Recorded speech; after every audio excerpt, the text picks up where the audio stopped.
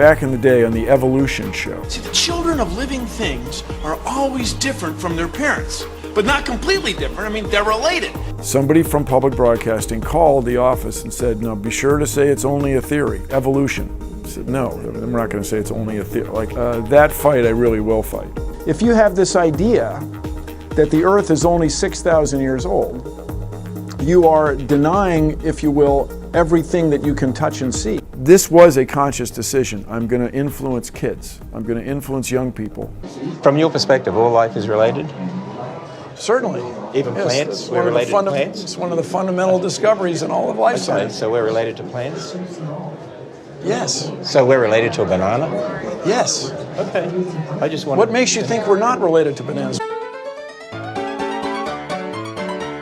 From the Emmy Award-winning series Bill Nye the Science Guy, focusing on evolution. That is the focus in Undeniable: Evolution and the Science of Creation. Let me ask you a question. Does the fact that fewer people are believing in evolution suggest that maybe we aren't evolving?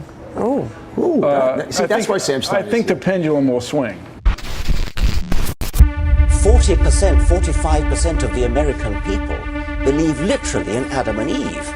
Believe literally that the world is only 6,000 years old. I mean, that's a shocking figure, and you can't duck out of it. How many of you believe in God? Okay, a forest of hands. So, Richard Dawkins, these people are deluded. Every single one of them. Well, I fear that's right, yes. I think it was my father who first introduced me to Darwinian evolution. I was immensely moved by it, and it did start a roller coaster in a way, and then I started to become really quite anti-religious after that. I went through a sort of middle ground of what you might call deism. I think I gave up Christianity before I finally gave up the idea of a sort of creative designer of some kind. Darwin made it possible to be an intellectually fulfilled atheist. Before that, you could be an atheist, Hume was, for example, but it was quite difficult because you had no good explanation for why living things look so well designed.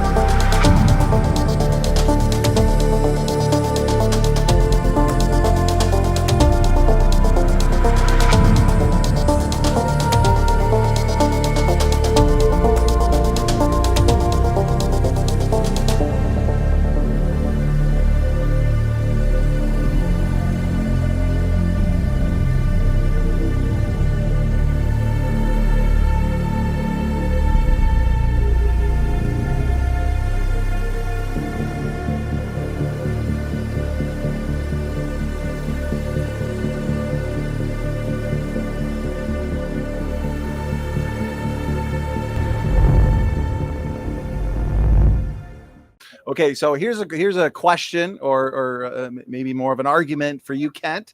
Comes in from Paleo Logo, so he's coming at you with a rebuttal. We did a response to him a little while back. Me, you, as in Kent, and Matt. So he says an answer to your question: where does the top layer come from? And he says it comes from deposition after erosion. Tectonic uplifts raise rocks up. Then they are eroded and form layers at lower altitudes. Kent? if you'd like to respond to that, go ahead. Okay, Paleologos focused on Yosan. If you take a layer of dirt and move it down and reposition it, it didn't change the age. If you shuffle a deck of cards, it doesn't change the age. This is not the youngest card in the deck now because it's on top. Moving dirt from one location to another does not change the age. The geologic column does not exist. It's fiction. Now, that's the Bible to the atheist. I understand. They talk about the Cenozoic and Mesozoic and Paleozoic and Jurassic, Triassic, Mississippian, Devonian, Silurian. It doesn't exist. It's all it's vaporware. Kent, are you confusing the age of the layer with the age of the sediment? He is completely confused. All of the layers are the same age. I've been flashing up on screen there are thousands of petrified trees standing up, running through these layers. How long does a dead tree stand up in your neighborhood before it falls down? 4 or 5 years. All of the layers formed in one big flood in the days of Noah. I believe layers are still forming today, but the vast majority of the layers that we see in the earth formed in one big flood. I usually have a screen, little 2 pieces of glass with different colored sand in between. I shake it up, but it broke. I don't know where it is now. I got a couple on our tour. When you can take the tour, I'll show you.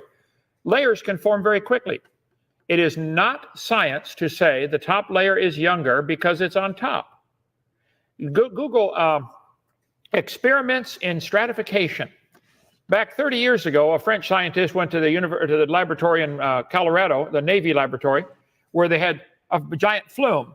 The Navy's interested in sedimentation because they park their submarines and hide them in different valleys underwater, and they want to know, hey, did this valley fill in with silt? So sideways movement of the water can create 10 or 15 layers at the same time.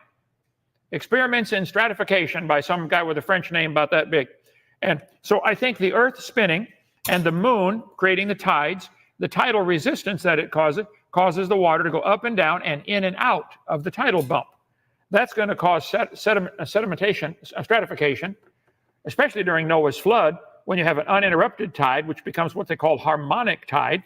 If the Earth were smooth or covered with water completely equally, the tide would be a 200-foot tidal change, not 5 or 6 feet. 200 feet of water means the water's rushing into that bump at the same speed the Earth is turning, which varies with latitude. Here in Lenox, Alabama, we're turning 886 miles an hour. Well, if the water's moving sideways for a half hour or hour or so at that velocity, it's going to cause multiple layers to form. The trees we find standing up all over the world, petrified, running through these layers, is an indication your geologic column is baloney. I know that's your Bible, and you hurt feelings because, I called your Bible a lie. Yes, Yep. there is no geologic Preach, column. Kent. Doesn't Preach, exist. Kent. They feelings, your feelings is hurt, chat. And Kent dignified you science nerds with an explanation. Welcome to Standing for Truth. I am your host, Donnie. Thank you all for being here tonight for this epic debate. Tonight, we will be debating the important question and topic, is there reasonable evidence for evolution? I have 2 seasoned debaters here with me, Dr. Kent Hovind and David Neff. Gentlemen, thank you for giving us your time for tonight's important debate.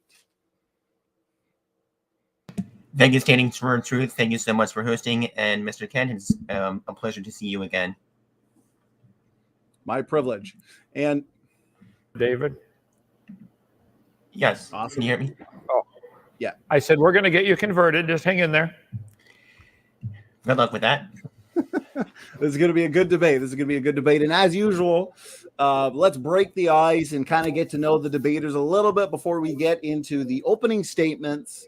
David, why don't we start with you? Been a little while since you've been on the channel for a debate.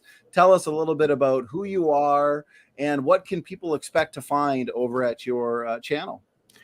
Well, thank you once again. My channel is all about promoting science, promoting skepticism, and promoting reason. I do a lot of interviews. I do a lot of open mics and after shows.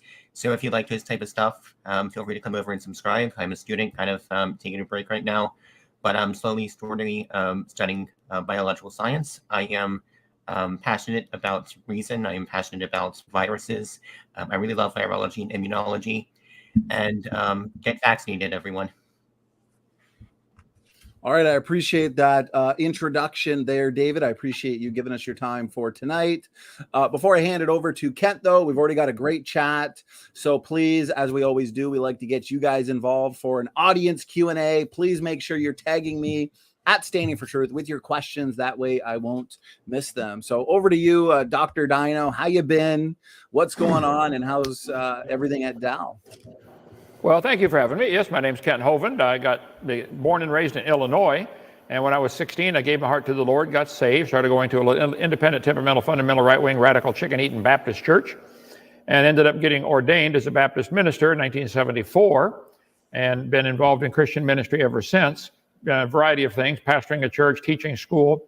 I taught high school science and math 15 years. And I moved to Pensacola in January of '89 and began the ministry, Creation Science Evangelism, defending the Bible as being scientifically accurate. God made everything in 6 days. Everything. Dinosaurs and everything. So we started our ministry, Dinosaur Adventureland, in Pensacola, and now we're here in Lenox, Alabama, straight north 70 miles from where we were. And we have 140 acres here and people visiting from all over the world, 200 and some people baptized. And we want to get the whole world converted to believe the Bible.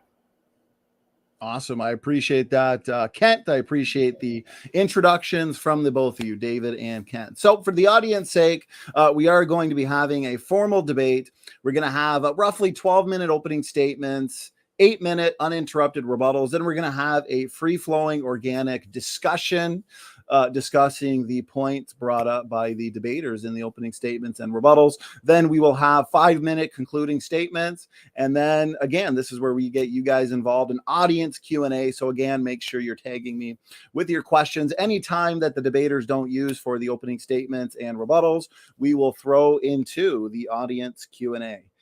So that being said, let's get right into it. We're going to hand it over to you, David. Just make sure you unmute yourself. You are muted, and I see your screen being shared now.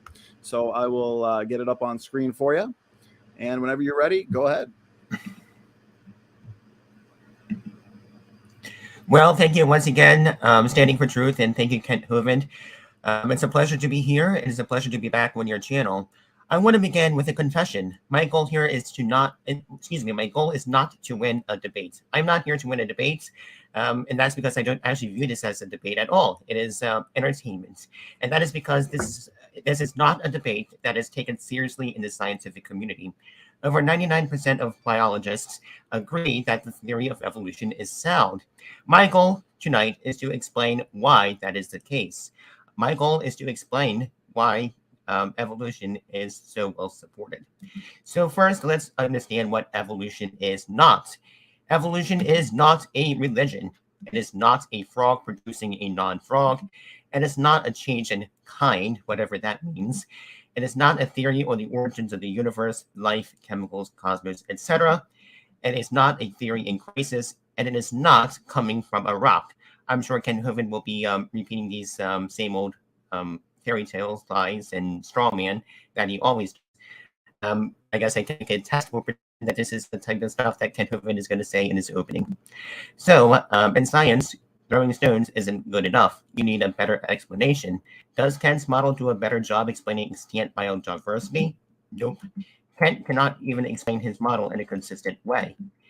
Creationist definition is squishy, hard to draw the dividing line in practice. The word kind, for example, is very ill-defined. According to Genesis, it could be a species, genus, family, even an order in some cases. So there is no dividing line on what is kind even is. Microevolution is evolution that creationists cannot deny, and macroevolution is evolution creationists must deny. Now, Kent accept any of this evidence that I present tonight? Of course not. So, what is evolution? Evolution. David, I'm gonna stop the timer there. Are you meaning to change the slides? Because I just see it on the first slide still. Oh, thank you so much. Yes, I am trying to change the slides. I'm not sure why it's not changing. I am so glad you brought that up. Let's see here. What if it's on the title slide still? Evolution debate. Okay, let's try reshare. Yeah, let's try and reshare this.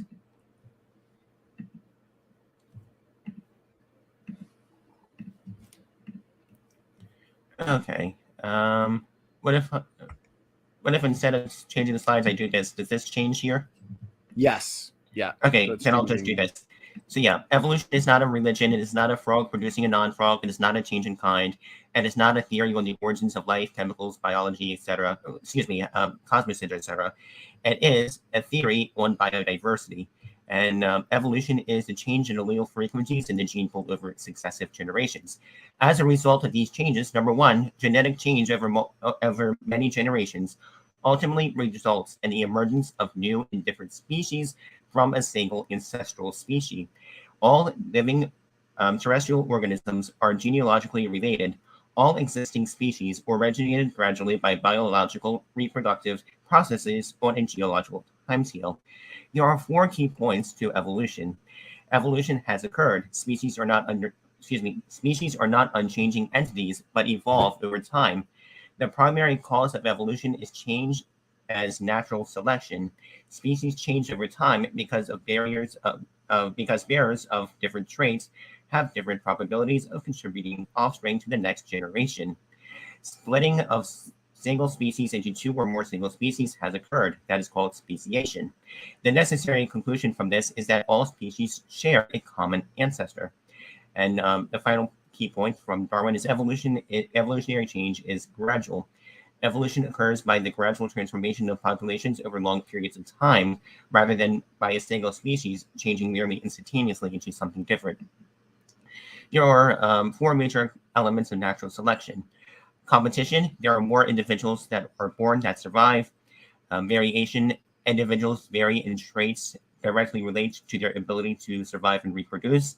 Heritability, these advantageous traits are passed on to offspring. Iteration, this process is repeated generation after generation over long periods of time. So what is the evidence for evolution? Number 1 is direct observation. Number 2 is the fossil record. And finally, genetics. Direct observation, antibiotic resistance. This is a pretty scary table that shows when antibiotics were introduced and when the resistance was first observed. How does this work? Well, you have a population of bacteria and you treat it with antibiotics. Some of them survive, and the ones that survive reproduce. And that is how we get, and eventually they get stronger and stronger. And evolution plays a back and forth game between what we're trying to do to control them, and that is what's going on. And number 2 is speciation. We observe speciation. Every single creationist that I know accepts speciation. Even Kent Hovind does. And creationists have resorted to using speciation to explain how Noah could fit all the animals into his ark. And so this is literally the definition of macroevolution. The only way that Kent Hovind is able to deny this is by straw manning or changing the definition of macroevolution. I'm going to skip that slide. SIV to HIV, another direct observation of evolution. HIV emerged from SIV sometime around the 1900s. And so the virus had to mutate into a form that could overcome natural immunity to SIV in humans. Mammals have a gene that encodes a protein called tetherin. This protein has evolved to confer resistance to retroviruses by tethering them to the inside of the cells they infect and preventing the virus from replicating. For SIV CPZ to successfully infect a human, it had to overcome the suppressive effects of human tetherin. The SIV CPZ evolved by acquiring 2 anti-tetherin genes called Neff and VPU, one from each of the original monkey virus that fused to form the chimpanzee virus. The Neff gene mutated to overcome chimpanzee tetherin, but the VPU gene remained essentially inserts. When the virus jumped to humans, human tetherin was so different that the Neff gene could not overcome human tetherin.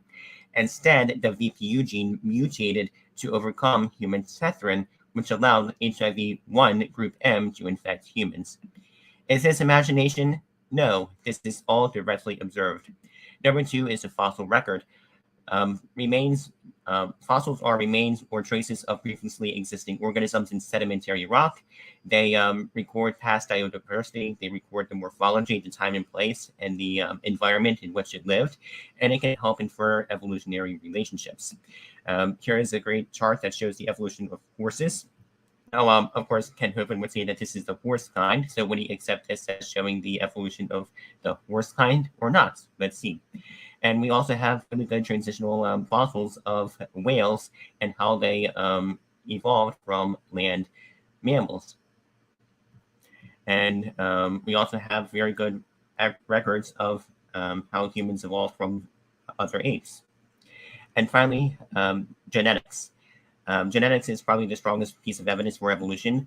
A few years ago, I got my genetic sequence from Ancestry.com, and they were actually able to tell me not only where I came from Europe, but where I actually settled from Europe, which is in Alabama, which is really interesting because my biological mother was born in Alabama and I was born in Arkansas. Endogenous retroviruses. Endogenous retroviruses, we can actually use this to actually show the evolution of,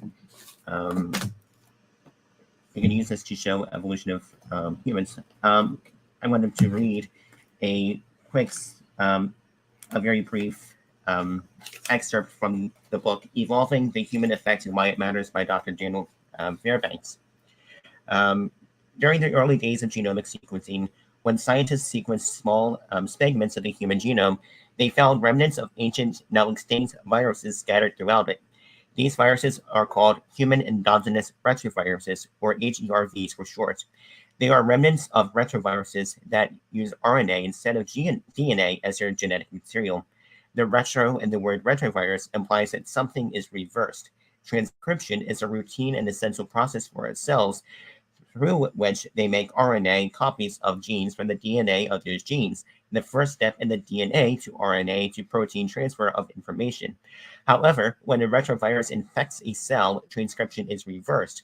The virus's RNA is copied backwards into a molecule of DNA, and the DNA copy of the virus inserts itself into the cell's DNA.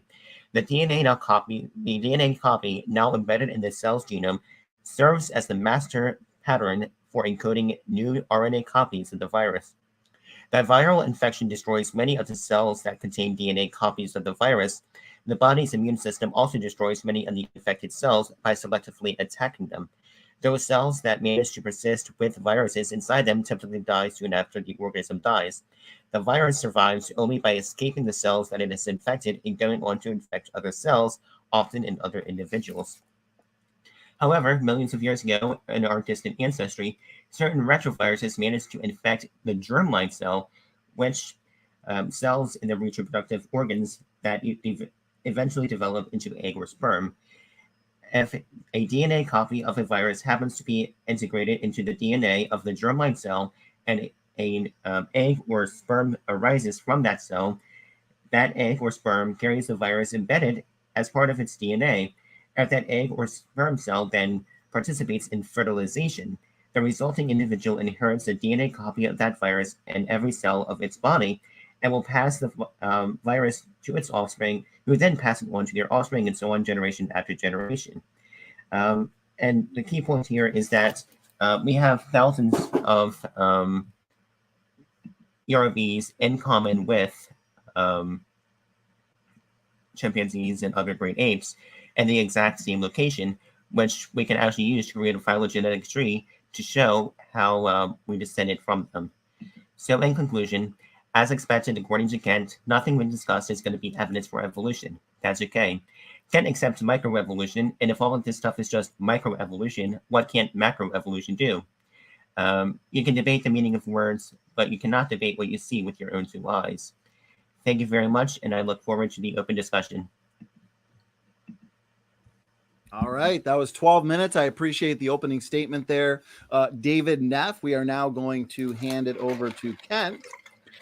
Kent, you have 12 minutes as well for an opening statement, and whenever you're ready, the floor is yours. All right. Well, thank you for having me. It's good honor to be here. And David, it's obvious you've been thoroughly indoctrinated into believing you're in religion, and evolution is a religion, in spite of what you say about it. You have to believe in it. Nobody's ever seen any animal produce a different kind of animal. We'll talk about that in a minute. When I go out and look at the stars, I can marvel and say, wow, what a mighty God we serve. I love the Lord. I've been his child now 53 years. It's been estimated there are 70 sextillion stars. That's a lot of stars. Might be 3 times many. It may go forever. We don't know. That's in the observable universe. It's been estimated every person on Earth could own 11 trillion of them to themselves. You guys believe all of this fit in a dot smaller than a proton. There are multiple levels of stupid, but that's got to be at the top of the pile to believe such a dumb thing. You can't squeeze a gallon of milk into a dot smaller than a proton, let alone all the stars in the universe. If stars are indeed forming, like you guys claim, we should see 9.7 million new stars forming every minute for 13.7 billion years. Nobody's ever seen one form. And yes, David, I'm sorry, I know you evolutionists do not like this when I do that, but this word evolution is a slippery word, has 6 different meanings. And all you want to talk about is microevolution, as if that is somehow evidence for all the rest, and it's not. First, it'd have to be cosmic evolution, the origin of time, space, matter. Where did time come from, David? What happened before time began? What about space? Where did that come from for the Big Bang to explode into? And matter, where did matter come from? There's a lot of matter in the world. Then those elements that came off your dumb Big Bang had to somehow form into all the different elements of our periodic table, chemical evolution. Then stellar and planetary. Nobody's ever seen a star form. Then somehow you got to get life to start. And that life has to go from single cell to multi-cell. I was told that was one of your main points tonight. I'll cover that in just a second. Scientists have not created life in the laboratory. And if they could, that would only prove it takes intelligence to make life.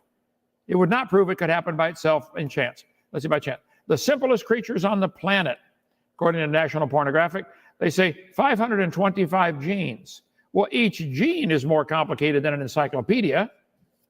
And you want to say 525 of these? There's the simplest one. The simplest cell is more complicated than the space shuttle.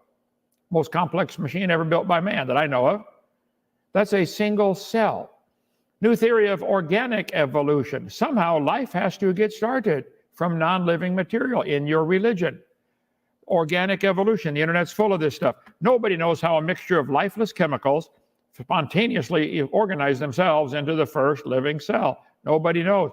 Nobody knew when he said this 20 years ago, and nobody knows now. So the word evolution is a slippery word. Cosmic evolution, chemical evolution, you don't want to talk about that. Stellar and planetary, nobody wants to talk about that. But those are essential steps to get to have something to evolve. That you got to have these. Then there's organic evolution. Life has to get started. Then macro, changing from one kind of animal into another. And if you don't know what a kind is, ask any 4-year-old. They can look at animals and say, yeah, those are the same kind, and this one's not the same kind in most cases. Nobody's got a good solid definition of species either. Macroevolution, large changes. Let's skip up here. Let's see. All except evolution. Geologists, biologists, geneticists, all accept evolution. You guys say this like it's some kind of fact. And you said in your opening, 99% of biologists agree that evolution has happened. Well, you better define what you mean by evolution. And that's the central part of this entire debate, because you guys do the bait and switch constantly, okay? I accept the fact that cows can jump, okay? They can jump. They normally don't, but they can. I accept the fact you could probably train a cow to jump higher if you worked at him and you go to the gym, work out or something like that. Therefore, since I accept the fact that cows can jump, this proves beyond reasonable doubt that given enough time, a cow could jump over the moon. This is the logic you have, David. We see these little changes, therefore, bang, everything's possible. David, a cow cannot jump over the moon. A cow cannot jump over a tree, not a church, okay? So this is how dumb the evolution theory is. You guys see, wow, cows can jump, yeah?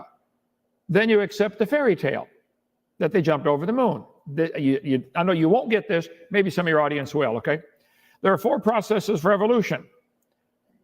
Natural selection, genetic drift, mutations, gene flow. Mutations are the ultimate source of new alleles in a gene pool. I agree.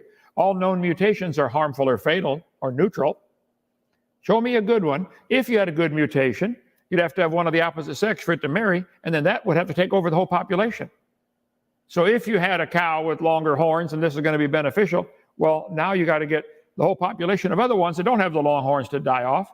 This is, you guys dream, you imagine, you believe evolution happened. 250 recognized breeds of cattle, 80 produced in the US typically. I accept the fact there are 250 breeds of cows. They probably had a common ancestor called a cow. Okay? Corn, 6 types of corn grown in the US, might have had a common ancestor. 200 varieties of wheat, might have had a common ancestor. Wheat, okay?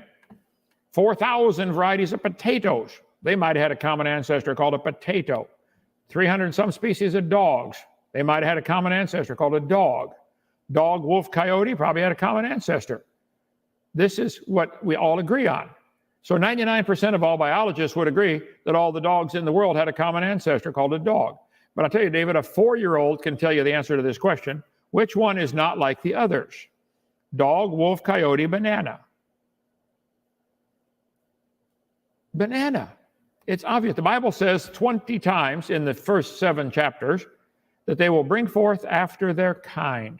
And if you don't like the word kind, I'm sorry. That's what it says, and it works. Darwin wrote a book called The Origin of Species, and nobody's ever clearly defined what a species is. If it has to do with interbreeding, there are quite a few that can no longer interbreed that are still obviously from the same ancestor.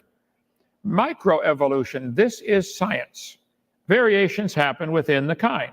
Evolutionary change within a species or small group of organisms, especially over a short period. Pesticide resistance, herbicide resistance, antibiotic resistance, examples of microevolution. I agree. It happens, it works, and that's where it stops. The cow can jump maybe 2-3 feet, that's where it stops. It's not going to go over the moon. You guys dream it goes forever. They give examples of microevolution on the internet. Sparrow populations in the north have larger bodies than sparrow populations in the south. Well, it's cold up north, and they need a bigger body to survive the winter. So probably those with a heavier body would gradually take over the population. It's still a sparrow. That's a variation of a bird. All Darwin saw on his islands was 14 varieties of bird. Same a finch. He did not see any evolution. He saw natural selection at work and then dreamed that it went beyond what was the obvious. They're still a bird. Single cells evolve large multicellular forms. This, you got to be careful. David, I've heard you believe this. Single cells can get together to make a multi-celled creature. This is not true, okay? Your evolutionary tree of life, which is pure imagination, starts with a single cell at the bottom, the origin of life, and then gradually evolves into everything. In your religion, you believe pine trees are related to frogs. You really do. I don't know how to explain to you. That's not science, and you won't accept it. We see varieties of armadillos, we see varieties of possums, varieties of dogs. Outside that circle is science. There's a whole bunch of family trees, but it does not mean they come together in the middle. Inside, it's a religion. Let's see. How did a single cell evolve into a multi-celled organism? Downloaded today. Multicellular organisms arise in various ways. Cell division or by aggregation of many single cells. Oh, really? A bunch of cells can get together and become a multi-celled creature? Really? This is a giant problem for the evolutionary theory. How do you get from, first of all, how do you get a single cell to come alive, period? That's a major problem. But then the next one is, how do you get multicellular creatures? Humans have about 100 trillion cells in their body, all working together to accomplish the job of keeping you alive. Very, very complicated. See, Darwin proposed the existence of an evolutionary starting point and a primordial organism from which all modern life descended. This started the search for the last universal common ancestor, Luca.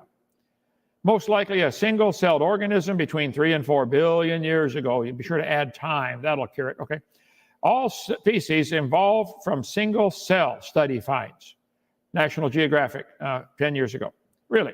All life on Earth evolved from a single-celled organism. Scientists have witnessed a single-celled algae evolve into a multicellular organism. Did they really? No, they did not. They observed some of them get together and lock together to protect themselves from a predator, is all they observed. In this incredible experiment, the team was trying to find out exactly what drove single-celled organisms to become multicellular all those millions of years ago. One hypothesis is that predation, somebody was eating a predator. 1 minute. Oh, I got plenty on this, David. Bring this up. We'll go back to that. Locking arms together for protection is not being dragged, and to not be dragged off does not mean they are now one organism. It's a bunch of guys hanging onto each other so they can't get washed away with the tide, but they're still individual people. Protesters lock arms after what happened? The algae multicellular evolution study was debunked, and there's a great article about it by Jeffrey Tompkins on ICR.org. Okay. Headline, scientists witnessed a single-celled algae. They said, no, they didn't.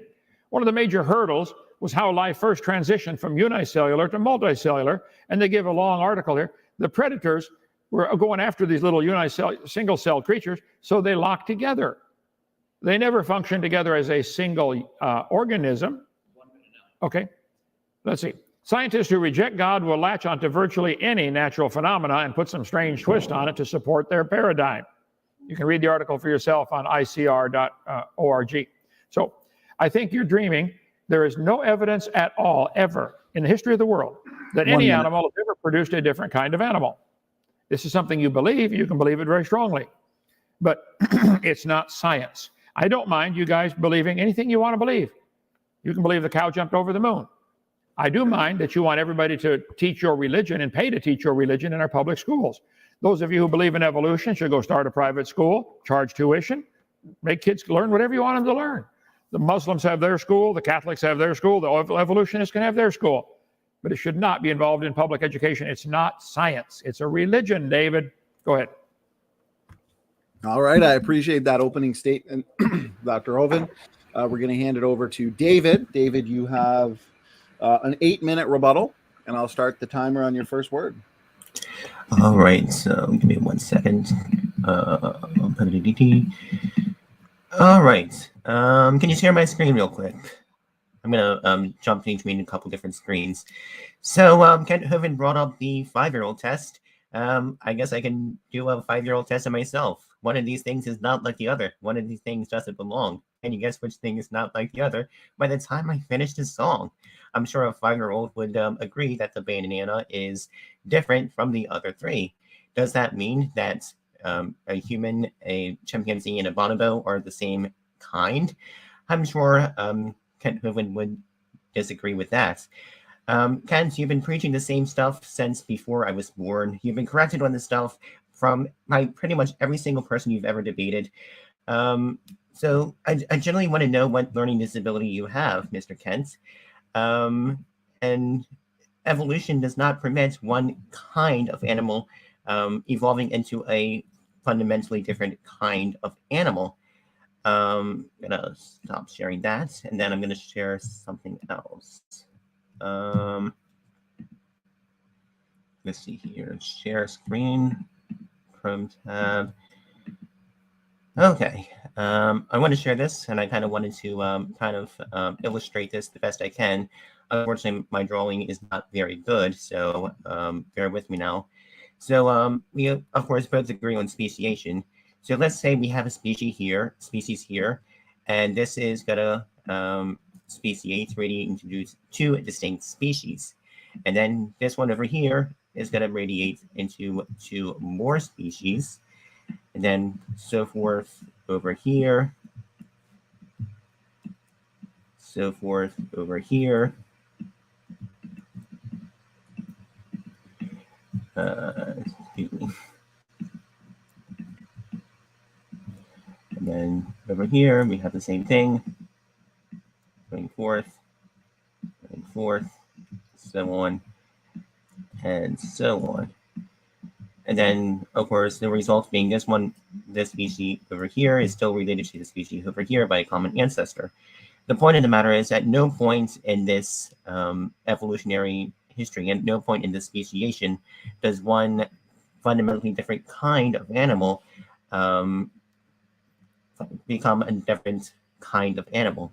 That is simply not what happens. And if a dog produced a non-dog, or if a hamster gave birth to a whale, then evolution would be falsified. So I kind of feel that Kent and I are talking past each other, because I don't think we're talking about the same thing. And that's something that I'm going to hopefully try and demonstrate in the open discussion. And so,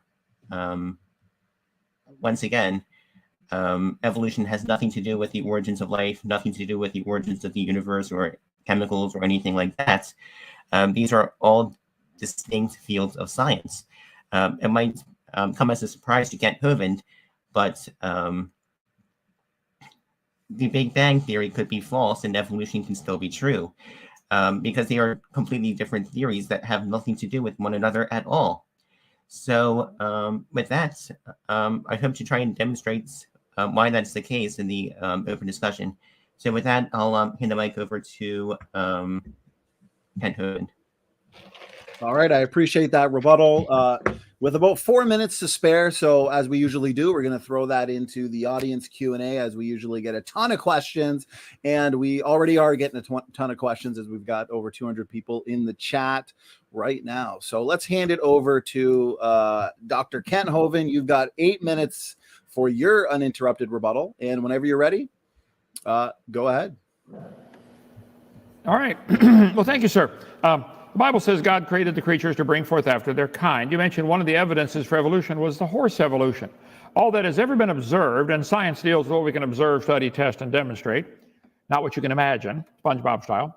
All we've ever observed is horses produce horses. You may get a big horse or a little horse, might even have stripes on it, like a zebra.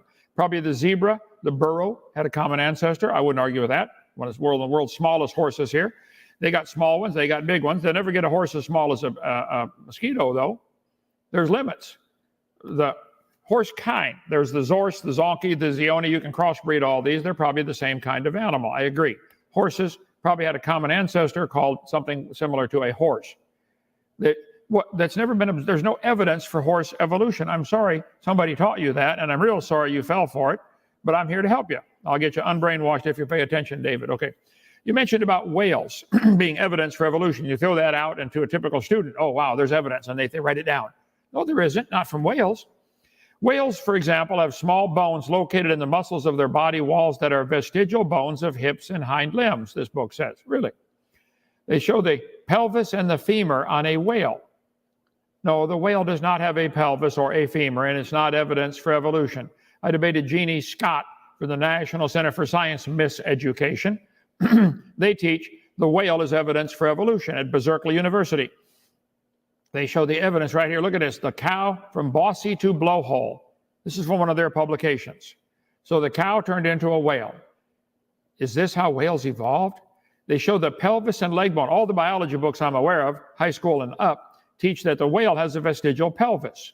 They have tiny hind limb bones that have no function, this biology book says. Really, Holt Biology, a major publisher. Just imagine whales walking around. It's true. No, it's not true. They put big displays up in museums, like at Los Angeles Museum of Natural History. They say, look at this, boys and girls. See those bones right there? That's the whale's pelvis. This is a bold-faced lie, and anybody with one eyeball and half a brain cell knows it. Those bones are part of the whale's reproductive system. They're anchor points for certain muscles that allow the whales to reproduce. Whales have huge reproductive apparatus, and they have to maneuver them in the dark, underwater, and they can't talk and say, squirt over, honey. They got to have extra muscles and bones. It's very simple, or you can't get baby whales. This has nothing to do, David, you said this is evidence for evolution, the whale. Be specific, please. Why do you think the whale is evidence for evolution?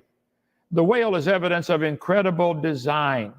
Those bones have nothing to do with walking on land. And if they were remnants of leg bones, that would be losing something, not gaining something. Where's the evidence of any animal gaining something? To go from a single-celled creature to a multi-celled human, National Geographic says whales and dolphins had legs. They're either stupid or they're deliberately lying. Tell them I said so, okay?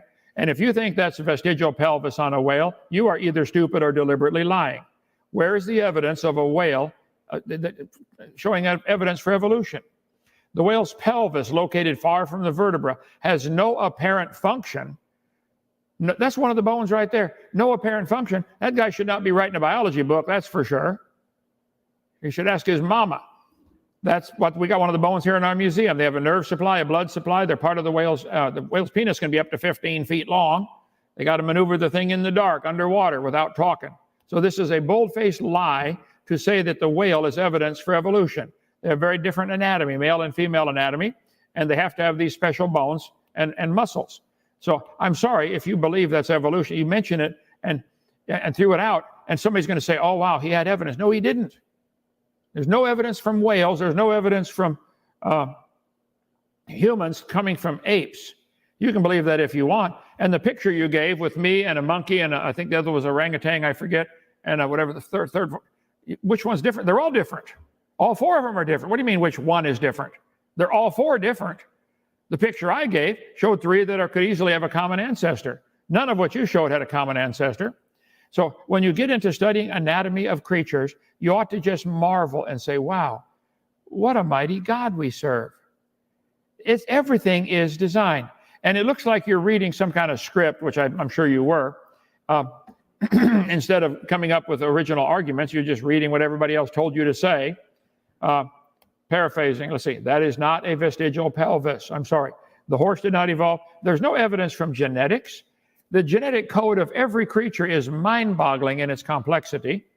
To say that there's similarities in these codes, so I bet Microsoft Word and Microsoft PowerPoint have thousands of identical lines of code. Identical lines of code. What does that prove? They both evolved from Morse code, or that same guys are writing the code? The people at Microsoft are writing the code for PowerPoint and for other programs, and of course there are similar lines of code. The same God that designed people designed all the other creatures, and we have two bones in our wrist, which makes it both flexible many different directions. Very handy. Lots of animals have that feature. It's a great design feature. A lot of the cars on the road have doors that open out. Whoa, great idea. Instead of open in. That'd be hard to get in your car. So does that prove common ancestor? No, it's a design that works. So I'm sorry, you're mistaken. The whale does not have a vestigial pelvis. There is no evidence from the whale or from the horse for evolution at all. Stop lying to people and telling them there is. And if your biology teachers are telling you that at the college you're going to, tell them I'll come debate all of them, same time, half my brain tied behind my back. I'll pay my way to get there. I'll debate them all same time. I get half the time, no interrupting and no cursing, if they can follow those simple rules. So I'm sorry, you're mistaken, David. There is no evidence from the whales for evolution, no evidence from the horse, no evidence from genetics. There's no evidence of any ape ever turning out anything other than a baby ape. Chimpanzees make baby chimpanzees, humans make baby humans. There are simply no exceptions. They tell the kids in school the snake has claws that are proof for evolution. Those claws are part of the snake's reproductive system. Same problem. They don't have any arms and legs and can't talk. They're part of the mating system of the snake, connected to little bones that go up inside. So I know you guys are desperate for evidence for your theory. I mean, really desperate. I'm sorry. Get a new theory. Your theory's wrong. It's stupid. It's a religion, and it's dumb. All right. Thank you. Bye. All right. Well, that concludes the opening statements and the rebuttals. Thank you, David, and thank you, Kent. We are now moving into the open discussion. And as always, guys, let's keep this cordial, respectful, equally timed, while focusing on one topic at a time. And there were a ton of great topics and points brought up in the opening statements, so we have lots to discuss. David, why don't we hand it over to you for the first question or the first point you wanted to make, since Kent just ended with his rebuttal. Gentlemen, the floor is yours. All right. Thank you very much, Mr. Kent. I do appreciate you debating me tonight. I kind of feel like we're talking past each other, and I feel like we're talking about two different things. So I just wanted to make sure we're talking about the same exact thing. Can you give me your best Steelman definition and understanding of evolution? Understand what you're saying. My best, what now? Your best Steelman understanding of evolution. So basically, I want you to try and Steelman my position. Oh, seal you into your position. I said I said actually, if I could... It looks like David's asking you, Kent, to steelman his position, as in, what's your definition or understanding of biological evolution? I guess I'm not familiar with the term steelman. Let's see. So basically, it's the opposite of straw man. This is why I always say, instead of straw man, okay. Well, I don't straw man, try not to. I try to give very clear. I make it very clear. There are 6 different meanings to the word. Slide number 100. and I do this frequently throughout my seminar, cosmic evolution is a vital step that would have to take place before you can have anything else. You have to have time, space, and matter. You're claiming these animals produce different kinds of animals. Well, the animals are made out of matter. Where did the matter come from? You guys love to skip these first 5 because you don't have an answer for them, but they are essential steps. If we said the man was walking across the desert and he got in a car and drove the rest of the way, stop, where did the car come from? You can't just say you got in a car, found it in the middle of the desert. You just say, well, life was already here and now it evolved. No. How did life get started? Where did matter come from? How did life learn to reproduce? So I don't think you have a solid position. I think you have nothing but a straw man. I think what you have is lots of examples of variations within the kind, which everybody would agree with. Every farmer in the world would agree. You can get varieties of tomatoes and apples and bananas and frogs, but it stays with that same kind. So you believe that the evidence that we see for these little variations is somehow evidence for the rest of your theory, and there's where you're wrong. All right, sure. So if I could, there's, I think, where your misunderstanding is. As I mentioned, evolution is a theory on biodiversity. It is not a theory on anything else. Those have different theories that are all independent of one another. Saying that the theory of evolution is false because it can't explain the origins of the universe is like saying that the germ theory is false because it can't explain the origins of germs, or the atomic theory is false because it can't explain the origins of the atoms. This is kind of the problem that you're making, and I want to make sure that we correct this misunderstanding tonight. Evolution is a theory on biodiversity, nothing more, nothing less, and I want you to admit that. Biodiversity, bio meaning life, diversity, diverse, I agree. Each life form on Earth, the whales can produce a variety of whales, the cows can produce a variety of cows. Biodiversity works just fine. Ask any farmer in the planet. They can, through biodiversity, develop apples that will grow in colder climates like North Dakota or warmer climates like South Florida, but they're still apples. So biodiversity is limited to what anybody with a brain would say is the same kind. It's still an apple. Darwin saw 14 varieties of finches, okay? They're still a finch. So I agree, biodiversity works within the limit of the same kind. Every farmer on the planet does this for a living. They try to raise chickens that are better for a certain environment. So some plants grow better in sandy soil, some grow better in acid soil or moist climate. Deb, you've been farming all your life. The biodiversity works, but that's where it stops. And you guys imagine that it goes beyond that. David, I don't know how to get you to see it. So yes, the best evidence is there has never been anybody no farmer ever in the history of the world has ever seen any animal produce what anybody would consider to be a different kind. Show me something in the last 20 years, David, that you could point to and say we saw this animal or plant produce offspring that are considered a completely new kind. What's the best evidence you know of for that? Or does it all take place millions of years ago? Well, Kent, I think the problem is, once again, I feel like we're talking past each other here, because it's interesting that you think that a change in kind would be proof of evolution, while I think that a change in something that is fundamentally different kind, so to speak, would actually be evidence against evolution. If a cow gave birth to a whale, then evolution would be falsified. So what I want to do is kind of flip the question on you. What would you accept as a change in kind? What is something that you would want to see in order for it to count as a change in kind? Gave birth to a whale, that would falsify evolution. Did a cow and a whale have a common ancestor millions of years ago, David? Yes, they did. Did that ancestor give birth to both the cow and the whale eventually over millions of generations? Yes. So I kind of know where you're going with this, but I want to kind of see, I kind of wanted to turn this logic around on you. So you would agree that a lion and a tiger... I cannot understand him. Enunciate, articulate, or write it down. I'm not understanding what you're saying. Excuse me, see if I can do it. Does a lion and a tiger share a common ancestor? Do they share a common ancestor? A lion and a tiger, I don't know. That would be a good field of research for biologists to get into. Lions and tigers can interbreed. They're typically, the offspring is typically infertile. the tigon or the liger, they call it, depending which is the male. And so they're both in the cat family. So whether they had a common ancestor, don't know. Possibly. I'd be willing to bet. I'd bet money though that the lion and the butterfly did not have a common ancestor. Okay, so can you name two species that you think do share a common ancestor? Well, I think the Great Danes and the Chihuahuas have a common ancestor. Okay, what about the Great Danes and the wolves? Do you think they share a common ancestor? I think they might have had a common ancestor, Great Dane, wolf. But see, this is all a dog, wolf, coyote, probably common ancestor. But that doesn't mean dog, wolf, and banana or butterfly have a common ancestor. Do you believe a butterfly and a dog have a common ancestor, David? Yes. Okay. I mean, you wanted the truth, right? So, what's the evidence? What is your best evidence that a dog and a butterfly have a common ancestor? All right.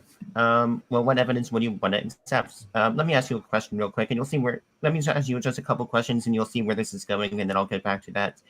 Can you actually explain the three types of natural selection? What are the three types of natural selection? Can you explain the three types of natural selection, how they work, and give examples of the three types of natural selection? And you'll see where this is all going. I understood part of that. Natural selection means nature, natural things happen in nature that select which ones get to live long enough to produce their next generation of babies. Natural selection can happen because of genetic factors. Something happens in the complex gene code, and the baby's born with a deformity or part of the gene code got screwed up. It's probably not going to live long enough to make babies of its own. So there might be a deformity in the genetic code, which is an incredibly complex code, and in the copy process, something goes wrong, and therefore it doesn't survive. There might be a predator that feeds on the slowest of the rabbits is probably not going to survive. So eventually, after a period of time, all the rabbits can run pretty fast, or they don't make it. But it didn't. Natural selection does not create anything. It selects. Listen to the wording. Natural selection. It can select which ones survive. It cannot create anything new. It doesn't create rabbits with wings that can fly. And rabbits, the fastest ones, probably survive in the wild. Okay, it's still a rabbit. So there is no evidence from natural selection that it is a creative process to make anything new. It's dreaming. Okay, kind of didn't answer the question. Can you name the three actual types of natural selection? There are three major names, three types of natural selection. No, I cannot. Name them for me, please, and I'll tell you what I think of them. Okay, this is pretty much Gen Bio stuff, okay? There's stabilizing selection, directional selection, and disruptive selection. Have you ever heard of those three terms before? I have. What do you mean by stabilizing selection? Well, what do you think it means? Well, I think nature will select, it'll stabilize the population, like the sparrow example I showed. The ones up in North Dakota have to have a heavier body or they don't survive the cold winters up there. It stabilized the population, and it's still a bird. Okay, so basically stabilizing selection is when natural selection works against the two extremes of the traits and selects for the middle part of the traits. For example, human baby size would be actually a great example of this, because if the baby was too big, then there will be complications with birth and increase the risk of infant mortality and maternal mortality. However, if the infant was too small, then it would be premature and would also have a greater risk of dying. So the middle traits is selected for something that is kind of in the middle between the two extremes. And you'll see where this is going, so just play along with me for a minute. Do you know what directional selection is? Well, let's finish one point at a time. This stabilizing selection, you're saying the middle-sized baby is probably going to survive. Is that going to change the baby into an airplane or a frog or a mosquito? Or is it still going to be a baby? Of course not, because if that happened, then evolution would be false. So stop strawmanning and start. You're not. Evolution is false. Okay, it didn't happen. Stabilizing selection, any kind of selection, is only going to select something that's available. You're not explaining how the babies got there to begin with. And certainly that's not going to create anything new. It's still a baby. It might be that a certain size, two big ones, the mother dies, can't give birth to it, so the mother dies, okay? That's true. Probably we're never going to have humans born that are 40 pounds at birth. I'd be willing to bet there's a limit. Every mother in the world is thankful there's a limit. Well, of course, because they would be selected against for the reasons that I mentioned earlier. And just if you follow me along, you'll see where this is all going. You know what directional selection is? It's obvious you're reading a script here. We should go slowly and clearly and enunciate and articulate. Directional selection? Was that the question? Yes. What is directional selection? Well, a farmer could use directional selection where they select the chickens that produce more eggs or the chickens that have more meat. That they could direct the selection process, but it's still a chicken. No, that's not what directional selection is. Okay, tell me what directional selection is, David. Directional selection is basically when one extreme trait is selected against the middle and the other extreme. So, for example, the longer giraffe necks, the longer the neck, they would be more capable of eating the leaves. So the extreme one is going to be selected for. And that is what directional selection is. And I promise you'll see where I'm going with this. Do you know what disruptive selection is? Well, let's finish one at a time here. Directional selection. Are you saying that something directed the giraffe to have longer necks? Yeah, so basically directional selection is when you have a selective pressure within a population and it works to favor one extreme over the middle and the other extreme. So that's basically when you have to reach high to reach the leaves, then your neck is going to have to be longer. So the giraffes with a longer neck are going to be best able to survive. That's what directional selection is. Okay, now wait a minute, David. How does this help the baby giraffes? Because the ones with the baby giraffes, I mean, come on. Obviously, the ones with the baby giraffes, the longer their necks, they're going to be able to be better. Now, next wait. If only the long-necked giraffe can reach the tree leaves, the baby's got to be 17 feet tall when he's born then, or he can drink milk for a while, but after that, he's in trouble. Now, David, I don't know if you know this or not, but giraffes not only have a long neck, they have long legs, okay? They have a long neck so they can reach they have a long neck so they can reach the ground, not the tree. They can't get a drink without that long neck. Okay, and you'll see where this is going, I promise. Have you ever heard of disruptive selection? No, what dyslectic? What? I said disruptive. Oh, disruptive. Okay. Disruptive. Have you ever heard that term, disruptive selection? Disruptive. Just now. No, I haven't heard that before. It's a new one. Go ahead. Disruptive? You never heard of disruptive selection? You never heard that before? Well, David, I'm going to jump in here because there are quite a few people in the chat saying, that this is a debate and not a pop quiz. So because we have, just 5 to 10 minutes left on the discussion, David, let's really try and discuss the points you brought up. If you want to just kind of more so get to the point so we can discuss it. And I do promise. And then I promise if we can extend maybe we can extend the discussion because I do want to ask them a couple of questions here. And I promise you'll see where this is going. So disruptive selection is basically selection where it's working in favor of the two extremes and against the intermediate extreme. So, for example, if you had an area with black and white gray bunnies, you might have something with disruptive, but I'll just move past that. Have you ever heard the term Hardy-Weinberg equilibrium? I didn't understand a word of that. Yeah, David, I didn't even understand that one. Have you ever heard of the Hardy-Weinberg equilibrium? Hardy-Weinberg equilibrium, I've heard of that, but tell me how this ties in with evolution. All we see is variations happen, I agree, but it doesn't create anything new.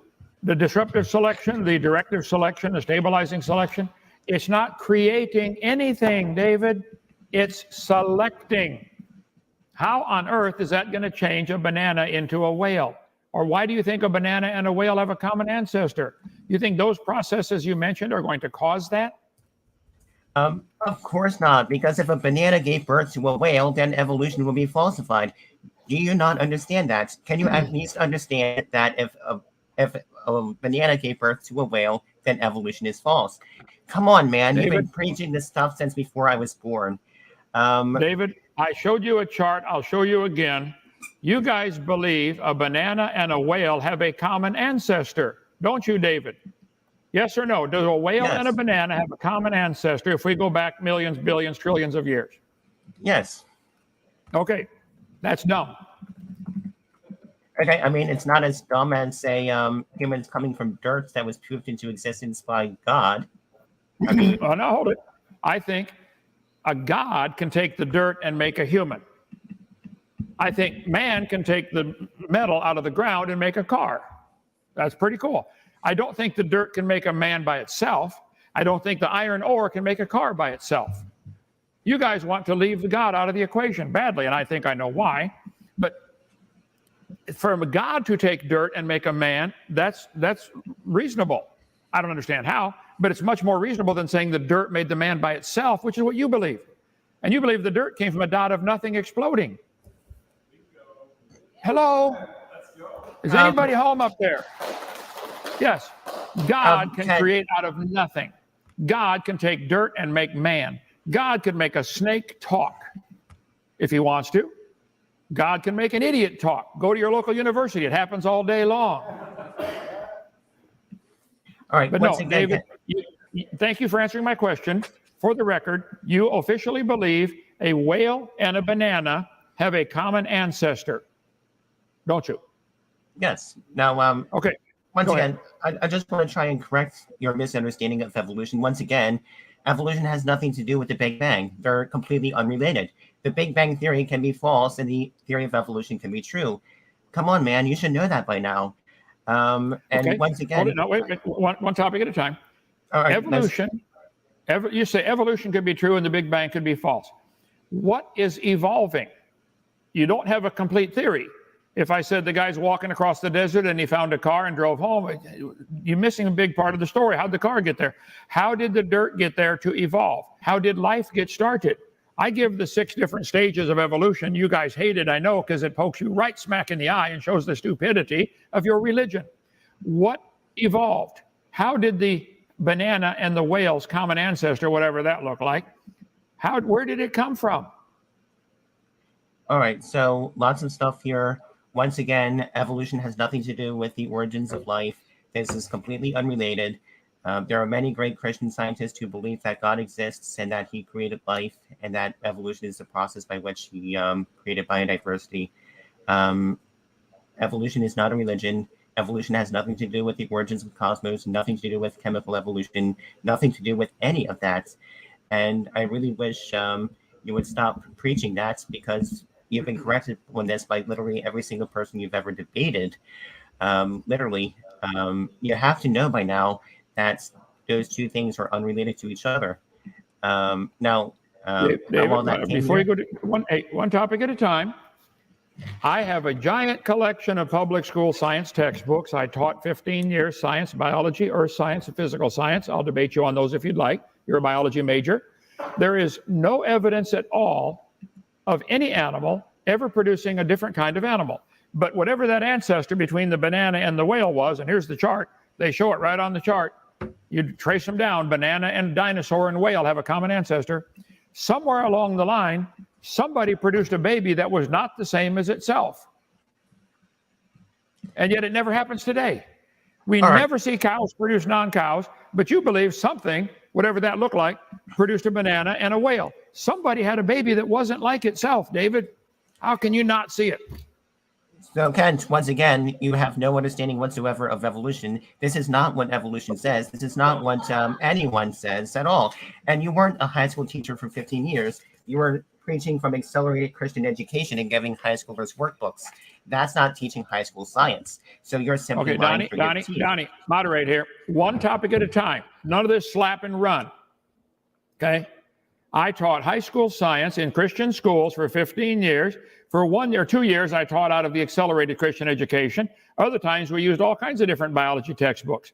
I have a giant collection of them. There is no evidence from biology that any animal has ever produced a different kind of animal.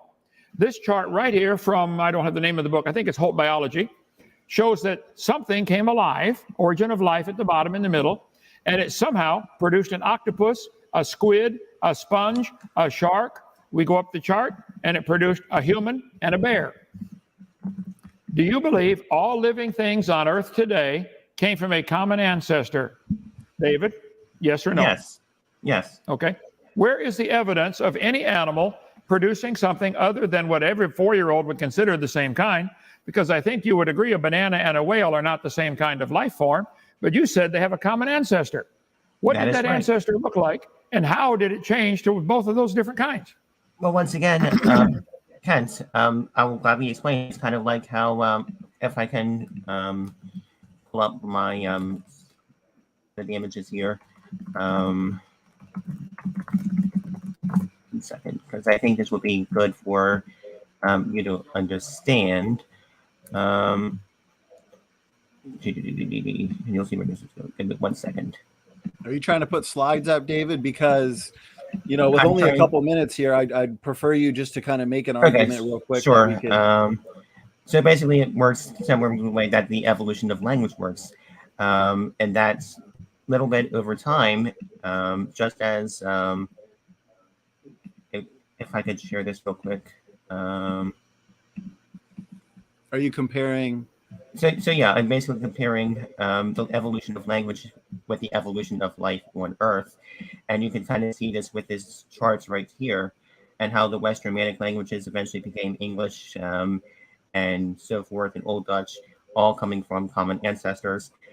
Slowly but surely, through micro steps, we get Old English to today, and it's the same way with biological evolution. Micro changes over long periods of time lead to big changes, and this is something that I generally do not know why you cannot grasp that, Mr. Hovind. Okay, let me jump in here real quick. One topic at a time. Let me address that. Okay, go ahead. David, the evolution of languages involved a lot of intelligent input. People speak those languages. This is not natural selection. This is not artificial selection. This is intelligent people deciding to use the same word. And a lot of our English words come from German. Some come from Spanish, I understand. There's a mixture, but all of just the language itself was designed and is pretty complicated. It's a code. Different sounds make different impressions in somebody's brain. When I say cow, I just made several syllables, C, or several word letters, C-O-W, cow. That puts a picture in your mind. We all know what it means if you speak English. So all we've ever seen is intelligent input to make these variations. To compare that to a biological evolution is ludicrous. But that's literally exactly what happens. Micro changes over long periods of time eventually get large changes. I mean, we both seem to agree that the various cat kind shares a common ancestor with each other. So you can see over time how this happens. Generally, David, one point at a time. We do see micro changes. Yes. We see micro changes. There's a lot of cats, but you want me to believe the cat and the banana have a common ancestor. Where is the evidence for that? These charts show. Let me see. Is the cat on there? Yep.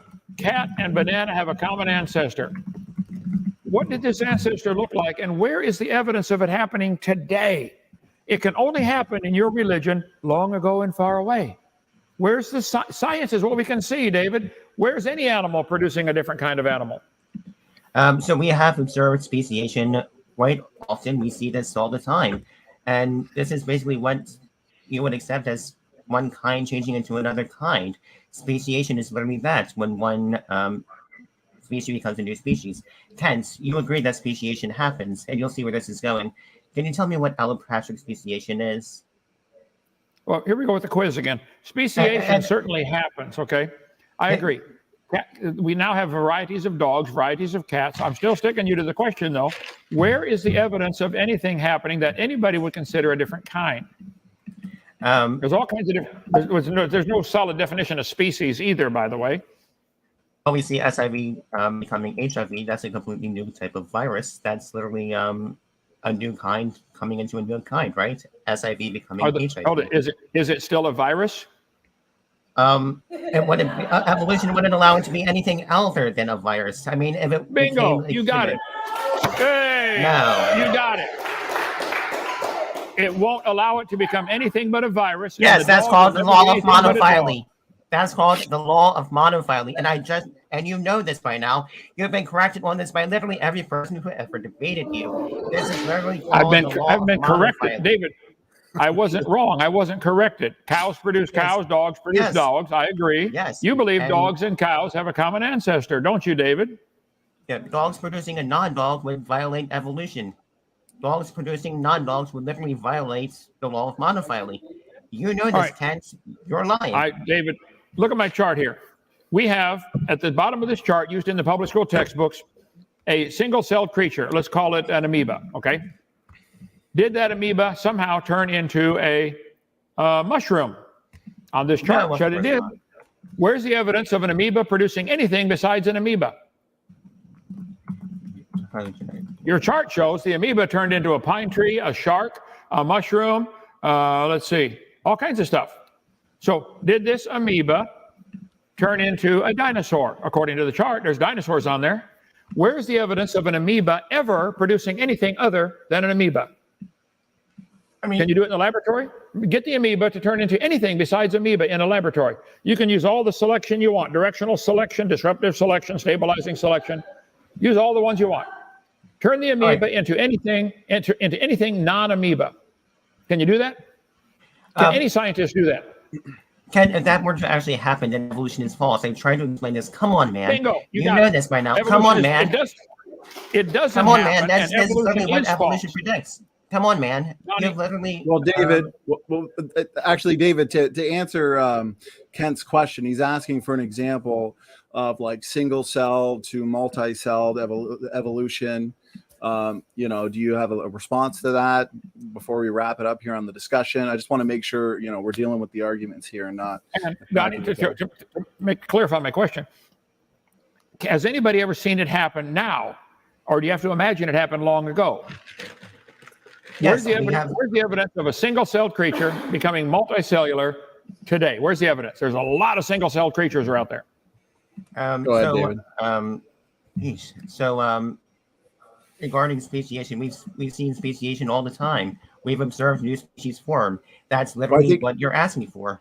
Well, David, I think he's specifically asking you for an example of a single cell to a multi-celled organism. Right.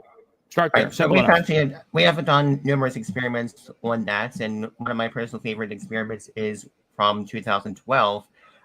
Radcliffe et al.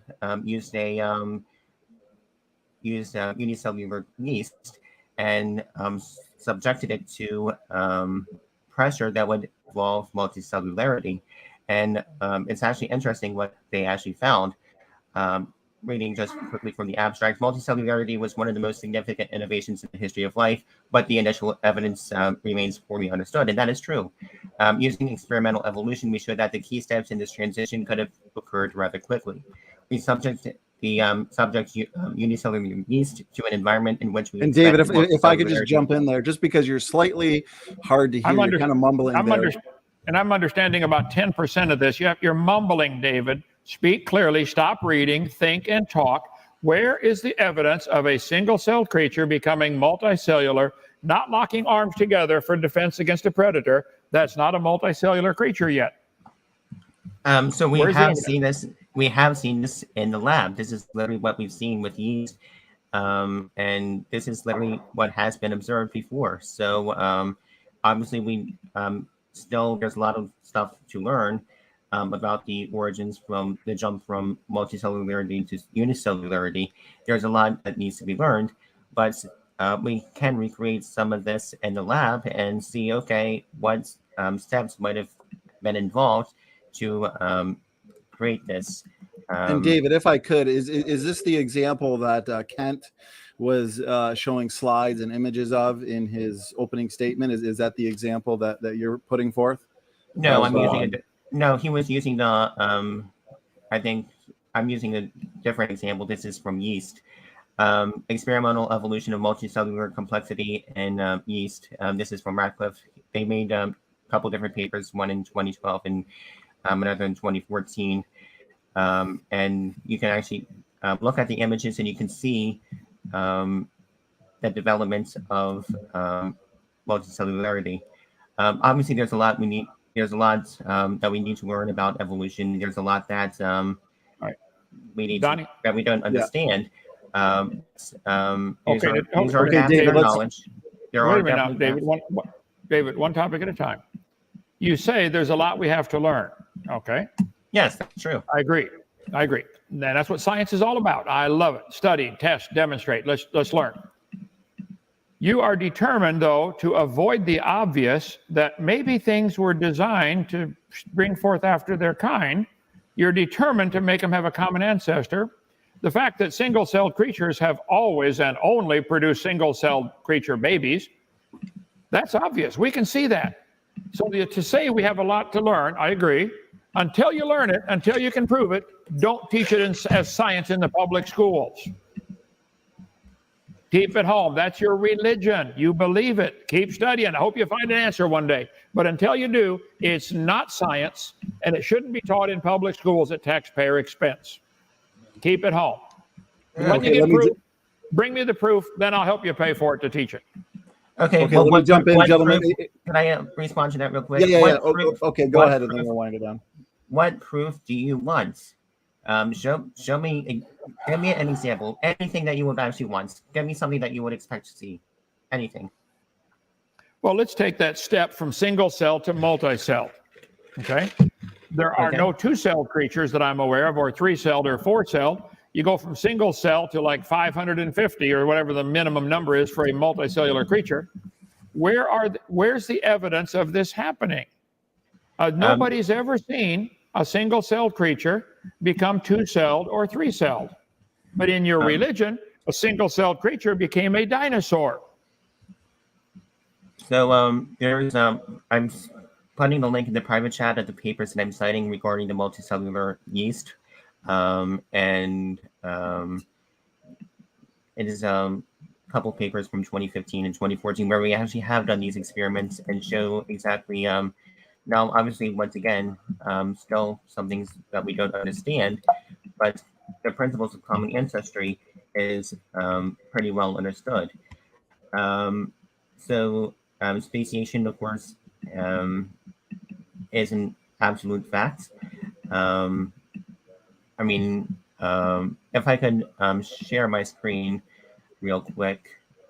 Well, David, because the discussion has ended probably about 5 minutes ago. If you want to just really quickly make one final argument, since today you are in the affirmative of evolution, we'll allow Dr. Hovind to address it. Go ahead. Okay, so once again, I would really at least like to understand, what would you accept today as one kind turning into another kind? What would you actually accept? I would accept observable scientific evidence. Talk to any farmer on the planet that's ever raised plants or animals, either one. Where is the evidence of anyone?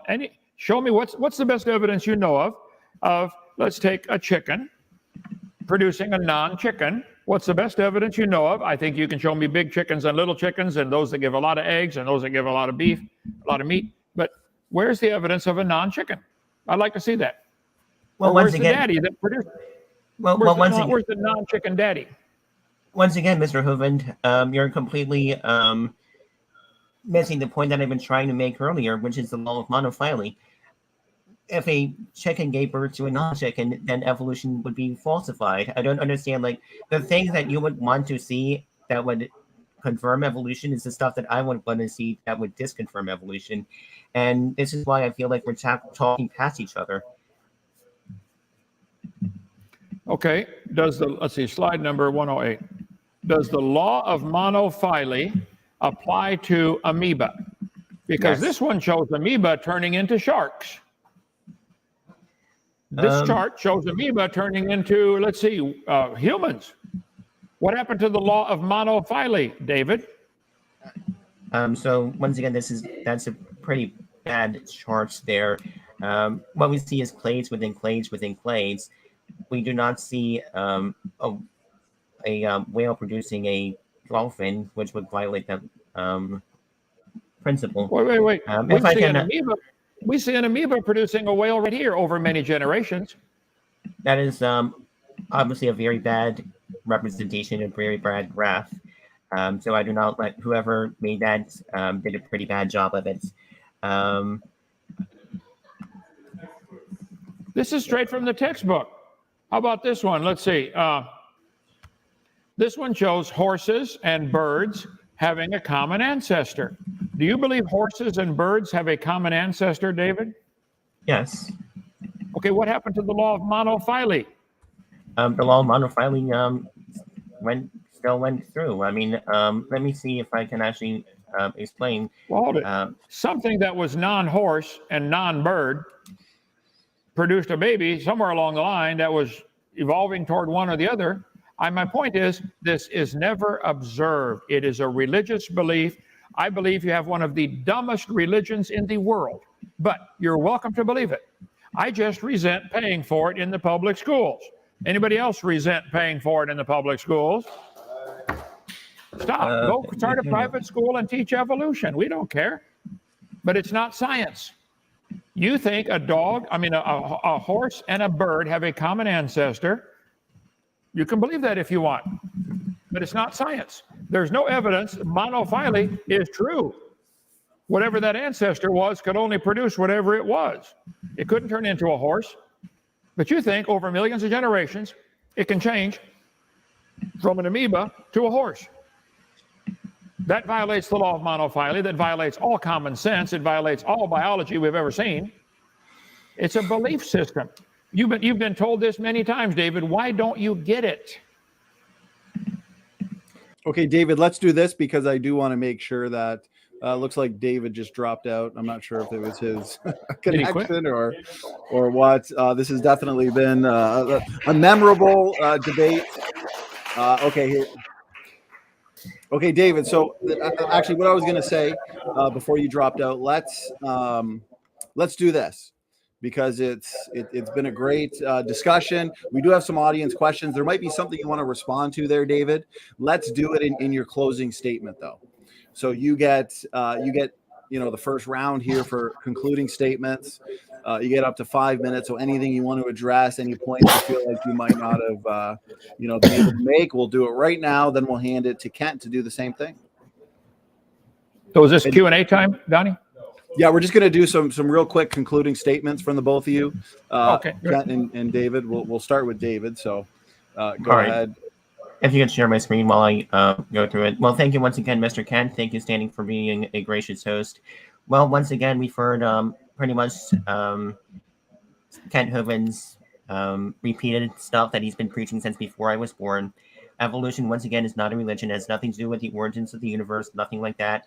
It has nothing to do with anything but biological evolution, which is biodiversity. Evolution is the best explanation for biodiversity. As far as the law of monophyly, there's a great website called the Phylogenetic Explorer Project, Phylogeny Explorer Project, and you can kind of trace back and see exactly the steps and show how life evolved over time. I'm just going to focus on the clade Homininae, which is the clade that we belong to.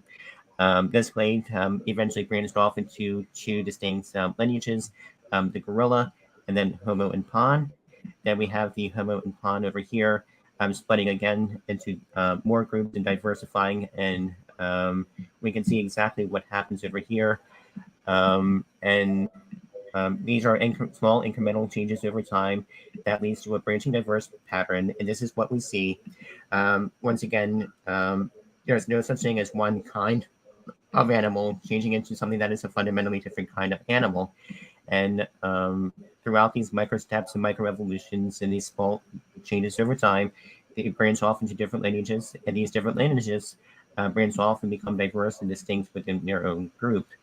And this is how eventually we see two distinct organisms that look nothing alike even though they share a common ancestor.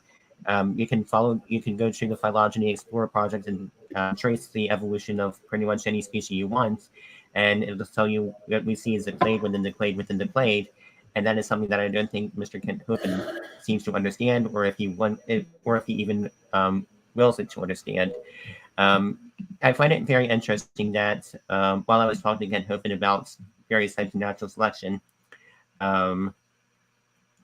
he was not able to really explain something that is taught in first semester undergrad bio with the 3 types of natural selection. I mean, come on, Kent, you've been preaching this stuff since before I was born.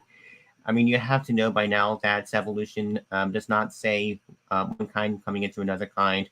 You still haven't, the examples you want are just so outlandishly ridiculous.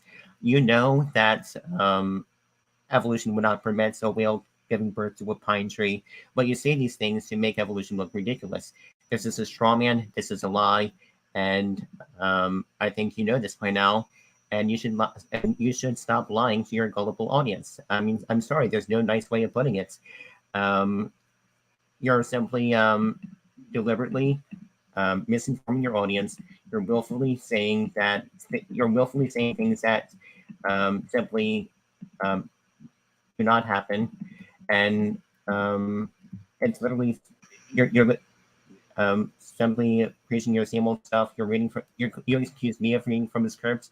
Kent, you've been reading from the same script since before I was born. So with that, I will close off the mic, and I would like to invite everyone to my after show. I have an after show on my channel. Everyone is welcome to join.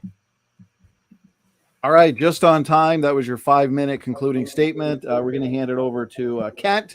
Kent, you also have 5 minutes for a concluding statement. Go ahead. The floor is yours. Well, David, the reason I haven't changed things, saying things since before you were born, is because it's true. Truth doesn't change. 2 + 2 was 4 long before I was born also. And God said long before any of us were born, the animals and plants would bring forth after their kind. 20 times in the first 7 chapters of the book of Genesis. That's what it says. Charlie Darwin came along and said, oh, the origin of species. Made up this word, didn't make up the word species, but God said they'll bring forth after their kind. I will stick by my stuff. There are 6 different meanings to the word evolution. You guys try to hide that, but it's absolutely simple and true.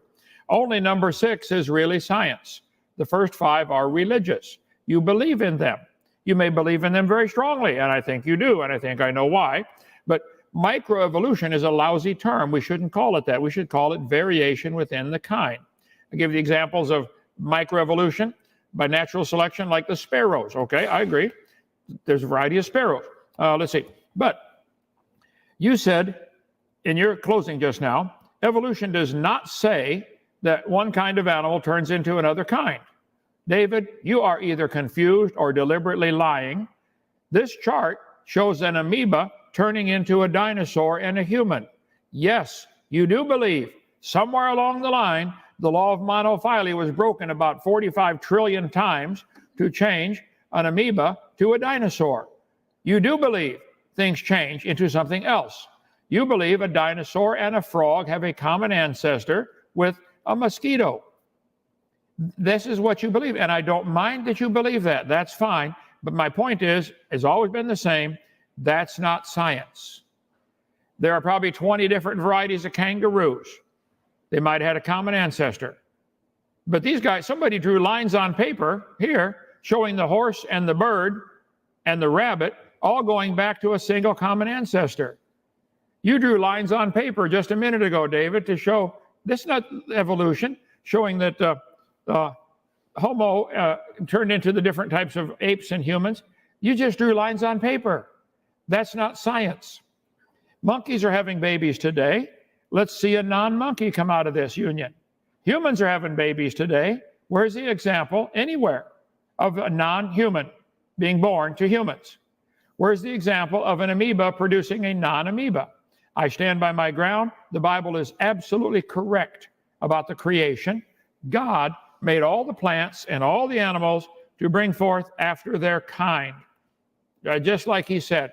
And the Bible is absolutely true God destroyed this world with a flood. And the Bible is true. There's going to be a final judgment one day. 2 Peter chapter 3 says the scoffers, and I'll put you in that category, David, the scoffers are willingly ignorant of the creation, the flood, and the coming judgment of God. David, you're going to stand before God one day, whether you like it or not, whether you believe it or not, and he's going to judge you by his book, not by your rules, by his rules. He's the creator. He made it. He owns it. He can make any rules he wants. If you have a piece of property where you live that you own your house, you can make any rule you want on that property. You can say, don't come in here on my property with alcohol or drugs or something. Okay, it's your house. You can make those rules.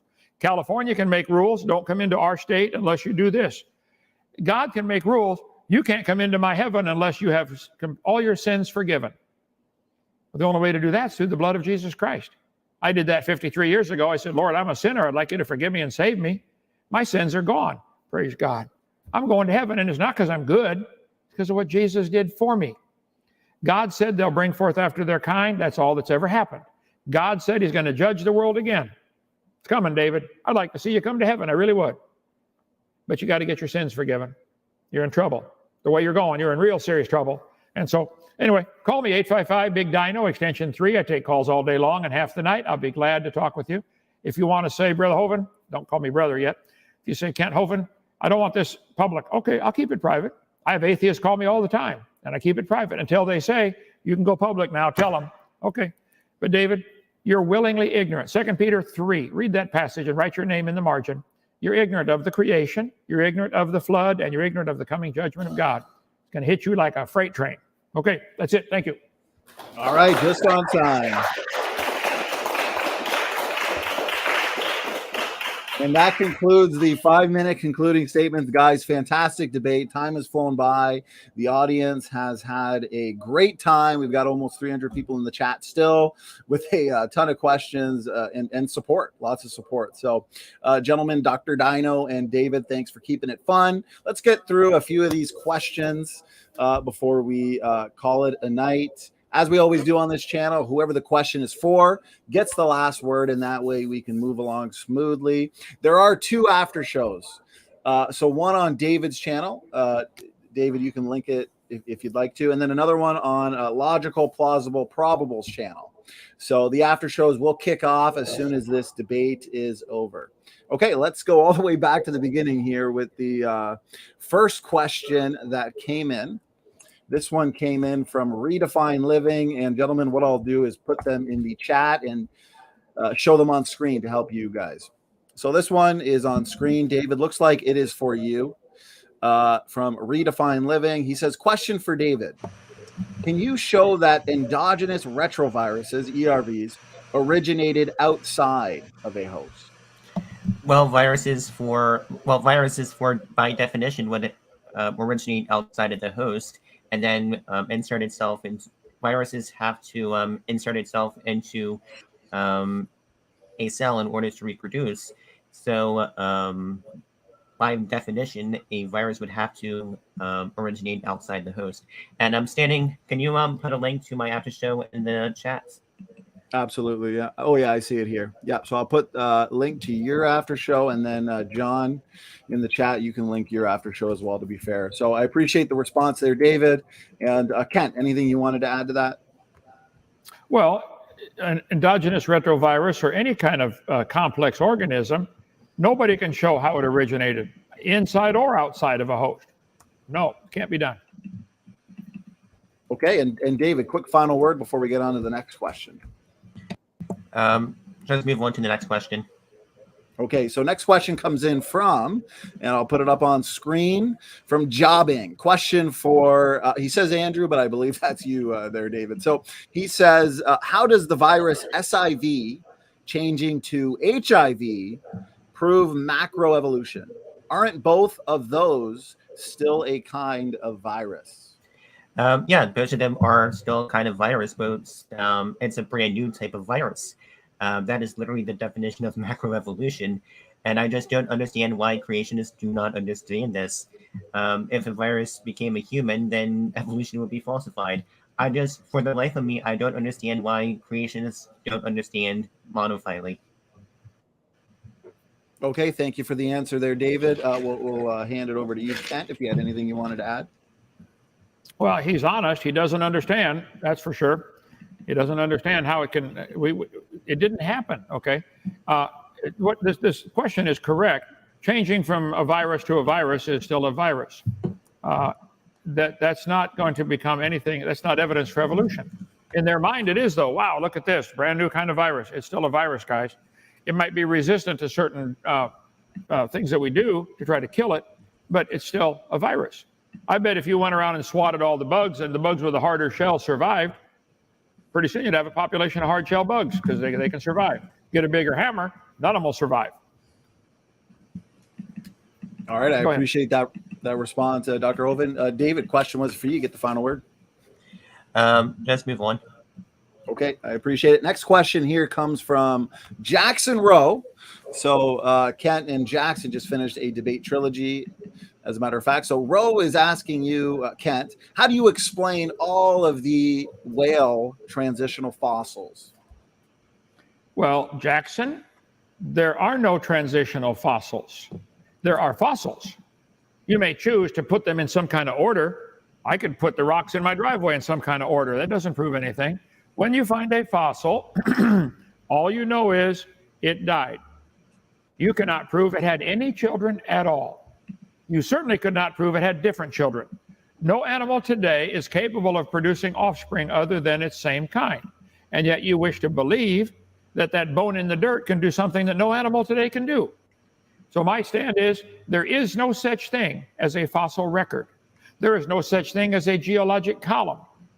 You guys wish to believe and teach that all the layers of the earth are different ages without stopping and thinking how stupid that is. If the top layer is younger, where's it coming from? Outer space? If you move a layer in different order, they're still the same age. Shuffling a deck of cards does not change the age of the cards. There is no such thing as a fossil record. There is no such thing as a geologic column. There are layers to the earth. I live in a gravel pit. We got a bunch of them right here. I taught earth science 15 years. I'll debate any of you on that. There is no such thing as a geologic column. All the layers are the same age, whether it's 6,000 or 6 trillion. They're all the same age. So there are no whale transitions. And why does it happen, Jackson, long ago and far away where we can't see it? Whales are still having babies today. Let's see a transition today. Same thing for you, David. It only takes place in the imagination long ago and far away. Evolution is a fairy tale for grown-ups. Go ahead. All right, thank you for that response there, Kent. Thank you for the question, Jackson. David, we'll hand it over to you if you had anything you wanted to add, any points you wanted to make. Stop lying. All right, and we'll hand it back to Kent for a final word on that one. David, are you saying I'm lying about the geologic column and the transitional fossils? Show me why in any honest court of law, any fossil would count. Where did I lie, David? Just to call me a liar and slap and run. You should be thankful I'm saved. Okay, go ahead. Move on to the next question. You've been literally corrected on this by so many people, time and time again. Keep on moving. Keep the questions moving. Well, it was Kent's question, so Kent have the final word there. No, I'm saying there are no whale transitions. There is no fossil record. There is no geologic column. Jackson, I'll debate you again on that if you like. All right, I appreciate it.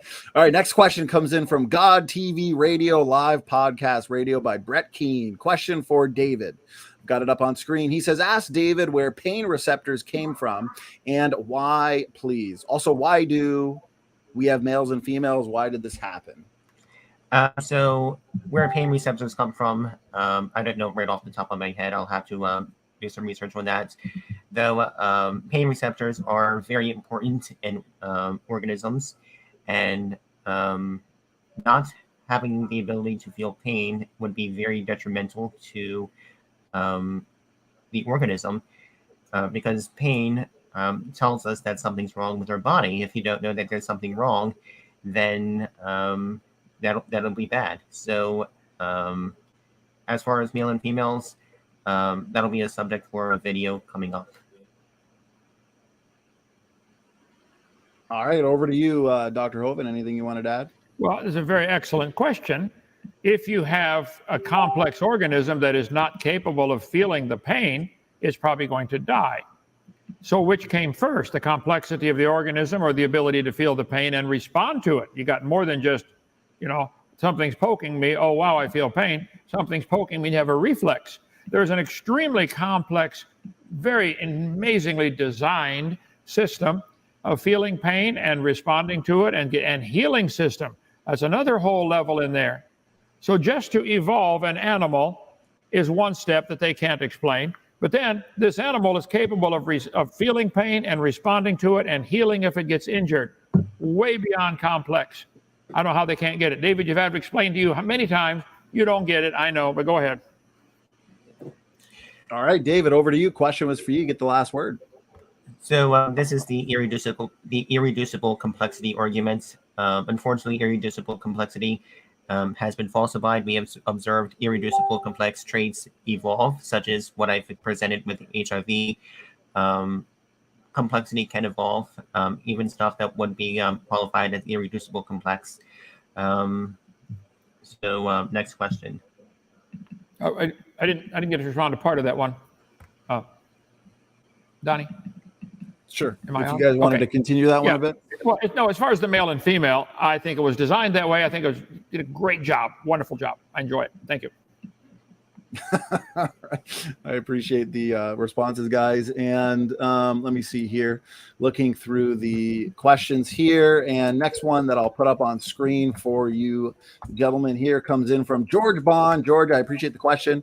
This one is for Neff, David Neff. How did Luca, last universal common ancestor, I should say, give rise to 3 different domains of life if the law of monophily is not contradicted? Luca would probably have been something that would be before the 3 domains of life. That is something that I have not studied, though I am working on a video series on evolutionary biology, so that will be a subject of one of my videos. So subscribe to my channel, hit the bell notification down below. I have a whole series of evolutionary biology in the works, and you definitely do not want to miss that. All right, thanks for the answer. Over to you, Kent. I think it's a great question. I don't think it can be explained. Like he said, the law of monophily is everything brings forth after its kind. That's another way of saying what God already said 20 times. And it is contradicted by their theory. The theory of evolution completely contradicts the law of monophily by having everything related to a common ancestor. Not common sense, not observable, certainly not science. Okay? All right, I appreciate it. And David, question was for you. So if you want to have a quick final word on that one, go ahead. No, next question. All right, so this is a super chat that comes in from Vittoria D. Santi, $20 super chat. I appreciate it. So she asks, where would the new genetic information come from to switch from a banana to a whale? I've already explained why that's not possible, and I've already explained why that would actually falsify evolution. I don't understand why you guys don't understand that. Stop lying and stop strawmanning our position. All right, thank you, David. Dr. Hovind, over to you. Well, I don't see how David doesn't get it. Put the question back up, if you would. He is correct in saying nobody teaches the banana turn to the whale, but he does believe, and he already said, he thinks they have a common ancestor. So let's make up an imaginary common ancestor and call it a bale, okay? Half banana, half whale. The bale somehow violated the law of monophily and got a whole lot of new genetic information to turn from a bale to a banana or a bale to a whale. He does believe, they do teach, and I showed the charts, they teach all life forms have a common ancestor. So somewhere along the line, let's see, 205, let me get there, 205. Somewhere along the line, new information had to be added. They never answered the question. Where's the new information coming from? Where something changed the bale to a whale. What? There's a lot of new information to go from an amoeba to this one has the amoeba going to a whale. Okay. I think it's stupid. But again, they're welcome to believe that. But it's not science. It's a religious belief you have, David. You should admit it. Stop pretending, stop lying, and thinking it is science. It's not. Go ahead. All right, So thank you, Kent. Yeah, go ahead, David. So if there was a bale in the fossil record, if there was actually a bale, then evolution would be false. We would not expect there to be a bale. I think you know that. Come on, man. You know this by now. You know why that would falsify evolution, so you just need to stop lying to your gullible audience. Sorry, there's just no nicer way of putting it. Oh, sorry, I was on mute. Okay, so here's the next question comes in from Evolution Fairy Tale. And I'm going to get it up on screen here in 1 second. Okay, here we go. So Evolution Fairy Tale question for David. So he says, investigation, I guess, of ancient languages show they were more complex in earlier times and became simpler over time. Holds for ancient Latin, Greek, Hebrew, Chinese. How to fit this in evolutionary theory?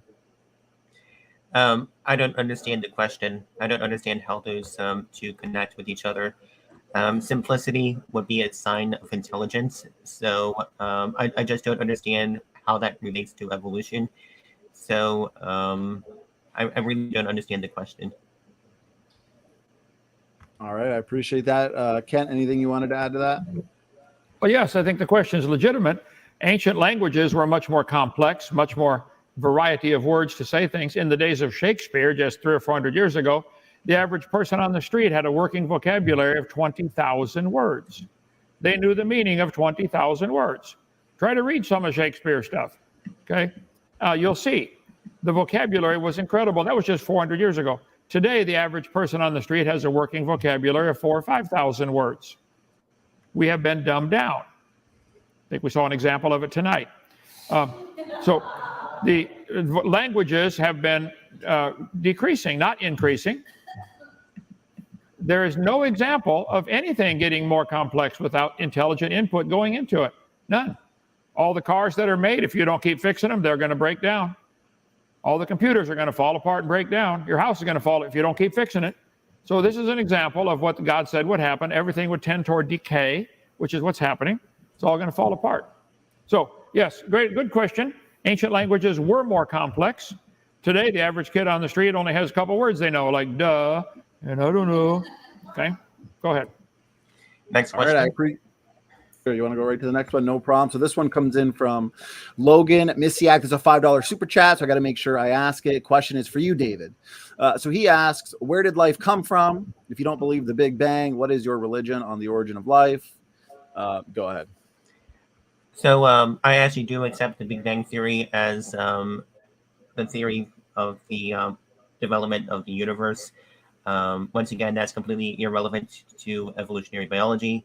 As far as the origins of life made by Genesis, that is far too complex for a 30-second answer, so you'll have to wait for my video series on evolutionary biology. All right, thank you for the question and answer there, David. Over to you, Kent.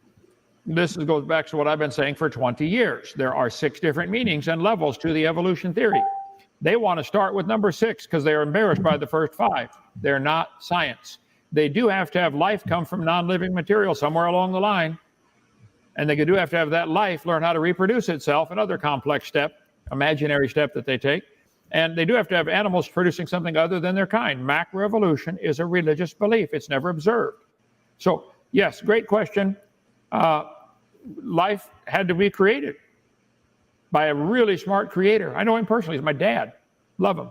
Go ahead.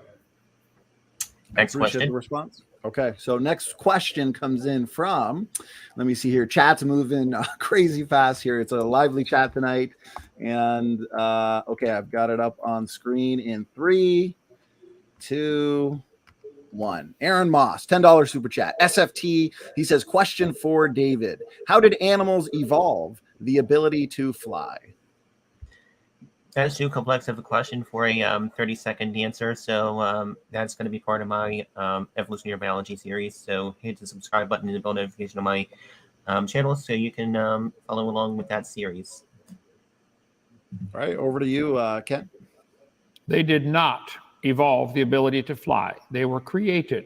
We have reptiles birds that can fly. We have insects that can fly. We have mammals that can fly. Very complex. Flight is really complex. Ask a pilot. It's complex. They did not evolve. It was created. It was designed to do what it does. All right. I appreciate it, Kent. David, you want me to go to the next question here? Yeah, next question. Okay, so this one comes in from Sean Ma. Question for the both of you. Sean says, Standing for Truth, another question for both gentlemen. Are there any fields of science other than biology that corroborate evolutionary theory? David, go ahead. We can start with you. So once again, you could always say paleontology would corroborate the theory of evolution. Though I think some might put that under biology. I'm not sure, but paleontology certainly corroborates evolution. Physics corroborates the fact that the Earth is old, and I would be very happy to debate Mr. Kent Hovind on limiting factors on the age of the Earth.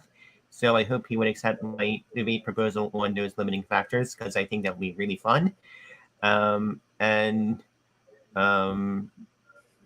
We see other fields of science also contradicting young Earth creationism. So yeah. All right, over to you, Kent. Well, I think the question is invalid. It's like asking, why are elephants orange? They're not orange. He's asking, does any other field of science other than biology corroborate evolution? Even biology doesn't. So the question is invalid, but I understand what he's saying here. Biology does not give any evidence for evolution. All we've ever observed is frogs produce frogs and cows produce cows, etc.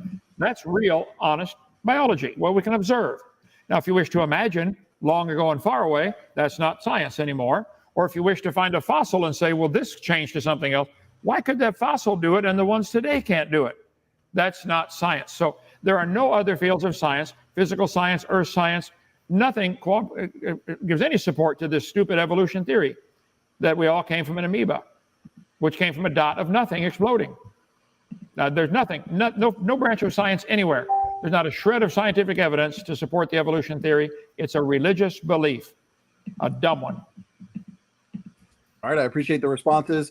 Jerry Foreman here says, this is my favorite debate. So it's definitely been a lively, memorable, fun one. So we're going to have to wind it down here with the last couple questions here, as I want to respect the time of the debaters. We've been going at it for almost 2 hours. So this one comes in from Kevin's Biblical Discussions. Question for both. So we'll get you both involved here. He says, what are your thoughts on the Ashley phosphate beds? Human and dinosaur fossils are found together. Doesn't this prove man and dinosaur coexisted? Go ahead. I am not familiar with this. I'm not familiar with the Ashley phosphate beds, so that is something that I'm going to have to research. I don't know. I'm not familiar with that. All right, I appreciate it. Over to you, Kent. Sure, I think it is legitimate. However, finding fossils of different kinds together does not prove anything. If all of the layers we see of the earth were formed in one big flood in the days of Noah, the shuffling and sorting would put all kinds of things. Birds might end up on top because birds are lighter and have hollow feathers, hollow bones, and they fly to avoid the flood till the last minute. And clams are found at the bottom because clams are already at the bottom when the flood starts. I cover this very thoroughly on my video number 6. Nobody's ever found human and chicken fossils in the same rock strata. Does that prove humans and chickens did not live at the same time? That's the logic they're using. So I would stick by my guns and say there's no such thing as a geologic column. There's no such thing as a fossil record. I think I've been to the Ashley phosphate beds, and I think that there are lots of fossils in there, trillions of them, and they probably have found human and dinosaurs together in the phosphate beds. It wouldn't surprise me. All animals lived at the same time. Dinosaurs lived with man.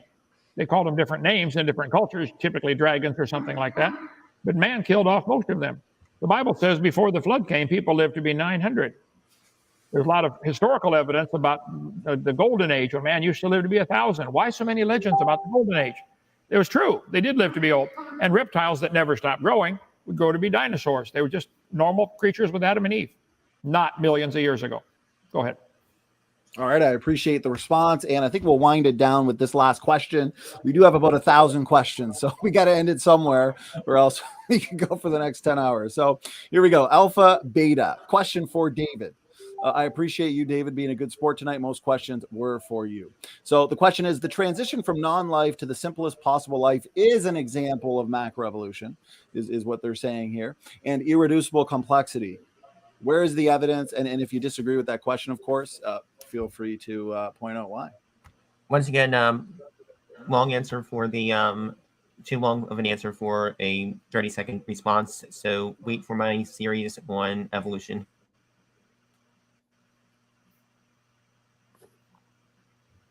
All right. Well, I appreciate it. Go ahead, Dr. Sure.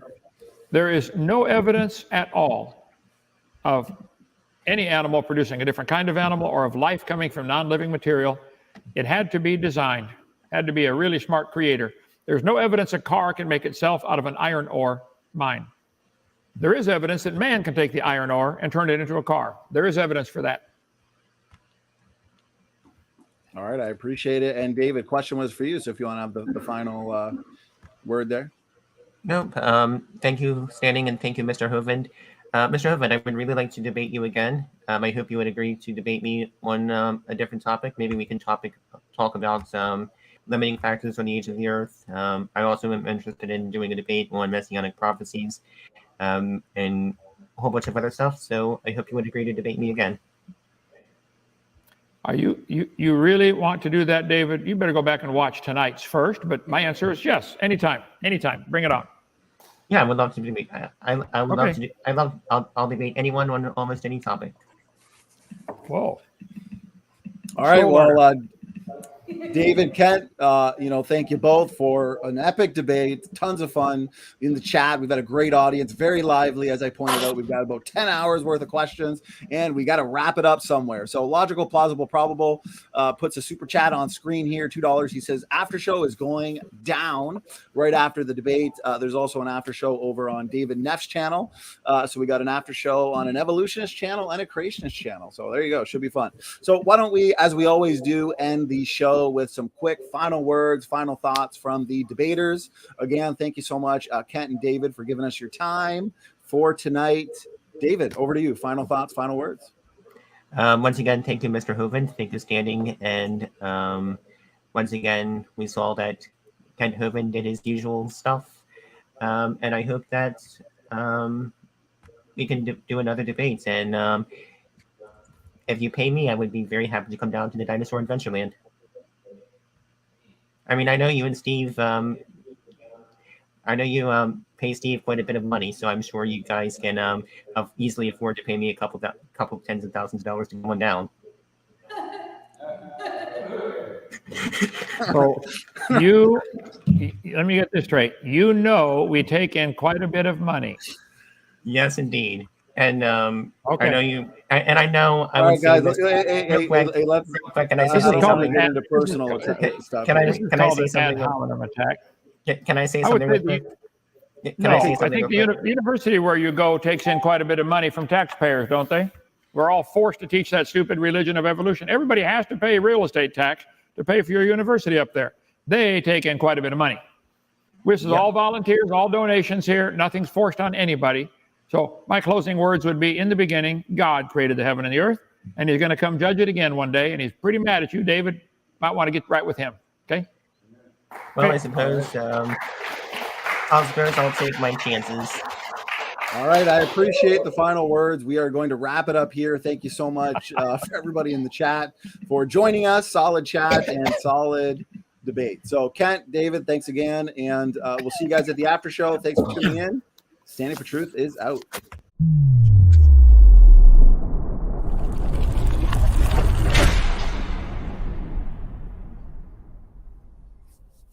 All right, looks like we are live. Welcome to Standing for Truth. My name is Donnie B, and I am your host and moderator for tonight's debate on evolution. I have Daria Bloodworth and Dr. Kent Hovind here tonight to debate the question, how are whales and pine trees related? This is a continuation of our 2022 Evolution Debate Challenge series, which you can find every single debate in this series in the description box. I have a playlist for everybody. You can also find it on the website. We've now done over 30 of these in just 2022, so it's definitely been a ton of fun. Okay, well, before we get into the actual debate itself and the opening statements, let's kind of get to know the debaters a little bit. Daria, why don't we start with you? It's your first time here on the debate channel, debating on this platform. So I do want to thank you for being willing to engage this important topic, and just thank you for being here. So a little bit about yourself and a little bit about, if you have a channel, a little bit about that. Go ahead. Hi, I'm Daria Bloodworth, and no, I don't have a channel yet. I'm still debating as to whether or not I want to create a channel, but I'm a romance novelist with doing also a little bit of horror novel as bit of horror novels as well. Sorry, I got a little tongue tied. Okay. I have a bachelor's of computer science from Metropolitan State University of Denver, and I have an associate in computer science from the Community College of Denver. So that's my educational background. Other than that, basically, I have a full-time job with the government. Can't say with which department for obvious reasons, because my views are not my department's views. Okay, well, Daria, I appreciate that introduction. Again, thank you so much for being here and taking the Evolution Debate Challenge series. So this should be exciting. All right, Kent, good to have you back here, brother. How you doing? A little bit about yourself. Can't hear him. Kent, I think, unless your mic, now I don't have you muted, so it might be on your end. Yep, my end was muted. Sorry about that. All right. No worries, you're good. Can you hear me now? Okay. Oh, yeah. My name is Kent Hovind. I've been a Baptist preacher 48 years. I taught high school science and math 15 years. I believe the Bible is true. I think evolution is not only the dumbest idea in the world, it's the most dangerous philosophy to live your life by. That's what destroys whole countries and whole governments. We talk about that tomorrow night on my channel, Kent Hovind Official. You can tune over there if you'd like. We just want to get Daria converted, get everybody to come to the kingdom of heaven. God's got great plans for those that are willing to accept his free gift of eternal life. If they don't want it, okay, it's up to you. But I accepted it 53 years ago, and I'm so glad I did. Thank you. Thank you, Kent. I'm not actually, Daria, is that just my end, or I can hear like a double? I can hear your a background. I can hear myself in the back. Is that? Let me grab a set of headphones just to be 100% safe. Just rule that out. So give me one moment. Actually, let me ask the audio. Is that just me? We don't hear it. I didn't hear anything. Okay. I can hear double sound. Let me make sure it's not my end. Are people here saying yes, they could hear it too, though? Hold on. I'm almost ready. I got my headphones. I don't think it's on your end, Daria. I think it might be Matt. Not sure if you can hear me, brother, but it could be you've got another.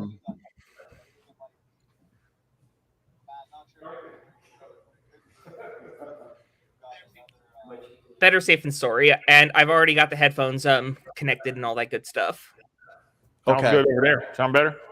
Yeah. It's for me, it's fine. Anybody else out here? I don't know. I'm still hearing a lot of background noise. Yeah, I can hear. Yeah, for me, and anytime somebody talks, then I can hear again. It almost sounds like it's going on in the background. Yeah, I hear somebody talking. Do you have something on over there? Yeah, I'm not sure if it's like double streaming. I just checked my. While we sort this out, I'm going to grab a power cable. Give me one moment. Actually, wait. I think it might be fixed. Let me see. Okay, I think we're good. So I'm not sure what you did, Daria, or what was. And it looks like the audio. Okay, so we're good. Problem fixed. According to evolution, things get better on their own, and it looks like that just happened. Got better on it. I didn't really do anything. So okay, well we're good. The hiccup's done, and I'm looking forward to this. So here we go, and I've got an A-OK from the audience. So appreciate your patience. Let's get right into it. So again, the title of tonight's debate: How are whales and pine trees related? Kent Hovind and Daria Bloodworth. Daria, whenever you're ready, we're going to hand it to you. Whatever time you take, we're going to let Kent take, and then we're just going to go topic by topic, point by point in terms of the open discussion. So whenever you're ready, go ahead. Absolutely. And I'm going to share my screen so that basically I can show my PowerPoint, well, not PowerPoint, keynotes, because I'm in the cult of Mac. So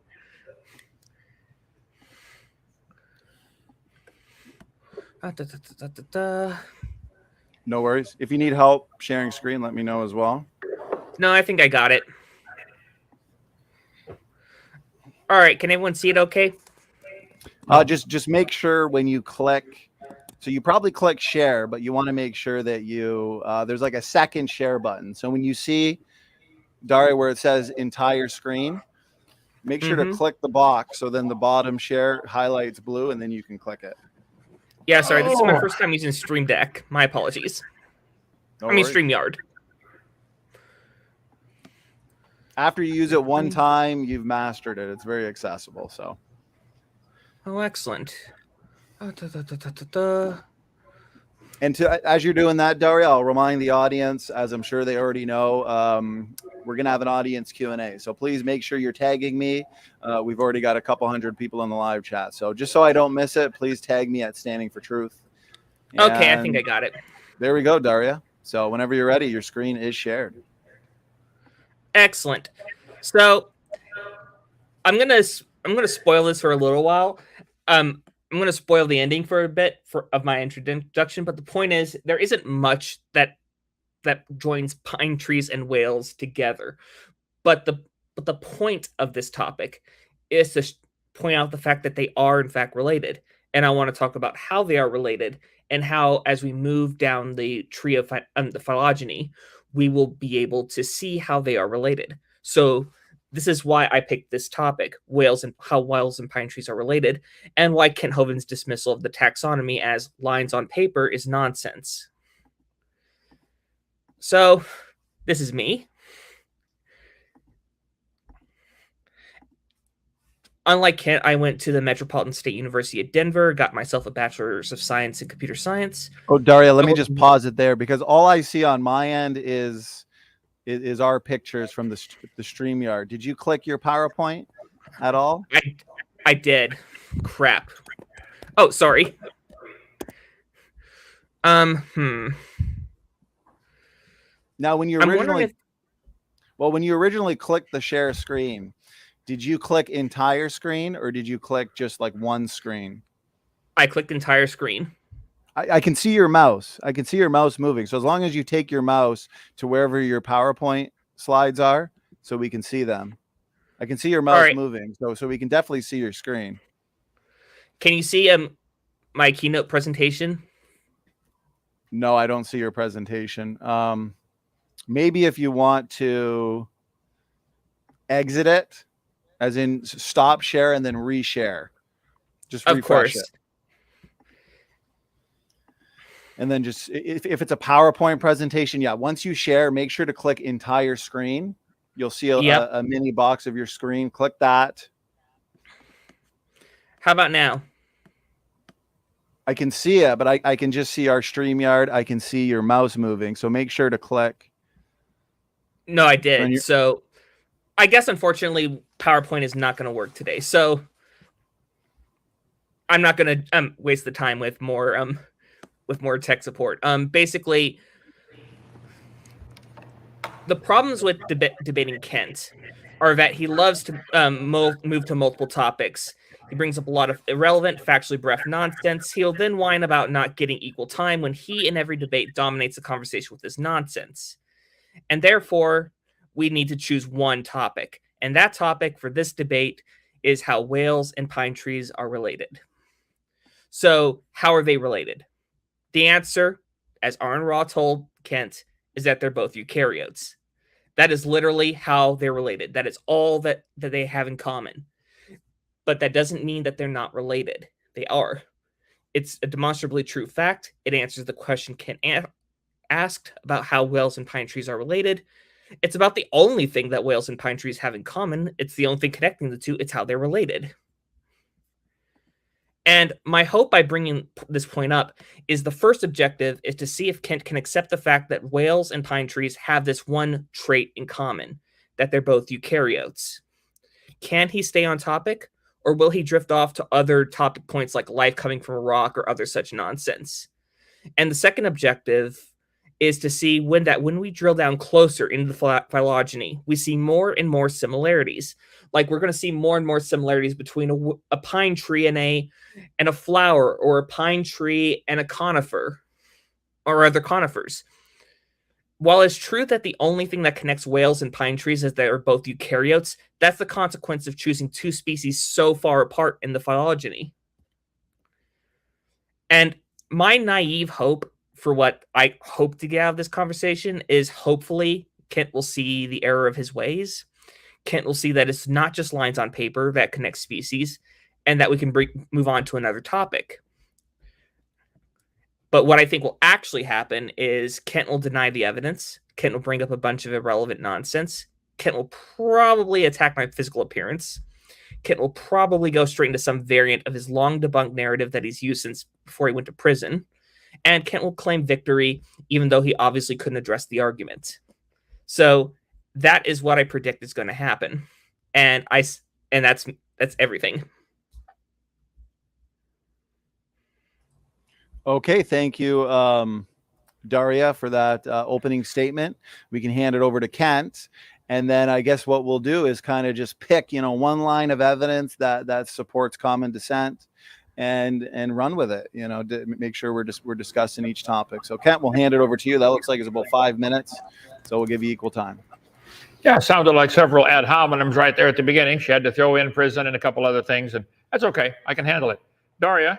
Romance novel. You said you're going to watch fun ripping into creationists. Kent Hovind, watch me debate live. Had an idea for a romance novel for you. The whale that fell in love with the pine tree, overcoming impossible barriers for true love. Be a good one. Okay. Anyway, there are 90 species of whales, and they might have had a common ancestor called a whale. Okay. The fact that they're both eukaryotes, that means absolutely nothing. Okay. This is a silly reason to think they're related. The same designer used different types of cells to make some. Some have a cell nucleus bound by a membrane, some don't. And because they're similar in that way, you want to say they're related. I just don't understand the logic or lack thereof. Each of the whales has very distinct features, the 90 different kinds of whales. A killer whale genome is 2.2 billion, with a B, billion nucleotides. There are 90 different kinds of whales. The biggest one can weigh 400,000 pounds. That's a big whale, okay? Just the heart can weigh 400 pounds. You really believe this whale and this heart and everything about it came from an amoeba, a common ancestor. The anatomy of the whale is stunning. You could study it for a lifetime and never understand it all. How that it can go down and the heartbeat slows down when it's underwater. How the males mate underwater is absolutely stunning, that it was designed to get baby whales. Dwarf sperm whale is the smallest, about 7 feet long. Now, pine trees are different, considerably different than whales.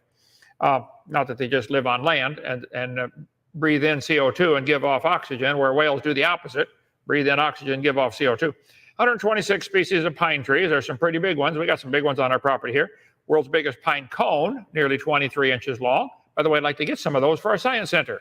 If you live where these things are found in Ohio or wherever in California, we want some of these, a variety. Somebody make us a pine cone display for our science center. Pine tree yields the largest genome ever sequenced. The native to the U.S. Southeast, that's where I am here, the loblolly pine grow 100 feet tall and has the lengthy genome to match, 23 billion base pairs, more than 7 times the size of the human genome. Is a pine tree 7 times more complicated than a human? It has 7 times the genome. Humans have 3 billion base pairs, and humans are pretty complicated. All conifers have 12 chromosomes, okay? Pine tree, this one says 24 chromosomes. Don't know why the internet gave 2 different answers there. Some say maybe it was a monoploid and diploid number. Mammals, the killer whale has 44 chromosomes. And you think there's a common ancestor between the two. A butterfly's got 446 chromosomes. And you think it happened by chance. I don't understand this. There are quite a few different pine trees, quite a few different pine cones. Daria, if you believe these trees of life that they show in the textbooks, you believe the whale and the pine tree have a common ancestor. Our books do teach that. Whale goes back to a common ancestor, which was an amoeba or a single-celled creature. That sounds ridiculous because it is ridiculous, absolutely ridiculous. Humans, birds, dinosaurs, ladybugs, pine trees, worms, and whales, all related because you draw lines on paper connecting them. That is really all it is, Daria. It's a bunch of lines on paper. You can imagine all you want that the human and the whale and the pine tree have a common ancestor if you want. That's not science. Science is what we can observe and study and test and demonstrate. The definition of science has been given over and over. Definition of science. Science, knowledge gained from using observations and experiments. We've observed pine trees produce baby pine trees. That's been observed billions of times. We've observed whales produce baby whales. That's been observed. Anything other than that is not science. Science has a specific method that they use.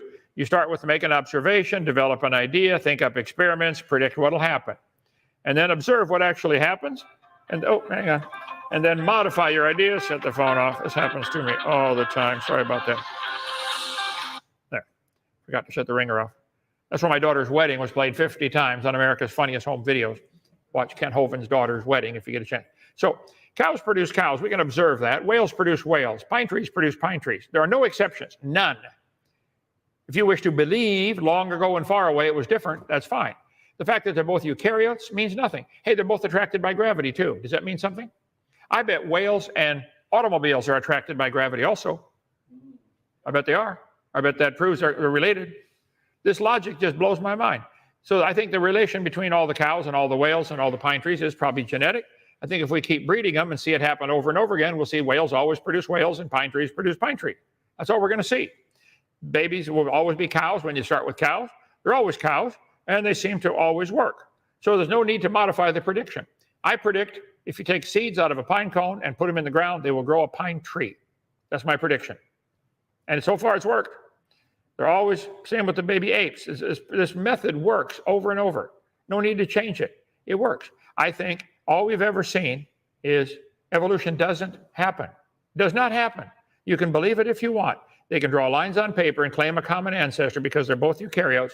Well, they're both attracted by gravity. They both grow. I bet they both have parents. I'd be willing to bet all the whales in the world had a parent, mom and dad. All of them. I bet all the pine trees came from a pine tree. There are no exceptions. Now, Daria, I'm sorry you've accepted that religion as your religion to believe in, but it's wrong. It's silly. It's not true. There's no evidence for evolution at all. It is not science. Science, what we can observe, what knowledge we've gained by observation, experimentation, testable explanation. The testable explanation would say whales produce whales, pine trees produce pine trees. No exceptions. Evolution is a religion. It is not a science. There's no scientific evidence to back it up. Knowledge gained through study or practice. Okay, practice all you want. Crossbreed them pine trees. You're always going to get a pine tree. It is not science. That's my observation. I think evolution is, as I said, is one of the dumbest religions anybody ever chose to believe in. But it's your choice if you want to believe in it. But it's certainly, quit calling it science. It's not that. Go ahead. All right. Thank you very much there, Kent, for your opening statement.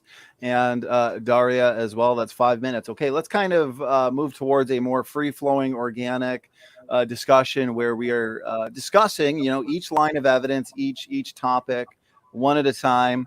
And let's make sure that it's, cordial, sophisticated, no ad hom. So I don't want to have to, jump in because of an ad hom. So we'll keep it professional. So Daria, let's hand it over to you. If you want to take a couple minutes to go over, your first line of evidence for common descent, which says that whales and pine trees are ultimately related through common ancestry. And then we'll engage that for a bit. So Daria, go ahead. Sure. But before we do that, can I address one thing that Kent said? And I know I said I'd stay on one topic, but I just want to address this one thing. Evolution is not my religion. I'm Jewish. So just so we're clear about that, evolution is not my religion. It's just a scientific fact. My religion is Judaism. So now that I've addressed that and had my one diversion from this topic, I'm going to go back to whales and pine trees. And Kent said that that the fact that they're both eukaryotes isn't really relevant, but I think it's relevant to the question how they are related. That's a fact that they have in common. And Kent didn't address that. He just brushed it off and trying to say that it's not relevant, and then trying to make all these things that I already admitted to. I already said that that whales and pine trees are incredibly different species. The only thing they have in common, and I'm sorry for raising my voice, I just realized that. The only thing they have in common is that they are eukaryotes. That is the only thing they have in common. And this is a consequence of choosing two species that are on such far apart areas of the phylogeny that's the only thing that they can have in common. I mean, you chose one species from the animal kingdom and another from the plant kingdom. I mean, they aren't going to have much more than that in common. So does Kent not believe that, or does Kent not accept the fact that whales and pine trees are both eukaryotes? Okay, appreciate that. We'll hand it over to you now, Kent. Take a couple minutes. Go. I quickly accept the fact they're both eukaryotes. That does not mean they're related. That means they have a common designer. The same God designed them all. It's a cool plan. It works well. A lot of car manufacturers all over the world make cars with 4 wheels. That works really well. Keeps them stable, able to roll around, and the wheels are round. They have a lot in common, not because they're related, they have a common design. So the fact that the cells of each of these creatures, the pine tree and the whale and many other kinds of creatures and plants, are eukaryotes, does not mean relationship. That is silly logic. It could just as easily mean common designer. They are pretty amazing in their design. So I agree. I concede the point. They're both eukaryotes. I do not concede the point that means they're related. What else you got? Why do you think they're not related? Take a look at them. But they have this one trait in common. That's what connects them. Well, cars and whales are both attracted by gravity. Does that mean they're related? They got a trait in common. We're talking about whales and pine trees. Let's stay on topic. Okay. They're both eukaryotes. That is exactly the topic. The fact that they're both eukaryotes does not mean relationship. You brought up cars, so let's stay on the topic of whales and pine trees. I agree. They're both eukaryotes. I do not agree that means anything for relationship. I think it's a neat design to have the nucleus bound in a cell. The way the nucleus divides and then the cell divides, oh, that's amazing. The process. If you think that process of mitosis or meiosis just evolved by chance, the fact that they're both eukaryotes has to do with the way the cell is designed. I agree. That's common designer made them. I'm trying to give an illustration about giving you an illustration about the cars all having tires, because that's the same thing. It's not common ancestor. It's common design. I don't know how you can't get it. The difference is cars are actually designed. We have proof that cars are designed. You have proof cars are designed. I would agree. You don't think a whale was designed? No, there's no evidence for it. No evidence for design in a whale. Correct. Do you know how complicated the whale anatomy is? I imagine it's incredibly complicated, and that has more to do with the fact that there are tens of millions of years of evolution at play rather than just someone whipping it together. In fact, I've worked with a lot of designers in my life, and as a computer scientist, I've had to work with a lot of designers, and I've had to work with a lot of people who do user experience for a living. Understanding anatomy is not easy. And as a designer, one of the most important jobs of anyone whose job it is to basically care about user experience or getting people to be able to use their programs or whatever is the fact that we try to make it as idiot-proof as possible. I mean, granted, we wind up seeing more evolution with bigger and better idiots. That's a joke. But the point is, of design is to try to make things intuitive and simple. Biology is incredibly complicated. You don't think biology is as complicated as a computer program? it's definitely more complicated than a computer program. I mean, I've written some simple programs. I've written some complex programs. Are there any computer programs you're aware of in the history of humanity that came about by chance, or were they all designed? Well, yeah, I mean, all computer programs were developed by programmers, and it was ultimately designed. I mean, programs don't reproduce biologically. I agree. But programs therefore, there's no way that they could pass down traits to baby programs, right, theoretically speaking. Therefore, your analogy doesn't really work. However, we can make a comparison to artificial selection, but we're veering off topic. Okay, I agree. And computer programs don't reproduce. I would agree with you on that. Adding the ability to reproduce on top of the complexity adds many more layers of difficulty for you to explain how they could have evolved and how they're related. I agree, the whales have a lot of amazing features. So do the pine trees, amazing features. Pine trees can transport sap up with root pressure and transpiration and capillary action up hundreds of feet, 300 and some feet, the world's tallest tree. How do they get all that water? Thousands of gallons of water go up there. And the transpiration process, what they do to the atmosphere is amazing. It had to be designed. It's stunning in its complexity, way more than a computer program. One cell of a whale is more complicated than any computer program you ever wrote.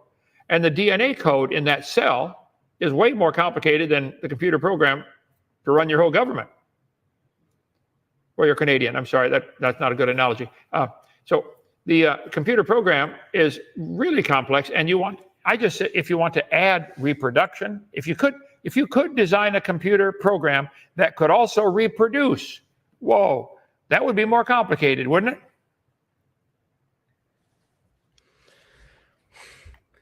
Just to try to get us off this topic and get us back to whales and pine trees, yes, okay. It would be more complicated, and that's actually being developed right now. They're already working on automating the programming of computers. Why are they working on it, Daria? Are there intelligent people designing these computer programs? Some more or less intelligent than others, but are these programs writing themselves or happening by themselves? I'm sorry, what? Are any of these computer programs writing themselves or happening by themselves, or are there some intelligent designers involved in the background? Well, there's no proof that process has happened with biological organisms. But yes, it does take intelligence to write a computer program. Or in the case of some programs I've seen, and some source code I've seen, pure stupid luck. I mentioned the complexity of the computer, of the DNA code of the whale. I've got it here somewhere. The genome, 2.2 billion nucleotide bases. How many lines of code are there in the biggest program you've ever written, Daria? How many lines of code did you have? Well, there's this one big data program that I wrote for the State Department back in the U.S. I think that wound up being roughly 4.1 billion lines. So you worked to write a line of code, 4.1 billion lines, okay? That's wonderful. That's wonderful. Did you have to borrow some of those lines from other codes to import them, or did you actually write every one of those lines? Well, I was the only person on the team. There were like 5 of us on the team, and we did borrow from a lot of open source projects. So in a way, that program does have a lot of heritage. Like, it is a child of certain open source programs, which I'm not allowed to say, but it does come from other open source programs. So in a sense, it does have ties to those programs. Right. So a certain percentage of this 4.1 billion lines of code were borrowed from some other program. Somebody already wrote that code. Started off pretty simple, yes. Morse code. Started off with something similar to Morse code and developed into the binary code. And now people are putting this together and making billions and billions of lines of code.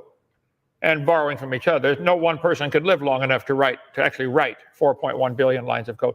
How many mistakes can there be in your code lines? If there was a mistake, could it shut down the program by having something typed in there wrong?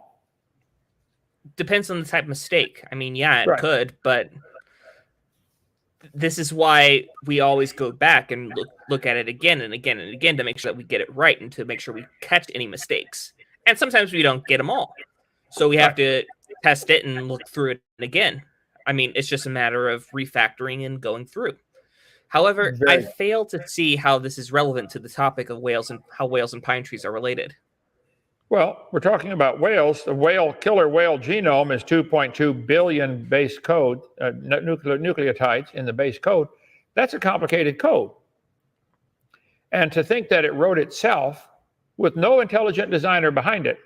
If it took 5 intelligent designers to do a 4.1 billion line code and you had to borrow a bunch from other ones already written, and it took 5 people, I don't know how long the project took, but you think the whale's genome, nobody wrote it. Correct. Don't you? Because we don't have any evidence for that. You have no evidence it wrote itself. I have no idea where this pencil came from. Is there any evidence that this had a designer? Yes. It's intuitive. You don't think the whale had a designer? And anatomy is not intuitive. The whale's anatomy is phenomenal in its complexity. And yeah, but it's not intuitive. The more features you add to something, the harder it is to use. I think the whale likes it just fine. Well, every time the pine tree seems to do just fine.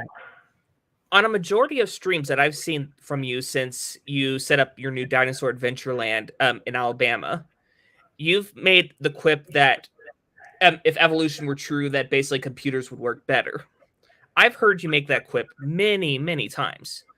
And I know I'm getting off topic, so I'll try to keep it brief and try to bring it back on topic. The thing is, we add so many features to these computers to try to make them useful for everyone, but the problem is they become harder to use for most people, including people whose job it is that not to focus on computers. Maybe it's to provide creationist seminars. I mean, it's not your fault that you don't know how a USB port works or whatever. I mean, that's not your area of expertise. Just as it's not my fault to understand how the flow of the Yukon River. That's someone else's job. Sure. It's a complicated world. There's a lot of things you can't. No one person can learn it all. But I think anybody that doesn't have a built-in prejudice against believing in God would say, look at the whale's heart and say, this thing is amazing. This had to have a designer. I think a person looking at a pencil would say, that had a designer. I bet just the eraser in the pencil had a designer. I bet somebody designed that. I bet that little metal band had to have a designer. I bet a single cell in your body, which is way more complicated than any computer code you've ever written, one cell, and you probably got 100 trillion of them. And each one has 100 trillion atoms. One cell, 100 trillion atoms. So they're both eukaryotes. And that's enough for you to reject the idea that there's a designer. You've rejected the design hypothesis right at the start because you believe they both are eukaryotes. Therefore, they have a common ancestor. Therefore, you're going to accept the evolution model and these family trees that they show. You're going to put the tree, let's see, you're going to put the whale and the pine tree and draw lines on paper connecting them. This is what they do. And you think do you think we should teach this to the kids also? That the whale and the pine tree have a common ancestor? Because look at that, they drew lines on paper. Should this be taught to all the students that it's science? Kent, do I have to get you to admit that whales and pine trees are both eukaryotes again? I agree. They're both eukaryotes. And so why did they draw these lines on the paper? Go ahead. You just answered the question. That's what connects them. That's what connects both of these species together. Okay, do you believe long ago and far away there was an amoeba or a single-celled creature of some kind? There are 20,000 different kinds of single-celled creatures. Paramecium, amoeba, something. Do you believe a single-celled creature over millions and billions of years turned into a whale? Well, I believe given billions of years, a lot can happen, especially with short lifespans that amoebas have. I mean, we've seen the evolution of MRSA in the last couple decades. So given billions of years, I can't see how you can reject that fact. I can't see how you can believe that. What we've observed in every line of evidence that we see, there are limits to the changes. They have now 90 different kinds of whales. They might have had a common ancestor called a whale, but that's where it stops. The biggest whale is not 100 feet long. Do you think they'll ever get a whale 5,000 feet long? Kent, I know you've had this explained to you, the law of monophyly, so I'm not going to go in there a little bit, but I will point out I can't understand what he's saying. What did he say? She say, I mean? Who? The law of monophyly. The law of monophyly. Very good. Whales produce whales. Well, how did the amoeba turn to a whale then? How did the amoeba turn to a whale? If amoebas only produce amoebas, but you don't believe the law of monophyly. I do, and let me explain. Because even though there are limits, the point is, when you're dealing with deep time, when you're dealing with so much time, and at the start of it, so short lifespans, you have little by little, you can stretch the limits more and more and more and more. What the? It says time. This is the pacifier that keeps you guys from crying. Time. If that doesn't work, you get more time. Time makes it worse, Daria. Makes it worse. The longer we wait, the more the program gets corrupted. Do the computer programs ever have problems after a while just because of age? Does anything happen in a computer program where one line of code corrupts and now the whole program doesn't work?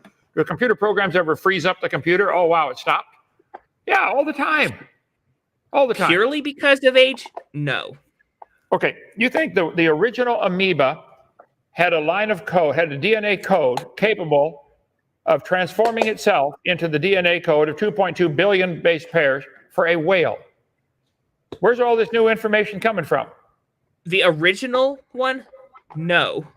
But if you have an amoeba that can reproduce to, say, 4 amoeba, and then those amoeba evolve to each produce 6 amoeba, for example, we're not pushing the limit that far away.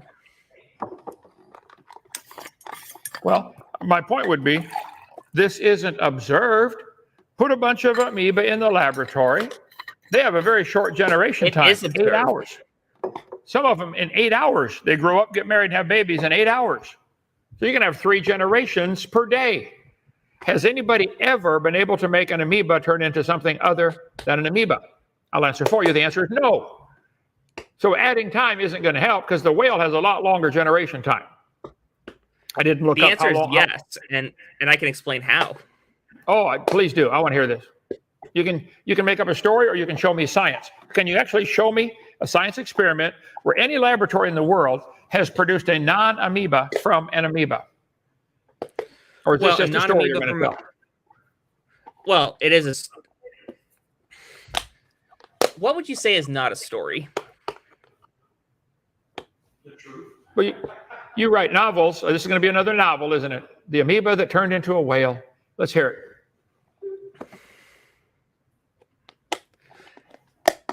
Okay. So basically, the evolution of DNA to MRSA due to the expanding use of bacterial soaps in hospitals. I agree. The bacteria already had the ability to produce a variety of bacteria babies, just like humans. One human couple can produce 10 kids that are all different. I agree. They're all human. And the bacteria produced a variety of bacteria. Some were naturally resistant to the antibiotic they put on them, or injected or swallowed. And so those are the only ones that survive. And pretty soon you get a whole population of bacteria that are resistant to the antibacterial medicine. I agree. It's still a bacteria. That's enough to make you believe. You accept evolution. So it turned into a whale? No. You believe the bacteria turned to a whale? No. You don't? You just described evolution. You just described evolution by pointing out the fact that the bacteria reproduced and it developed a trait that would help it survive better in its environment. Okay, here's what you're not getting. There are limits. If we turned all the rabbits loose in the world, we turn all the rabbits I accept that there are limits. We turn all the rabbits loose with a bunch of coyotes. The fastest rabbits are going to be the only ones who survive. And they're the only ones who get to make the next generation of babies. Then, yes, that produces faster and faster rabbits. Natural selection works great. It doesn't change it from being a rabbit. You end up with a population of fast rabbits. Is there a limit to how fast rabbits can go? Let's say a rabbit can run 40 miles an hour. You think you'll ever get one to go 2,000 miles an hour or 10 billion miles an hour? Is there any kind of limit in there at all? For you to think that what we see with the bacteria becoming resistant to drugs, still a bacteria, but now resistant, that's enough to make you believe the bacteria over billions and billions of years could turn to a whale? That's your position? Well, yeah, because it had a whole lot of time and a whole lot of generations to be able to change. That's literally how it works. Little changes over vast amount of time. Yeah, vast amount of time. That's always the solution. I know. This is why it's not observable. Science is what we can observe, study, test, demonstrate. You guys rely on the unseen. Oh, we don't. It happened long ago when nobody could watch it. It happened too slow for anybody to see it. Well, then it's not science. It's a religious belief. Evolution is nothing but a religion, and you're welcome to keep it. But don't call it science, and don't make all the kids in school learn this propaganda. This is nothing but these family trees are pure propaganda. Here we have the whale and the ladybug and the pine tree related to a common ancestor. I just simply say, guys, that's imagination. That's SpongeBob. Nobody's ever seen an amoeba turn to a pine tree or an amoeba turn to a whale.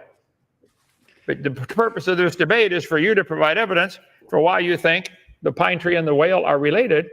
The fact that they're both eukaryotes is all you've given, and that's not evidence that they're related. That's evidence it's how they're related. And you've already accepted the fact that they're eukaryotes. It's what connects them together. How about, that's literally, and I admitted up front that that's the only thing that connects it together, because when you pick two separate species so far apart in the phylogeny, that's the only thing they have in common. No. Both whales and trees have the letter E in their name. That proves something to somebody somewhere. We never see a pine tree come from a non-pine tree. The law of monophyly that you guys like to talk about, going forward, pine trees will always produce pine trees. Well, how come the amoeba didn't follow that law? The amoeba turned to a pine tree and a whale. What happened? He didn't have to follow the law of monophyly, but all the rest of them do? You guys don't believe that law of monophyly. You don't believe that at all. Because you got the amoeba slowly turning to something else, and nothing today turns to anything else. Nothing. No farmer in the world has ever seen any plant or animal turn to anything else. They've now developed 4,000 varieties of potatoes. Some grow in sandy soil, some grow in warm climate, cold climate. They can't get out of the potato category. The whales, I've got 90 kinds of whales. Somehow, they always stay whales. There's a limit. I told you the biggest whale is 98 feet. The smallest one is 7 feet. There seem to be limits. Do you think they'll ever get a whale as small as a minnow, half-inch long? Is that possible? Could you crossbreed whales and end up with a whale a half-inch long? There are fish that are half-inch long. Could you get one? No. Could you get a whale that's 5,000 feet long? No. There's limits. Have they reached the limit? Is 98 the record whale, 98 feet? Is that the limit? I don't know, probably. They might come up with a 100-footer someday, but they're not going to get a 5,000-foot whale. There's one of the biggest whales caught right there. On Iceland, they're going to cut it up. The point is, you guys do not understand there are limits. God said in his word, they'll always bring forth after their kind. And I think an amoeba is still an amoeba, and a pine tree is still a pine tree. There's now 126 varieties of pine trees. It's still a tree. Tree does not prove they're related to whales. How can you believe such a thing? How you can believe it, I don't understand that. How you can think it is science, I really don't get that. And why you think that should be mandatory teaching for all the kids? Wow, you guys are going absolute nuts. That's not science. You're using our public school system to push your religion. You guys ought to go start a private school and teach evolution and say, boys and girls, pine trees and whales came from an amoeba. And all the kids with any brain at all are going to laugh at you. But hey, go ahead. Wait, hold up. Did you just accuse me of pushing Judaism in schools? No, evolution is the religion you want to push in school. It's not a religion. It's not my religion. It's not. It's not a religion. You believe? There's no belief in God. Do you believe pine trees and whales are related? That's a religious belief. That's not science. Yes, they're both eukaryotes. I heard that part about 40 times. That's as far as it goes. That doesn't prove they're related. Does the fact That's that how they're related. Okay. Does the fact that they're both eukaryotes justify making a chart like this where you have all the life forms, all the plants, all the animals, all the insects are related back to a single-celled creature? Does this accurately portray what you believe?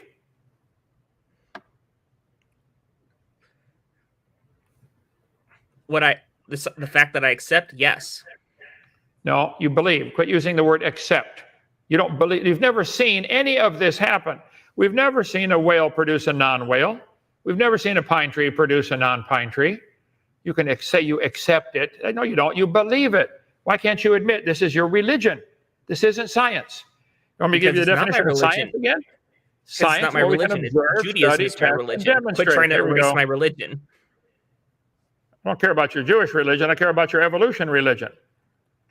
Evolution is a religion. It's not science.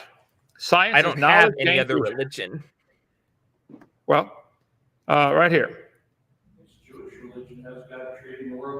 Well, yeah, the Jews say God made everything in 6 days too. At least their book does. I agree with that. But no, I wish you guys could understand. Belief that a whale and a pine tree are related is a religious belief. It's not a science. You can't observe it. Tell you what, start with an amoeba and make another whale. I want to see it this time. You won't live long enough to see it.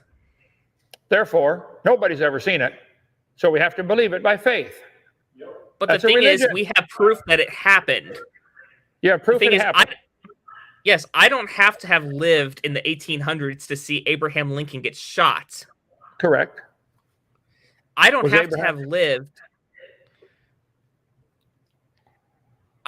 lived in the early 1900s to see Teddy Roosevelt attempt to get shot by with that speech that blocked the bullets.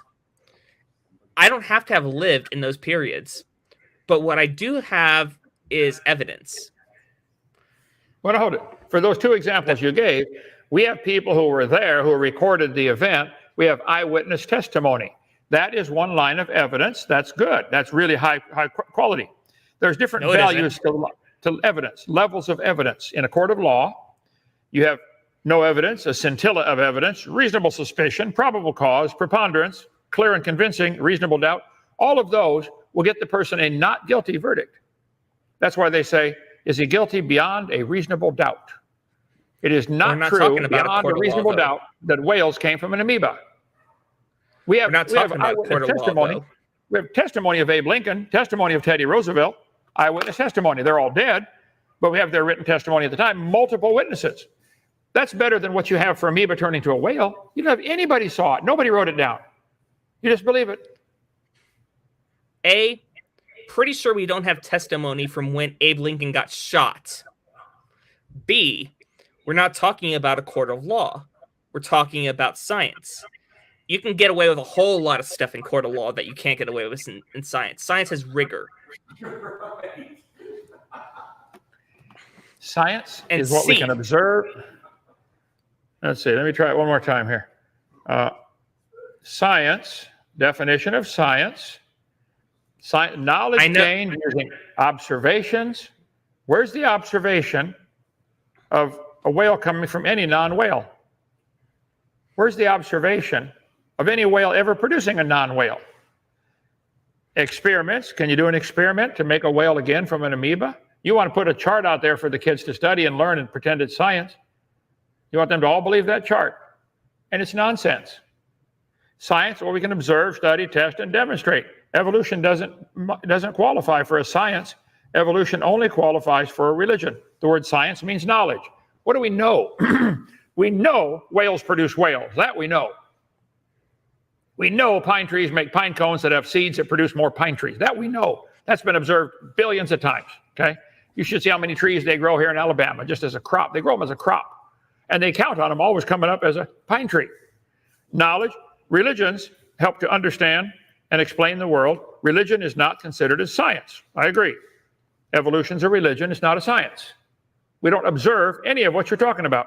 Science is knowledge attained through study or practice, okay? Show me in the laboratory an amoeba producing a non-amoeba. You get bacteria resistant to a drug, but guess what? It's still a bacteria.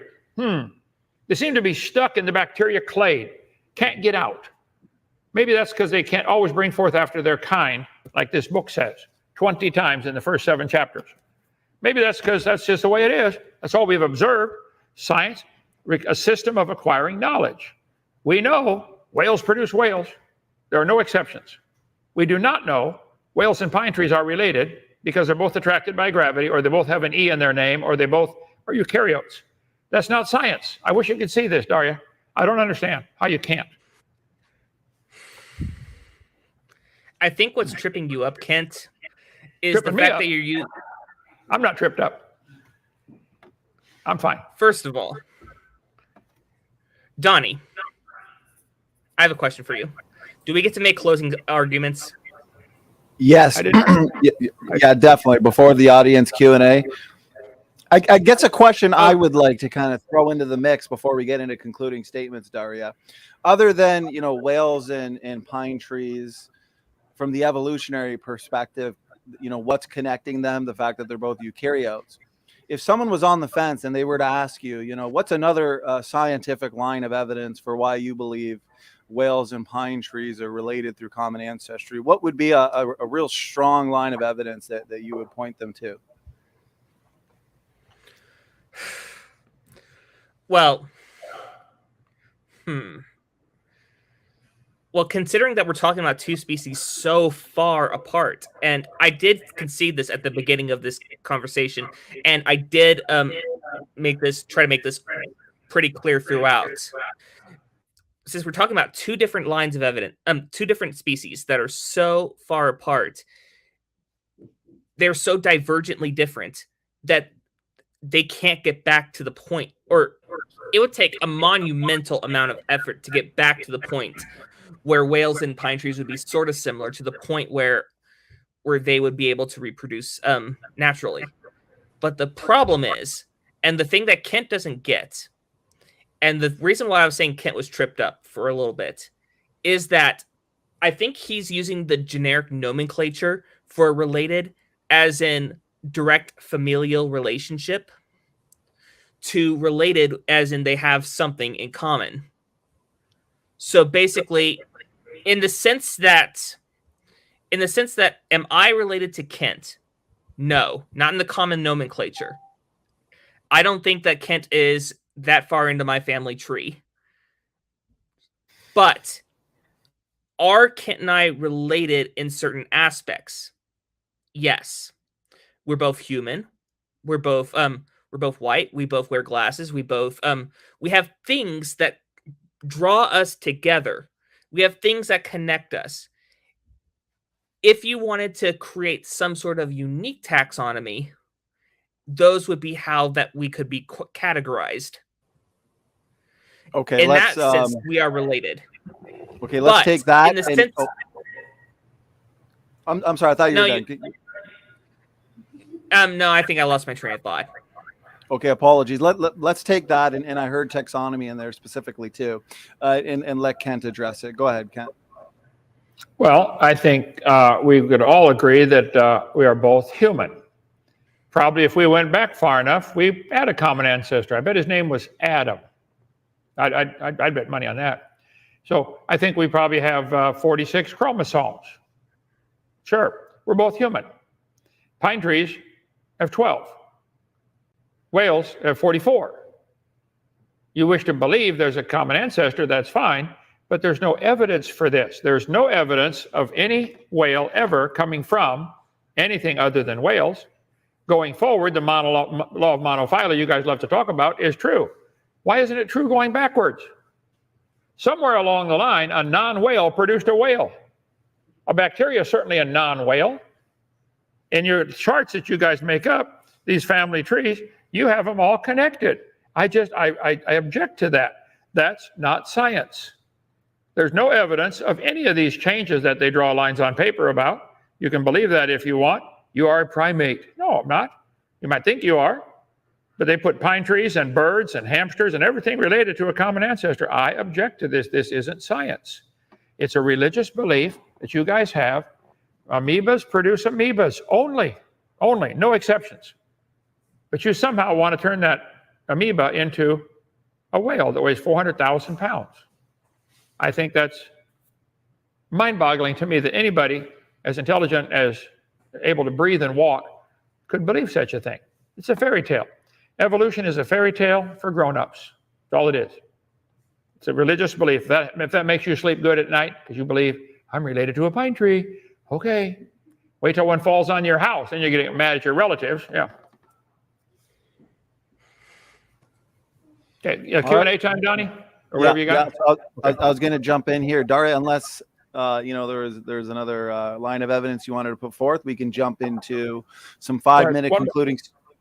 Add one more thought. I noticed Daria is in a house or a room of some kind. I'd be willing to bet $5 American that there's wood in that house used to construct it. So somebody cut up and sawed up and sanded and nailed and screwed down one of your ancestors or cousins. That ought to be against the law. Call your Canadian Parliament and say, let's ban cutting up wood because we're related. All right. Let's wrap it up there. We've had a very lively chat in the live audience. That is for this. This debate was a ton of fun. So why don't we just kind of get into 5-minute concluding statements, wrap up our thoughts and points, and then I got a bunch of questions here. And since we're at the hour mark and we wrap these up at the hour and a half mark, we'll have a good amount of time for audience questions. So, okay, Daria, let's start with you. Up to 5 minutes, not that you got to use the whole 5 minutes. Then we'll do the same for Kent. Then we're going to get into some audience questions. Go ahead, Daria, whenever you're ready. Absolutely. And I do want to thank you very much for having me, and I do apologize for the lateness of that I started this call. That was completely my fault. I had internet issues up here. But anyway, back to I made some predictions at the beginning of this debate.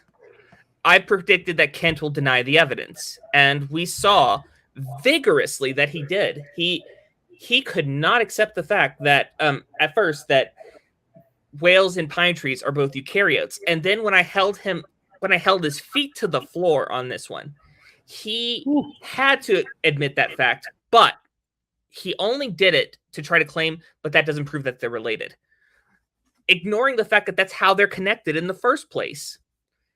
I admitted fully that is probably the only thing that connects them, considering that we're talking about two species that are so divergently different. And that's the consequence of picking two species that are they're not as far as you can get on the opposite sides of the phylogeny, but they're pretty far. I mean, they're both eukaryotes.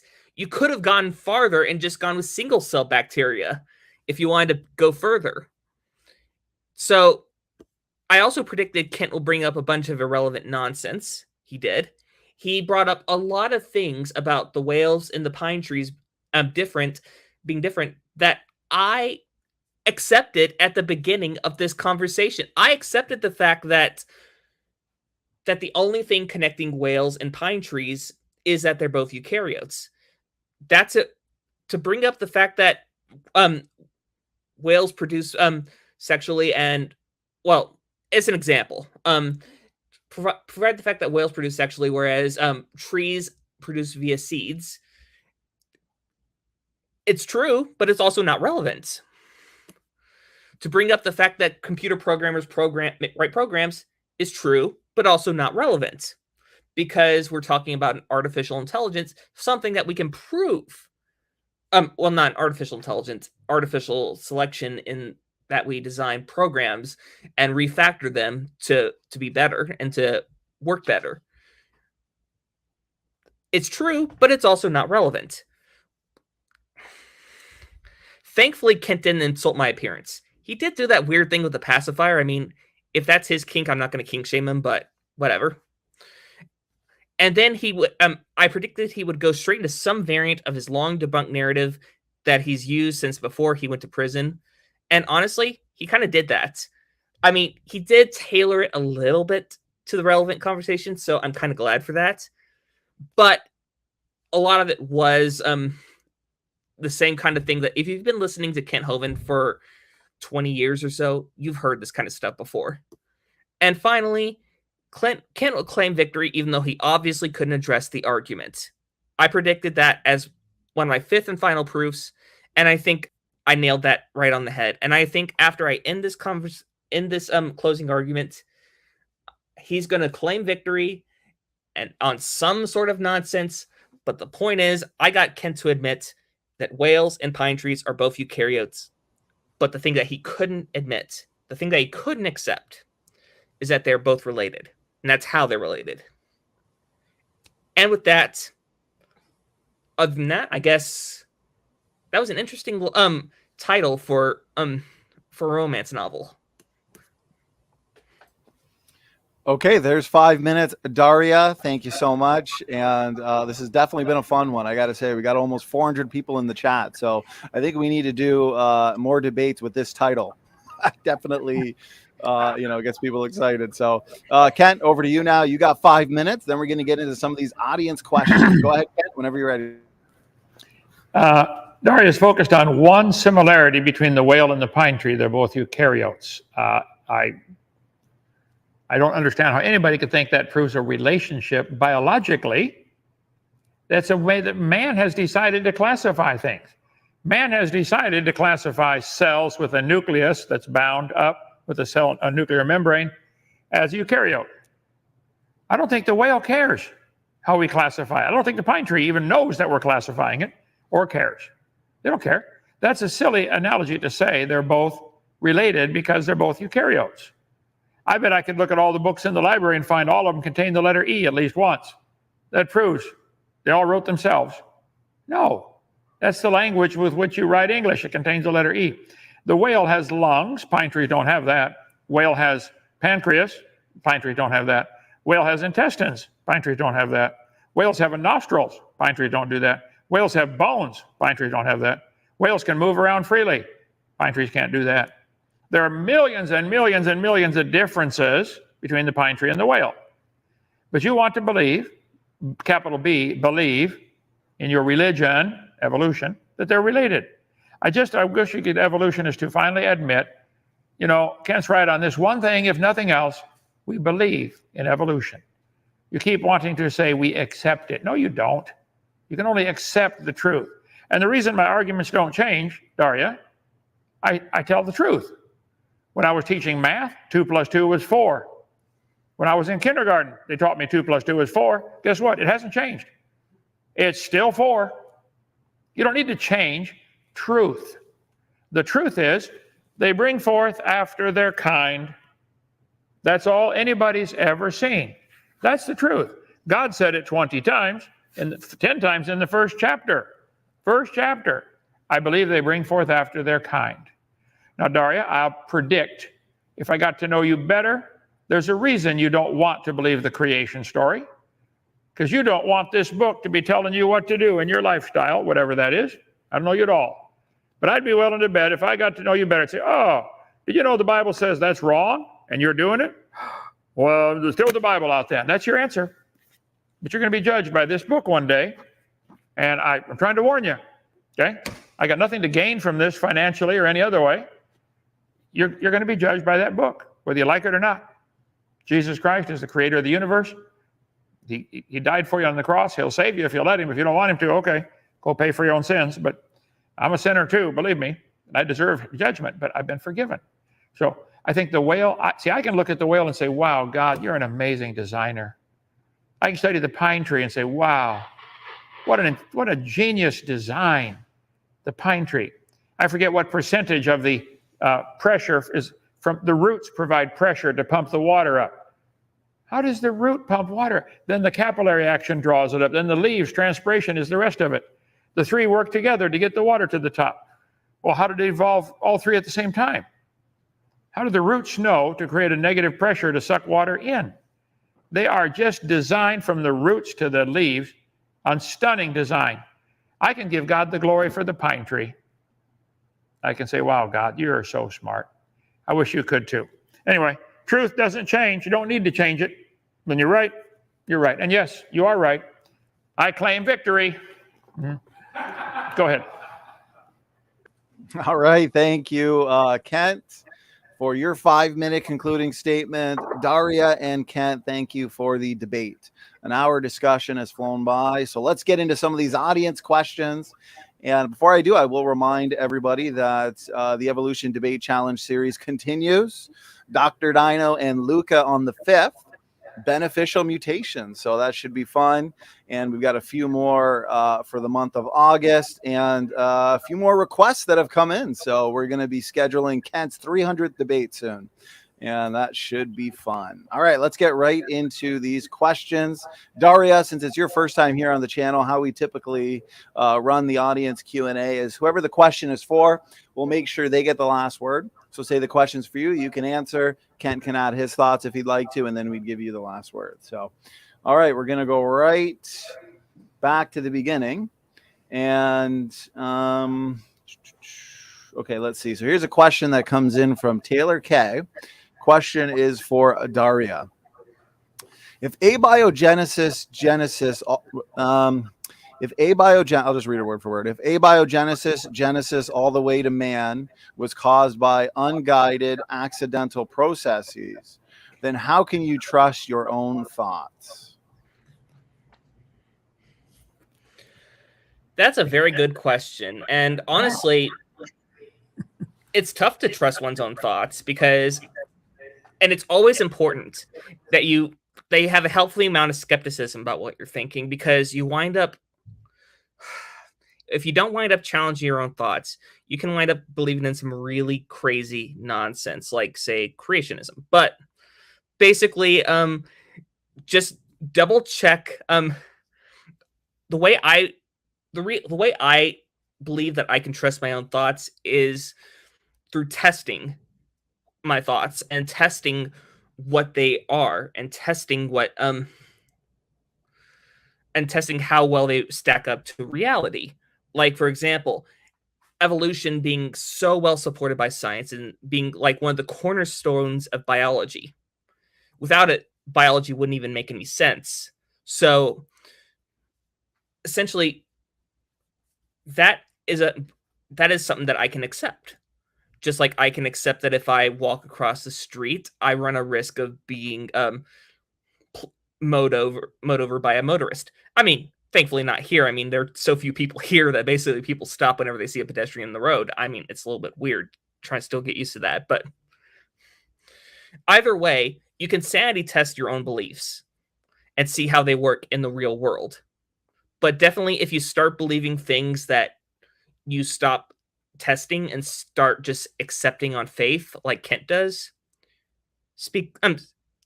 reach out, speak to someone, get some help.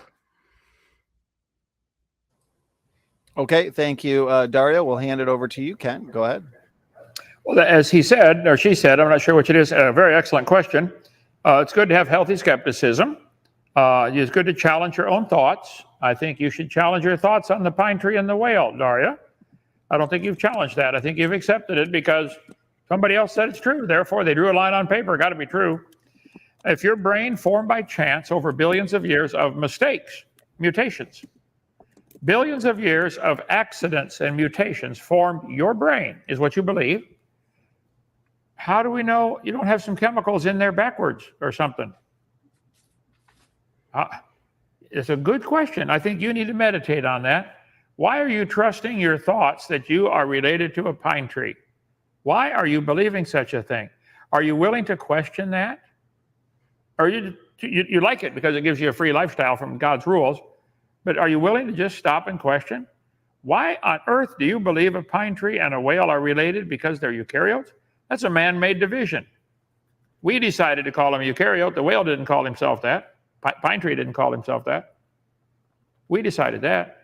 Why on earth would you believe? Question your thoughts. I just challenge you. Question them one more time. Go ahead. Okay, thank you. Do I get to respond to that? You get the last word. Question was for you. Wonderful.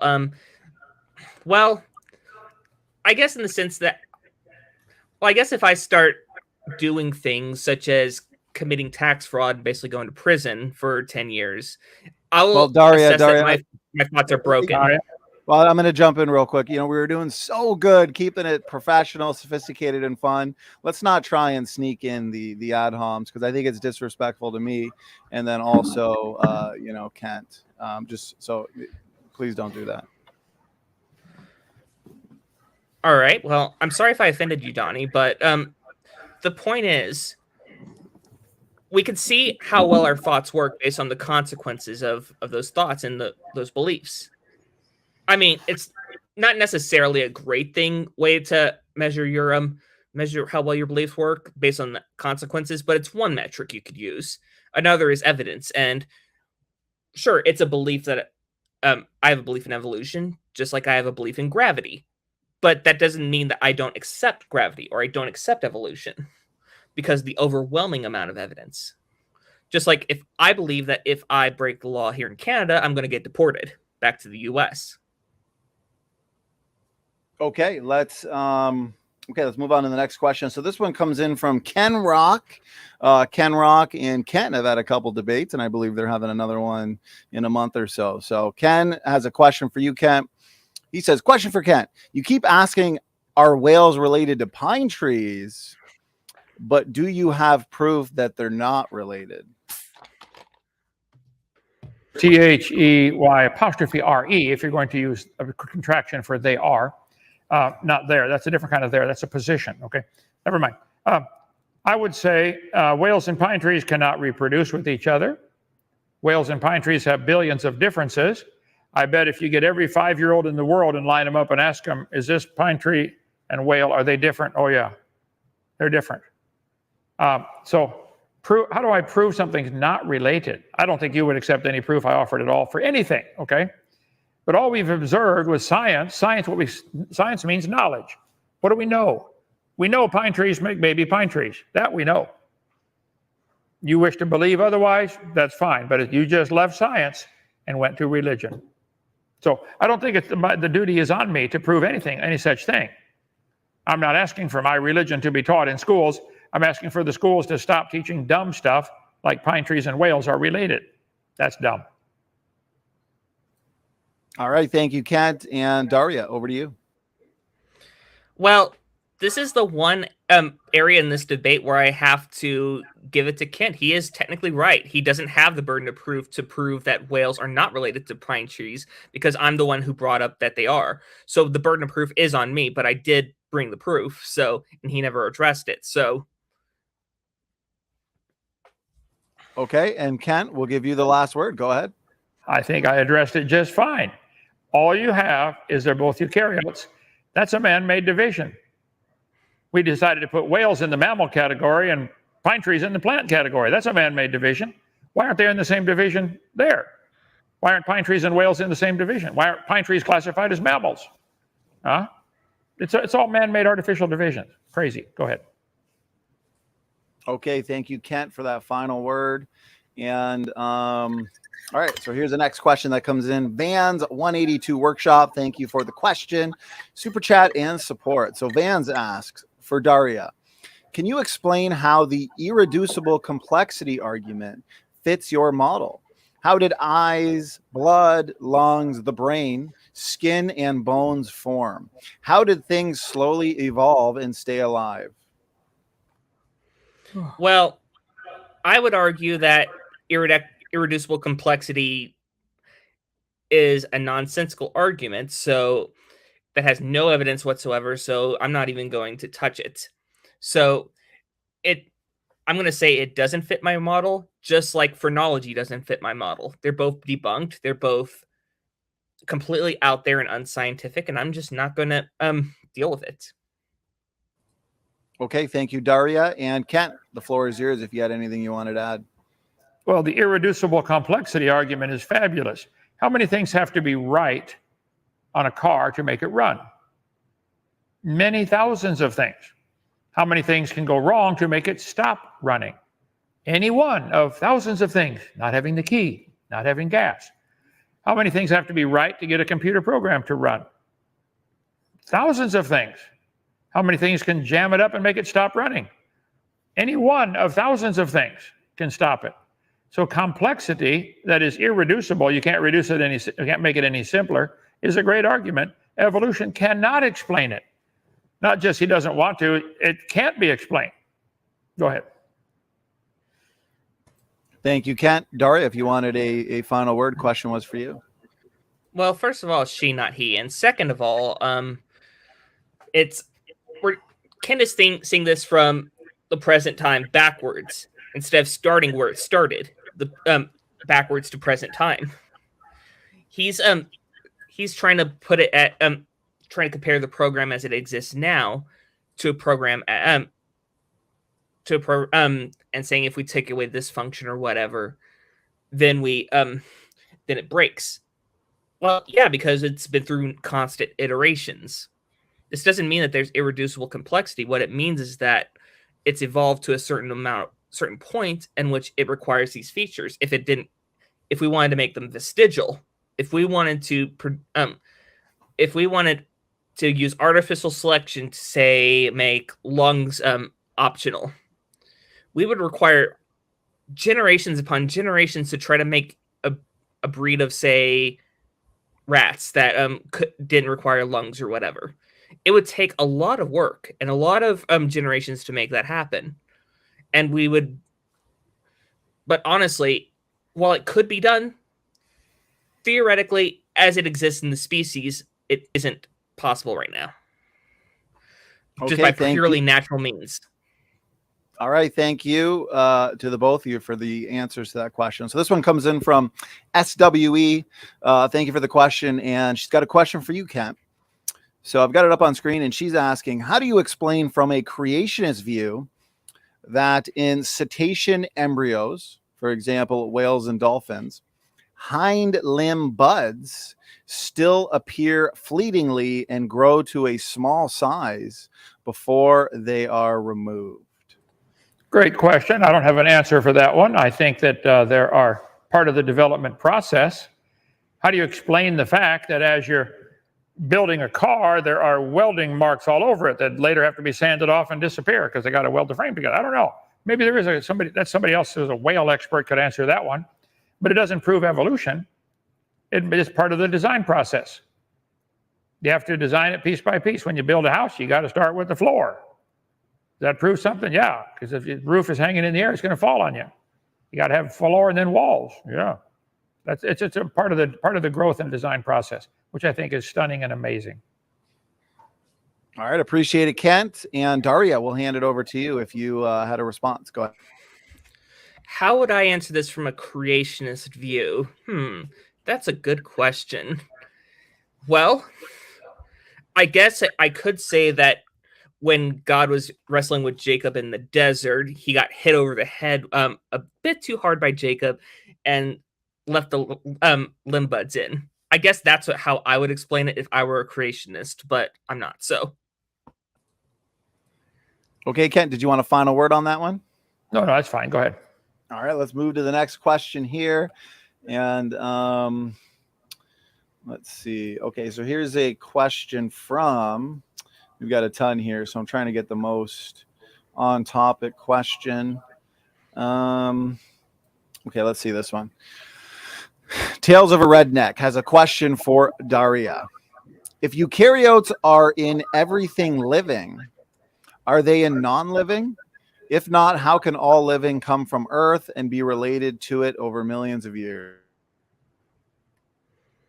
Well, first of all, the premise is wrong. Eukaryotes are not an everything living. We have prokaryotes, for instance. So eukaryotes aren't the only game in town. But that's just the group that connects whales and pine trees.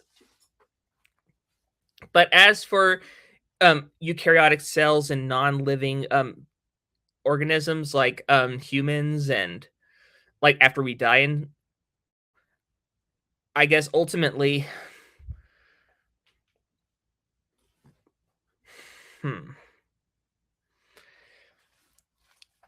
I'm thinking that this gets into the question of abiogenesis, because they're talking about how they come from Earth. So abiogenesis isn't as solid as evolution, for instance. There isn't as much evidence for it. So I'm going to have to defer to the wisdom of people who understand abiogenesis better than I do. So I do apologize for not being able to answer this question. But I imagine that eukaryotes evolved either from prokaryotes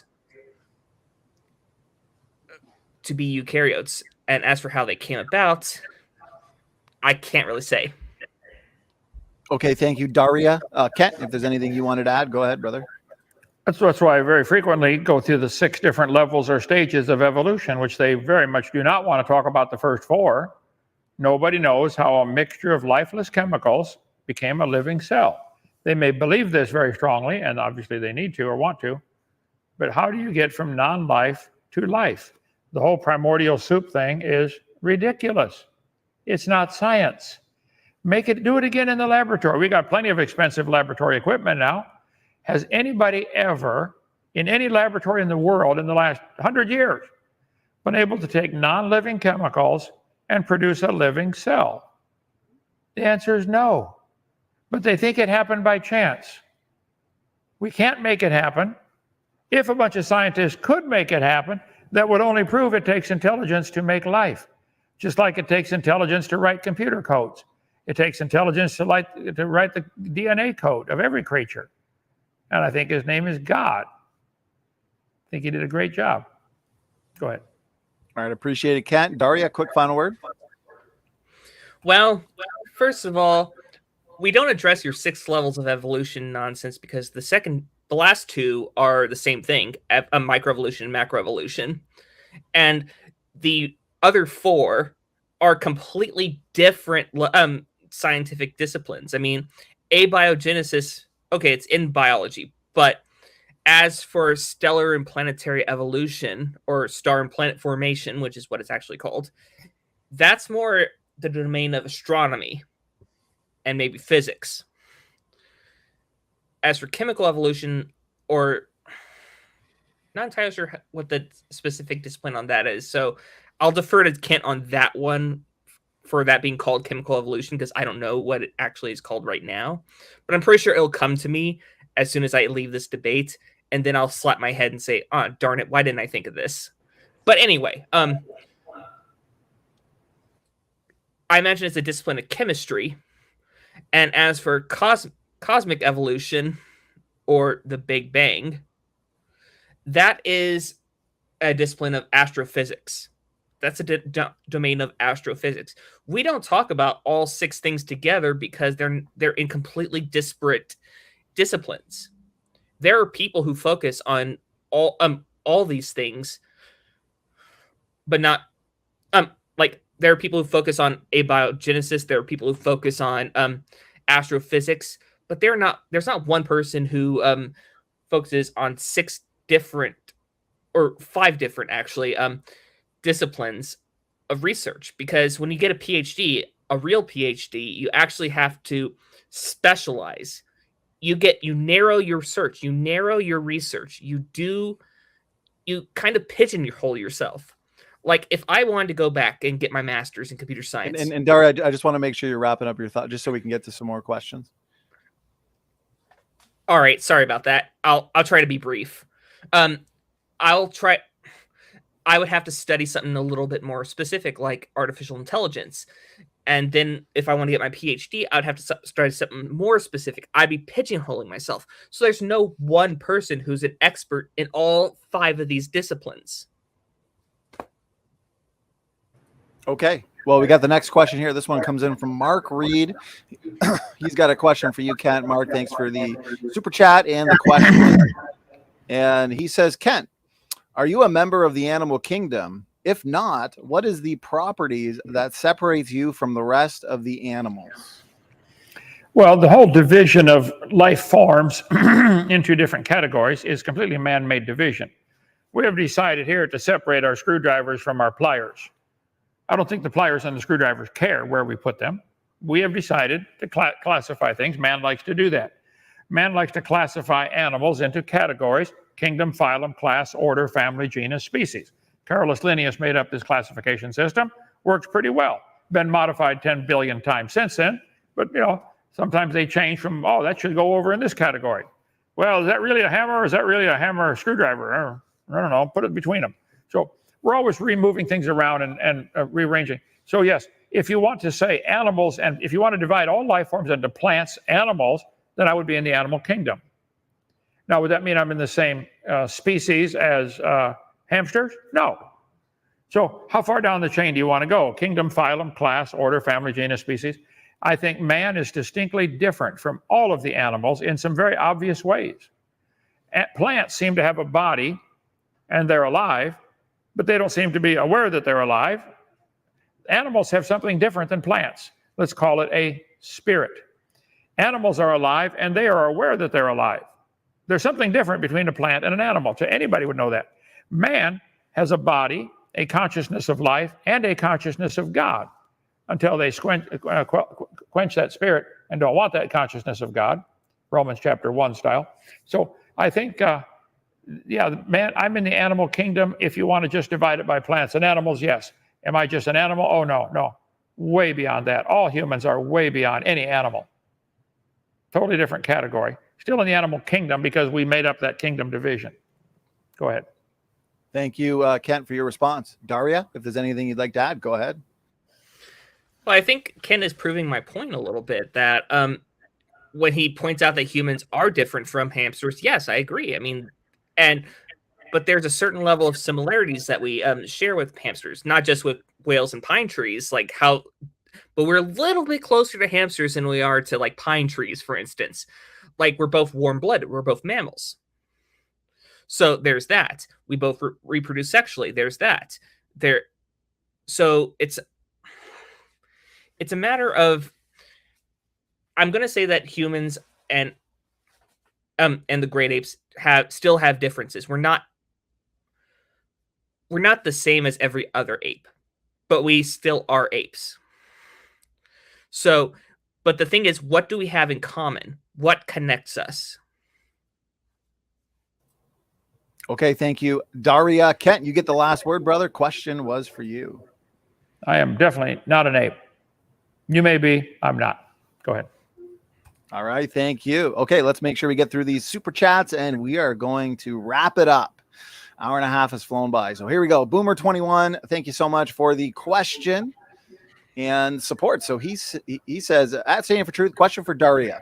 If evolution is true, then how do you explain human footprints alongside dinosaur footprints? How do I explain that in terms of the fiction that there are human footprints alongside dinosaur footprints? I would say it's just fiction. I mean, I can write some very interesting stories in fiction. In fact, I'm coming up with a couple as we speak. But the point is, there's a difference between fiction and reality. And in reality, there aren't human footprints alongside dinosaur footprints. And before Kent brings it up, yes, I've been to Glen Rose, Texas. Okay, Daria, thank you. Kent, anything you'd like to add? Well, I've seen them myself. I believe they are true. There's several hundred now been discovered, human footprints and dinosaur footprints in the same rock strata. But as I pointed out over and over, there is no such thing as a geologic column. It does not exist. You can make multiple layers in a matter of seconds just by flipping the sand art thing over. Many layers. The top layer is not younger. These guys are claiming the top layer is younger. Well, then where did it come from? Outer space? Think about it. All the layers were shuffled because of Noah's flood, but they're all the same age. But we don't need to find human and dinosaur footprints together. My video number 3 of my series goes through that in great detail. I don't think anybody's ever found human and chicken footprints in the same rock strata either. That proves humans and chickens did not live at the same time. All right. Thank you, Kent. And Daria, we'll give you a quick word, last word. I think this is the consequence of basically taking what is, metaphorically speaking, a coming-of-age story, the Pentateuch, from birth to death, basically incredibly literally. I think if you take it so literally that you think these things literally happen, of course you have to accept Noah's flood. But if you engage with the world as it is instead of how it is in fiction, then honestly, you can find a lot more interesting stories to tell. Okay, thank you, Daria. This one comes in from Jacqueline L. Davis. Thank you so much. Hashtag SFT. Question for Kent. Can you explain a common designer? I think we could look at the Honda Prelude, the Honda Civic, the Honda Accord, the Honda Odyssey, and find thousands of similarities, probably interchangeable parts, because they come from a common designer called Honda. I think that's just intuition 101. It's logic, common sense. Wow, these guys had the same designer. Honda makes them all.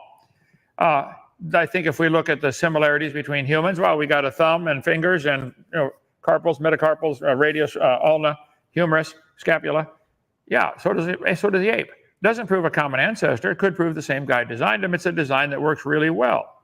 So can I explain the common designer? Can I explain God to someone who doesn't want to believe in God? No, probably not. I can't explain colors to a blind man either.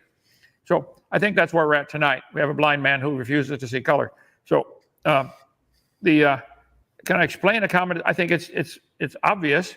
If I found products that come from the same factory that produced a variety of things, I could find some similarities. I think all the books in my library are written in English, common language that's used for all of them. What does that prove? That's the language, the 26 letters we use for English, that's all. I don't think the Chinese, you'd find any similarities between Chinese and English. I'm not aware of any. I think they got 5,000 Chinese characters now. So yeah, I don't know what they're asking exactly, but I think it's obvious there's a common designer. We've decided to categorize them certain ways, to call them eukaryotes. Okay, I don't think they care. Go ahead. Thank you, Kent. Daria, anything you'd like to add? Well, since I don't believe in a common designer, I think honestly that explaining it would kind of be a joke, but any designer who would put the food hole and the air hole as the same hole needs to be fired. Oh, Kent, last word. Fire him. Go ahead. All right, and I think we've made it to, I'm just looking at these 100 questions we have, and I think we made it to the last super chat. So here we go. This one comes in from SLIEW. Slew. Thank you so much. And it is a question for you, Daria, but it kind of looks like it's a 10-in-1. So I'll read it out and feel like answering whatever you'd like to. So this individual is asking, why would a perfectly good fish change? How is evolution different from Lamarckianism? Is the doorway to physical change, in brackets, mutation, proven? And we'll just end it there instead of having too many questions in one. But go ahead, Daria. All right, I'll take them on one by one. Why would a perfectly good fish change? I don't know. It could be trying to survive in a predator or survive in a new niche or whatever. There are plenty of reasons why a fish would change. But the thing is, changes don't necessarily have to be beneficial. They just have to be non-harmful in order to survive in the species. How is evolution different from Lamarckism? Don't know what Lamarckism is, so I'm not going to address that since I don't know. Is the doorway to physical change proven? What's the doorway to physical change? Are we talking like sexual reproduction? Yes, it's proven. Animals reproduce and they and little by little they make changes. Yeah, it happens. Can you have evolution without abiogenesis? No, because you actually do need life in order for life to evolve. Okay, well, appreciate you answering all of those questions. Kent, brother, did you want to anything you'd like to add? I think every single life form on the planet is amazingly designed for what it does to do, and it seems to be happy with that. I don't think fish have ever changed to anything else. I don't think amoeba ever changed. Amoeba are still making baby amoebas. I don't think anything changes. There's changes within limits, but I don't think anything changes to a different kind. I think all we've ever seen is that everything produces after its kind. So fish, as far as I know, we got a bunch of fish in our lake here. I predict when they have babies, they'll be fish. I'll bet $5 on that. All right, thank you, Kent. Jean-Baptiste de Lamarck is the guy who made up the idiot idea called Lamarckism. He was wrong. Tell him I'll debate him anytime, even though he's long dead. Go ahead. Thank you, Kent. Daria will give you the last word. Well, since there were a bunch of questions in there, and I think I got all 5, and Kent probably got 2 of them. Was I right about that? But hey, I didn't answer all of them either. I think about the Lamarckism one, I just said I don't know, which is the truth. I don't know. But either way, I guess I'll just add, if you ever want to break out the Ouija board, we can ask Lamarck together. All right. Well, Daria, Kent, we've made it. We've endured to the end of the Q&A, and that's it. We're going to wrap it up. Thank you to the both of you for doing this debate. It was definitely, it was definitely a lot of fun. Some interesting points discussed. And as I like to do, though, let's kind of hand it to you guys for just a couple final words, final thoughts. Daria, we'll let you start, and then we'll allow Kent to kind of close us down. Go ahead, Daria. Well, this is something I've always wanted to do because I find people immensely interesting. I find people who have weird beliefs interesting, and not just creationists, but also people like who believe that the vaccine doesn't work or anything like that. I find them immensely entertaining and to listen to. So I spend a lot of time listening to crazy people. So I've always kind of wanted to do this ever since I was living in Colorado. So I'm so glad I got to do this, and I want to thank Kent for giving me the time and the energy to finally have this debate. Thank you, Kent. Final words, final thoughts. Well, thank you, Daria, for doing this. I should have asked at the beginning, are you male or female? I don't understand. Which do you identify as? I am female. I'm not trying to be, not an ad hominem attack. I'm just asking. I'm female. Sometimes in the discussion, I would say he or she. Are you male or female? I'm female. Okay. You identify as female, or did they put that on your birth certificate, female? Well, the California Department of Vital Records put it on my birth certificate, so yes. The Department of Higher Records, so they had to change the original birth certificate. I see. No, they issued the birth certificate. Okay. I said vital records, not higher records. Okay. I identify as doctor. You can call me Dr. Hovind from now on. Okay. Yes, thank you. The Bible says the fool said in his heart, there's no God. You're going to die one day. You got a little dash between 2 dates, and God doesn't believe in atheists. I would ask the simple question I've asked everybody I try to meet. If you died today, where would you go? You agree, Daria? I would agree. I hope you would agree that you're going to be dead for a long time. Both of us are. What happens next? Hope you're happy with your choices you've made, and I'll see you Judgment Day. Thank you. All right, Kent, thank you so much for the final thoughts, final words from the both of you. To the audience, thank you so much for tuning in, and thanks for all the awesome questions. We'll see you later this week for a few more debates. Okay, Standing for Truth is out. God bless all.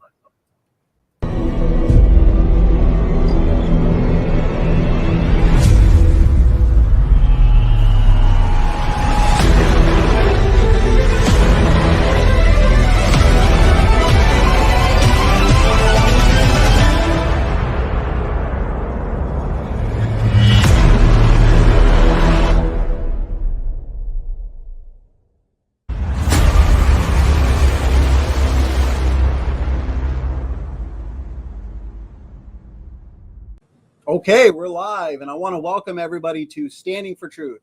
I am your host, Donnie, and we are here tonight for the epic debate, the main event between Dr. Kent Hovind and Mark Reed.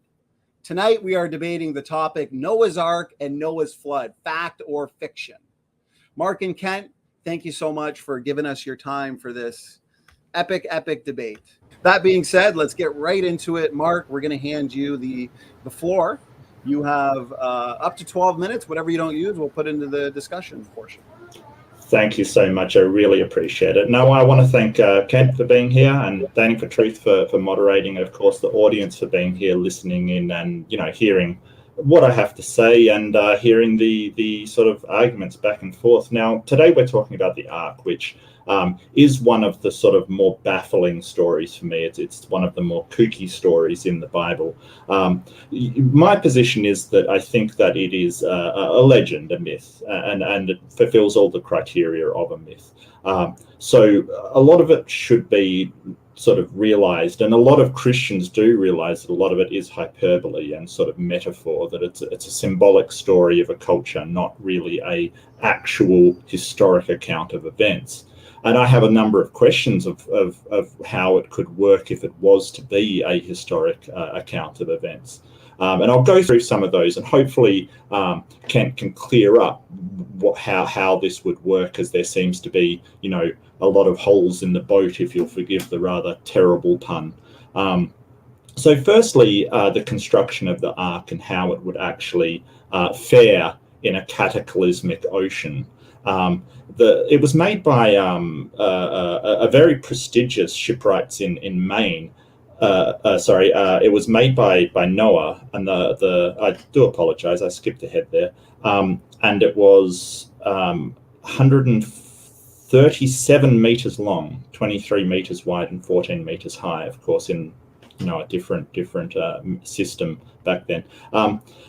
Now, when a ship becomes that big, and we can compare it to sort of modern-ish ships that were of a similar size, a principle called beam theory kicks in, and that means that when you increase the size of the planks, the structural integrity and the strength of the beam does not increase to match the weight it needs to hold, and it leads to a fragile hull.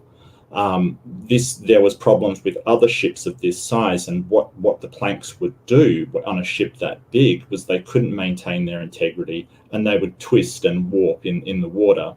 And the ship that I was talking about earlier, the Wyoming, I do apologize, I did skip ahead. The Wyoming was built by the finest shipyards in Maine, from a firm Percy & Small. It was 140 meters in length, so a very similar size to the Ark. And it could not go into open water. It was basically confined to the shallows because of this twisting of the planks that would occur. It eventually foundered and sank, but it was always known to have problems with water coming in. And it had to use bilge pumps, which obviously weren't available to Noah. And my question would be, how could it possibly deal with that water that would come in from a ship that size? There are other ships. When I say ships, they're more barges that are that size, wooden barges, and they have exactly the same problem. Their planks twist and warp, let water in, and they need bilge pumps and steel reinforcement to stay afloat. And technically, you could have people bailing, the old bucket heave over the side method. But there are some massive problems with this, and I will get to that later. Physics itself seems to have problems with the global flood narrative, and that's really what I'm putting up as in dispute, the sort of universal flood. When you increase the size of water and it rises all around the world, and I think it was Dr. Stern that pointed this out, it would compress the atmosphere. Now, this compression of the atmosphere, if you do know physics, if you compress air, it heats up to a rather large degree, in fact. And the rising of the atmosphere would compress everything to such a degree that it would burn to a crisp anything in that atmosphere. And so my second question is, how did the waters rise if the waters rising would burn everything? I really am uncertain about how that would work. As a sort of menagerie of animals, Noah's Ark absolutely fails. There is no possible way you could get the amount of animals on board And let's have a look at the animals, because it's incredibly vague how many there are. And I think the most generous estimate I found on board is about 10,000 animals. It would be impossible to get those animals on board the Ark with the space that it had. So I'm very curious as to how this TARDIS of an Ark managed to fit everything on board. And that brings me to the problems with the amount of people there were. 8 people were aboard the Ark, according to the myth, and 10,000 animals. Now, that would be well over 1,000 animals each to take care of. Now, according to a couple of sources that I read, an average zookeeper can handle about 25 animals. Take care of them, clean out all the fecal matter, do all of the care required for animals. Now, let's just say they were excellent workers, and double it to 50. And let's just say that they worked 16 hours a day with no rest and double it again to 100. And let's just, double it again, because why not? Let's just say there was something going on that we didn't know about, and say 200 animals. They still took care of 5 times that amount.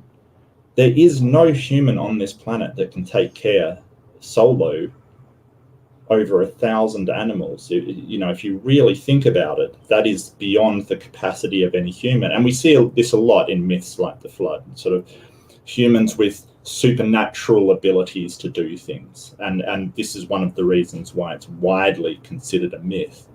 And another problem is, what did these 1,000 animals you're taking care of, what did they eat? You've got carnivores like lions and tigers that they couldn't feed on prey, because every time they did, they would make something go extinct. They would have to have meat, because that's what the order Carnivora eats exclusively. There's also kestrels and eagles and hawks. They couldn't hunt prey. They're not seed-eating birds. What did they eat? They have to have fresh meat, and meat does not keep very well on a leaky boat, I'm afraid. So I have a number of questions about that. Things like bees gathering pollen and nectar. How did they possibly do that? I do apologize, just 1 second.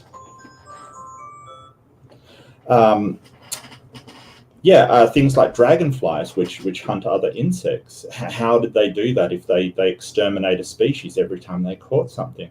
There's a number of questions about the diet of animals. Koalas, for instance, to bring it back to my neck of the woods, they feed exclusively on eucalyptus leaves. Exclusively. They can't eat anything else. So the question becomes, how did the eucalyptus trees get to the near Mideast? I don't understand how Noah managed to get his hands on, such a vast forest of eucalyptus leaves to keep the koalas alive. It's all very mysterious. So there's fantastic physics and geology and circumstance and, exceptional things that show that there was no global flood. There may have been, I will concede there may have been a local flood. I know that's not sort of what we're debating, but a global flood is pure fantasy. Most Christians, including Carol A. Hill, who is a Christian geologist, she has been for 40 plus years, she wrote in an article, absolutely no geologic evidence exists for the canopy theory, flood geology, or a universal flood. So nearly all geologists, even very, very devout Christian ones, don't believe in a global flood. So what I think has happened, and the more likely story, is legend building, sort of a small, sort of localized flood that was exaggerated over time. Sort of, a man could have saved a couple of animals, and, which turned into many animals over the retelling. And we know this happens over retelling. Stories become more aggrandized and larger and details added. It's one thing to say you caught a huge fish. It becomes so much more credible when you say the fish was exactly, 4 feet long, kind of thing. We know that people do this. So, you know, a few animals over time gets retold and becomes many animals, and then becomes all the animals in the land. And by the time it gets written down, it's all the animals in the world. There's nothing strange about that, and nothing that we see wrong about that in growing with in scope with the retelling. Either that or a boat that would leak and founder would have been in an ocean that could not have risen, carrying animals that could not have survived, serviced by a crew that could not handle the workload. And don't forget, the crew would also have to clean, cook, maintain the boat, do every chore aboard such a massive vehicle, as well as over 1,000 animals. It just, to me, it seems one of the more kooky stories in the Bible, just because of the sheer amount of holes and the sort of, to me, the ridiculousness of those holes. Nothing about it is very plausible at all. And so I know which one out of these ideas that I would believe. It is simply a myth. Thank you. Okay, I appreciate it there, Mark. With 1 minute to spare, we can definitely throw that into discussion portion. So you made it. You made it. Also to the chat, thank you so much for your support, your super stickers, super chats. We've already got over 200 people in the chat.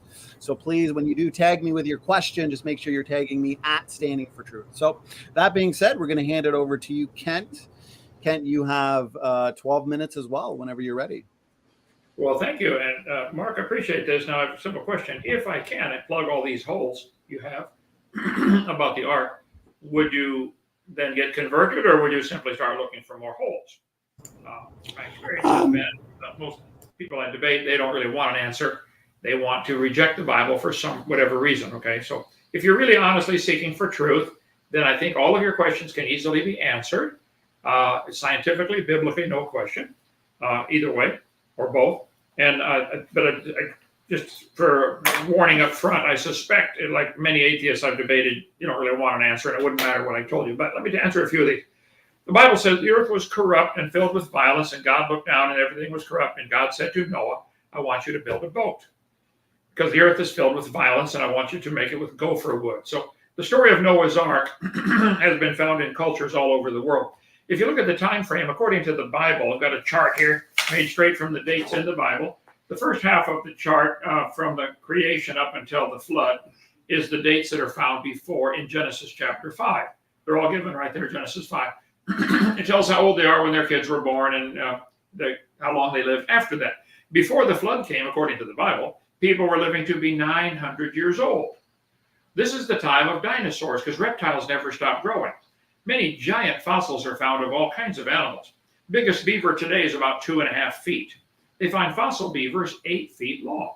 Something was different. Now, the textbooks in school are going to say, oh, this is during the prehistoric Archean era, something like that. There's no such thing as a geologic column. There's no such thing as a Jurassic period or Triassic or Mississippian, Devonian, Silurian. It's all baloney. All the layers are the same age. How can they not be? They say the top layer is younger. I say, really? Where's it coming from? Outer space? All the layers are the same age, every speck of dirt. Anyway, so before the flood came, the Bible says they lived to be 900, including Noah was 950. After the flood, the dates are found in Genesis chapter 11.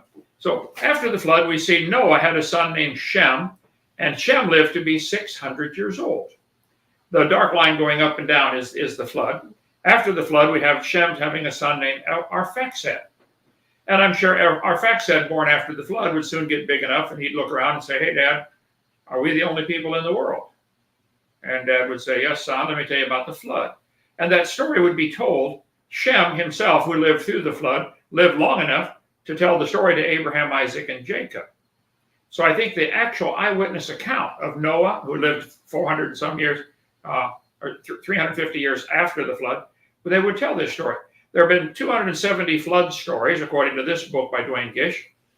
Flood legends. After the death of Kunihana in Hawaii, the legend goes, the first man, the world became a wicked, terrible place. There was one good man left whose name was Nu'u, according to the Hawaiian legend. He made a great canoe with a house on it filled with animals. And I cover all this in my video number 3 of my seminar series. You get the whole thing for $50 and watch video number 3. I talk about dinosaurs. They've always lived with man, and a whole bunch about the flood. And actually, Dr. Hovind, I'm just going to pause your timer real quick because I noticed, and some people noticed in the chat, that the mic you're using is the computer mic versus your external mic. Now, I don't want to risk anything and screw anything. They got a red light on my mic again. Now we can still hear you. It's just coming from the. Okay, it switched over. This thing turned red, which indicates the world's going to come to an end in 20 minutes. What do we do? Keep going? You got another battery? Hold on, it's coming. Okay. That's coming. Another battery should take. There it is. Okay. Green light. All right. There we go. What an improvement. There's proof for good. evolution right there. So there you go. Oh, and actually now we're not getting any sound from Kent. So it was coming perfectly, and now the sound's off.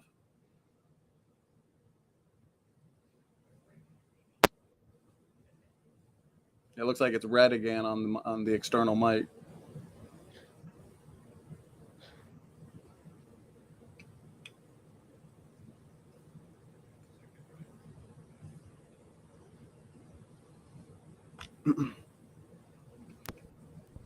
It was coming in for a couple seconds there, whoever's in charge of the external mic, but it then we lost Kent. So, there we go. How's that? Testing 1, 2, 3. There we go. Green You're light. back. Red You light, had us green light. worried, Okay. Kent, but you're Keep back. an eye on that there. Okay. I guess the point would be there are hundreds of flood legends from countries around the world. Are they all just making up a story? Or could it be that these are, exaggerated versions, as he said, of the real thing? The Chinese have a legend that says Fu Hai, his wife, 3 sons, and 3 daughters escaped a flood, and they survived in a big boat. The Toltec Indians in Mexico have a legend about a flood. They say the first world lasted 1,716 years. Well, that's interesting. The Bible dates add up to 1656, so pretty close for a legend like that. They say the world was destroyed by a flood that covered the highest mountains, and 1 family survived. So the Bible dates come to 1656. So I think a legend that's only 80 years off after being retold and retold is pretty good. Let's see. There's a website called creationism.org that has a list of all of the flood legends and all the information about them if you want to go read about that. Now, we have here at Dinosaur Adventureland a rock tumbler. You stick rocks in there and just tumble them around for a few days, drive your parents nuts, and they come out rounded. Rock tumbler. Worldwide, gravel is rounded. We live in a gravel pit here in Lenox, Alabama. We have trillions of rounded rocks. Rocks that are rounded off had to be tumbled around. The 7 layers of gravel here in Lenox, Alabama that they were digging for, these gravel layers, go all the way to North Carolina. Same layers. I think there was a flood to make rounded rocks in layers like this, 7 consecutive layers. It's gravel, sand, clay, which is come take the tour and I would show you around how that happens. We got a science demonstration on that. At the far end of the country of Turkey, there's a mountain over there called Noah Ungumshi. The Turkish government has signs. You go drive right up to it. They say this is where Noah's Ark landed. The Bible says it landed in the mountains of Ararat, mountains plural. 4 theories about Noah's Ark, what happened to it, if the story is true. Some people say they took it apart because after the flood, there wouldn't be very many big trees around to build stuff out of, so they reused the lumber. Reasonable theory. Second theory says it rotted, it's made out of wood, it's gone. Third theory says it's still on the mountain, and fourth theory says it's down in the valley. I stick with number 4. I think it's down in the valley. Here's actual Mount Ararat. I think it's unlikely for anything to land on a mountain. If water's receding, it's going to drift off to the side. Float a sponge in your bathtub and bring your knee up under it and try to get it to land on your knee. It's going to be very difficult. It's going to drift off to one side or the other. Green light. Okay. So some people think it's on the mountain. I disagree. I don't think that's it. I think it's right there. Turkish government says that's it. The Life magazine published an article 60 years ago, said that's Noah's Ark right there. That's the remnants of it. There was an earthquake in 78 that made it, either it came up or the ground fell down, but that's apparently what's left of Noah's Ark. It's in the right spot. It's in the mountains of Ararat where the Bible says it landed. Richard Reeves and David Reeves, his son, good friends of mine, they've been done a lot of study on that. The Ark apparently has collapsed on itself and folded out to the side. Radar scans show that there are giant timbers down there. This indeed is, and the Ark was apparently bolted together with giant rivets. Noah was 600 when he went on the boat. He's probably a pretty smart fellow by then. He'd figure out how to do things. Plus, God showed him how to build the boat. But they found some of the rivets, iron rivets, that apparently the ark was bolted together, riveted together, okay? It was apparently made of 3 layers of wood that are stuck together by tar. The Bible says they used pitch. I saw a sample of it they've got at the museum in Tennessee. It was about 4.5 inch thick, like plywood, only this thick. That would be incredibly strong. Cross grain like that. You can go see Wyatt Archaeological Museum and see all the pictures. Apparently, the ark landed up near the mountain, and over the years, over the centuries, the rainstorms and landslides and things have pushed it down. It tore the bottom of the ark off, which is called the keel. Most ships have a heavy keel on the bottom to keep it upright. Put a bunch of rocks in something hanging off the bottom to keep the ship upright in stormy weather. Apparently that got ripped off because it's still up there near the mountain, and the boat has slid down now down here. So you can watch my video for more on that. I did want to address some of your questions, Dave, on the assumption that you really want an answer. Let's see. I'm sorry, Mark. God gave the instructions on how to do it, and Noah was 600 when the flood started, so he probably spent 100 years building that boat. We don't know, but he certainly could have hired local help if he wanted. And yes, the Bible teaches clearly it was a global flood. I'm surprised, Mark, that you said, one of the things you said, I said, you got to be kidding. You said the rising ocean would compress the air. How on earth did you come up with that conclusion? If the ocean rises, it lifts the air with it. Rising oceans has zero effect on air pressure. None. The air is going to go up with it. It's not going to heat up the world from the heating of the air. Study some physics on that one, Mark. Sorry. And you said there's no way to get all the animals on the ark. 10,000. Let's take that number. You used 10,000. That's reasonable. First of all, Noah was 600. He was probably smart enough to know to bring babies. He only had to bring 2 of each kind. There's a website called baraminology.com from the Hebrew word baramin, which deals with what is a kind. God said bring them after their kind on the ark. And to put this in perspective now, for all of you guys watching, I want you to understand that people like Mark want to reject the flood story, which is their privilege, but instead they want you to believe everything fit in a dot smaller than a period. You don't believe all these animals could fit on a boat, but you think all the animals in the world fit in a dot that exploded. Stop and think. It boggles the mind that they can believe this evolution religion. They've traded in a Bible story for something so dumb to believe in evolution. Anyway, the government of Turkey built a visitor center over there. You can go see Noah's Ark if you'd like. Right there. Okay. 300 cubits long, cubit elbow to fingertip. That would make the boat, with my cubit at least, 20.62 inches is the standard Hebrew cubit or Egyptian cubit. That'd make the boat about 515 feet long. And that is indeed the size of that, a little bigger than the Titanic. And as far as keeping the boat in stormy weather, we don't know that where the flood was when Noah was in the ark, it was stormy at all. People always assume, oh, the rough seas are going to tear the ark apart. Maybe it was perfectly calm the whole time, just float, land, and get out. We don't know that there was a storm. But in case there was, or any currents moving things around, apparently there were rocks hanging on the side of the boat. Drogue stones, they're called. They found, I think, 12 of these giant rocks, 9,000 pounds apiece.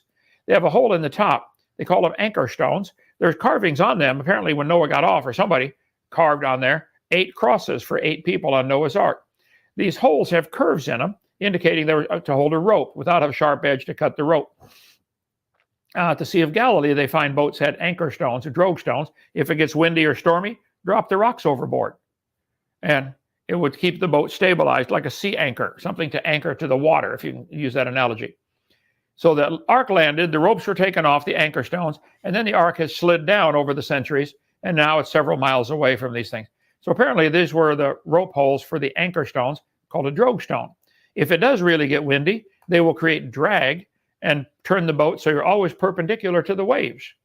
It would be a smart idea to have drogue stones hanging off the boat to slow you down if you're not going anywhere. One guy said Noah's Ark having rocks on the side would slow him down. I said, where was he going? He's not trying to go anywhere. He's just trying to float. But they said there was a 6-master that couldn't sail because the sails kept twisting the ships. You mentioned the planks twisting. Noah's Ark didn't have any sails. It's just simply a design to float. The book of Josephus, I got 2 or 3 copies back there. They had written about the time of Christ. They said, oh, yeah, we know where Noah's Ark is. It's called the landing place in Armenia. And about the ark going over waves, again, we don't know that there was any stormy weather where Noah was. But if there was, the ark going over a boat going over a big wave, a boat that long, would tend to twist and flex unless it had a moon pool. It's common sense. A moon pool is a hole in the floor into which the water can come up and down. You have walls built up inside. And as you go over the waves, this relieves the stress on a long ship, and it acts like a giant piston to pump air in and out of the boat, and a good place to get your fresh water. I believe the whole world was fresh water during Noah's flood, and all the water has gradually become saltier. We know the oceans are gaining salt every day, and today they're 3.6% average salt salinity in the ocean. And so that could have happened in 4,400 years easily, go from fresh water. And you mentioned about the carnivorous animals on the ark. Let's see, I think I've got that. Evidence for Noah's flood. The Bible clearly teaches it, first of all. Jesus believed it. There are 350 flood legends, and 70% of the earth is still covered by water. One atheist I debated said, if there was a flood, where'd all the water go? It's still here. The oceans are huge. If you smoothed out the world today, there's enough water out there to cover the earth 1.5 miles deep everywhere, 8,000 feet. 1 minute. 8,810 technically is the supposed answer they got. So I think there's overwhelming evidence there was a flood, and the Noah's Ark story is perfectly legitimate. And I think Noah had dinosaurs on there, and probably babies. I think Noah took babies of everything. Let's see. You said one zookeeper to take care of 25 animals. Well, you're setting up a straw man and then knocking it down, thinking you've won some kind of victory. Suppose the Bible says in Genesis chapter 1, all of the animals were vegetarian, everything. And changing from a vegetarian lion to a meat-eating lion is a pretty minor change compared to changing from a rock to a lion, which is what you guys in evolutionists believe. So I think during the flood, everything was vegetarian. I think Noah would and none of the animals needed cages to give them a little room to sleep in, but leave the door open or don't even have a door, and just put out piles of food. They go buy their own food, go get their own food. So you're imagining a problem that does not exist. This way, Noah's family didn't probably have to do much of anything. If it had a moon pool, if I was Noah, I would build it where such that every time you hit a wave, the water comes up and automatically fills all your watering troughs for you. 15 seconds. I think that'd be common sense to do something like that. So I think feeding and watering the animals took no time at all from Noah's family. I think you're claiming there wasn't a flood based on some fallacious arguments. Okay, go ahead. All right, I appreciate that opening statement. That concludes the opening statements from both Mark and Dr. Hovind, roughly 12 minutes. So thank you to the chat. We're close to 300 people in the chat, so I know there's a lot of questions flying in. Just make sure you are tagging me at Standing for Truth. So Mark, I'm going to hand it over to you. You have between 6 and 8 minutes for your rebuttal. Of course, whatever you don't use, we can just toss into the discussion portion. You are on mute. Just make sure that you unmute yourself, and we're good to go. Sure, no problem. Thank you so much. And thank you, Kent, for your opening. I really did enjoy that. So a few things I want to address. And first off is the cultures all around the world having various flood legends. Now, it's funny that you brought up the Yellow River, because in that story, the entire world didn't flood. It was just the Yellow River, and it wasn't just the Futu that survived. It was actually a whole bunch of stuff. The idea of that myth is that he controlled the flood, not that it actually went out of control. So you've got the wrong end of that myth there. Maybe getting your myths confused. The fossil record doesn't support Kent's thing, and the whole thing about layers that he mentioned, like, oh, you have all these layers, is in some places we do find those layers flipped over, so it has the hard rock then up to the sedimentary and then reversed on top of it because of the way plate tectonics work. Sometimes it gets pushed up, abducts, and then flips over. And that doesn't explain why that happens if it is indeed a flood that did that. And that's why most geologists don't think that flood geology actually explains geology at all. Erosion doesn't need a flood. There's no case where we've ever, needed a flood to have erosion. It is a ludicrous claim. Now, this whole idea of that particular boat that was found, this is the Turkish government, and I'm very familiar with this one. There was a paper that did a chemical analysis, and I'll just find the doctor's name, David Franklin Fasold. He did a chemical analysis on it and found that there was no petrified wood in this particular site for the boat. It's actually just looks boat shaped and is purely natural rock. And I do have the paper where he did a chemical analysis on it. The iron brackets that were found, that were mentioned, were actually limonite. So basically not iron, but a raw form that you find naturally in the earth. And the drogue stones were from that exact area, so they weren't transported from anywhere else. And we can tell this through chemical analysis. So in fact, those drogue stones were dug up, or the stones were dug up from that area. So they didn't travel anywhere, they were just made there. The crosses they determined were added later. They weren't, put on there, they weren't carved on there when the stones were carved from the very rock at that site. So a chemical analysis shows that that isn't the ark, because it isn't fossilized wood, it's just purely natural rock. Now, the whole thing about having babies on the ark, I'm sort of confounded, because younger animals need more care than older animals, so that kind of reinforces my point. And it also adds the question of, if they were babies, where did the milk come from? Like, this is the problem with mythology. You plug one hole with this sort of statement, and another hole opens up somewhere else. So the holes are getting more, not less after that. So I'm kind of baffled. It's funny that Ken accuses me of making a straw man, as he said, something about a dot smaller than a period, which I think is the Big Bang he's referring to. I don't know why. It's not really a subject for this debate. Not only is that a straw man, it's also a red herring. For anyone unfamiliar, a red herring is something that you throw out to distract the audience away from what you don't want them to see. It's a big distraction, and I don't know why we're suddenly going into these fallacies of red herrings and straw men. I didn't mention sails twisting planks, and I did in fact mention barges that were of a similar size, and their planks twist as well. I'm not sure if you're familiar with a barge, Kent, but a barge doesn't have sails, and these barges of similar size made of wood, their planks still twist. They do need bilge pumps, as I did iterate before, and they don't have sails, so that's a moot point. Now, a moon pool, I don't know how you would solve the structural problems of a boat by putting a hole in the bottom. You already have a wooden boat with structural problems. Putting a hole in the bottom does not solve those structural problems. In fact, it makes it far, far worse. Most boats with moon pools are actually made of steel, not wood. There's a boat of that size would not have a moon pool if it's made of wood. Steel maybe, but not wood. That's ridiculous. A perfectly calm world while you have a global flood, hard to believe. Okay. Now, the one thing that did stand out is the way Kent said, a lion wouldn't change much going from a vegetarian to a meat eater, and that's incredible. So a lion has a digestive tract that is absolutely suited for digestion of meat, and claws for grasping prey, teeth that cannot eat, I think it was hay he said they ate.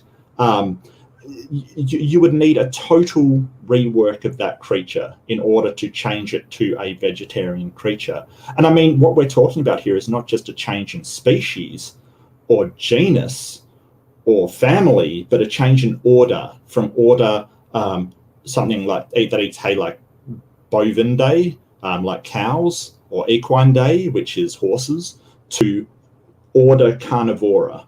So this is beyond the most ridiculous optimistic dreams of a geneticist to see a hay-eating lion turn into a meat-eating lion over the course of what, less than a millennium?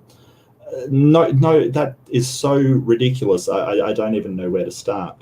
Yeah, and that's sort of what I picked up from Kent's opener. And I'd like to iterate what is gopher wood? What is that? Because we don't seem to know. In fact, there's a whole load of stuff about the Bible we don't seem to know. But yeah, that's the problems I had with the evidence that Kent presented. Okay. Well, I appreciate that rebuttal, Mark. With a minute to spare, as always, we throw that into the discussion portion. So that being said, we're going to hand it over to Kent. You have up to 8 minutes as well. I'll start. All right. Thank you so much, sir. This is why I so much prefer one topic at a time. What's happening here is Mark's throwing out 8 or 10 different topics, and I won't have time to answer each one adequately during my 8-minute rebuttal. And therefore, he will think, oh, wow, I won on point number 4 and 3, or 6 and 7. So one topic at a time, please. Okay, as far as bringing babies on the ark, where would they get the milk? Okay, Mark, let me explain. After babies get done with the milk stage, they enter a period we call adolescence for humans, and they're able to take care of themselves, and they don't need milk anymore, but they're still not full size. So let's just say Noah took adolescents on the ark, if that would help you, to the point where they did not need milk anymore. They get to a certain stage. Okay. Big Bang straw man is not a straw man at all. You made the argument that all the animals could not fit on a boat that size. I'm pointing out that what you've given people in exchange for not believing that, the atheists and evolutionists that I'm aware of, all of them, 252 that I've debated so far, instead they believe everything, all the planets, the whole Pacific Ocean, everything fit in a dot smaller than a page, smaller than a period on a page. This is not a straw man. For you to claim Noah could not put all the animals on a boat and then turn around and believe that they all fit in a dot is real ridiculous, incredibly ridiculous. Okay, so let's see. Fit in a dot. Okay. The hole in the bottom of the boat with the moon pool, I think is perfectly legitimate. You can build a wooden boat with a hole, a structure. I've built stuff all my life. It would not be difficult to take a wooden boat, have a hole in the bottom, and build walls up on the inside. They build tower things out of wood in round shapes all the time. It could be square. I don't know that it was round, but it could. Noah could have built a moon pool and reinforced it and easily survive a 1-year flood. Plus, you still stuck with the assumption it's rough. You said, well, during a global flood, it's going to be, the ocean's going to be tumultuous. I would be willing to bet you $20 there are storms going on right now, someplace on the planet. I bet there are hurricanes and typhoons going on someplace right now that is not affecting the beach in Alabama at all. It's perfectly calm here while it's stormy over here. I bet you get storms in Australia that we here in America don't know about and don't care about. So it is ludicrous to say the whole world was tumultuous the whole time. It's a really, really big planet. And so it could have easily been calm seas where Noah was. All it has to do is the water come up, drown everybody, and go back down. Doesn't have to be tumult at all, anywhere for that matter. But the moon right now, the moon, 250,000 miles away, is pulling a bump up on the Earth called the high tide. It holds that tide like a magnet while we spin around. At my latitude, Lenox, Alabama, 31 degrees, we're going about almost 900 miles an hour toward the east at this latitude. So if the moon is holding a bump of water called the high tide while we spin around, the water has to be constantly being dragged sideways to stay under that bump at the same speed the Earth is turning. So if there were nothing to interrupt the tide would become harmonic, and it would be a 200-foot tidal change every 6 hours, 12 and a half minutes. So the water going in sideways in to fill that bump would be going the same speed the Earth is turning. If the water were going sideways at 900 miles an hour, it would make a whole bunch of layers in a hurry. This is a demonstration we do here at Dinosaur Adventureland to show rapid sedimentation. And to say the layers are different ages is so ludicrous. Where are these layers coming from? Outer space. All the layers form quickly. I have demonstration part of our tour we give here, where we shake up a jar with sand, gravel, and clay and water in it, and it always sorts it out and settles it into sand, gravel, or gravel, sand, clay. It's hydrologic sorting. It's common sense 101, physics 101. Things are sorted by density and by surface tension and by numerous other factors. So I think the flood of Noah would explain all the layers. It certainly would explain the polystrata fossils we find. Thousands of trees have been found petrified standing up, connecting all these layers. The layers are all the same age within a few weeks of each other, just settling out in a flood. And then you mentioned about the meat-eating lion. I need you to do some research on what happened in London during World War II. they told the London Zoo, sorry, no more meat. We got to give all the meat to the soldiers. So they fed the lions cabbage. They didn't like it at first, but they got used to it, and they lived just fine throughout the whole war on cabbage and other vegetable material for the lions. Yes, carnivorous animals can learn to live on vegetation. We know the lions did. What was the name of that one at the London Zoo? I cover this on my video number 6, I think. Anyway, so I have to strongly disagree. This is not a problem. But again, going from everything was vegetarian. After the flood, we see in Genesis chapter 9, God told Noah, now the animals are going to be afraid of you. Before that, they weren't afraid. Everything was friendly. Noah didn't need cages on the ark. Let all the animals run around, play together. And then after the flood, when they let them all out, they spread out around the world, and some became carnivorous. Some animals today can live on either one, vegetation or meat. Bears can do that. They're omnivores. Humans are that. Omnivores can eat either one. There are some today that have adapted to a strictly meat environment. But this is 4,400 years after the flood was over. And I think so even the carnivores, I bet you could probably get most of them, if not all of them, to learn to live on vegetation again. I bet that could be. But again, going from a meat-eating lion to a vegetarian lion would still be a minor change compared to going from a rock to a lion, which is what the evolutionary theory teaches. So I think there's only two options. The Bible's true or it's not true.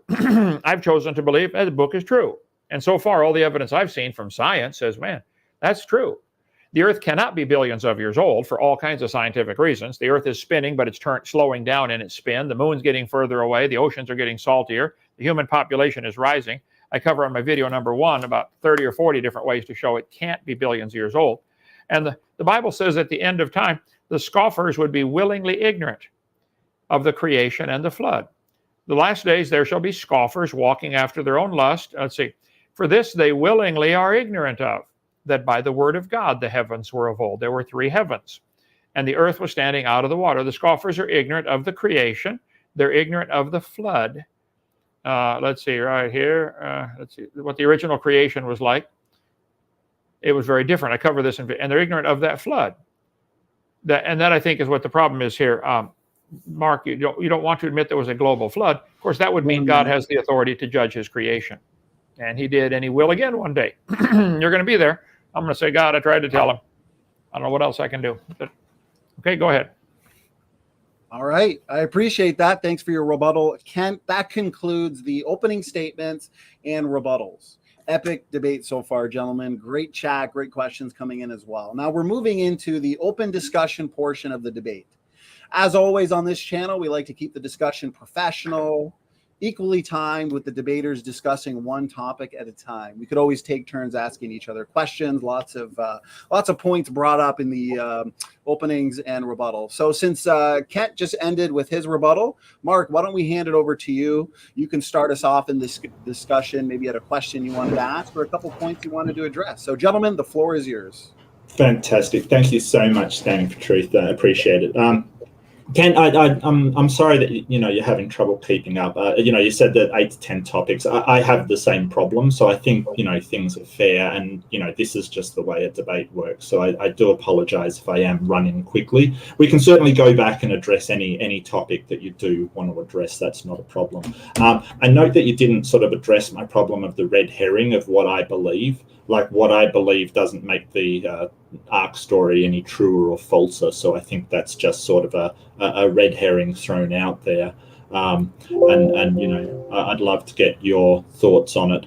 I would like to talk about the animals and what they ate. I did a quick search. I couldn't find any history of a lion eating cabbages. I think that the article I'm looking at said they had a lot of trouble getting food for the lions and other carnivores, and of course the eagles and kestrels and things that I did mention, but it didn't say anything about lions eating cabbages. So I don't know where you got that from. Can you Google that right now? Oh, is that you? Yeah. Well, yeah. London Zoo during World War II. There was a lion. There's a lion today. It's a famous lion that is still alive that refuses to eat meat. It only eats plants. I covered this on video number 6 of my series. I don't have it. I got like 12, 15,000 slides. But yes, The vegetarian lion. Just Google vegetarian lion. Somebody help me out. Who's got a phone? Okay. Yeah. Okay. Did they still have the fangs and ripping Oh teeth? yeah. Have you ever seen the teeth of a? Have you seen the teeth of a panda bear? Well, it's just more the physical act of chewing hay requires panda really bear has large. big fangs, and it lives on bamboo. Panda bear's got fangs. Well, a panda's got sort of specialized molars for chewing kind of thing, like most Why does it have the animals fangs? that chew hay. Why does it have the sharp? Panda bears have sharp teeth. Why? Most defensive specialization, as far as I'm aware. I'm not a biologist, but I believe it is a defensive specialization, like most bears, because bears are omnivorous. But really, we're talking about lions, and really, I want to talk about kestrels as well. You know, the raptors, which are birds of prey. Like, how did they sort of eat hay with a beak? Well, I would say going from a vegetarian hawk or eagle or one of these type of animals to a meat-eating hawk or bird of prey is still a very minor change compared to going from a rock to a hawk, which is what evolution teaches. Why do you bring up rocks? The evolution theory says the Earth cooled down 4.6 billion years ago, developed a hard, rocky crust. It rained on the rocks for millions of years and turned them into soup, and the soup came alive. And that first ancestor, probably an amoeba of some kind, slowly became everything today. So yes, the evolution theory says we came from a rock, which is they're welcome to believe. I not resent really here trying to have to that talk about evolutionary theory. Like, this is why I said I wanted to. Well, I wanted to address the sort of red herring of throwing out there, oh, well, this is what you believe, or this is what evolutionists believe, kind of thing, which is a red herring because it doesn't really factor into whether the Noah's Ark story is true or false. It's just the unlikelihood of a hawk being vegetarian with a beak and having, hooked claws, suddenly, over the course of less than 1,000 years turning into a meat eater, which I'm sure you'll realize that it requires a very, very, a cow has 4 stomachs for a reason, so it can digest that plant matter, yes? Sure, right? Yeah. So, well, I'm able to digest either one. I suspect you are too, plants. Or here's the article. It's on creation.com. The lion was named Little Tyke.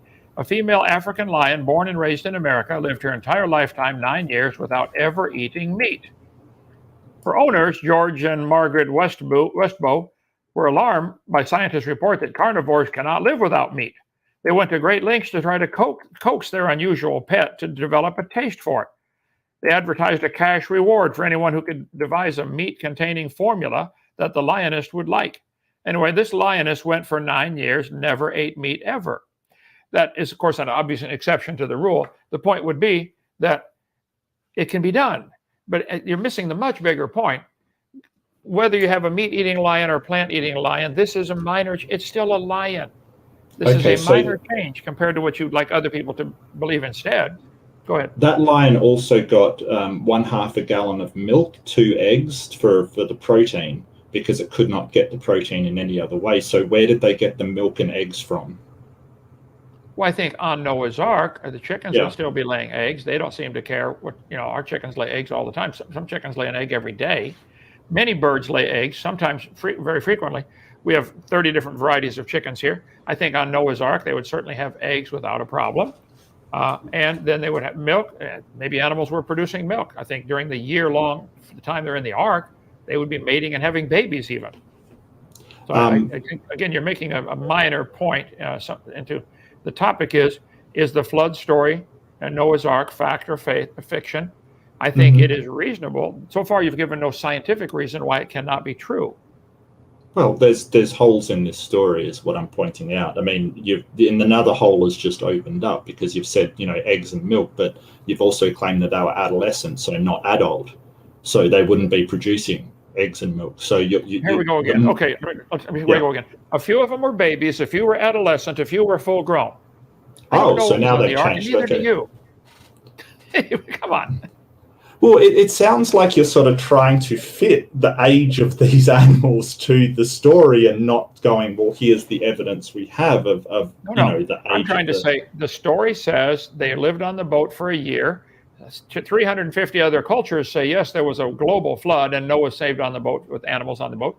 And when you come up with an interesting question, like, could that happen? Well, that's a reasonable answer. I don't know. You don't know. But it's a reasonable answer that it could have all kinds of sizes and shapes of animals on there. I think if I was Noah, I would bring juveniles, small ones. Why bring a big elephant?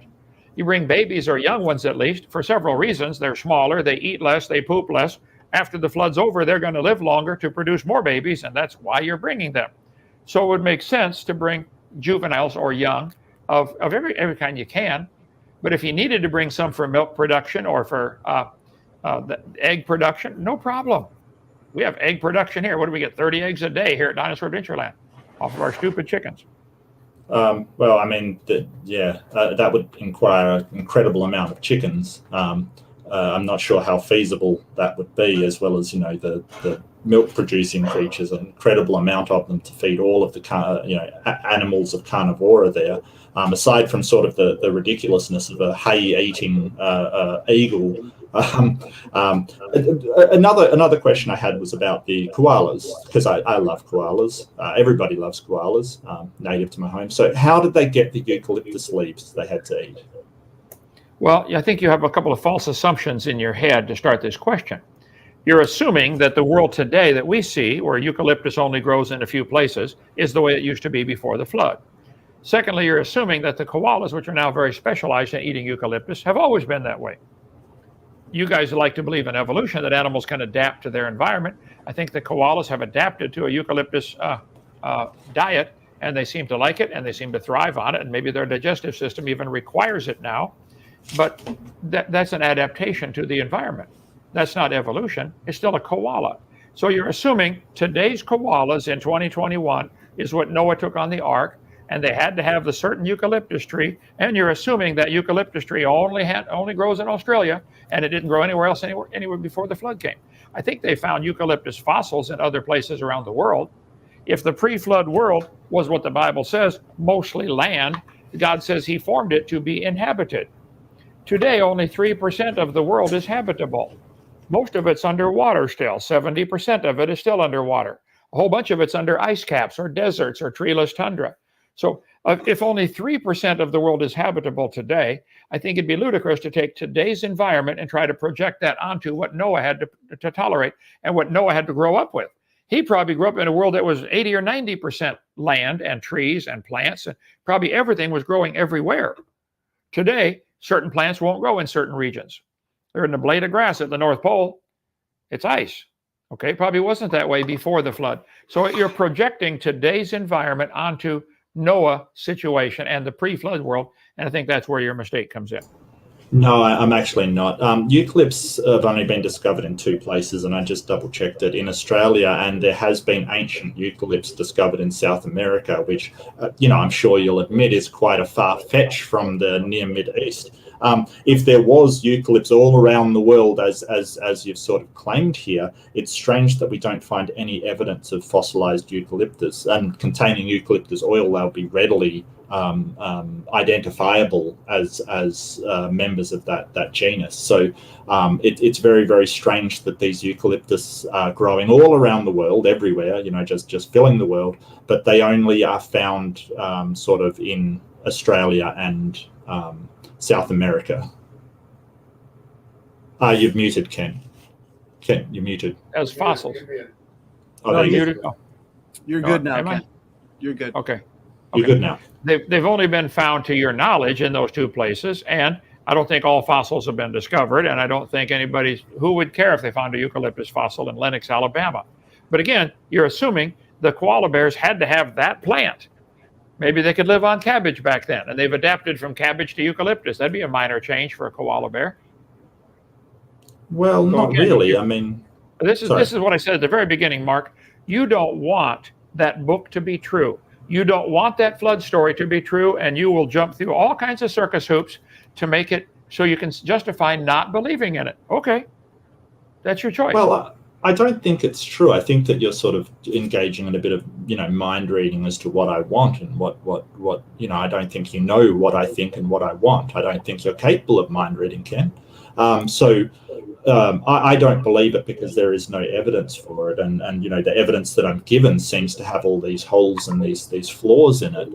That's based upon being reasonable and rational, not any kind of what I want. It'd be great if there was a God, but I just don't believe it. So I don't think you know what I think. And the idea that they adapt to eucalyptus leaves, their digestion has to be so specialized. It seems very, very strange. And okay, I think that evolving into a modern koala that can feed on eucalyptus leaves in such a short time sort of shows that the flood myth, never happened, because things don't evolve that fast. It's as simple as that. They don't. Okay, they well, just don't. We've left about 30 topics hanging here. As you mentioned, let's go back and plug a few holes. Would you agree that you were incorrect to say the heat would be a problem for Noah's flood because the rising water would compress the atmosphere? It would not compress the atmosphere. It would lift it out more into space. Plus, the volume of the earth is not changing. Though the water is coming from under the crust to the surface, the diameter of the earth would remain exactly the same. It's not like the water came up and went back down. If the water came up and went down, where did it go? It's all still here in the oceans. The volume of the earth, the diameter has not changed at all. Before the flood, during the flood, after the flood. When waves go up and down now, it does not compress the air and create heat problems in the air. So would you, at least just to get that one point off the table, would you say, wow, Kent, you're right, I'm sorry, it would not raise the atmosphere's temperature?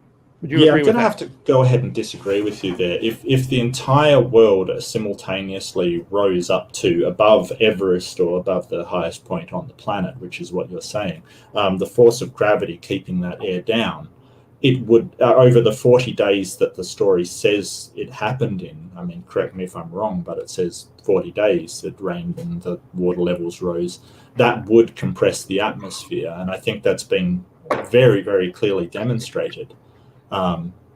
So I don't actually think you're right on that one, I'm afraid. So I wouldn't say that I will concede in any way. Yeah. I suspected that. Okay.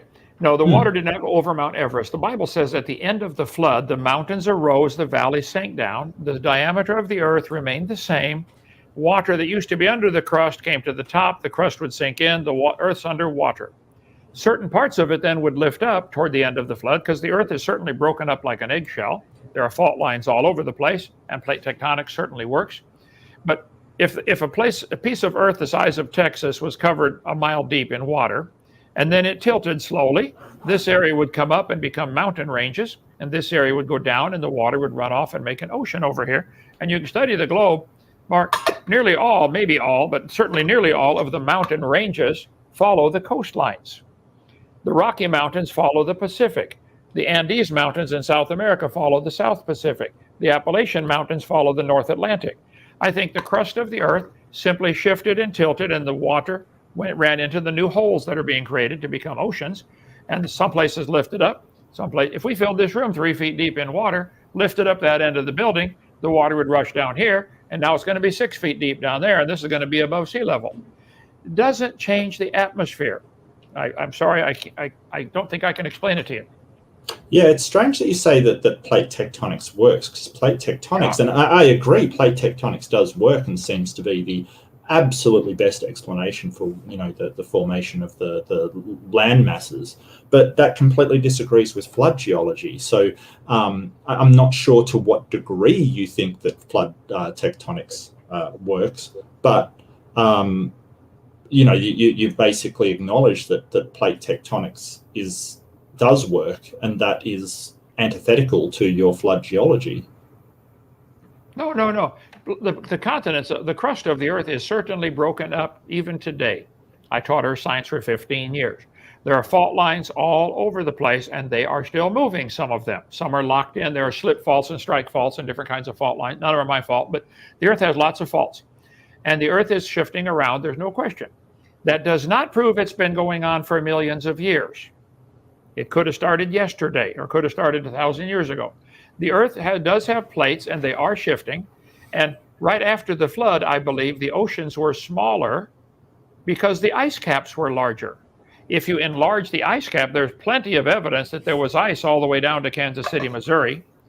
If the ice caps are larger, that's going to trap enormous amount of water and make the oceans smaller. While the oceans were smaller, England would not be an island. England would be part of France. Pity the poor French, okay? So, and as the ice melts back, it's going to raise the ocean level. You can look at a map, Google Earth.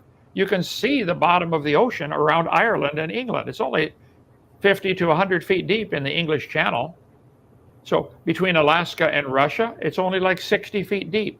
If you lowered the oceans today 60 feet or 100 feet, and they average 12,000 feet deep, take 100 feet of water out of the oceans, way less than 1% of the vertical distance, and freeze it and stick it on the North and South Pole. You now have all the continents are connected. So this is not going to change the atmospheric pressure. As ice melts back, it runs into the oceans. The level of the circumference of the Earth remains constant the entire time. And even if you did swell up the Earth, the atmosphere is lifted with it. It does not change the temperature. Anyway, get somebody over there to explain it to you. So, well, the reason why I don't believe that is because you're talking about the mountains rising up after the flood. You're talking about mountains sort of darting up in less than 1,000 or 1,000 plus years. The rate at which plate tectonics moves, it's impossible for those mountains to just suddenly zip up like that, on a geological scale. I think that we would see a much faster rate of plate shift if your rapidly jumping up mountains were actually true, and we just don't see that. We see a very, very, very slow progression of plate tectonics. So I think that you don't understand the theory of plate tectonics and how slow it actually is if you have these flash mountains suddenly appearing after the flood. It just makes no sense to me at all. Well, at no time, you can go back and listen to the tape, Your Honor, at no time did I ever say the mountains just jumped up or flashed up. It might have been a slow, gradual process. To go from sea level up 5 miles if you're walking 5 miles an hour, it takes you 1 hour to go 5 miles. If the mountains are rising 5 miles an hour, in 1 hour, they're 5 miles high. This is not a problem. What if it took 5 days to get up 5 miles high? The tallest mountain, Mount Everest, is only about 5 or 6 miles above sea level. That's not that much compared to the size of the 8,000-mile Earth. Now, you're in metric kilometers, I know, but the diameter of the Earth remains constant. The volume of the Earth remains constant. Things just get shuffled around. It doesn't change air pressure. It doesn't change air temperature at all. It just reshuffles things. And as the water runs off, it makes canyons very rapidly, especially in areas where the dirt is still soft, mud layers from Noah's flood. Mobile Bay and Pensacola Bay, about 7 feet deep. That's it. Between Australia, where you are, and Vietnam, the water's only about 30 or 40 feet deep. If you lowered the ocean, say 50 feet or 70 feet to be safe, everything's connected. You could walk to Australia. I think after the flood, the oceans were smaller, the ice caps were bigger, trapping all this water, and then it would take several hundred years to melt that ice back. During that several hundred-year period, animals migrated away from the ark, and certain ones happened to end up in Australia. The koala, the wombat, the kangaroo, and they're less aggressive than other animals, okay? So I think from the Noah's Ark flood story, the animals would migrate out away from the ark and ended up in Australia at the same time. The water's rising, and now they're trapped and protected from their enemies, and they've developed all kinds of, I don't know how many kinds of kangaroos you have over there, 20 or 30, I guess. And they're safe from predators generally. So I think the flood story, the title of the debate tonight was, is the flood story, is it fact or fiction? I think it is. The flood story can explain everything we see on the geology of the Earth today and on the biographical distribution of all the animals. Okay, you jumped over a few topics there, so I'll try and go back and address them. One? Well, I mean, you went into the tallest mountain 5 miles high and stuff. The mountains are way higher than 5 miles, and you basically said if it went 1 mile a day, it might have only taken 5 days. Geologic, sort of events are calculated in centimeters or inches for those in the states. they're not mentioned in miles per. The rates that you're giving are way exorbitant, and if they did move at that pace, we would definitely notice that isn't even remotely realistic. I find it hilarious that you've said the animals in Australia are less aggressive. I don't know if you've ever come face to face with a kangaroo. It's definitely more aggressive than you think. They are notoriously aggressive, including stuff like emus, which are notoriously aggressive. I know we lost a war against them. So the idea that animals in Australia are less aggressive is I'm really sorry, it's just not accurate in the slightest. In fact, the animals in Australia have a reputation for being very aggressive, and I can attest to that myself. One topic at a time. We have three emus. You started the multiple topics. So. Okay, well, we have 3 emus here at Dinosaur Adventureland. They are very friendly. You can go pet them, grab them, pull some feathers out, and give it to the kids who come visit. I think if you put your kangaroo in a cage with a lion, the kangaroo would lose. I agree, kangaroos can be aggressive. I understand. I've been to Australia. We've petted them, and you have places over there where you pet kangaroos. Okay, but in a competition with a lion, they would lose. My point was they're spreading out from Noah's Ark. They would tend to be less aggressive than the lions, for example, and they ended up trapped. I don't know. We'll have to watch the video when we get to heaven about how this happened after the flood. I'll try to get the message to you wherever you are at the time. But the migration wave would be very simple. Away from the kangaroos may be aggressive compared to people, and they certainly are. Watch Steve Irwin, fight the kangaroos. But compared to other animals, they're not. So as far as emus and stuff, like I said, we have them here. They can be tamed. And I think animals today are generally only aggressive because of competition for food or competition for resources. Getting on Noah's Ark, if they had everything there, plus if they're confined to a boat, they sleep a lot more. Animals that are confined sleep a lot more. People do too, that are confined. So on the Ark, I don't think it would be a problem for these animals to get along. After the flood, they would take off and find their own niche. Those that have longer hair would be more comfortable where it's cold and tend to migrate north. And animals tend to find a place where they're comfortable. Or nature will eliminate those that don't have the needed traits to survive there. Short-haired dogs, like you have the dingo in Australia, they wouldn't survive on the North Pole. They wouldn't survive in Alaska. They don't have enough fur. Whereas the coyotes and the wolves survive just fine. And a wolf would probably not survive in the outback of Australia because they got too much hair. They hold their body heat too well, and they would overheat. So nature does, the animals have adapted to their environment, but it's still the same kind of animal. In that case, it would still be the dog kind. Well, I think they evolved to their animal, to their environment, but that would be a difference between you and I's perception. So if you say they adapt, okay. If you will indulge me, I just have a couple other questions. And while we're on animals, so the insects on the Ark, and I mentioned this in my opening with the bees, and how would the bees get pollen and nectar, kind of thing. So do you have any answer for that? I guess your Australian accent is messing me up. I don't understand your question. The insects on the Ark did what? The bees, for instance, or the bees or the gathering creatures. Well, again, they need pollen and nectar. Yeah, I think you have a false assumption that Noah had to have insects on the Ark at all. Insects can survive a flood just fine. If Noah was in the Ark for a year, that does not mean the whole world is flooded for a year.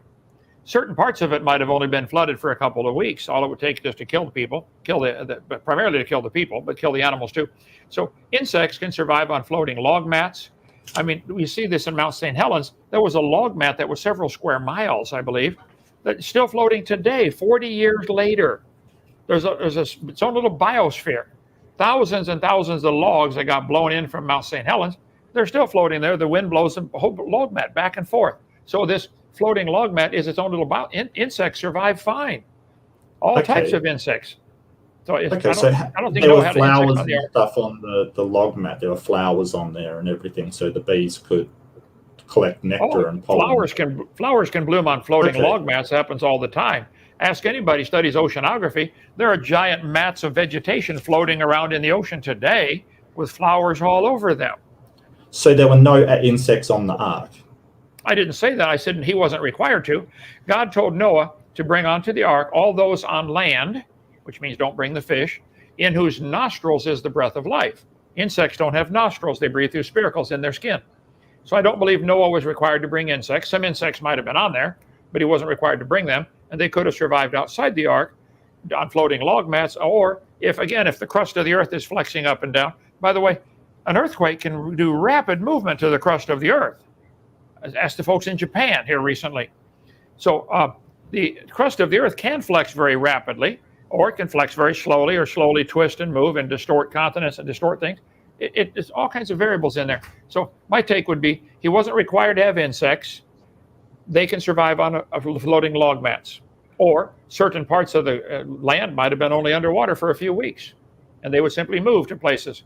If in places inundated for a few days, that's enough to kill all the animals. But I don't think it'd be enough, especially flying insects that can fly away.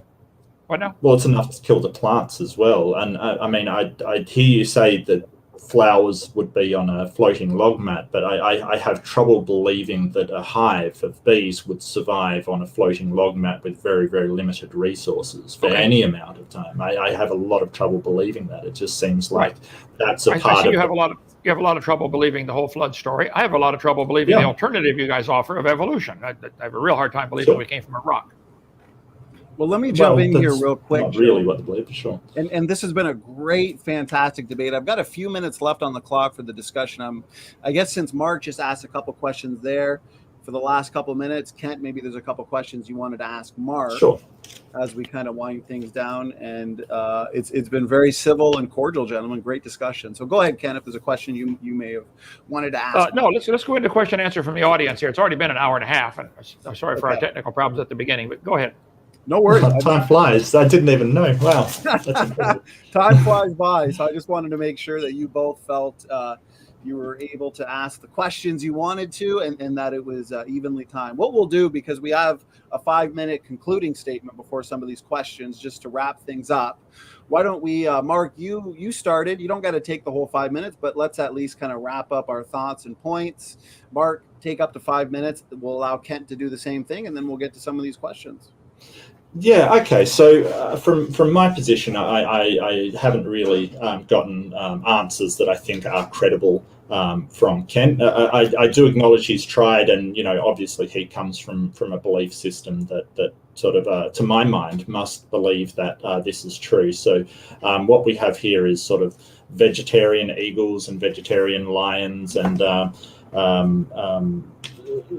koala bears that suddenly evolved to eating eucalyptus leaves within a couple of 100 years. It's all outside the realm of believability. It's not credible to me, and this is the reason why most Christians don't believe that the flood story, the flood myth, it's hyperbole. It's sort of trying to teach a lesson.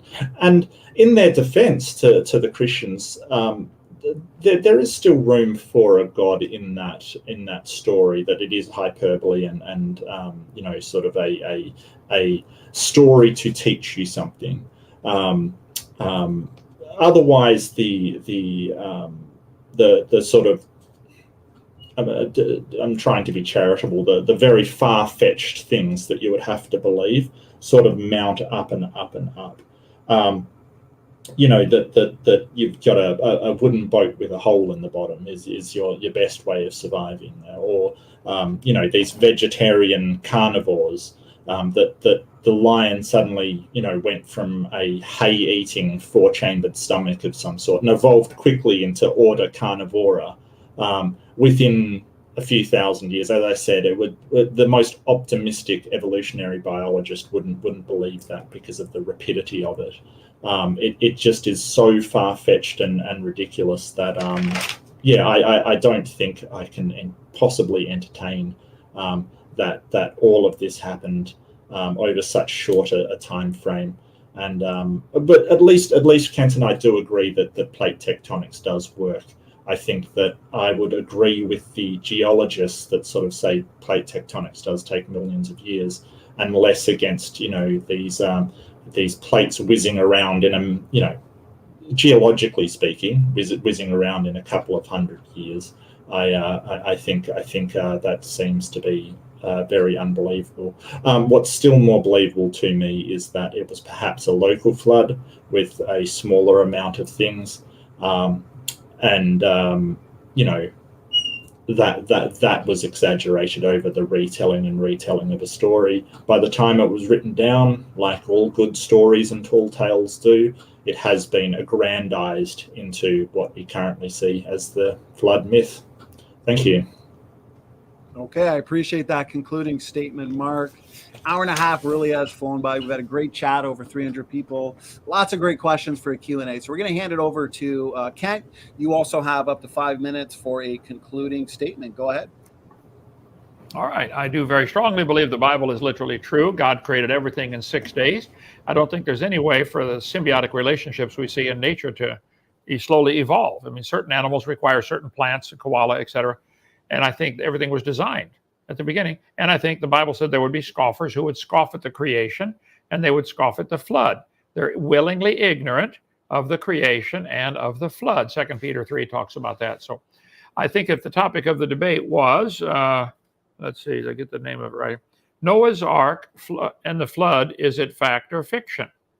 I've defended the position that I think all the facts, there's nothing scientifically the way it can be demonstrated that it's not factual.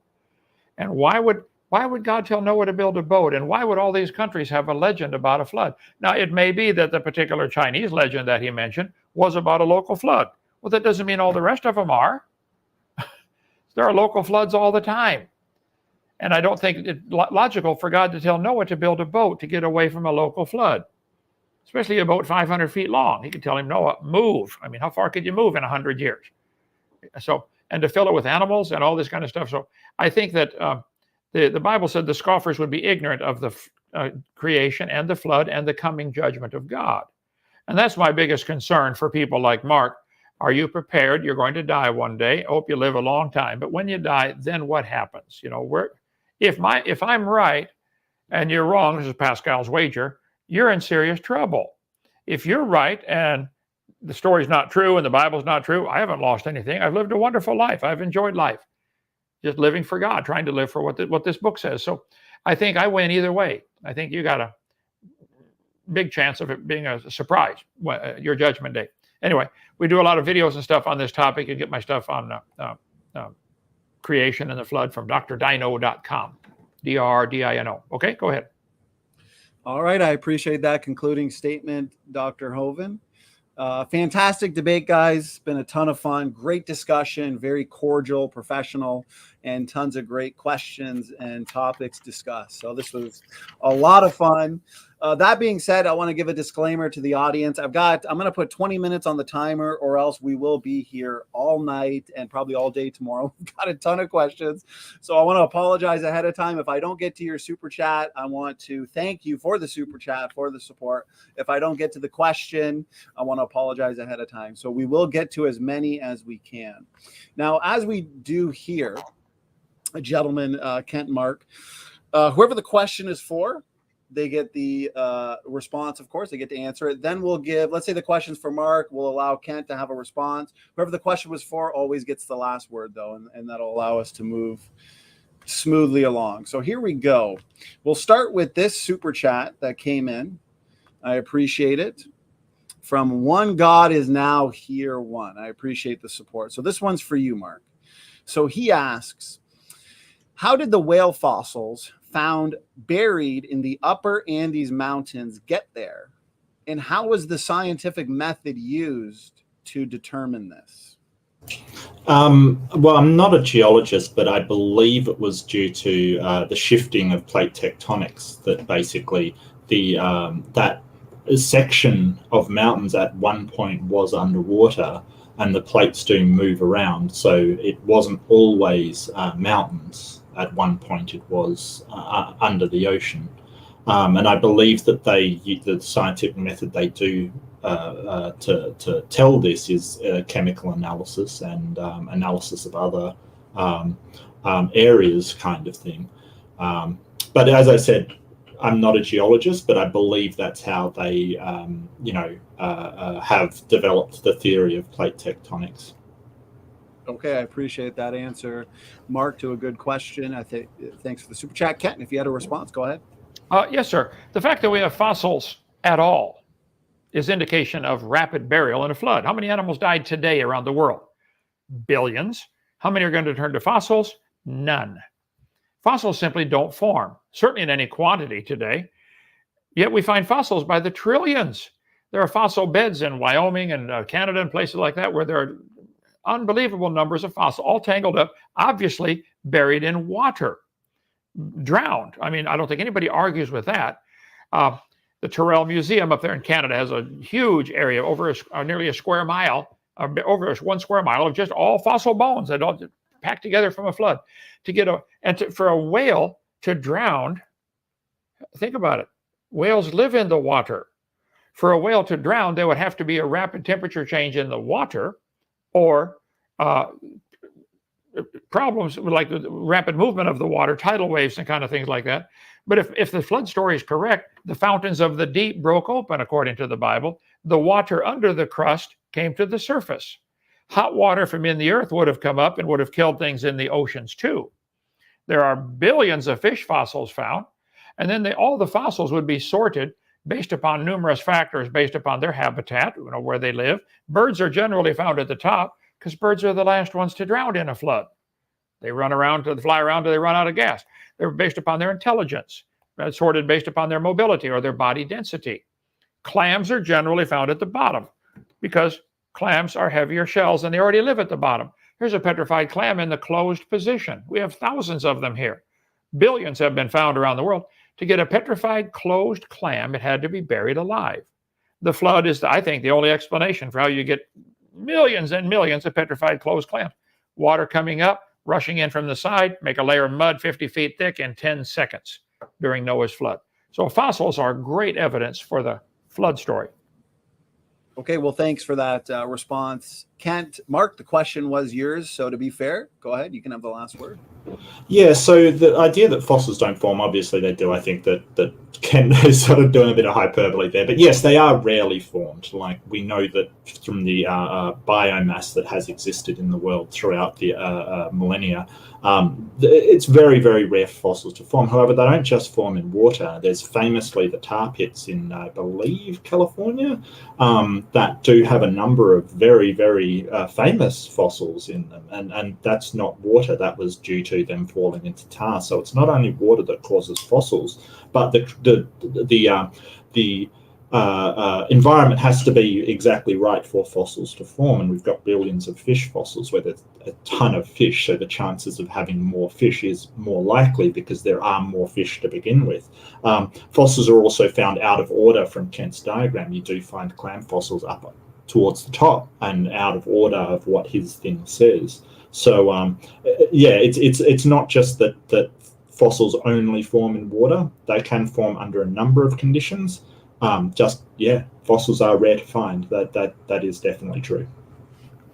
Okay, well, I appreciate that response. We're going to go right to this next question. This one's for you, Dr. Hovind, and it's related to this last question and some of the points you and Mark brought up. So this is a question that came in a while ago from XDman06. I appreciate it. So he says, can you ask Kent how aquatic life would be affected by a global flood? Well, as I mentioned, the Bible teaches that the fountains of the deep broke open. You can read the story in Genesis 6, 7, and 8. If the Bible story is correct, when God first made the earth, there was water under the crust of the earth. There still is today a lot of water in the crust of the earth. That's why we have hot thermal vents. You go to the bottom of the ocean, they find tens of millions of hot water squirting up into the bottom of the ocean. Well, if water is squirting up into the bottom of the ocean, where's it coming from? Deeper than that. There are still huge pockets of water trapped under the crust, in the crust of the earth, below the bottom of the ocean. And they are, just Google thermal vents. So I think before the flood came, there was an enormous amount of water stored in the crust of the earth. Most of that today is on the surface, which is why the earth today is 70% underwater when God created it to be inhabited. So something changed. So the hot water coming from inside the earth when the fountains of the deep broke open would kill the fish, would kill anything swimming in the water rapidly just from the thermal shock. I mean, temperature goes from, say, 70 degrees to 150 degrees in Fahrenheit in a few seconds. Everything's going to die in the water within a certain effective radius. And most of this seems to be along the fault lines. When the earth cracked up, the water would squirt out in hot water. It would kill everything within 10 miles and maybe most things within 20 miles and a few things within 50 miles. But the temperature is going to dissipate as it spreads out. It's going to be absorbed by the rest of the ocean. So I think, again, the flood story would offer a reasonable explanation for why we find fossils at all, and certainly why we find billions and billions of fish fossils. Fish fossils are not rare. They're one of the most common. So I think there was a temperature change, rapid temperature change in the ocean. Well, thank you for that answer, Kent. Mark, if you'd like to respond to anything, go ahead. Yeah, I'm not 100% sure, where these thermal vents and how they would spew such an amount of water through, but, sure. Now, the aquatic life, how would it be affected? Well, I mean, I had no idea that it was supposed to be fresh water coming up here, which would rapidly kill all the sea life. If you take a saltwater fish and put it rapidly into fresh water, it will die. So I think that that's even more implausible.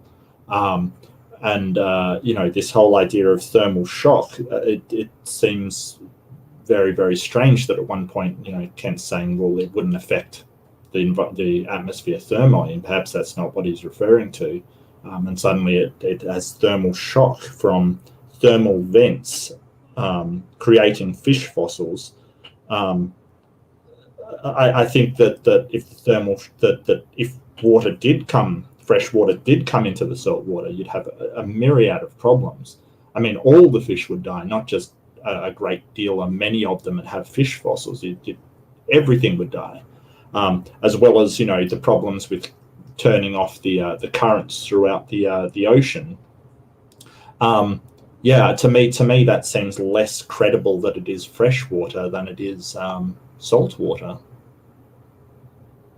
All right. Well, thanks for that response, Mark. The question was for you, Dr. Hovind. So to be fair, you get the last word. Go ahead.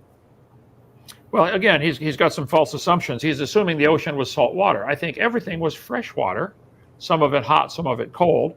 The oceans are getting saltier today. Mineral salts wash off every time it rains into the oceans, and the oceans are gaining salt every day. Evaporation takes out just the water. Distillation process, the clouds float over the land, rains again. There's a giant cycle going on that is constantly adding salt to the ocean. That puts a time limit on how old the oceans are. During the flood, I think everything was fresh water, and Noah didn't have to bring water on the ark. Just get it right out, drop the buckets overboard, or have a moon pole to fill your troughs. But so, yeah, the idea of a thermal vent raising the temperature of the atmosphere, I think is... You need to do some physics lessons on that. If a volcano blows up now, does it raise the temperature worldwide, or is it dissipated into, it's a big planet. Volcanoes are going off right now, several places around the world, and it raises the temperature within an effective, 10 or 20 miles, but then it's quickly diluted with all the rest of the air. The air's, the world's awfully big. So I don't think there's any problem for the flood story with that analogy. Go ahead. Okay, I appreciate that, Kent. So next question, to be fair, we'll get one for you now, Mark. This one comes in all the way near the beginning from Redefine Living.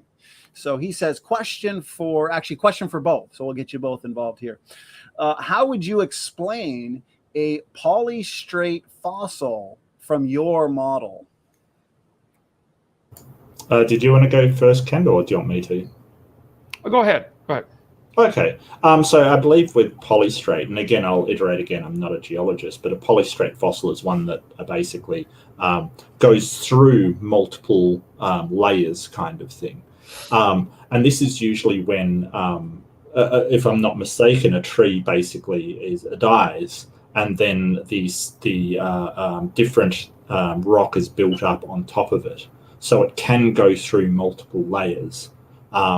As it compresses and more sediment and other material is piled on top of it, it compresses down the tree, but it still does have goes through multiple layers from where it is.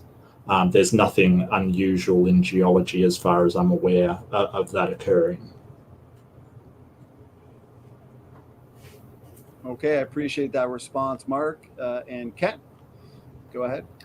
Well, Mount St. Helens blew thousands of trees into Spirit Lake. My sister lived up near there when it happened, and I've been up there several times and studied this. Thousands of those trees are still floating today, 40 years later, and many hundreds of them are floating in the upright position because the root end is heavier and they're going to slowly settle out and sink in the bottom. There are already hundreds and hundreds of trees stuck in the mud at the bottom of Spirit Lake. New layers of sediment are accumulating all the time. Every time there's a storm, it washes mud in off the mountains around there. And petrified trees that are found standing up, called a polystrata fossil, as the questioner mentioned, are quite common. Sometimes they're upside down. Now you got a real problem. If the tree is upside down, petrified, running through many layers, the layers are not different ages. Here's some in France, the British Isles. They have those in Germany, Nova Scotia, Canada. There's from Nova Scotia right there. These are in France. Petrified trees standing up, here's me by one in Yellowstone National Park, are pretty common. Polystrata fossils are indication of rapid burial. There they are on Mount St. Helens. No, back here. So I think it happened during the flood of Noah. All of the layers would have formed in a matter of a few months during the flood. Just the moon pulling the tide up and down. If the tide's going up and down, it's rushing in and out also. This is going to be a rapid stratification process. So all the layers would have been formed in 1 year, and petrified trees that are standing up, connecting all those layers, is an indication the layers are not different ages, maybe by a few weeks, but not certainly millions of years like they teach. So it fits my model fine. Okay, I appreciate it. That was a question for both. You both got an answer. So let's go to this next question. Mark, I want to thank you for being a good sport because most of these are for you. So this next one.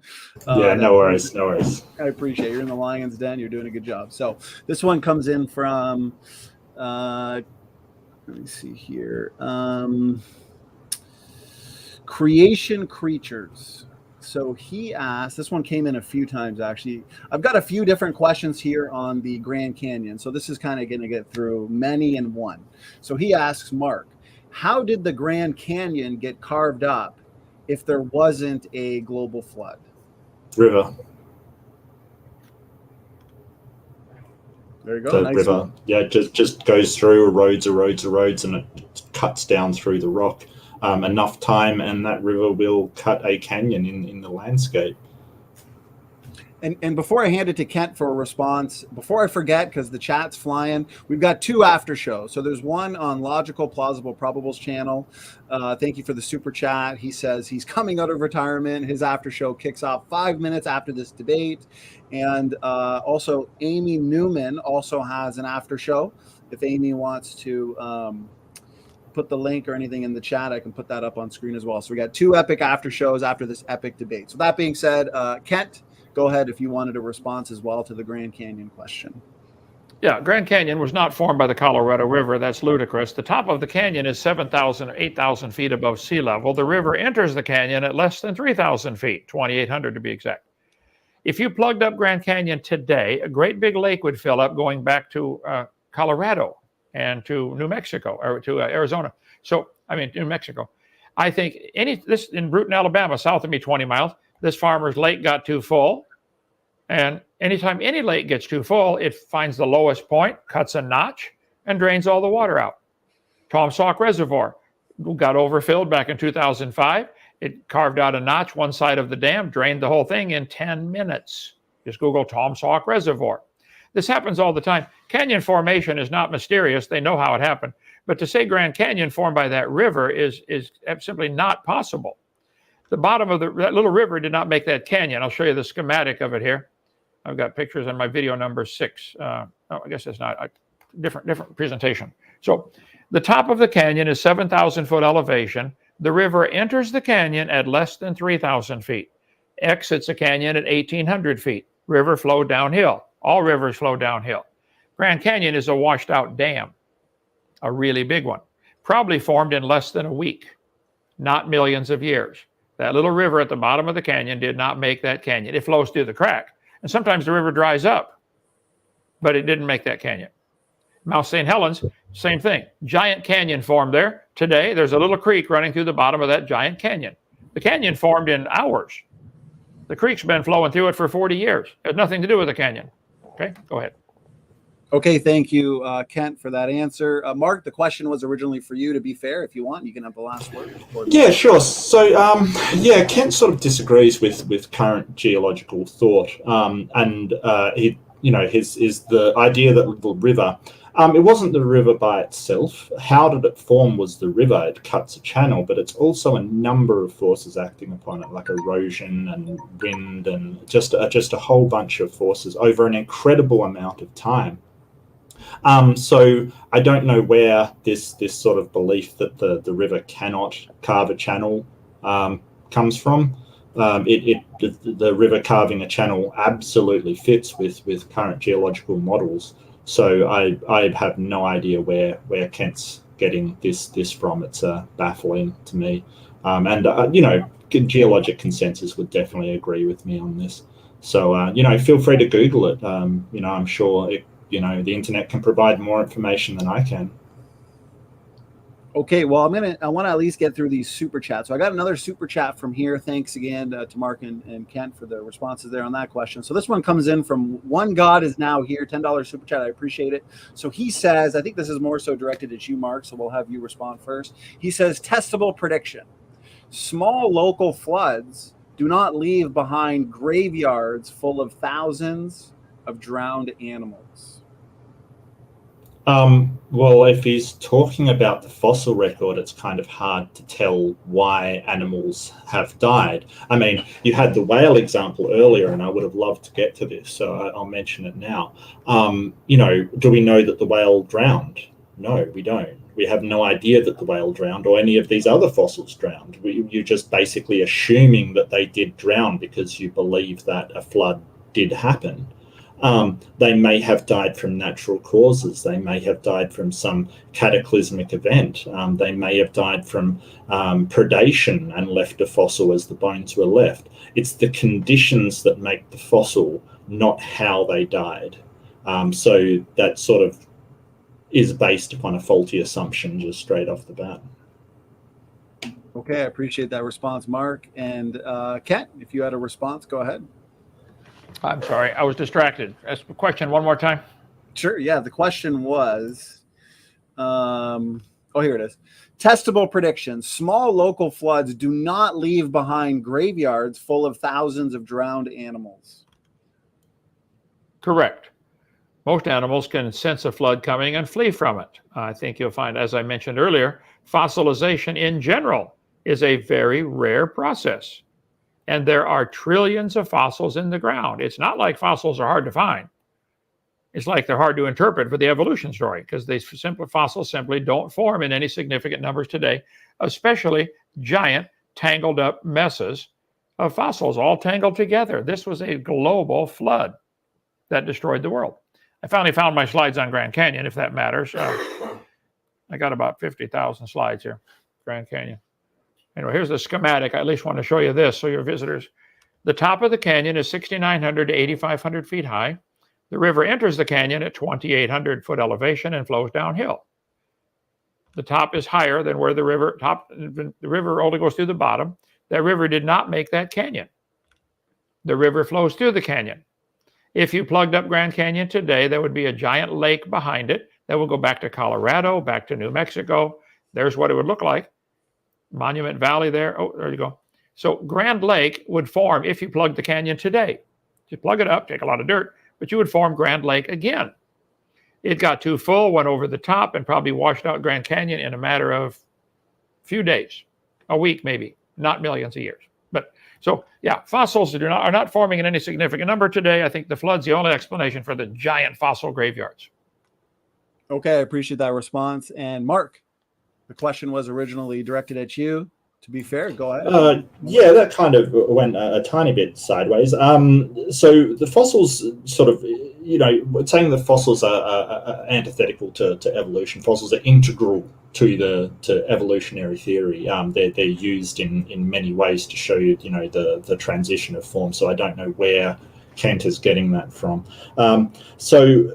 when you say they all sense a flood and flee from it, well, we know animals do die in floods. I mean, there's multiple times where farmers have lost their stock to floods coming through, even local floods.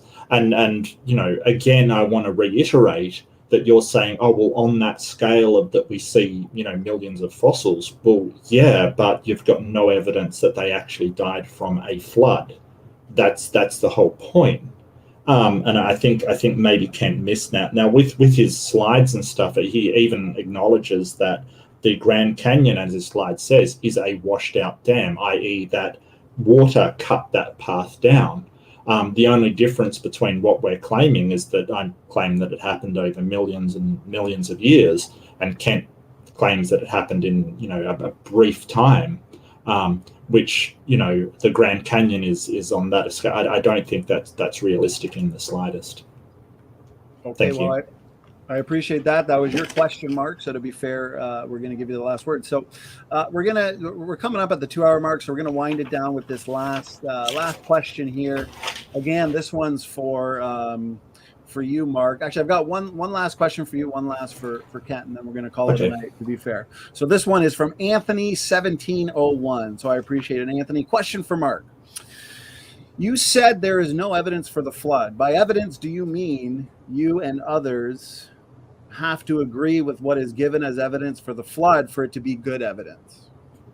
Well, I think that good evidence is a whole nother debate, which I've done before, and I'm happy to do. But really, we want to see evidence is usually indicative of one answer. It leads towards one direction, and good evidence or evidences always co-support one another. So all of these things support one another's story, basically. So with the flood myth, there's that many problems with it that it fails to support one another. You've got that many holes in it, and good evidence doesn't have these holes. It doesn't have these trying to fit a round peg in a square hole of this explanation, which then adds another question, and then this explanation, well, it adds another question. What this usually is indicative of is having the conclusion up front, i.e. believing it happened up front, and then moving to find things to plug up what you think already happened, rather than examining the evidence and letting that lead you to a conclusion. I don't want to be rude to Kent, but I think that his approach is conclusion first, evidence later, and I think that that's very evident in the discussion that we've had. Okay, thank you for that answer, Mark. We'll throw it over to you, to Dr. Hovind, if there's anything you wanted to add. Well, I would say Mark is doing exactly what he's accusing me of. He's already come to the conclusion the flood didn't happen. The Earth is billions of years old, and he's looking at he's trying to force all the evidence, the square peg into the round hole. It's him doing exactly what he's accusing me of here. Fossils don't form at all in any significant numbers without rapid burial. Fossils do not indicate anything for evolution. If you find a fossil in the dirt, all you really could prove is it died. You could not prove it's transitional between anything else. You could not prove it had any children at all, for that matter. You certainly couldn't prove it had children that lived. So the idea that fossils are transitional is ludicrous. Fossils are indication of death and rapid burial, because animals die today and they don't fossilize. The coyotes and the buzzards scatter them all over the woods. There are sedimentary rock layers found worldwide. I think there was a flood. There are fossils found worldwide. And I don't take the conclusion and try to force the evidence into my conclusion. I think, Mark, it's exactly what you're doing. I can look at all the evidence and say, wow, this looks like these animals died quickly. I bet they drowned. And there's a lot of them when there's 800 million animals in the Karoo Formation. 800 million in one big graveyard. I think that would take a flood to do something like that. So I think the Bible clearly says there was a flood. Jesus believed in a flood. Isaiah believed in the flood. The prophets, many of them talked about a flood in the days of Noah. So Mark's position, I'm sure he understands this and probably doesn't bother him, but his position clearly is saying the Bible is wrong. Jesus was wrong. The 350 flood legends around the world, they're all wrong. He's right. So sad. Go ahead. Well, Thanks for that answer, Kent. Now, Mark, we do have one last question that I missed. That's actually a super chat. It has to do with the flood again. So I know you probably want to respond to something that Kent said there. Yeah, do you want I'd to like have to. a quick response, and then I'll throw this last Yeah, question at you? I'll have a quick response. And just to say that I'm not forcing evidence in one direction. There's been a number of these myths throughout antiquity, part of religious background, part of mythological background, like, the 12 tasks of Hercules and all of these stories, and Muhammad splitting the moon and things like that. We see whether the evidence does back it up. We don't force a conclusion that it didn't, but there's no reason to believe that it actually happened. Now, for fossils and evolution, really, fossils are part of evolutionary study. That's very, very noted. There's predictive powers that we have, like we found the fossil of Archaeopteryx. I think I've said that wrong, but it was basically they predicted a bird with teeth. They did find a fossil of a bird with teeth. And so fossils are integral to the evolutionary theory, regardless of what Kent's claiming right now. And the whole idea that I'm right, no, I don't think so. I'm just more relying on the studies of experts and people with a lot more knowledge in the field that I am, and merely presenting their conclusions as my evidence today. So it's not just that I'm right, is I think a bit misleading. Sorry, go ahead, Standing for Truth. Oh, no problem. It was your question, so you get the last word. I appreciate that. So we're going to make this the last question. It is a super chat. Again, I want to apologize to anybody in the chat whose question we did not get to. We are already going over on the Q&A. We're at about 25 to 30-minute mark. So that being said, this is the last question. Comes in the form of a super chat. It's for you, Mark. From One God Is Now Here. Again, $10 super chat. I appreciate the support. He says, the average 7-foot thick layer of limestone loaded with nautiloids in the Grand Canyon is another proof that Little River didn't carve the canyon. So go ahead. Well, limestone is, it is a pretty thick rock. I don't think it is at all implausible to think that water over a long period of time could not carve through limestone. I mean, if you do have a pressure hose, you can, sort of with enough pressure, you can certainly carve through stone with water. It does have incredible cutting power. They do have machines that using simply water pressure can cut through steel. And now I'm not claiming that kind of pressure is involved in the Grand Canyon, but over a large amount of time, that channel becomes a ditch. That ditch becomes a much larger ditch and much larger, and eventually, it turns into a ravine, which then turns into a canyon. It's not implausible at all, and current geological theory does support it. So I'm not sure why you would be incredulous to limestone specifically being cut through when water is used to cut all kinds of things. All right. Well, thanks for the question from One God Is Now Here. Thanks for the response, Mark. And Kent, this is the last question. So therefore, if you had anything you wanted to add, go ahead. Well, yes, I think there are giant canyons all over the world, and I think they're carved rapidly. Once water starts moving, it picks up debris, and it becomes liquid sandpaper. So you get not only the erosion factor, you get the abrasion factor. If it's moving fast enough, you get liquefaction and cavitation. So I think there are quite a few phenomena of rapidly moving water that are fairly well understood. Anybody has a boat propeller and understands about cavitation pits from rapidly moving material through the water. So I think all the canyons, Grand Canyon could have been formed in a week with those factors, not just erosion, but abrasion. It's picking up debris running with it, cavitation, liquefaction.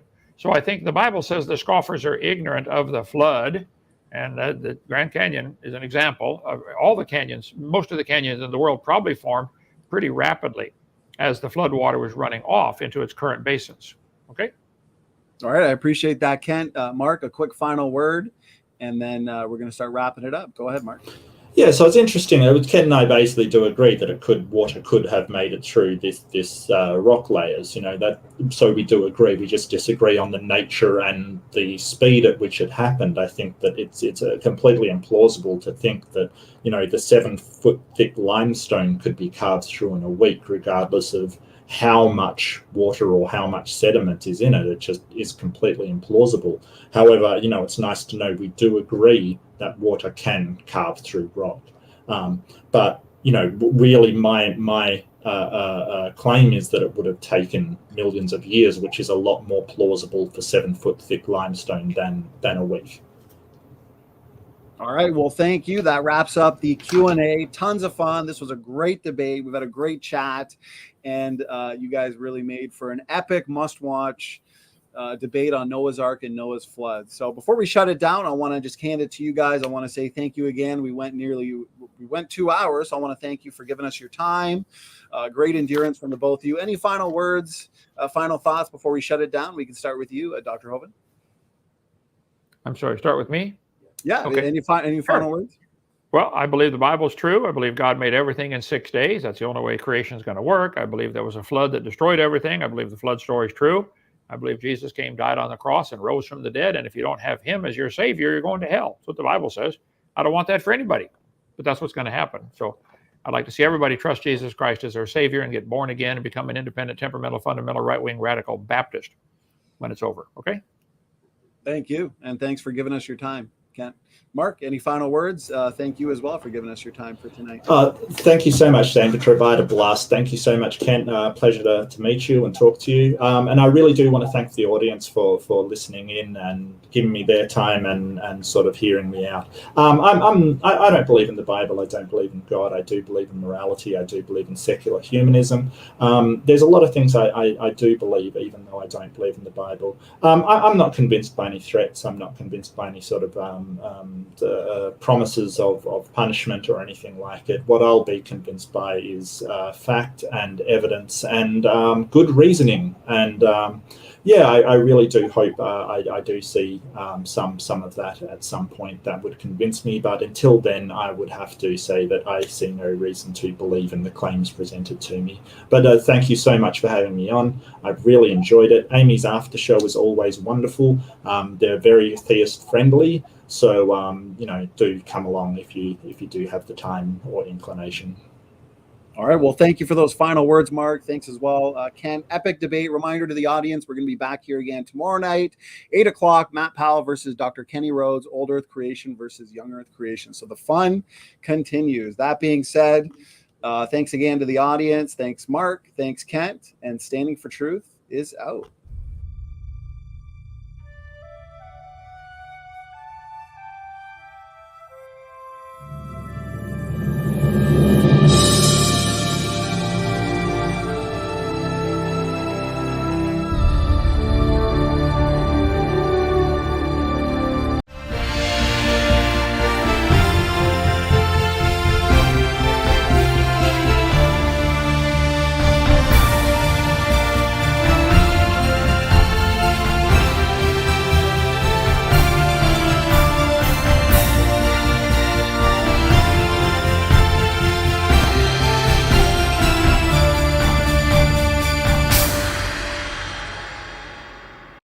Hey guys, this is Standing for Truth, and you are in for a real treat. This debate is between Dr. Kent Hovind and Adam Heap. I set this up about 2 months ago, and you are not going to want to miss this one.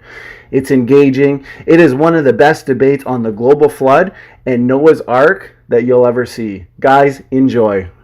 Shalom and greetings. So today we got Dr. Kent Hovind and Adam Heap in a debate on the Genesis flood. So I'm going to let my buddy Standing for Truth take over from here. Awesome. Well, thanks, Praise, for allowing us to use your channel for this really exciting debate. It's been in the making for about a month now, so I'm excited. Everybody's excited. I know the audience is excited. So thanks so much, Dr. Kent Hovind and Adam Heap, for giving us your time, to enjoy this debate on Noah's flood. So it's going to be about the Genesis flood. We're going to start off here with Adam Heap. We're going to have a short intro from Adam, and then an opening presentation from Dr. Hovind. We're going to do a free-flowing discussion for about 30 minutes after that. No interruptions, even times, and then go into a couple short closings, and then just enough time for a few questions from the audience. We'll be going for about an hour till 4. So I'll hand it over to you, gentlemen. If you wanted to start there, Adam, you're good to go. You're muted right now, brother. So. Right. Hello. Does this work? Can you see me? Yes. Sweet. Hello. My name's Hello. Adam, and I'm here to learn today. So Kent Hovind is a firm believer in the story of Noah's Ark. I currently am not. So the purpose of this debate, it's not so much of a debate as a learning experience, is a chance for me to play a game of questions with Dr. Kent Hovind. And I have a large list here. So it's going to be a very short introduction. I'm not really bringing anything to the table. I'm letting him do his thing. And then I shall be probing where and how I can, just to check the validity of his claims and all that sort of stuff. So I hope we have a good day today. Thank you, Kent, for joining us. Thank you for the hosts for doing the hosty thing. Thank you, and I hope we have a good session today.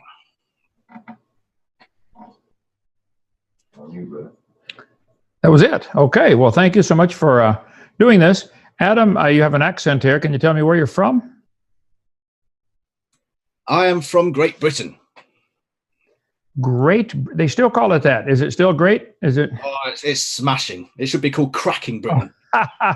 We have a Scotsman here who's shaking his head saying, no, it's not so great anymore, but okay. Well, they're Scottish. They do nothing but complain, so. Okay, I see. Well, if I understand it right, what we're supposed to be discussing here, debating or something, is the question, is the flood story true? Is Noah's Ark story true? Is the Bible correct? And thank you for doing this. And Adam, I was told your MS is in zoology and herpetology, the study of reptiles and animals. True is something that's in accordance with fact or reality. Would it be a fact, would it be reality that the world was completely flooded and one family built a boat and saved all the critters on the boat? That's what the story says in Genesis chapter 6, 7, and 8. So is it true? In accordance with actual state of affairs is the Webster Dictionary definition of the word true. Definition of true, something that is real, factually correct, accurate, or provable, as opposed to a lie. Apostle Pilate said in John chapter 18, what is truth? And by the way, most politicians still have no clue what truth is. Nothing's changed in 2,000 years. The Bible tells us to think about things that are true. And so I don't want to believe anything that's not true. And so if the flood story isn't true, I would sure like to know it. I'm very willing to be taught on this. Let me give you a quick history of where I think this all fits together. In the book of 2 Peter, chapter 3, Peter warned us that in the last days there would be scoffers who would come, who would be willingly ignorant that of how by the word of God the heavens were of old, and the earth standing out of the water and in the water. The Bible's pretty clear. When God made the earth, it was standing out of the water and in the water. What does that mean? Well, then it says, whereby the world that then was, being overflowed with water, perished. This world was destroyed by a flood. That's what the book says. Now, is it true? Well, the Bible says God sits on the circle of the earth and he stretched out the heavens. There are 17 references in the Bible to the stretching of the heavens, which explains the red shift and all that, but I want to get up to the part about the flood. I think to understand about Noah's flood and about the ark story, to find out, is this true, we first need to have an understanding of what the earth used to be like according to the Bible. Just like when you study any historical event, like World War II, why did the Germans attack England? Well, you need to know the background behind it. What happened? What was going on here? And so to know the background behind the ark story, you need to understand what was the earth like. It says in the Bible, the earth was formed out of the water and in the water. I believe there used to be a seventh layer of our atmosphere. There are now 6 layers to the atmosphere: troposphere, stratosphere, exosphere, etc. The 7th layer was a layer of water or ice, probably above the atmosphere, probably 6 miles up. Or in your metric system, that would be 10 kilometers straight up. There are some heat sinks up there. As you go up in the atmosphere, you get up a certain altitude, like 10 kilometers or 6 miles, and it's 100 below zero right now over our head here in Lenox, Alabama, where it's 95 degrees out there. So the earth had a canopy of water overhead. It also had water under the crust of the earth. And I cover this on video number 2 of my seminar series. Let me get up here. But the Jews have always taught there was water above the atmosphere. Here we go. Right here. There was also water under the crust of the earth. Most of the flood water for Noah's flood did not come from rain. Most of it came from inside the crust of the earth. Got a globe here somewhere. I did have. Where'd it go? Oh, here we go. All right. The earth today has a crust about 10 miles thick. It varies, sometimes only 3 miles thick under the ocean beds, but this crust of the earth used to have water in the crust of the earth, according to the scriptures anyway.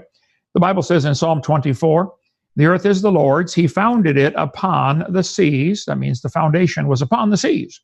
And he established it upon the floods. So according to the Bible, the flood water was inside the earth, most of it. Same thing in Psalm 33. He gathereth the waters of the sea together as an heap. He layeth up the depth in storehouses. The depth is always a reference to the sea or the ocean in the Bible. So it used to be stored up inside the earth. Of course, everybody that studies earth science knows there's still a lot of water in the earth.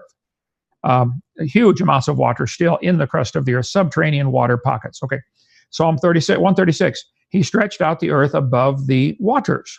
So the original creation had a layer of ice above, I'm just guessing 10 miles up, probably 2 or 3 inches thick. That made the earth like a big greenhouse, protected them, made them have perfect weather, perfect temperature, pole to pole, made the animals grow huge. Gigantic animals are found as fossils that simply are not alive today. They find fossil grasshoppers 2 feet long, fossil centipedes 18 inches long, fossil dragonflies with 5-foot wingspan. They simply could not fly today. Something had to be different. So a canopy overhead, like I think the Bible teaches, would be a reasonable explanation. They had greater air pressure and richer oxygen concentration to allow the insects to get much larger, and probably all the animals to get much larger in that world before the flood came and all this got messed up. There was a layer of air to breathe, probably 10 or 15 miles, and then a layer of rocks to stand on, the crust of the earth. Again, pick a number, 5 to 10 miles. And underneath that was water stored up for this flood. Walt Brown's book, In the Beginning, is fabulous on this, the hydroplate theory, how that there was water in the crust of the earth, and there still is a lot of it.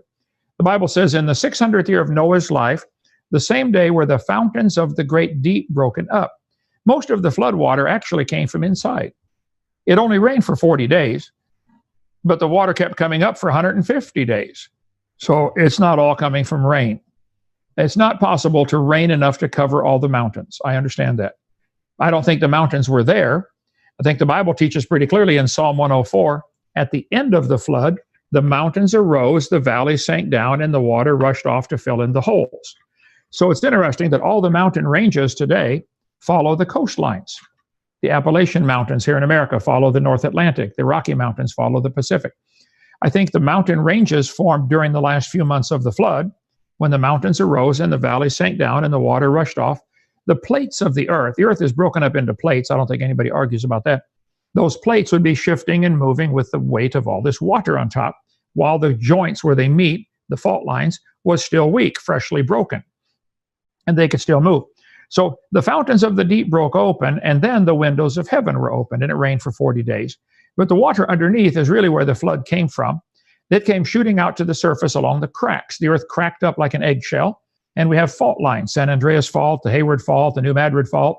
None of them are my fault, but the earth definitely has cracks all over the place, and some are still moving, and we still have volcanoes and earthquakes along those cracks generally. But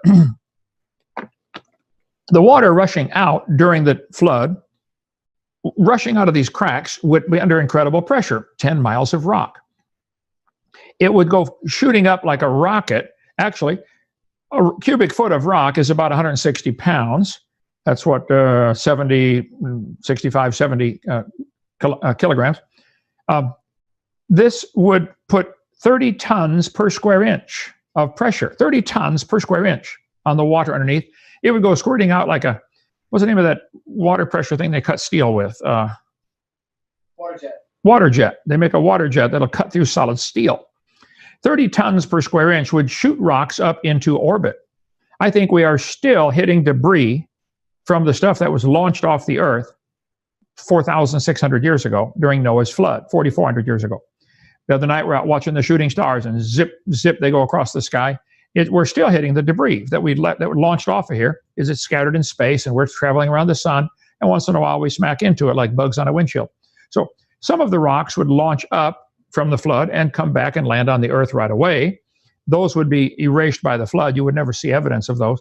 Those that landed near the end of the flood would probably leave a crater, but then most of it filled in, depending on how long it was exposed to water. Like the one in Quebec, Canada, 46 miles across, I think it is, the biggest crater on Earth known. That probably formed during the last part of the flood with a few weeks to go, and most of it filled in. And now it's just a circular lake. But the moon was probably shattered during this time, splattered with stuff coming off the Earth. The craters on the near side of the moon, the crater pattern is very different than the craters on the far side. This would be the stuff that shot past, got drawn back in by moon's gravity, and hit it on the backside. Earth has a lot of impact craters on it. You got some in England, I think, down near the southeastern tip of England. What's that, Cornwallis? No, it's the other side. Anyway, you have craters over there. Here's a Barringer crater in Arizona. I think this would have to be hit after the flood because it didn't fill in with sediments. It's still a big hole in the ground. The flood water escaping from underneath would cause the continents to slide back. Just like today, if you put 2 blocks of rock on top of a spring, move the rocks apart, all of a sudden the spring will bounce up in the middle, and the crust of the earth would do that. The subterranean world, the basalt layers, would spring up into the crack. As the crack gets wider, probably from simple erosion, from the water gushing out, as it gets to a certain depth or width, all of a sudden the bottom springs up. This happens in large mines all the time. They keep digging out the rock. As they get further and further back, all of a sudden the bottom of the mine buckles up just from the weight on the outside.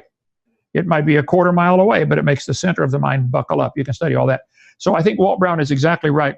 The crust of the earth broke, the water came out, the basalt underneath lifted up, causing the crust of the earth to slide away. As long as there's still lubricating water under there, it would eventually grind to a halt when it hits bottom. That explains why we have wrinkled mountains. It's no different than pushing a carpeting up into the wall. All of a sudden it begins to wrinkle up. So lateral movement of the crust of the earth would cause these wrinkled mountain patterns that we find around the world. The earth still has the fault lines on it today. I think all the evidence that we see from earth science and from geology points to the fact this earth was destroyed by a flood.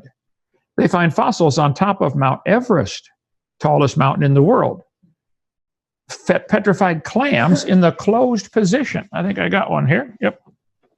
When you get petrified clams in the closed position, you know it had to be buried alive. There's a place in North Alabama where there are 10 feet thick, millions of petrified clams, beds of clams, closed. You can go down to the beach 70 miles south there in Pensacola and find 1 million seashells, but you aren't going to find a matched pair, and you certainly won't find them closed. Had to be buried alive. I don't know of another choice. If you got a better theory, I'd like to see it. So the Bible says Noah built an ark, saved 2 of each kind on board. I'm not sure exactly what a kind is in every case, but 2 of each kind, probably about 4,000 kinds of animals, plus the birds, maybe another 1,000 kinds of birds, just guessing, had to be on that ark. Then after that, they have diversified now through natural selection and variation within the kind. They've diversified into millions of species, but that's different than kinds. So today, the earth has ocean basins. 70% of the earth is still underwater. So if someone asks, where did the water from the flood go? It's still here. It's in the oceans. Just the Pacific is big enough to hold every continent in the world. All the continents would fit in just the Pacific. The earth today is 71% underwater. Only 29% is above water. And the part that's above water is only an average height of 2,300 feet or 2,600 feet, whereas the depth of the oceans averages 12,000 feet. So today, if you smoothed out the world, push all the mountains down, smooth it out, the water would be 8,000 miles deep, 8,000 feet deep, everywhere. 1.5 miles of water, completely covering the earth. That water's still here. The oceans today are gaining salt as mineral salts wash off the ground from water and erosion in rivers. And the evaporation takes out the water only, leaves the salt behind. It's a giant distillation process. So the oceans are gaining salt every day, yet they're only 3.6% salt. At the rate they're gaining salt, you would say, hey, this could have happened in a few thousand years. I think during Noah's flood, all the world was fresh water. Noah didn't have to bring water on board. He probably brought babies of all the animals, about 6,000 or 8,000 different kinds of animals, onto the ark. He didn't have to bring insects because they don't have nostrils. So God told him to bring those in whose nostrils is the breath of life. And insects can survive a flood just fine. So the flood was probably all fresh water, had all the water they needed, and now it's gradually become saltier since the flood, and some animals have adapted to salt water. We now have freshwater alligators and saltwater alligators, or crocodiles, I'm saying. They might have had a common ancestor called a crocodile. That's not proof crocodiles are related to mosquitoes. So to change, there are saltwater bass and freshwater bass. 1 minute left, okay. So today there is still an enormous amount of water in the crust of the earth. There are hot water subterranean vents. If there's hot water shooting up into the bottom of the ocean, where does it have to be coming from? Lower than the bottom of the ocean. Like, duh, okay? Tens of millions of these hot water vents are shooting up down there. And there's plenty of evidence of there still being a lot of water in the crust of the earth. Deep sea hydrothermal vents, they're called, and you can Google that and get a million pictures. So my position is, it is very reasonable, it is logical, it is true to believe there was a flood that destroyed this world. We have evidence of the damage it did all over the place. It is certainly reasonable that all the animals could come from 7,000 or 8,000 pairs of animals on a boat. It is not reasonable that all the animals could come from a rock 4.6 billion years ago, like the evolution theory teaches. It is reasonable that all the peoples of the world could come from a family of 8 on a boat. I think it's very reasonable. Okay, there you go. Awesome. Well, thank you so much for that opening presentation, Dr. Kent Hovind. Thank you for your introduction, Adam. Our next phase will be approximately about 25 or 30 minutes, just free-flowing dialogue. Hopefully I don't have to step in. Your last debate, guys, was actually very respectful, very fun to listen to, very engaging. So I'll leave it up to you guys and start the timer on whoever's first word, whoever wants to start. Adam, go ahead. Cheers, Kent. Interesting opening from yourself. If I could compare, if I was to say I had a carrot in the kitchen, and then one day I came home and the carrot was missing. There's the fact. The carrot has gone missing. I could throw out a what-if scenario. I could say the ghost of King Henry VIII came riding in on his horse and took the carrot. Well, it explains it because the carrot is no longer here. And ghost must exist. King Henry VIII existed. So it must be true. That's essentially what I'm hearing here. You're saying stuff and just applying your story to it, but giving no actual evidence to support the claims. One of the things that that was just a response to that. One of the things I want to do, I've got a list of questions here that stray a bit away from the geology. I don't know much about the geology. So if I could go over some of these questions that I've written, I'd love to do that, unless you wanted to continue with the stuff that you started with. Well, as far as your Henry VIII stealing the carrot story, I think you could probably list every person on the earth instead of Henry VIII. It could be anybody. But I think that'd be a poor analogy. I did give lots of evidence. Okay, it is a fact. Fossilized clams are found all over the world, including the top of Mount Everest, and they're in the closed position. This is a fact. I don't think anybody argues with that. The flood story is a reasonable explanation for that. There are features like Grand Canyon here in America, where the top of the canyon is 4,000 feet higher than where the river starts cutting. The river starts cutting the canyon at Page, Arizona, and you can Google it. It's got an elevation of 2,800 feet above sea level. Well, the top of the canyon is 8,000 feet above sea level. Rivers don't flow uphill. Grand Canyon is a washed out spillway from a giant lake that drained. Go ahead. What I mean by evidence is a collection of facts that point only to one specific explanation. That's what I meant by the King Henry VIII thing. It explains it, but there's no actual evidence to support that explanation. It's the same with yours. I mean, with the clams, there's all sorts of explanations for why that happened. Why is it your flood specifically? Well, okay, I would like to hear your other explanations for the clam, but before we get there, keep in mind, we are not demanding that our explanation be taught in the schools at taxpayer expense. The evolutionists are demanding that we all pay to teach their explanation at taxpayer expense. I don't think there's any evidence at all that any animal has ever produced any other kind of animal. There is no scientific evidence that a dog ever made a non-dog or came from a non-dog. But yet all of us are being forced to pay for that religion to be taught in the schools. If we were all forced to pay, Henry VIII came and stole your carrot, I think everybody would object. Should we pay to teach gravity in schools? Your religion. Should we teach gravity in schools? Say, I didn't understand that. What now? Should we teach the theory of gravity in schools? Can you hear me okay? Well, yeah, there's plenty of evidence for gravity. I can show it. I can demonstrate it. We can measure it. 9.8 meters per second, 32 feet per second. I think we can demonstrate it. Can you demonstrate? Can you give me an explanation? Can you show me any animal producing a different kind of animal? Is this something we have to believe? That's the topic for another debate, unfortunately, because we are. Well, my point is, the flood story is a reasonable explanation, but we're not demanding that it be taught at taxpayer expense. So the burden of proof is not on me. You guys want to demand that we all teach your religion of evolution, and I think that's unfair and probably illegal. But we're not talking about evolution in this debate. We're talking about Noah's flood. Can I ask my questions? Noah's flood. How did the clams get on top of Mount Everest, Adam? What is your explanation? Petrified in the closed position. I'm here to listen to your explanation and decide whether I gave you agree mine. or not. I gave you mine. The world was flooded, completely flooded. During the end of the flood, the mountains lifted up and the valley sank down, and so the mountains formed in the last part of the flood. Psalm 104 tells us that. That's a reasonable explanation. We have the clams on top of the mountain, and they're closed. And this doesn't happen any place in the world today. In nature, clams die all the time by the millions, but they don't ever petrify in the closed position. It's hard to get animals to find animals petrifying at all anywhere. But petrified fossils are found in the ground by the billions and maybe even trillions. Fossils are found. They're not formed. How many animals died today in the world or yesterday? And none of them fossilized. The buzzards dragged them all over, the coyotes, the ants. And fossils simply don't form. We never see fossils forming.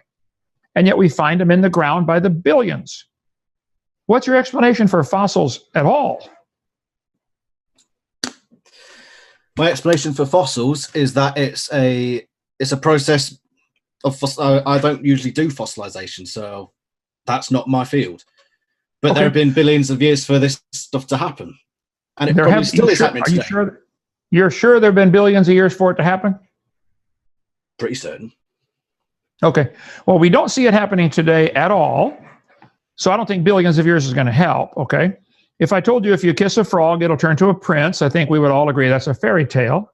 But it sounds to me like you believe if we wait billions of years, the frog will turn into the prince on its own. I think it's still a fairy tale. It's not true. There's no evidence for that.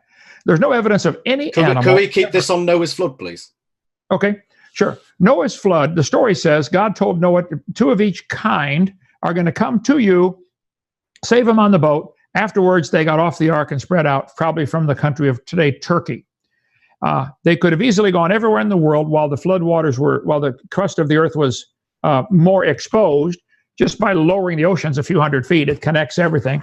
I mean, the water between Vietnam and Australia, this water is only 30 feet deep. The width of this room. That's the depth of the water generally in here. So lowering the water 100 feet would connect everything.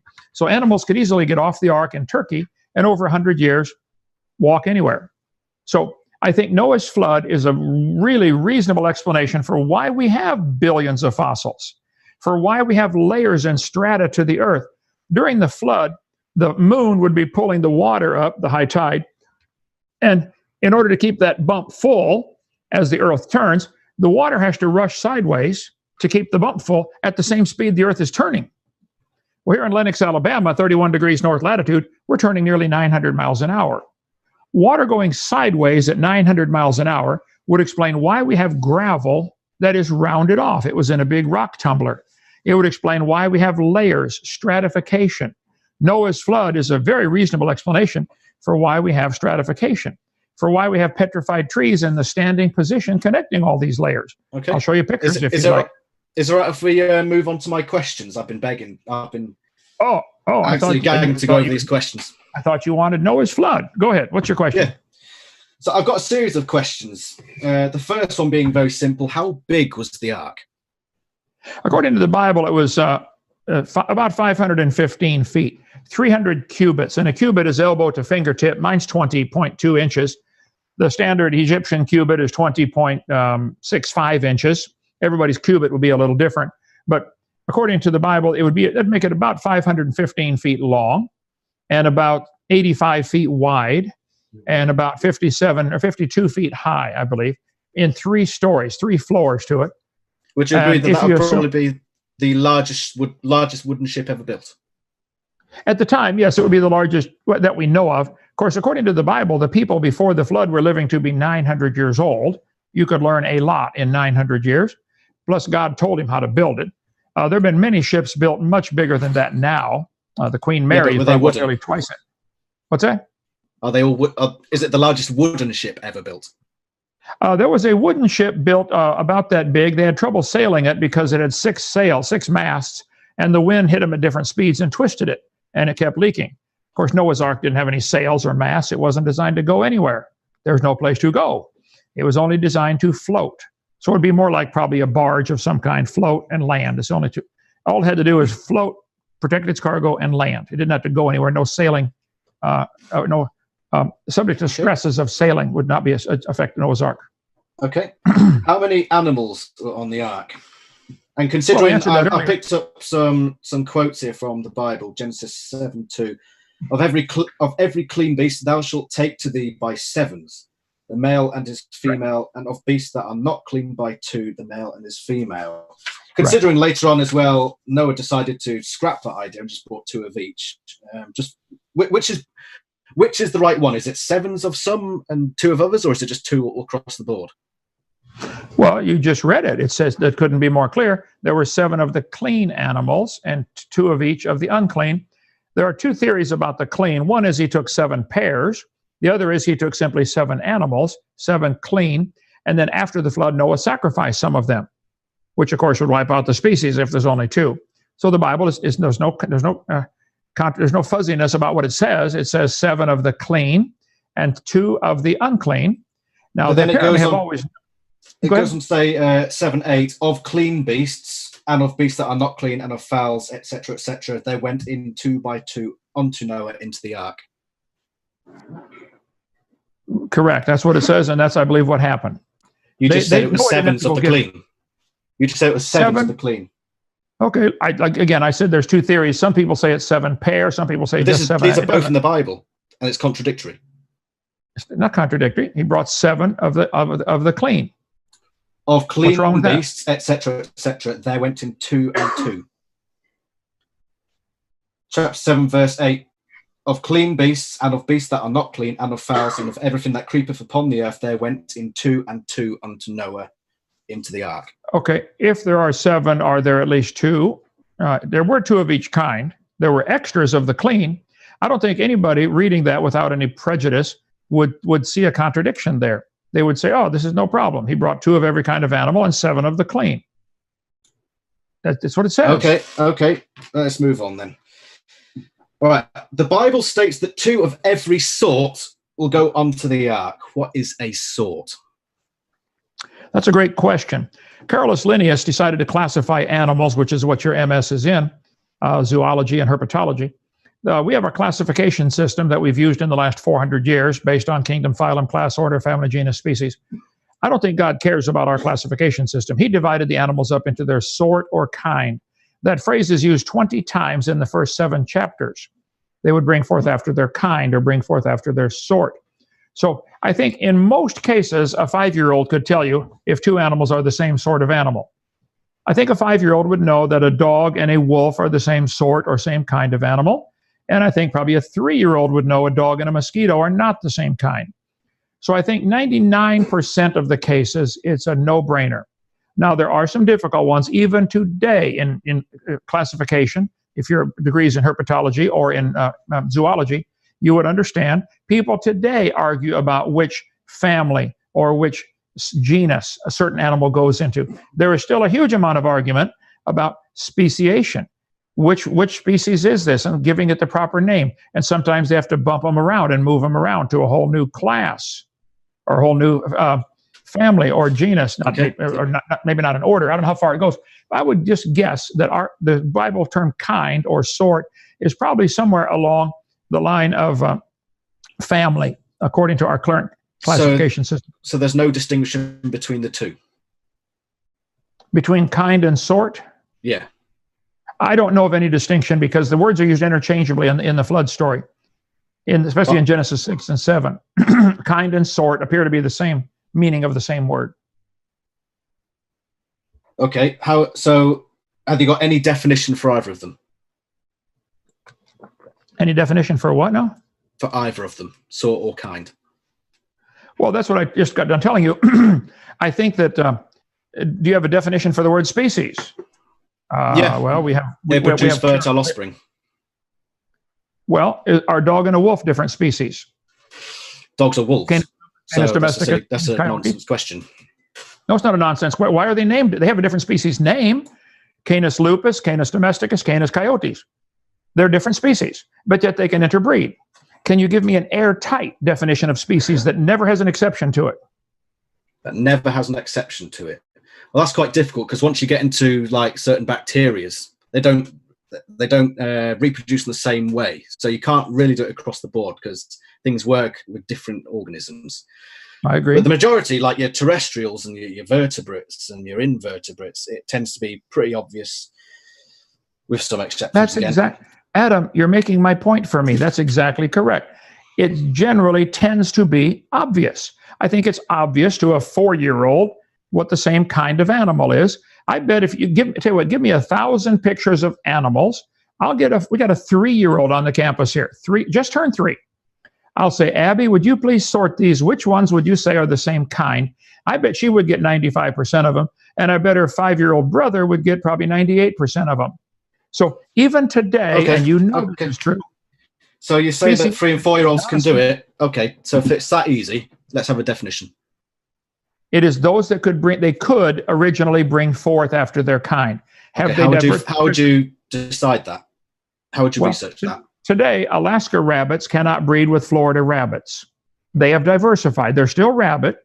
The Florida rabbits can breed with the Minnesota rabbits, and the Minnesota rabbits can breed with the Alaska rabbits. But the rabbit family has diversified to where some of the branches are no longer interfertile. Mm-hmm. They probably could be induced, in the laboratory or something, but there's enough differences in the cold weather rabbits and the warm weather rabbits that they generally won't bring forth. But so in the original creation, they could all bring forth the same kind. I think a dog and a wolf can bring forth offspring. I think a dog and a mosquito cannot. Neither can a dog and a whale or a dog and a pine tree. So I think in 99% of the cases, it's sort of obvious, like you said, what the same kind of animal is.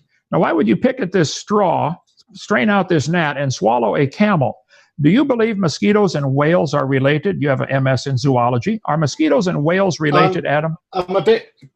You haven't actually... You've given me examples, and they're vague at best, but you haven't actually given me a definition. You say a 3 or 4-year-old can tell what a kind is, and yet you haven't given a definition for it. I did. I said they could bring forth. Originally, they could bring forth... That's what species is.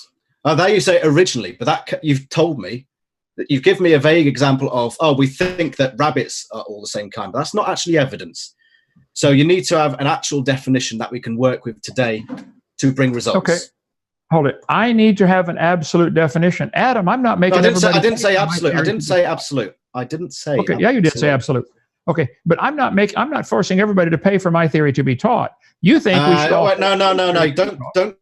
Don't change it again. Don't do that. I want a definition of sort and kind that we can work with to decide. I'll tell you again for the 3rd time. Write it down this time. Those that originally could bring forth are the same kind.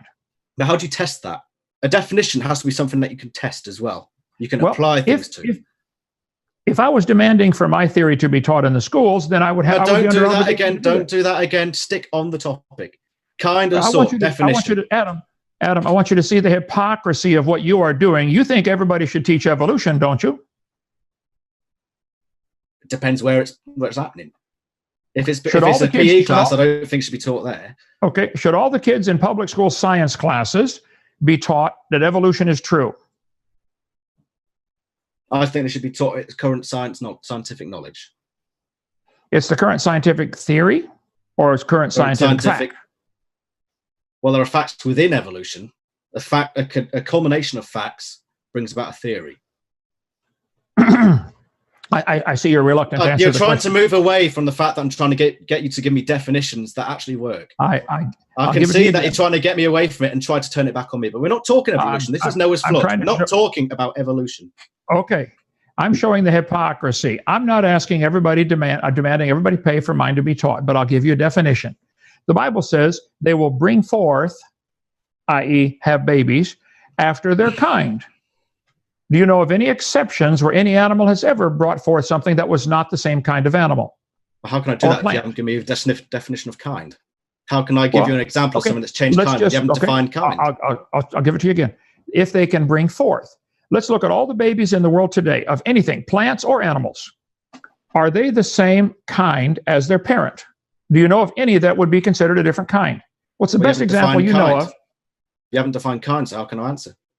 Well, look at the baby, look at the mama. Is this going to come out to be looking and working and functioning the same way as the mama and dad? I think it's the same kind of animal. Not if the baby's born without legs. What now? Are there babies born that are not the same kind as the parents? You just said if it functions the same as the mother. Well, if a baby's born without legs, then it doesn't function the same way as the mother. You haven't defined kinds. You can't ask me to give you an example of kinds, given something that's non-kind, when you haven't given me the definition of kind itself. I've been asking you for the last 10 minutes to give me just one definition, and you've failed to do it. I've given it to you 6 times. Pay attention, son, or you're going to. Pay attention, son. You're going to flunk my class if you don't pay attention. They could originally bring forth after their kind. If they could bring forth, that's the definition. Can they bring forth? Can they produce babies? Can a pine tree and a whale make a baby? Can a pine tree and a mosquito make a baby? Can a bearded dragon and an iguana? Can a bearded dragon and an iguana? Iguana? A bearded dragon and an iguana. No, that's a good question. How about a royal python and an anaconda? I don't think an anaconda and a bearded dragon can make a baby. What about royal python and a European adder?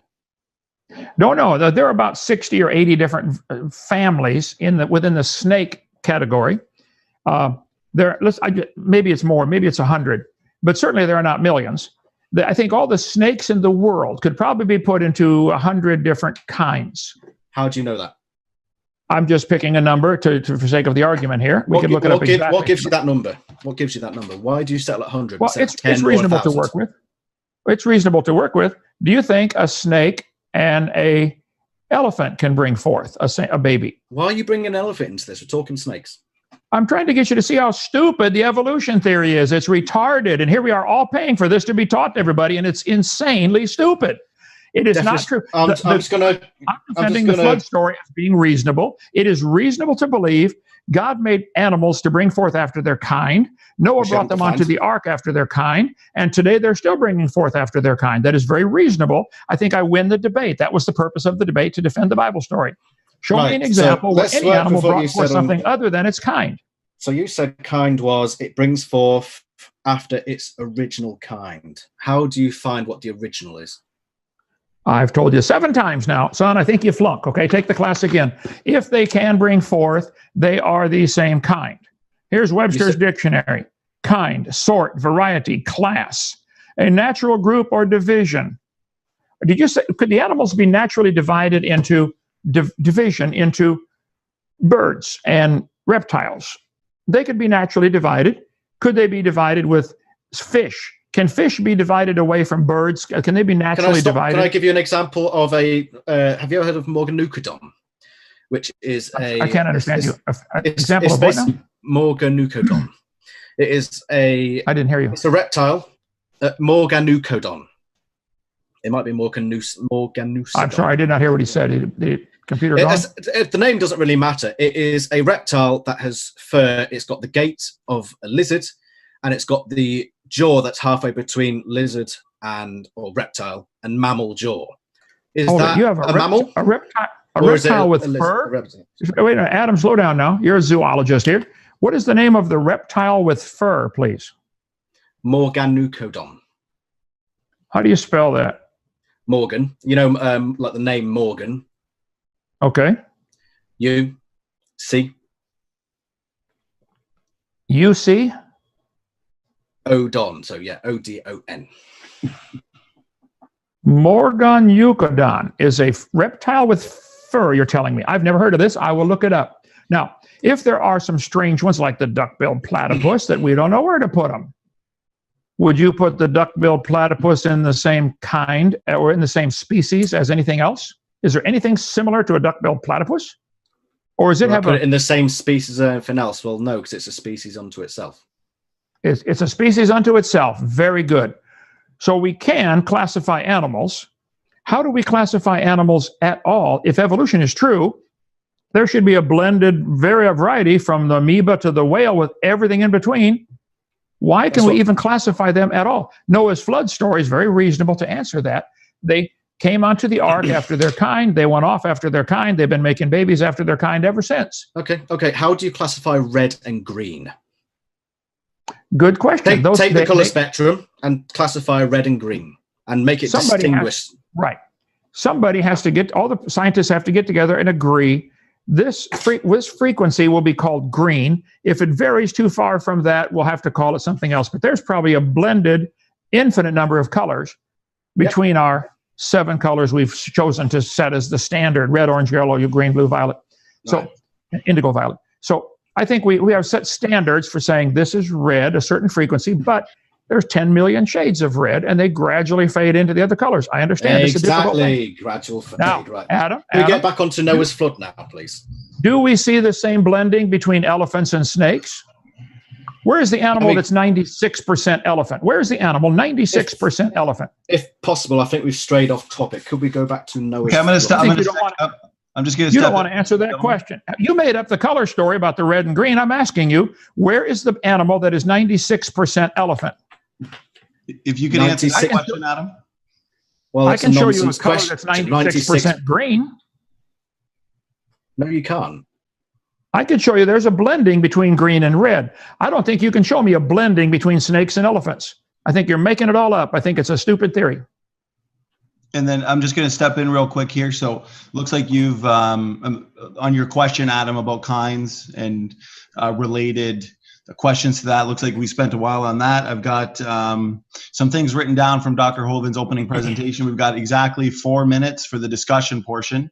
Do you have any objections to anything that Dr. Hovind said in regards to the canopy, fossils, the evidence that he gave for a global flood? If we want to spend the last few minutes on those things instead of kind. I'd like because I've only gone through like 3 of the 20 questions I've had. So if I just get some quick answers to some of the other questions. Okay. That's why I'm trying to get it back. So I've worked hard on these questions and I've hardly been able to get any of them. Of course, yep. And take as much time as you need if you want to ask your question and not spend too much time, I guess, arguing on one question. Go ahead. Yeah. Okay. Right. So, Kent, how long was the vessel at sea for? The battle at sea? What is that? Oh, no, the vessel at sea for. Well, according to the Bible, Noah got in the ark and then a year and 2 weeks later got out of the ark. However, it says in the 7th month, it landed. It took 5 months for the earth to dry out or the water to run away or the crust of the earth to quit shaking around. So Noah was at sea for probably about 6 or 7 months. Right, okay. Okay. Yeah. How did Noah account for lull and roll of the boat? Because I imagine there's probably a lot of turbulence. Water turbulence. You probably got at least a sea state 8 or 9 throughout this whole thing. How do we account for lull and roll of the boat, considering that keels weren't invented until the Vikings? Well, if you study what they have discovered in Turkey that they're claiming is indeed Noah's Ark, let's see, it's on part 3 of my story. They have found 12 giant stones. They call them drogue stones, D-R-O-G-U-E. The drogue stones apparently were held under the boat hanging by ropes. Let's see, the ark, I don't know where that is. I have to find the slides if you watch my seminar series. But they found 12 of these rocks. They weigh about 9,000 pounds apiece. They apparently were held over the side of the boat hanging on ropes. Drogue stones, they're called. I'll show you pictures. If I had the question earlier, I'd get ready for it.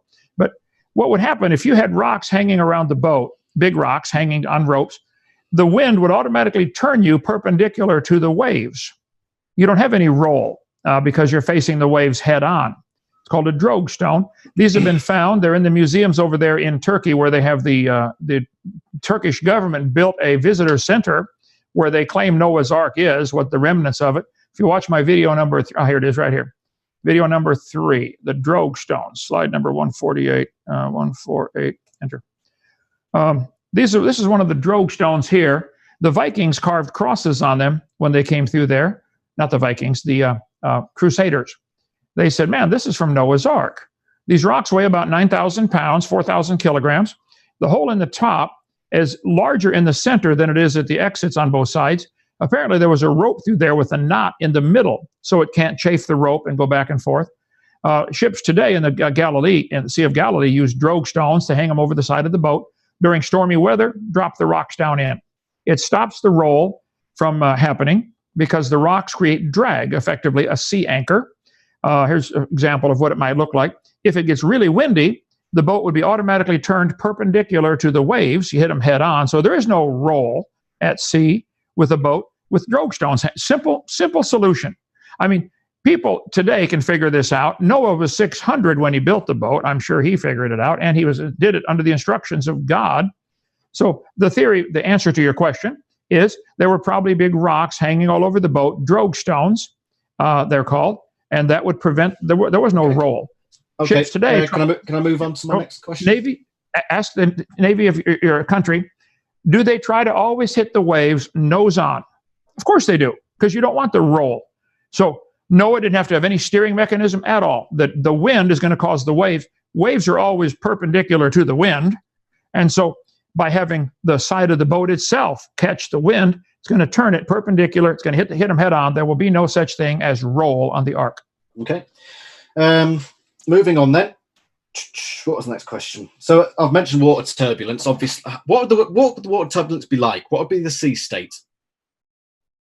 I didn't understand that. I speak American, not English. But what was it? What would have been the sea state? Sea state goes 1 through 10. 1 is like the water is like a mirror. 10 is the waves are 50 feet high. Well, that even to this day, right now, this moment, it varies from 1 to 10 all over the world. I mean, some places it's a 1, some places it's a 10 right now. So considering the conditions of those floods, what would the there's no way to tell. I think Noah was in calm water the whole time and didn't have a problem. Calm water, despite the fact that all this water has been displaced. Oh, yeah. There's water when they had the earthquake in Indonesia in 2004, all the landslide underwater made a huge tidal wave that killed 250,000 people. We didn't feel a thing in Pensacola, Florida. Wait, so you said earlier that the water was jetted so much that debris was flung into space. The entire world was flooded, and you think right? And within an effective radius of that crack, you would get enormous problems. But see, Noah was outside of the danger zone from all those cracks. Okay. Prove I'm wrong.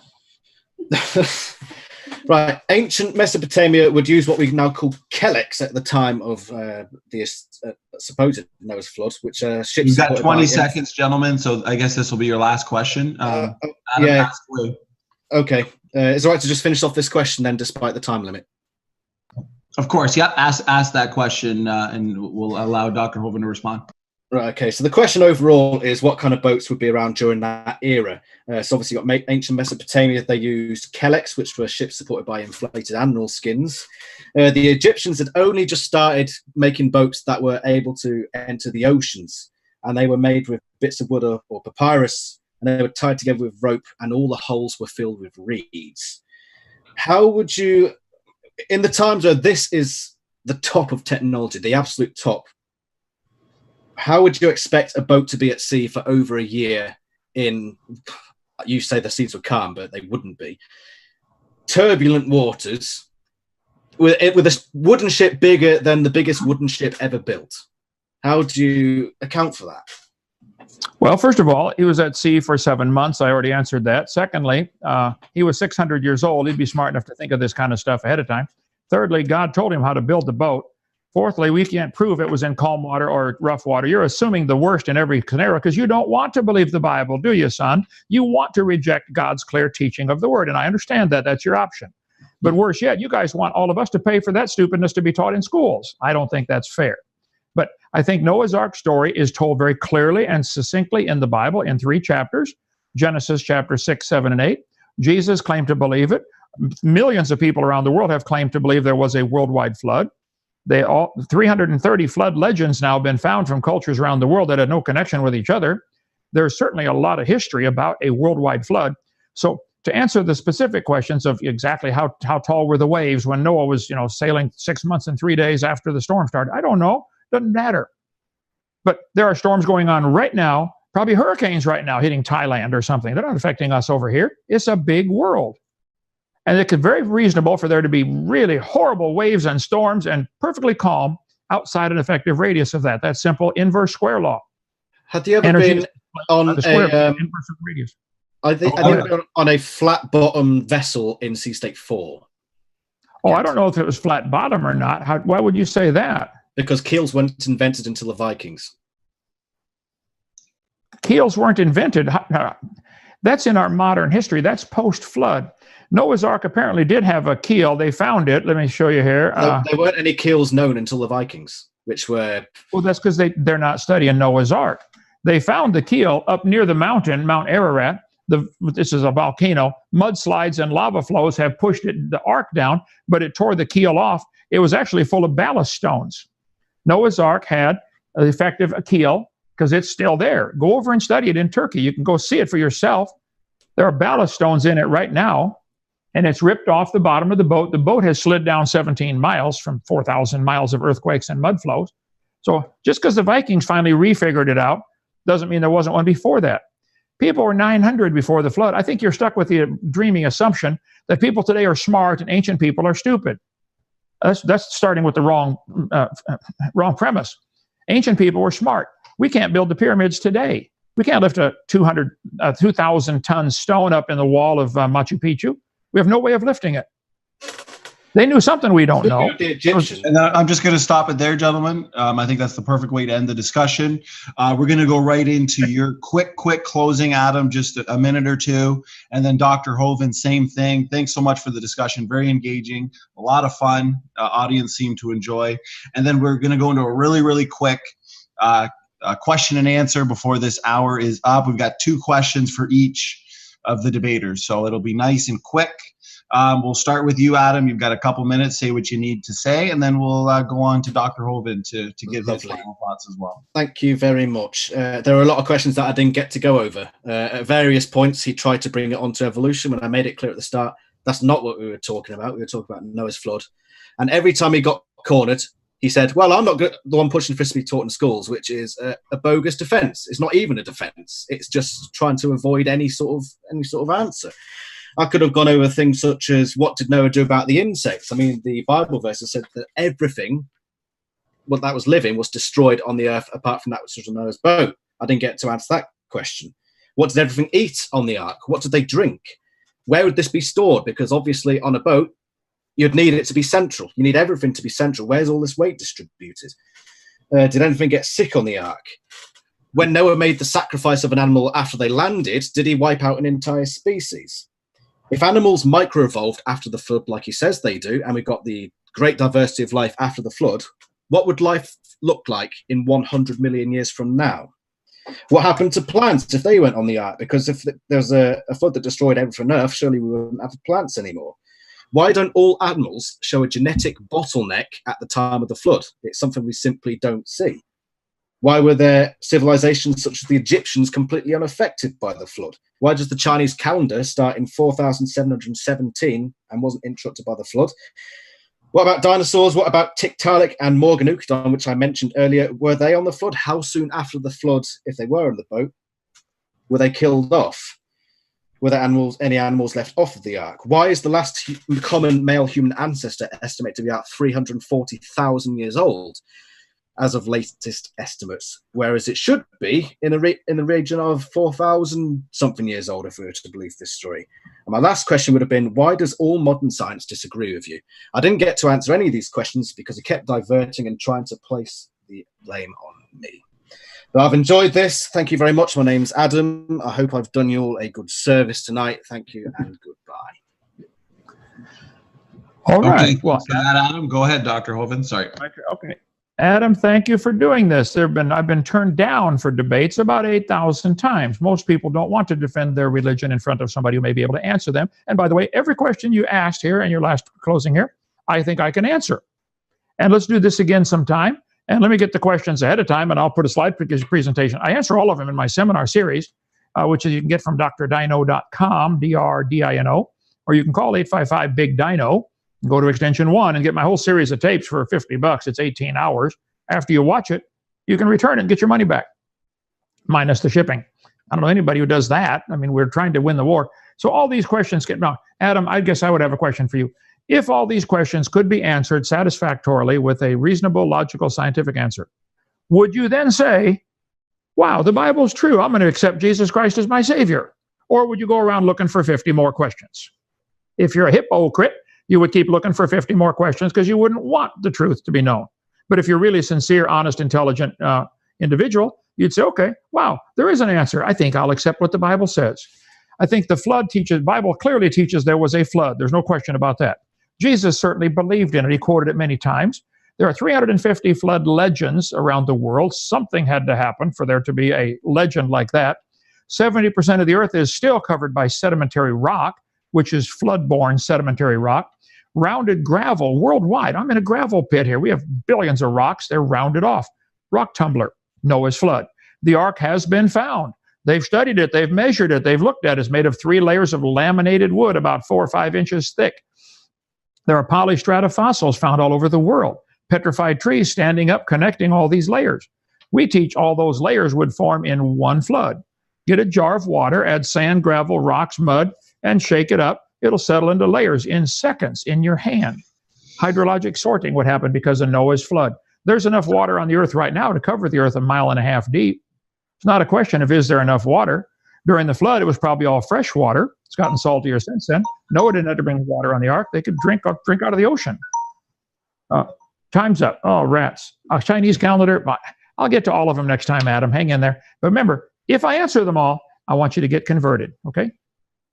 Awesome. Thank you so much for that, Dr. Hovind. Thanks so much for a great debate, gentlemen. So we're just going to go into a really, really fast-paced Q&A here. I've got 2 questions for each of the debaters. So I guess I'll start with Dr. Hovind here.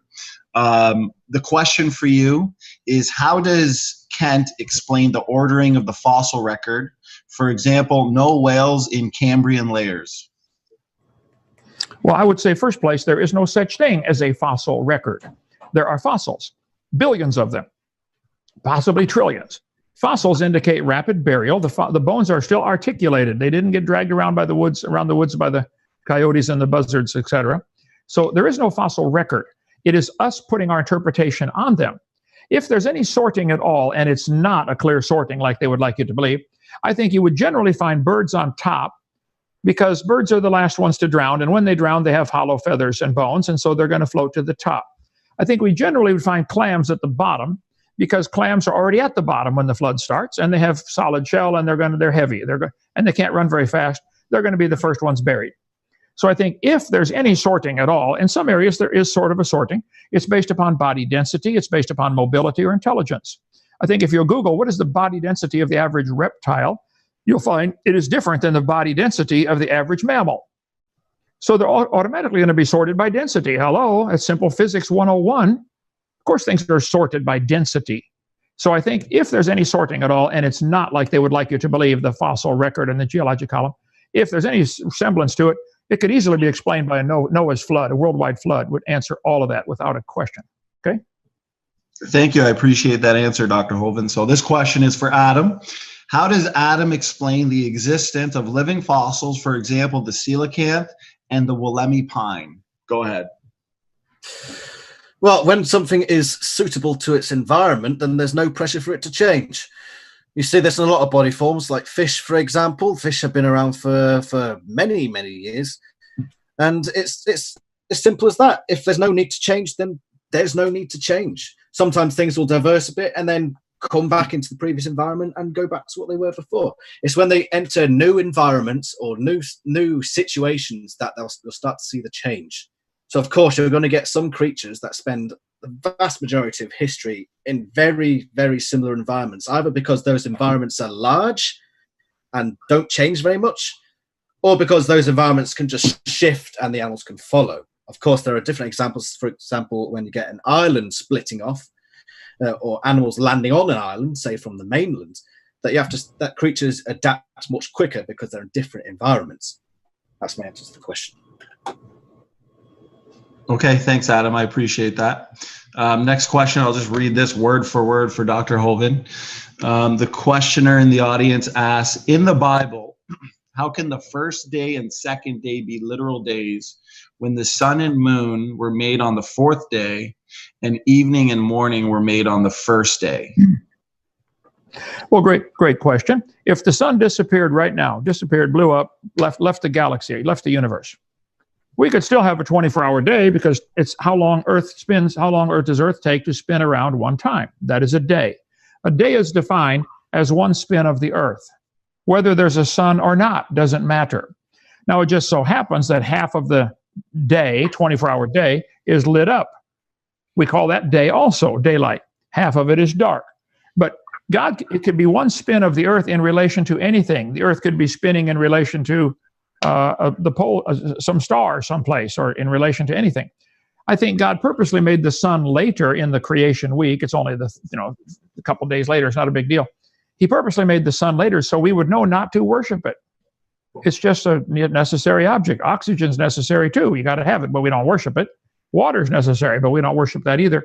So the sun is neat. I'm glad we got it up there, but it's not something we should worship. And most cultures of the world have fallen into the trap of worshiping the sun of some kind, like the atheist Aaron Ra, the sun god, he calls himself. So I think God made it later just so we'd know not to be so stupid as to worship the sun. Awesome. I appreciate that, Dr. Hovind. So we got the final question here for Adam. Adam, the question is, how does Adam explain the sediment layers and that we see quick or no erosion between layers and we see complete rock layer sequences deposited rapidly in abrupt succession? Go ahead, Adam.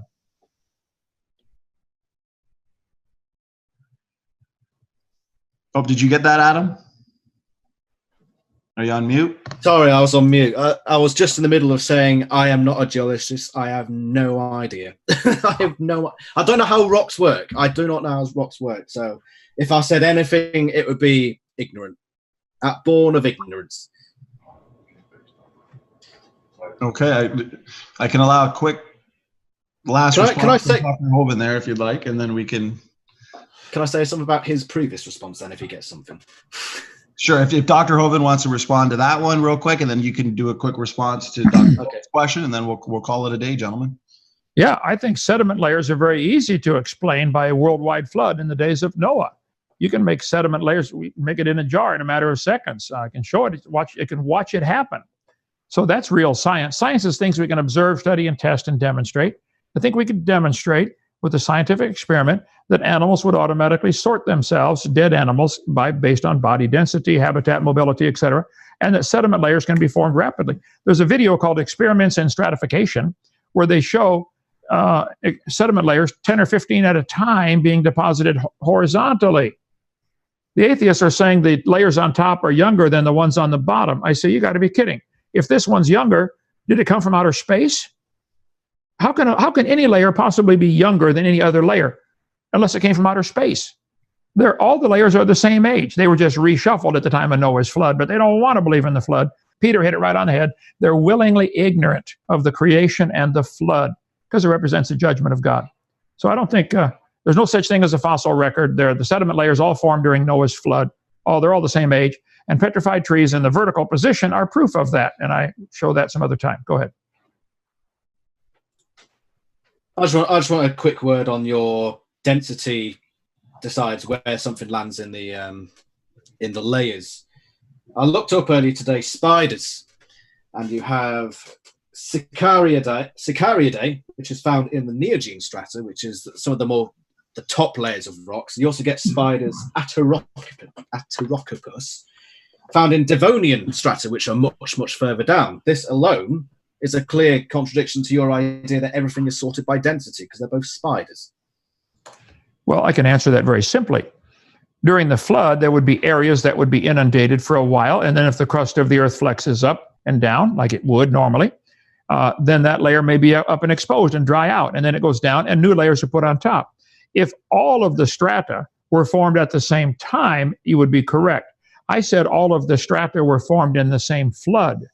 that flood could deposit things where you'd get the denser object stuck in the top, because it was during the last part of the flood that it finally got settled there. I think it's very easy to explain how things could be out of order based upon a flood lasting a year and the crust of the earth flexing up and down. So right here in our gravel pit, we have 5 layers of gravel, clay, gravel, clay, gravel, clay. You guys saw them today. That would be formed by each tide. Each tide coming in would form a layer of gravel. And then when during high tide, when it sits still, small stuff settles out and makes a layer of clay. You can Google stratification, and you'll see it all over the world. Let's see, 264. We have the little thing made out of sand right here. You flip it over, and it makes multiple layers in a matter of a minute. This doesn't take a long time. These little sand toys, you can buy them at, I don't know if you have Walmart in England, but they make multiple strata very rapidly. So there's no such thing as a geologic column. It's one of the dumbest ideas we've ever taught to kids. I taught earth science 15 years. There is no geologic column. The stratification would be because of Noah's flood, and there may end up being some layers on top, just like these 2 densities of sand, blue and yellow, blue and white. They're going to sort into multiple layers. Here, the black and the white are different densities, but it doesn't just all be black at the bottom and white on top. It has to do with how the water moves around. Okay. Awesome. Well, thanks so much for that response, Dr. Hovind. Awesome Q&A, guys. The debate was very enjoyable. I want to thank you both for giving us your time. I know you guys are very busy. So as usual, it was a blast, guys. If you want to say some final words, if you want to promote your channels or whatever, and then we'll call it a day. Yeah, go ahead, Adam. Yeah, where do I find this recording? It's not on YouTube, is it? Yes. Adam, it will be. This debate will be uploaded on my channel, Standing For Truth, probably in the next 30 minutes or so. So I can send you the link. Adam, are you talking about this debate we just did? It'll be on his channel and our channel, Kent Hovind Official. But the Experiments in Stratification is called Experiments in Stratification. It was done at the Navy flumes in Colorado, where they test stratification so they can know where to hide their submarines and stuff. Experiments in Stratification. Okay. That's what I say. Thank you, Kent. Thank you, Standing, and thank you, Praise. It's been enjoyable, and I hope you'll have a tremendous evening. Well, thank you for coming doing this, Adam, and I hope you have a tremendous eternity. I hope you get all this straightened out and accept Jesus Christ as your Savior, because the Bible is true. And not only, the Bible says the scoffers are ignorant of the creation and the flood, they're ignorant of the coming judgment. And there's a judgment coming, whether you believe it or not. I'm trying to help you get ready for that. So Jesus died on the cross to pay for your sins, and if you'll accept his payment, he'll move inside and make a whole new person out of you. It's wonderful. Come visit Dinosaur Adventureland, Adam. I'll give you a tour, show you around the place, and we'll get you converted. If you can pay for the flight, that would be lovely. Yeah, do that. You get here and we'll feed you and house you. Amen, Dr. Hovind. Okay, thank you so much, gentlemen. Praise, if you want to have a final word there and shut her down, brother. Yeah, this was awesome. I appreciate Dr. Hovind coming on, and Adam. It was a pleasure for me, and I would like to do this more often. These type of debates are really interesting and fascinating. So I want to say thanks to everyone coming in here and participating in the chat, and I want to say God bless and see you later.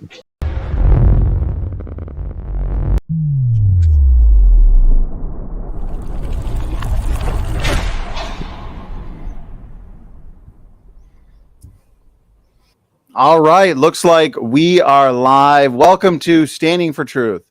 My name is Donnie B, and I'm your host and moderator for tonight's debate between Luca Medugno, who just accidentally dropped, but he'll be back in here in 30 seconds, and Dr. Kent Hovind on beneficial mutations. This is a continuation of our 2022 Evolution Debate Challenge series. And so if you're new to this channel, but you love debates, interviews, lectures, presentations, and more, please make sure to hit that subscribe button. I've also got the entire Evolution Debate Challenge series that we've been hosting here, over 35 of them so far, up on the website and also on the YouTube channel under our playlist section. So be sure to check that out. Kent Hovind, brother, since you're the one here for now until Luca comes back, why don't we start with you in terms of an introduction?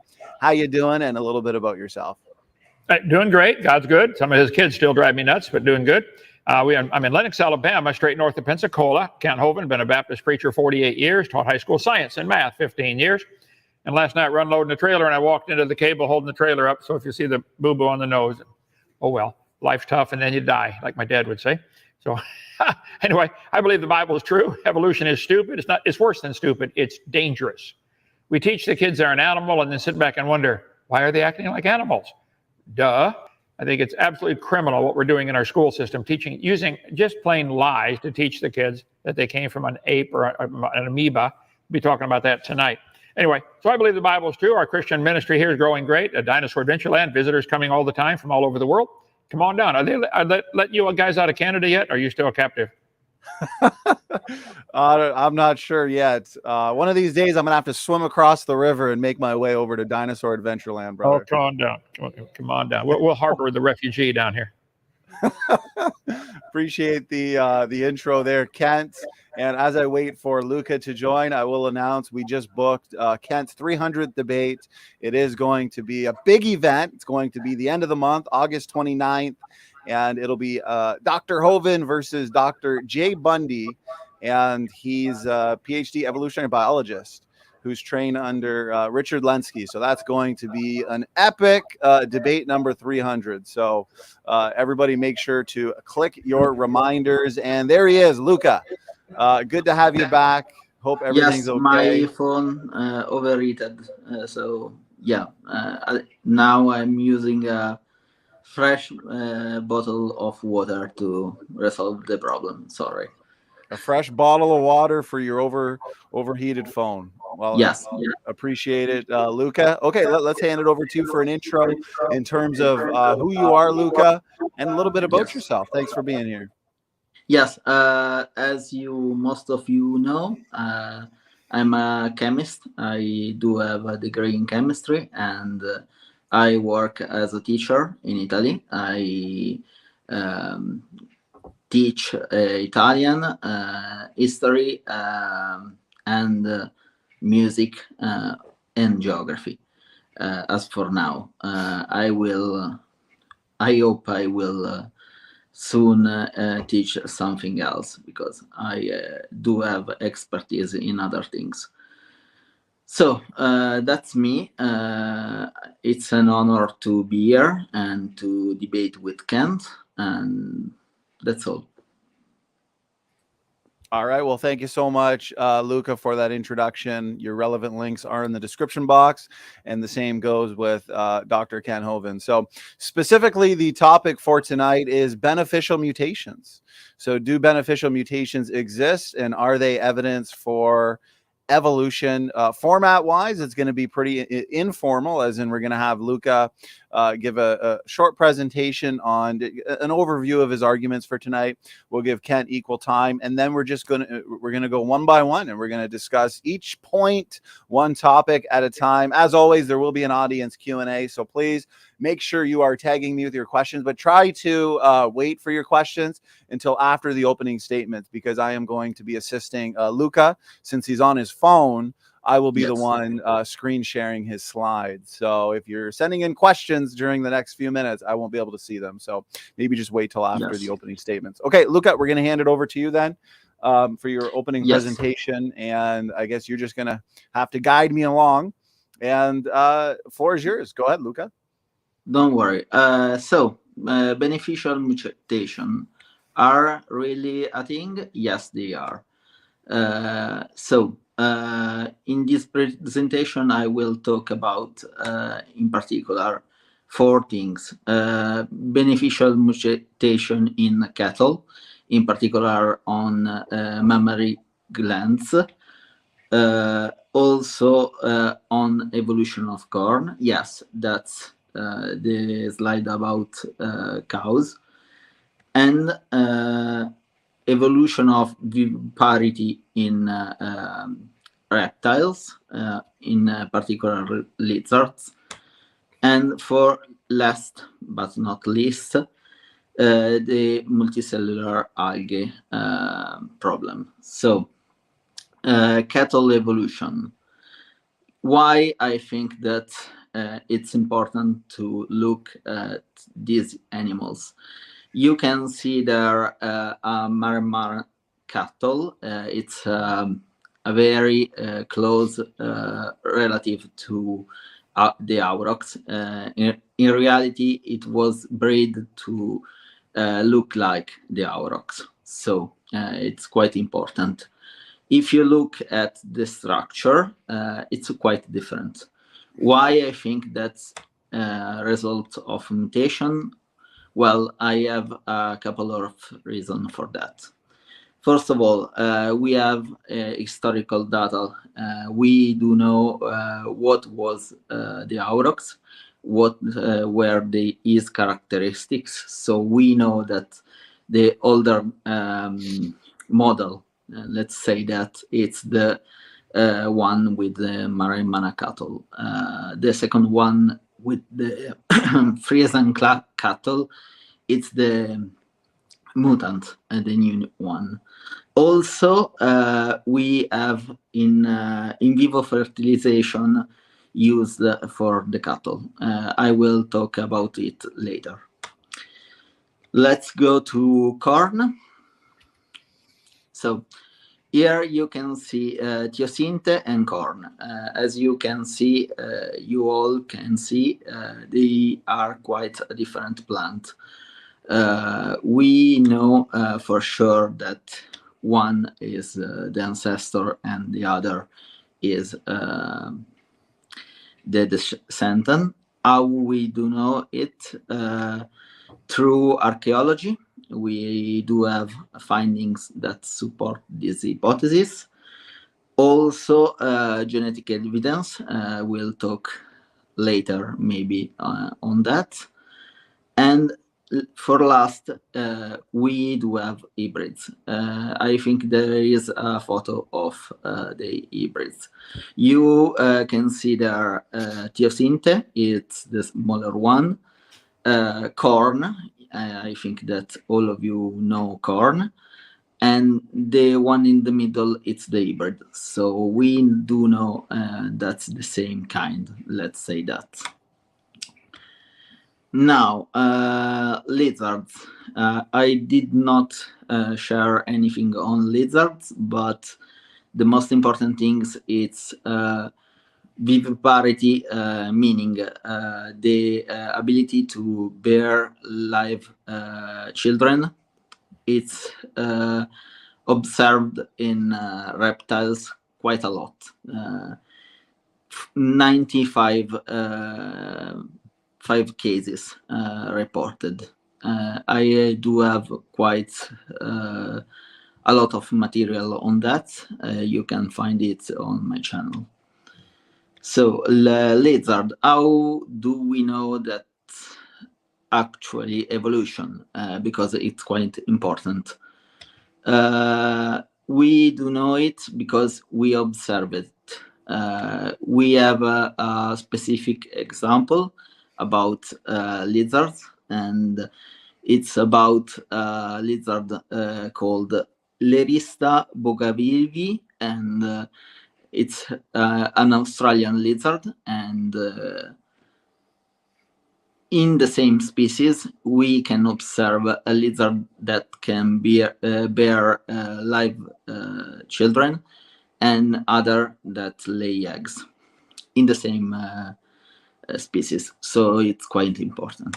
Let's go to the last example. The last example, it's the most important one, and you can see there the results of the experiment. But first, yeah, you have the title, De Novo Origins of Multicellularity in Response to Predation. I want to be clear, that's multicellularity. It's not a colony, it's not something else. It was tested, and scientists waited for quite a long time before saying that's multicellularity. Also, it's not even the first instance of these kind of things. We have at least 3 examples of that. Just in this experiment, we have 2 instances of evolution of multicellularity. And there you can see how these organisms reproduce. So I'm at the end of my presentation. Thanks for watching, and okay, I'm done. Okay, Luca, thank you so much.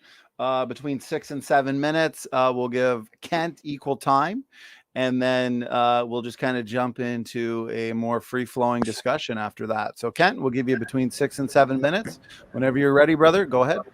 All right. Well, thank you so much. Well, Luca, I accept the fact that cows can jump. They have a rodeo here in Texas where they actually ride cows and see who can make them jump the highest. I think the record so far is about 6 feet, a cow to jump 6 feet. So I think if you took your cow to the gym and made it work out every day and gave it vitamins, someday the cow could jump over the moon. No, I don't think the cow will ever jump over the moon. I think there's a limit to how high cows can jump. Have they reached the limit yet? I don't know. Probably getting close. Maybe next year somebody will break the record with 6 feet and a half inch or something, or a centimeter for your benefit. Okay, so seeing that cows can jump does not prove they can jump over the moon. There are 16 common cattle breeds, 250 recognized breeds of cows, according to this article. This guy says, oh no, there's 400 different breeds of cows. I don't know. One guy said there's 1,000. There are different breeds of cows. They breed them for multiple purposes, primarily to get more beef or, as you mentioned, to get more milk. These are the beef breeds of cows. These are the dairy breeds of cows. When I was teaching school in Kankakee, Illinois, I took my students to the farmer there in Kankakee, who that year had the world's record producer, gave 100 pounds of milk every day. 100 pounds of milk. That's a lot of milk. And so that was a I don't know, was it a mutation or not? Might have been to cause more milk production. But they can selectively breed cows to get more milk. However, there is a limit. They will never get a cow to give 1,000 pounds of milk a day. They'll never get a cow to give enough milk to fill the Pacific Ocean in a day or in a lifetime. So there are, somewhere along the line, there are limits. And this is what you evolutionists simply do not understand or do not admit. Sure, we see varieties, but they're limited, and it's still a cow. It didn't change it to anything else. And it already had the ability to make milk. It didn't give it any other ability. It didn't start producing grape juice or anything else. It's still a cow. It's still producing milk. They selected the ones that give the most milk and breed those, and pretty soon you got a whole bunch of cows that give a lot of milk. Okay, then you got another problem. Now you got to babysit them because they can't run very fast. They can barely walk. They're the first ones the predators are going to get. So yes, they've increased milk production, but that's not evidence for evolution. That's evidence of artificial selection. That's man selecting which cow he wants to give birth to the next generation. They artificially select the cows to get more milk or more beef or whatever it is. They didn't create anything. They enlarged a trait that already existed. Same thing with the corn. They took the plant that has the little seeds and said, wow, let's selectively breed for the bigger ones and gradually turn maize into corn. It's still a plant. Still a plant. That does not prove that, that animals are related to plants. So you mentioned single cell to multicellular creatures. This is a major problem for evolution, I think, and they're nowhere near solving it. The textbooks teach all the many forms of life on Earth today are descended from a common ancestor. Wow. All the many forms, common ancestor. So humans and mosquitoes and cows have a common ancestor. It says, from a primitive unicellular organism, a single-celled organism. Now, no traces of those events remain. We know what happened, but we can't prove it, is what this textbook is saying. They draw lines on paper in these textbooks all the time and connect all these life forms as if turtles and humans and birds have a common ancestor. This is religion. This is not science. So I think you and I could both agree, Luca, the textbooks do teach all forms of life today come from a common ancestor. That's what they teach. So if we can agree with that, yep, and they teach it was a unicellular organism, a single-celled creature. Snakes, turtles, birds and mammals, that's us, have a common ancestor. You go back further, it's a single-celled protozoa. Wow. So we agree the textbooks are teaching this to the kids from kindergarten on, that they came from a protozoa. Protozoa turned into a biology teacher. That's what they teach. So I think we could agree, yes, they do teach that. Now, this one says the shark and the fern and the starfish and the octopus have a common ancestor, which was a single-celled creature. The National Pornographic said, all life on Earth evolved from a single-celled organism roughly 3.5 billion years ago. This is propaganda. This is not science. A new study seems to confirm. The study supports the widely held universal common ancestor theory proposed by Charles Darwin. Oh, okay. They tell them we have a primitive unicellular organism. Luca and anybody else listening, there is no such thing as a primitive unicellular organism. Single-celled creatures are not simple. They recognize 20,000 now kinds of single-celled creatures. They have three parts: cell membrane, nucleus, and cytoplasm. In the cytoplasm, there are fine fibers, hundreds or even thousands of minuscule distinct structures called organelles in one cell. Your body probably contains 100 trillion cells. One person, 100 trillion cells. Each cell is incredibly complex. These organelles are mind-boggling in their complexity. They're suspended in the cytoplasm. You have mitochondria, ribosomes, endoplasmic reticulum, etc., Golgi bodies, and they're amazing in their complexity. Organelles are membrane-bound structures in a cell. You have mitochondria, chloroplasts, etc. You can study each one of those forever. There is no such thing as a simple single. I forgot to start my timer, so you have to tell me, Donnie, when I get close. There. No such thing as a simple single-celled organism. They are complicated. 20,000 species of single-celled creatures: bacteria, amoeba, paramecium, yeast, etc. Just the amoeba can have 670 trillion base pairs in the genome. It's not simple. It's complicated. Trumpet lilies, 90 trillion base pairs in the genome. Humans, 3 trillion. So simple, primitive unicellular, no, there's no such thing. There's no such thing as a simple cell. If it's alive, it's complicated. It'd be easier and simpler to build a space shuttle and launch it into space than to make a single-celled organism. Not one single part of the space shuttle formed itself. Each nut, each bolt was designed. Each screw, every piece was designed. And in the chromosome, and in the E. coli, and in these single-cell creatures, everything is designed.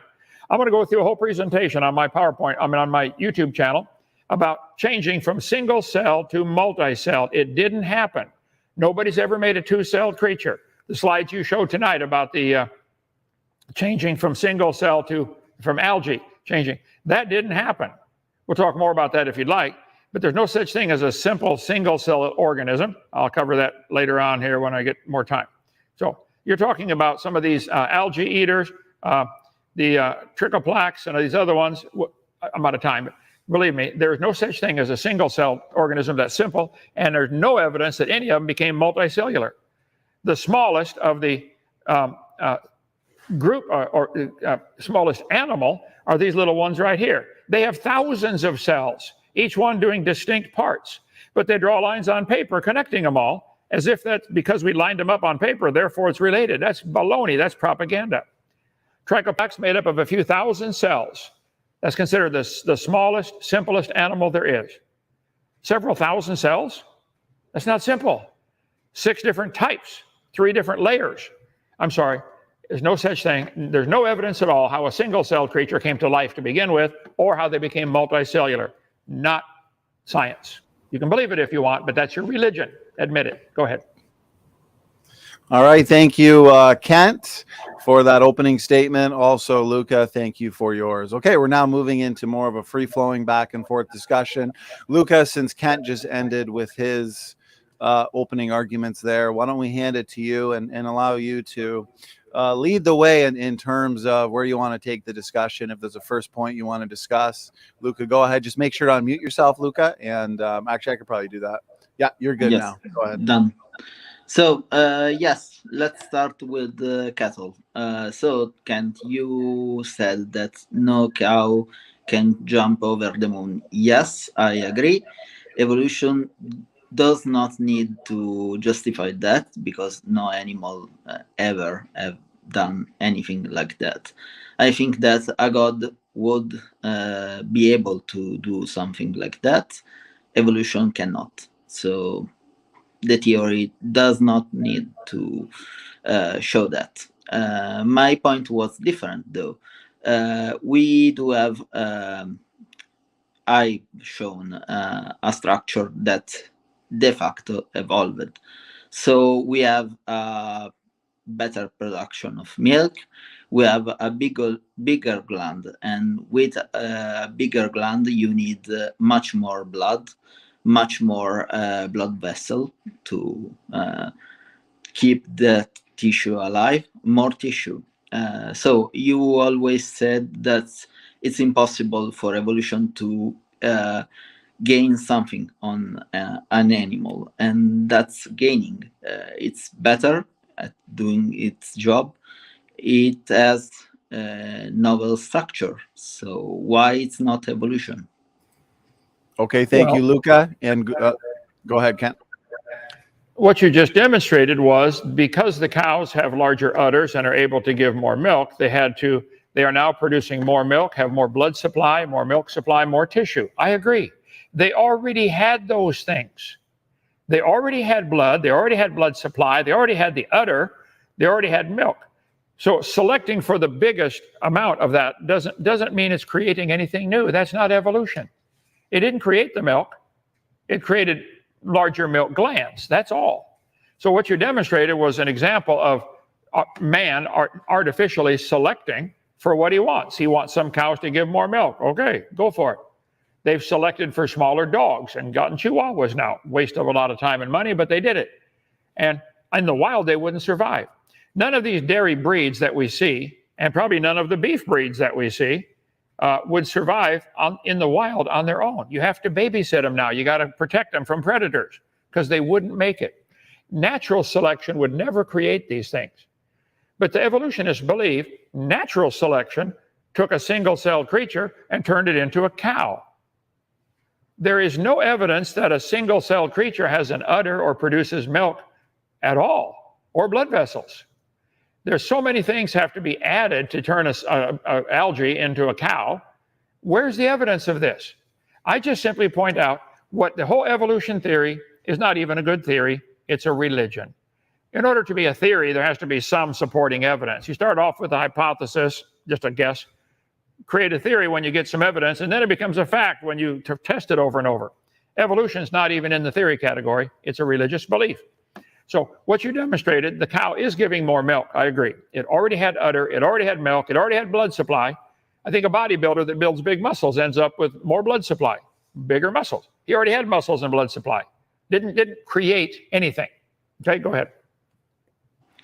Good. So we can agree that you say selection, let's say artificial selection, can increase production, so it can make things better in some way. Also, if you have blood vessel, yes, you have blood vessel to begin with, but you have more of that. So those structures are new. So yeah, we can increase production, and we can have de facto beneficial mutation, because for the animal it's beneficial, because we do breed those animals to produce milk, so they survive if they produce enough milk. Also, I was talking about insemination. Why? Because if these characteristics are epigenetic, so not coming from genetic material, I cannot understand why we do insemination, because we, even in Italy, we buy the material needed for insemination from America. So it's a very expensive process, and it does not follow. If it's epigenetic, there is no need for it. The fact that you're having to buy cattle sperm from America to put it into your Italian cows, it's still a cow, didn't change a thing. And that just shows how complex sperm is. Why don't you, you're a chemist, why don't you make some sperm in the laboratory from nothing but chemicals? Could you make a single sperm cell to inseminate a cow? Well, in theory, yes, it's not that hard. if you start with some material. But yeah, I think it will be possible, very expensive. But in theory, yeah, I think yes. But it does not follow if it's epigenetic, why buy from America? It does not work like that. If it's genetic, it does have a sense, because you are looking for the best mutation. And we do know that Friesian cattle are the mutated ones, because we have the genetic materials from the hierarchs, and we know that the oldest one. Well, I think the content of the sperm has been carefully calculated chemically. They know what the proteins are made out of, CATG, and if I gave you a bottle of each, CATNG, could you put them together and make a sperm or make a protein? And if some chemists in the laboratory could produce a sperm, which I would say absolutely impossible, but if you could, that would only prove it takes intelligence to create this stuff, which would lead right back to creation.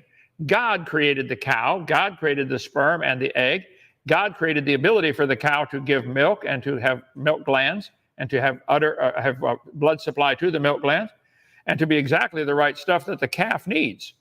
It's amazing. I don't know how anybody cannot see design written all over that. So all we've done with our farming, we have selected what we want. We want cows to give more milk, or cows that can stand the heat better, or cows that can stand the cold better. And there are 250 recognized breeds of cows, and they're bred for specific qualities. More beef, more meat, stand the heat, stand the cold, stand the drought, whatever. But they're always cows. Same thing with corn. 6 different types of corn probably had a common ancestor called corn. That's not evolution. I don't see how you guys can't get it. What we've done is man has selected what he wants from the cow or from the corn or from the apples, sweeter apples, bigger apples, smaller apples, I don't know. But they're still the same. They run it just like the cow can't jump over the moon. They run into a limit. Luca, this guy says 400 cattle breeds. Okay. Do you think they'll ever keep breeding their cows and turn the cow into an elephant or into a corn? No, they're going to hit a brick wall. Like you can't jump over the moon. You can't change it from being a cow. God said they would bring forth after their kind. I'd say all these on the screen here are the same kind. They're a cow. They didn't change a thing. Go ahead. Okay. So, yeah, I do not think that the cow will become anything else, but it's not longer an aurochs. And if you want to talk about corn, yes, we do have a lot of corns breeds. Yes, it's correct, but it's not longer Teosinte. But we do know that's related to Teosinte because it can still produce an hybrid, and an hybrid, it's not the same plant, it's a different thing. So yeah, a cow will never become a grass plant like the corn, yes, but it will maybe divide further in some other kind of, like dairy cows or cows for meat. Right now you will get an hybrid from different breeds, so it's already sketchy. But my point was, with the cows we can get new structure, because new blood vessel, even though it's just a blood vessel and gland tissue, it's still more of that, it's still new. And with corn, yes, we do have a lot of corn, but it's not Teosinte. Teosinte, it's still related to corn, and we can show it. But it's not corn. Okay. The cow will always be a cow. We agree. The law of monophyly. But is an amoeba a cow? No. An amoeba is not a cow. But you think an amoeba turned into something that was non-amoeba. How can the amoeba turn into a cow over billions of years? We don't ever see this happening today. It's imagination. You guys imagine that it happened. It's not science. That's my point. The textbooks teach the kids, the humans, the birds, and the reptiles, and the cows. Are they on here? Mammals. Yeah, there we go. And the ladybugs, and the pine trees, and the worms had a common ancestor. I resent this being taught in the schools. This isn't science. This is a religious doctrine, has nothing to do with science. That humans are related to orangutans. That's baloney. That's not science. You're a primate. That's not science. They make these family trees and have the humans and the bears and the starfish all going back to a common ancestor. My whole point is, I agree with you, cows will always be cows. Now, that's going forward in time. Going backward in time, cows were always cows. They came from two cows getting off a Noah's Ark. And somebody lived in cold climate and said, hey, let's select the cows that have thicker hair because they can handle the cold better, okay? Now we have breeds like the Hereford, I think it is, that have, or whatever the woolly one is, that have the thicker hair, okay? It's still a cow. I'll show you right here. There.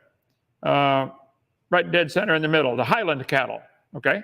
They're still a cow. They have long hair. They can survive the cold. Yay, good for them. It didn't change it to anything else. They already had hair. All of them have hair. You selected those with longer hair. That's all that happened. This is selection. This is not creating anything. This does not prove any evolution at all. Sorry. Go ahead.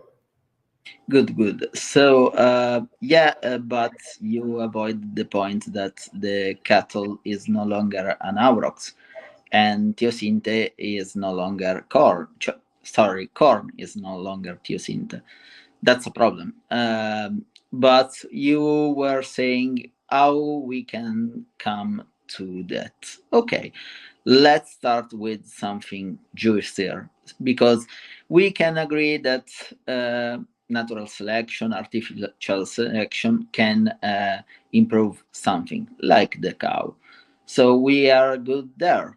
We can have improvements. We can have speciation because teosinte is no longer corn is no longer teosinte. Sorry. So that's still a problem because teosinte is quite different from corn, even though we can show it's related. So let's go to the lizards. I cannot show the image of the lizard, but still, there is this fact. These species of lizard can be able or not to bring forth with live children. Some can, some cannot in the same species. So they did develop a placenta, and we did observe that.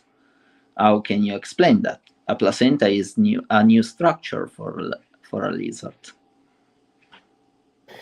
There are multiple ways that animals reproduce. Some give live birth, in which case inside the mother there is a placenta that takes her blood supply, transfers it through to the baby through an umbilical cord. That's why you have a belly button.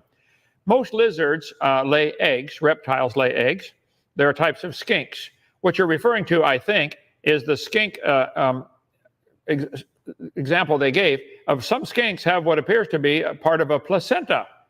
Do they lay eggs or do they give live young? Let's see. There are 1,500 skink species in the world.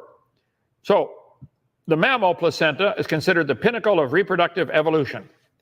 Researchers describe the skink as the most impressive reptile example of a great feature that evolved no fewer than 132 times. So did the skink evolve the ability to have a placenta 132 times? There are no transitional fossils accompanying this popular evolutionary pathway have been found. The complex design of this placenta is not a copy of the mammal placenta, but it's unique. Evolutionists say this is convergent evolution. They've got a name for it: divergent, convergent evolution. The classical explanation for the existence of common features in organisms, for which even the best evolutionary minds cannot invent common ancestor. Extant live-bearing lizards. There are some lizards that bear live young, some lizards that lay eggs. At least 2 species of skink contain both egg-laying and live-bearing members. Touted as evidence for evolution, these species are actually good illustrations not of evolution, but of genetic variation. The dual mode skink that can do placenta or egg species exist in different climates, each variety being well adapted to the challenges of its environment. Maybe God created them to have this ability to handle different climate, colder weather, more nutrients for the baby before it's released on its own. There's no evidence the skink populations are changing their reproductive habits at all or evolving to a new kind of creature. They're still a skink. A skink with a true placenta, if they exist, the research is still going on, is no more of an example of evolution than an egg-laying mammal like a platypus. There are some mammals that lay eggs. That's the way they're designed. Each has features that appear to cross the man-made lines. You see, Luca, man made these lines and decided placenta, egg-laying. I don't think the animals care. Man made the lines and decided this is a cow and this is a palm tree. I don't think the cow cares what we call it. And they produce varieties after their own kind. And the cows, the bulls always look for the cows. They don't look for the pine trees. They don't look for the squirrels. They look for the cows. If you don't know what the same kind is, ask the male. They'll tell you. They can figure it out. Our male dogs around here show no interest whatsoever in the palm trees, other than to pee on them. Okay, let's see. God's creatures are not bound by our classification schemes. Birds and fish are not the only animals that lay eggs. Insects, turtles, lizards, and reptiles. Only 2 mammals lay eggs, octopus and echidna. All other mammals give birth to live babies. And there are several different types of echidna. So there are 5 different mammals that lay eggs, okay? So the fact that most animals in the world, 88%, counting birds and insects, lay eggs.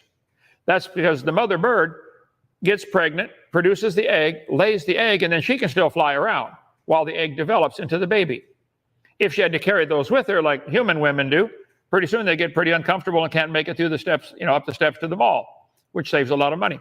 But so being not having to carry the baby through to full term is a blessing to the birds, so they can keep flying around catching insects or whatever they do. So God designed some to lay eggs and some to give live birth. The octopus lays eggs and then dies. Who teaches the baby how to read and write and go to school and all that stuff? They don't have a mother. This is all octopus do this that I know of. So I think the example you gave of the skink is an example of great design. Some have what appears to be part of a placenta. Maybe they need that for their environment. I don't think it's been demonstrated that that is evidence for evolution.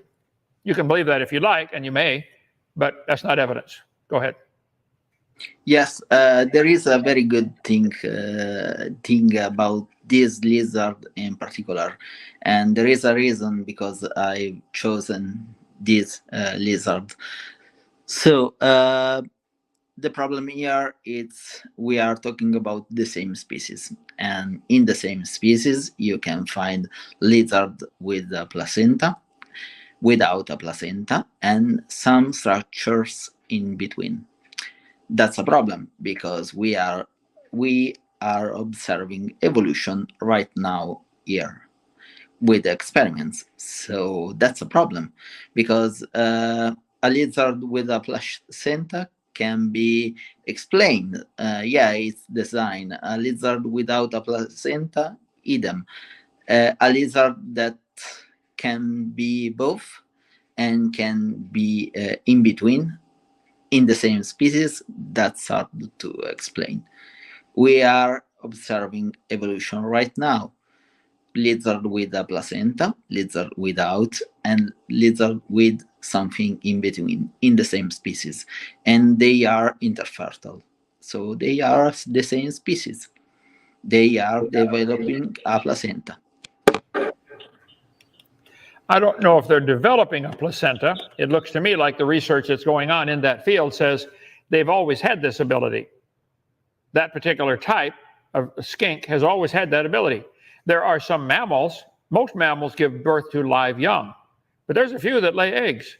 Is the duck-billed platypus evidence of evolution, or is it just designed to do that? See, I think you guys are so desperate for evidence for your theory that you see the skinks and say, wow, some of these skinks give live birth, some with what appears to be the beginning of a placenta in our way of thinking. It's a primitive placenta might be a way to put it. Okay, I think if they've always done that, Has anybody ever seen this develop, or are they just now discovering it? I don't think it's evidence for evolution. Would that be enough to make you believe that an amoeba turned to a human? Well, yes, but we need to go to the next line of evidence. First of all, I repeat, it's not like we are talking about different species of a lizard. We are talking about the same species. So we do find those lizards in various stages of evolving a placenta. That's a problem. So let's go to multicellularity, because I think that's the line of evidence that will be more important here, even though that I think that even the others are quite good. You said in your presentation that evolving multicellularity was never observed. So I do have a paper here, literally here, that says otherwise, with 2 instances of a multicellular organism coming from a monocellular one. So I want to hear your opinion on that. What they have hoped for, they've known there's a giant leap going from a single-celled organism into multicellular. Many forms of life, they say we came from a primitive unicellular organism, and this is pure propaganda. No such evidence has been found. What they've done with the algae is they've discovered that some of them will clump together to defend themselves from a predator. If there's a paramecium introduced into the flask, after 750 generations, the algae banded together so the predator couldn't eat them. They're still algae, still the same single-celled creature, and when they go to reproduce, they break apart, reproduce separately. They don't reproduce as an organism. Each cell reproduces separately on its own. So no, this is not a multicellular creature. As I mentioned in my presentation, right here, they've never seen, never seen them become multicellular, right here. Why did single cells, major advances in evolution going from single-celled creature to multicellular happen long ago? Oh, so we can't see it. Why don't they do it today? The trichoplex is comprised of a few thousand cells. That's considered the simplest multicellular organism. So we have thousands and thousands of single-celled, and then you jump to a few thousand cells together to make this creature. This is not a single-celled creature. This is an animal with thousands of cells.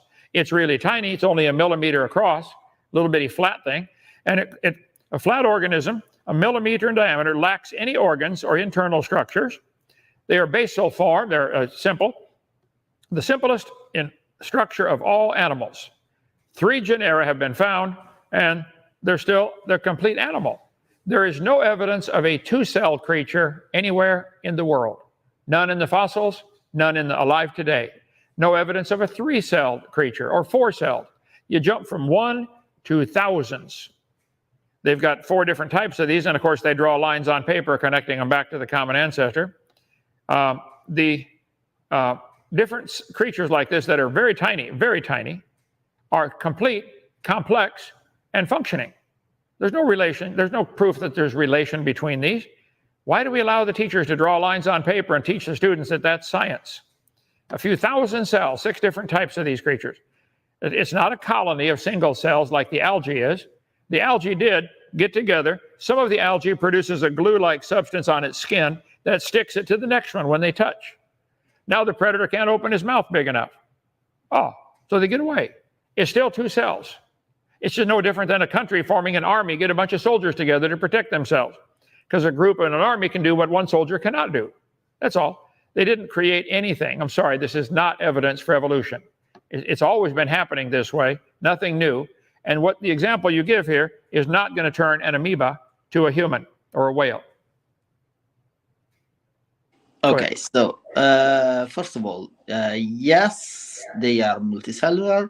The most common configuration is 8-cell creature, and they do have a structure to reproduce. They have a particular cell that do the thing.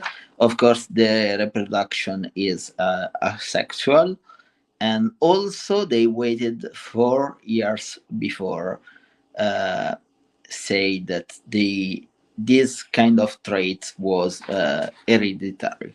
So they left the alga alone without the paramecium for 4 years, and they are still multicellular. Most common configuration, 8 cells. And if you separate, if you cut away some cell, the organism will die. It's not even the single instance of this kind of observation. I have read about at least other 2 with different organisms. So yeah, we did see multicellularity arose in an experiment, and we did see it on the spot. So yeah, we did. And everyone that want to read the paper, it will find, I don't know if Donnie will post the paper, but I did put the paper on my channel.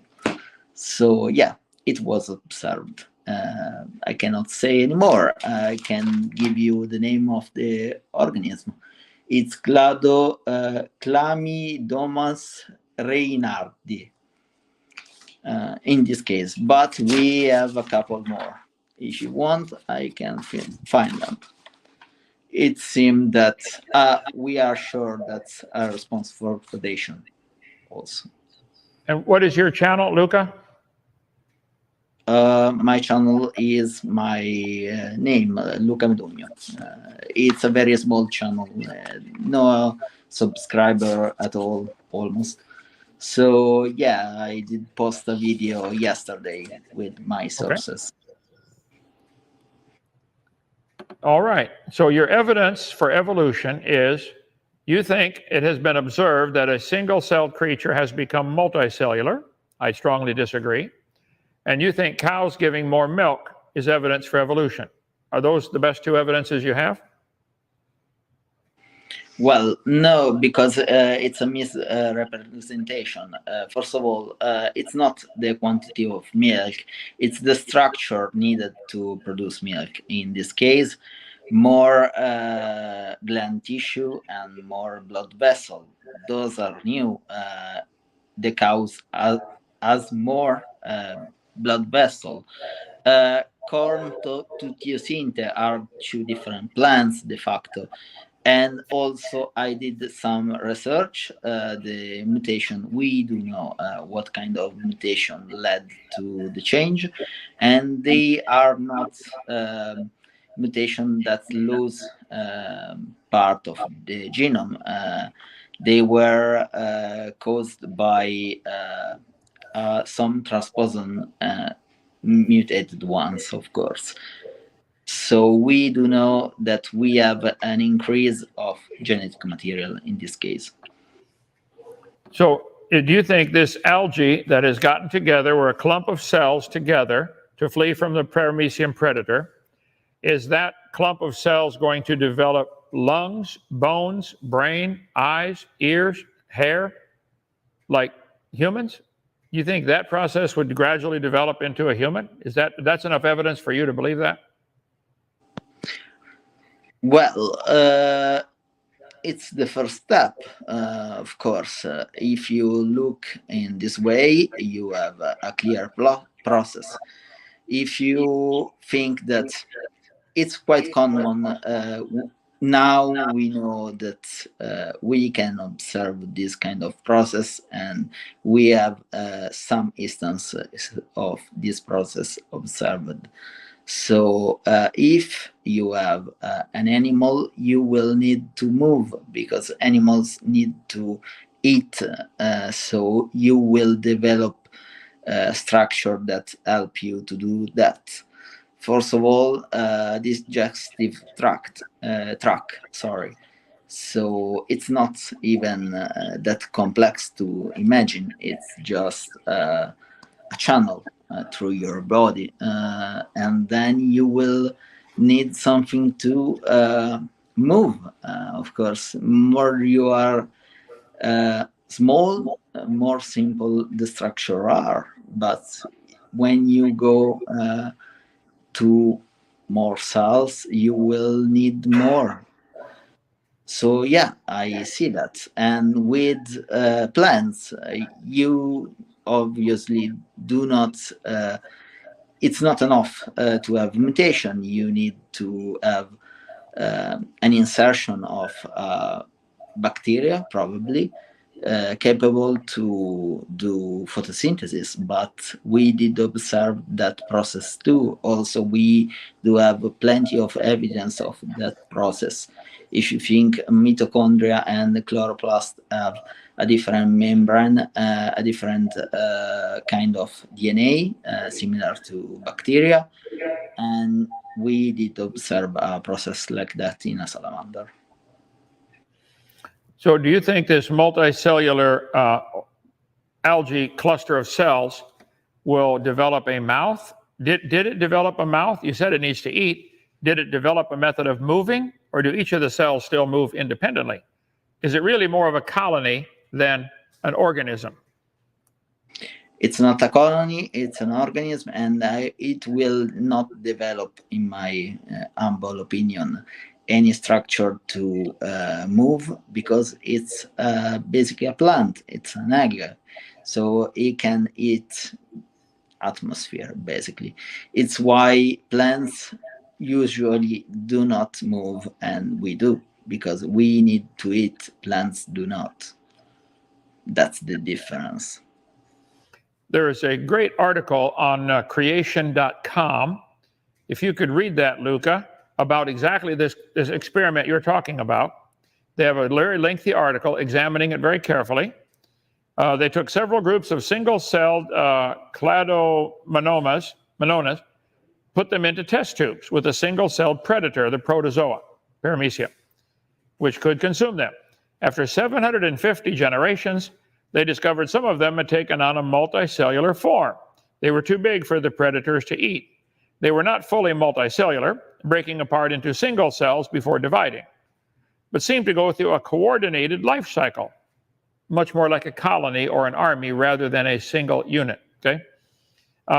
Is this a demonstration for evolution? You think it is? Many people think it is. These guys do a very thorough job of debunking that. Would you maybe on your channel, Luca Badugna, do a research, read what they say and respond line by line and explain how they're wrong.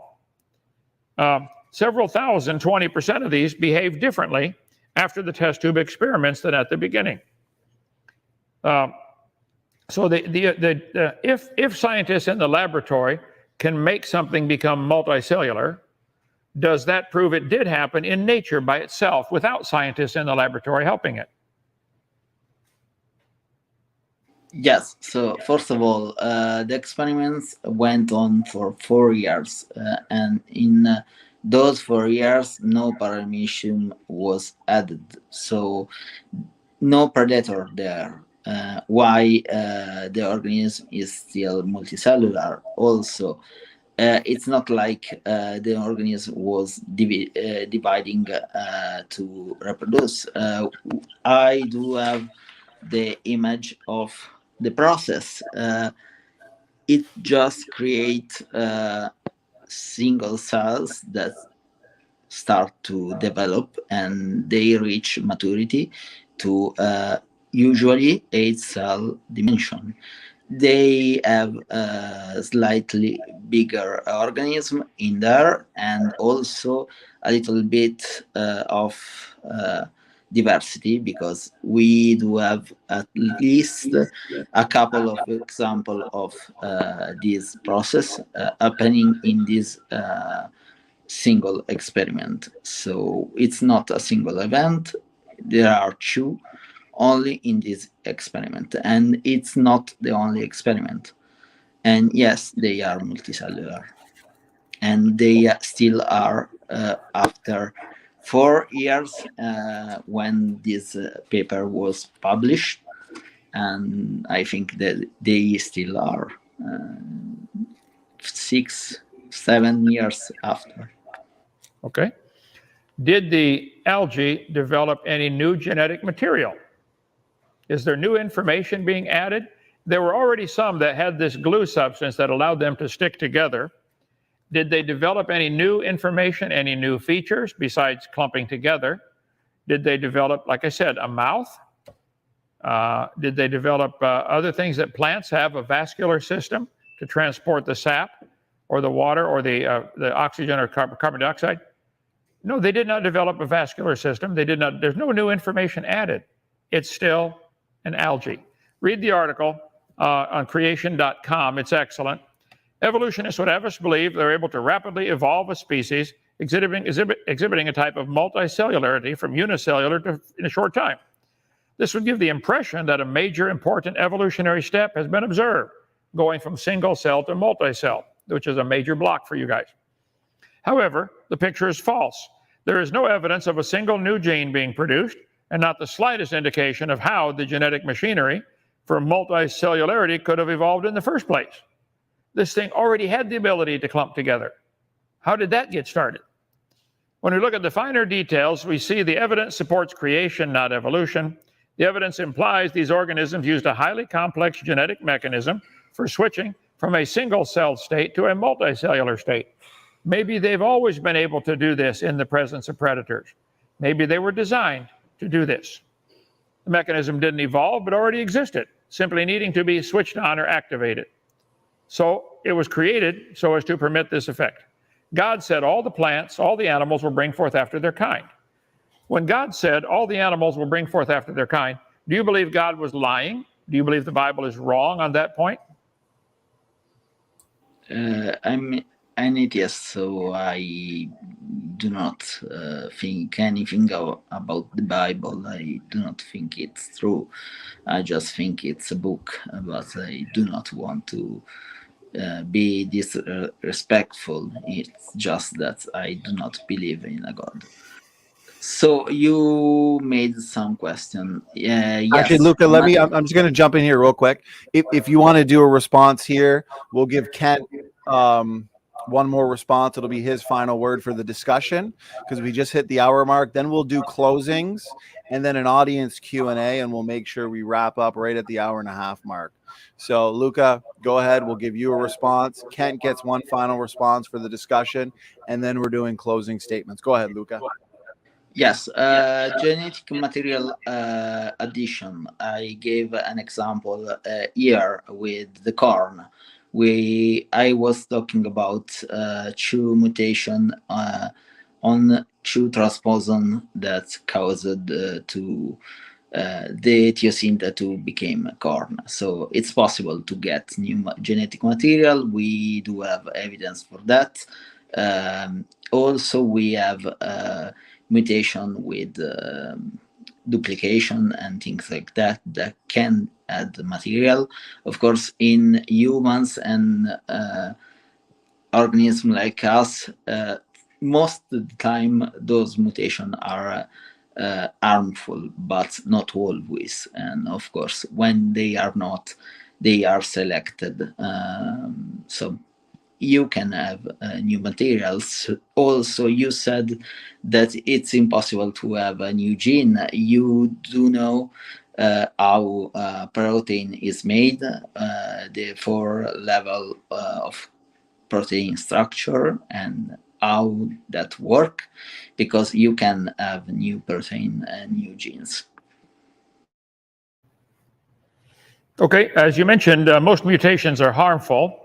I would say all mutations observed have been harmful or fatal or neutral. They do nothing.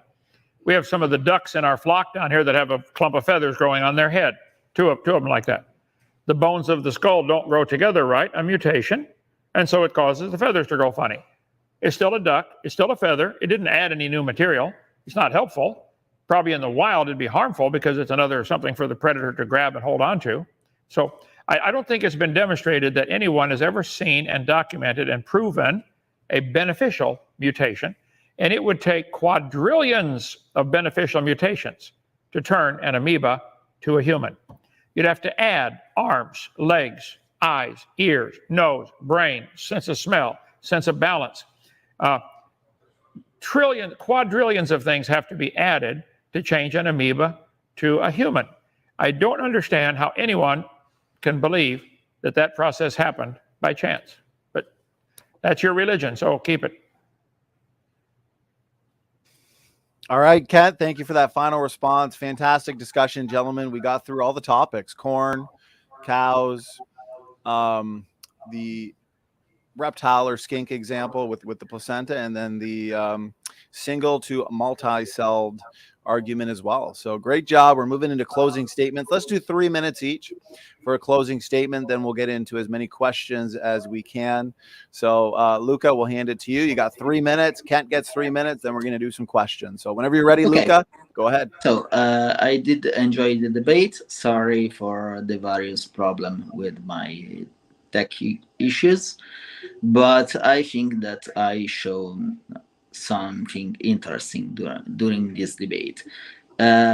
Mutation can make things better. We do know that cows are mutated because we do have the original DNA from the aurochs, and also with insemination, that process would not work without basically natural selection and evolution doing their things. Corn, it's a very good example. Kent talked about corn variety, but Teosinte, it's not corn. It's something a little bit different. And we do know that's result of mutation. And if you can find the paper with the exact mutation inside it, and they are mutation on transposons, so genetic material add in surplus, basically. So it's not a reductive mutation at all. And yeah, multicellularity, those algae are multicellular now for quite some years. So we do know that's stable. Yeah, I think that it was a good debate, even though it was quite an adventure. I can stop there. Okay, Luca, thank you so much for your concluding statement. We're going to hand it over to Kent now. Kent, you've got 3 minutes. Whenever you're ready, go ahead. Well, thank you, Luca, for getting up at 2 in the morning Italian time to do this debate. I apologize for that. You can blame Donnie for that, actually. But so thank you. And you're welcome to come visit. Gentlemen. Okay, you're welcome to come visit Dinosaur Adventureland in Lenox, Alabama anytime. The textbooks teach that all life forms have a common ancestor. All we've ever observed in the history of humanity is cows produce cows. You may get one with more milk or more hair or more beef, I agree, but it's always a cow. And going forward, it's predictable. It will always be a cow. Going backward, it's predictable. It always was a cow. But you guys want the kids to believe these little things that you mentioned tonight are enough evidence that we should teach them that an amoeba or a protozoa or a paramecium or an algae turned into a cow. I think that's not true. It's not science, that's for sure. These trees of life that they do in the textbooks are pure imagination. They imagine you came from an amoeba. We've never seen an amoeba produce a non-amoeba, never. So if you want to think a bunch of them can cluster together to avoid a predator, maybe that particular one always had that ability to avoid their predators. I don't know. It's a good field of research. But it's not evidence enough to say, kids, you and a hummingbird and a jellyfish have a common ancestor. I think that's criminal to teach that to kids. So, Luca, simple question. The textbooks show we are related to everything. Do you believe you are related to a cow? Just a yes or no. I'm sorry, Luca, you're on mute. Yes, Go ahead. I now. do. Yes, you do. Okay. So Professor Dave is a strawberry. Who else is a mushroom? Okay. Q&A. Donnie, Q&A. I'm done. All right, gentlemen. Appreciate it. Luca, Kent, Luca, thanks for doing this at 2 a.m. your time. You're in the future in terms of this debate. So, all right, let's get into some of these. Let's get into some of these questions, and we will start with. Let's see here. I've got a ton of questions, guys, in the audience. So what I'm going to do is just stick to the most relevant ones. Okay, here we go. First one comes in from Patty Smith. Patty, thank you so much for your question. Super chat. Looks like this one is for you, Luca.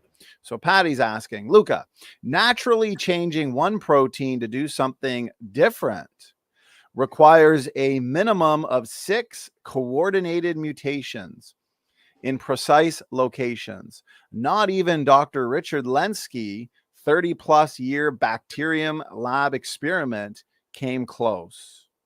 Why? Go ahead. Well, I do not agree. To change the function of a protein, you need basically to change its primary structure, and every mutation can do that. If you remove some parts of the protein, you will have a different shape.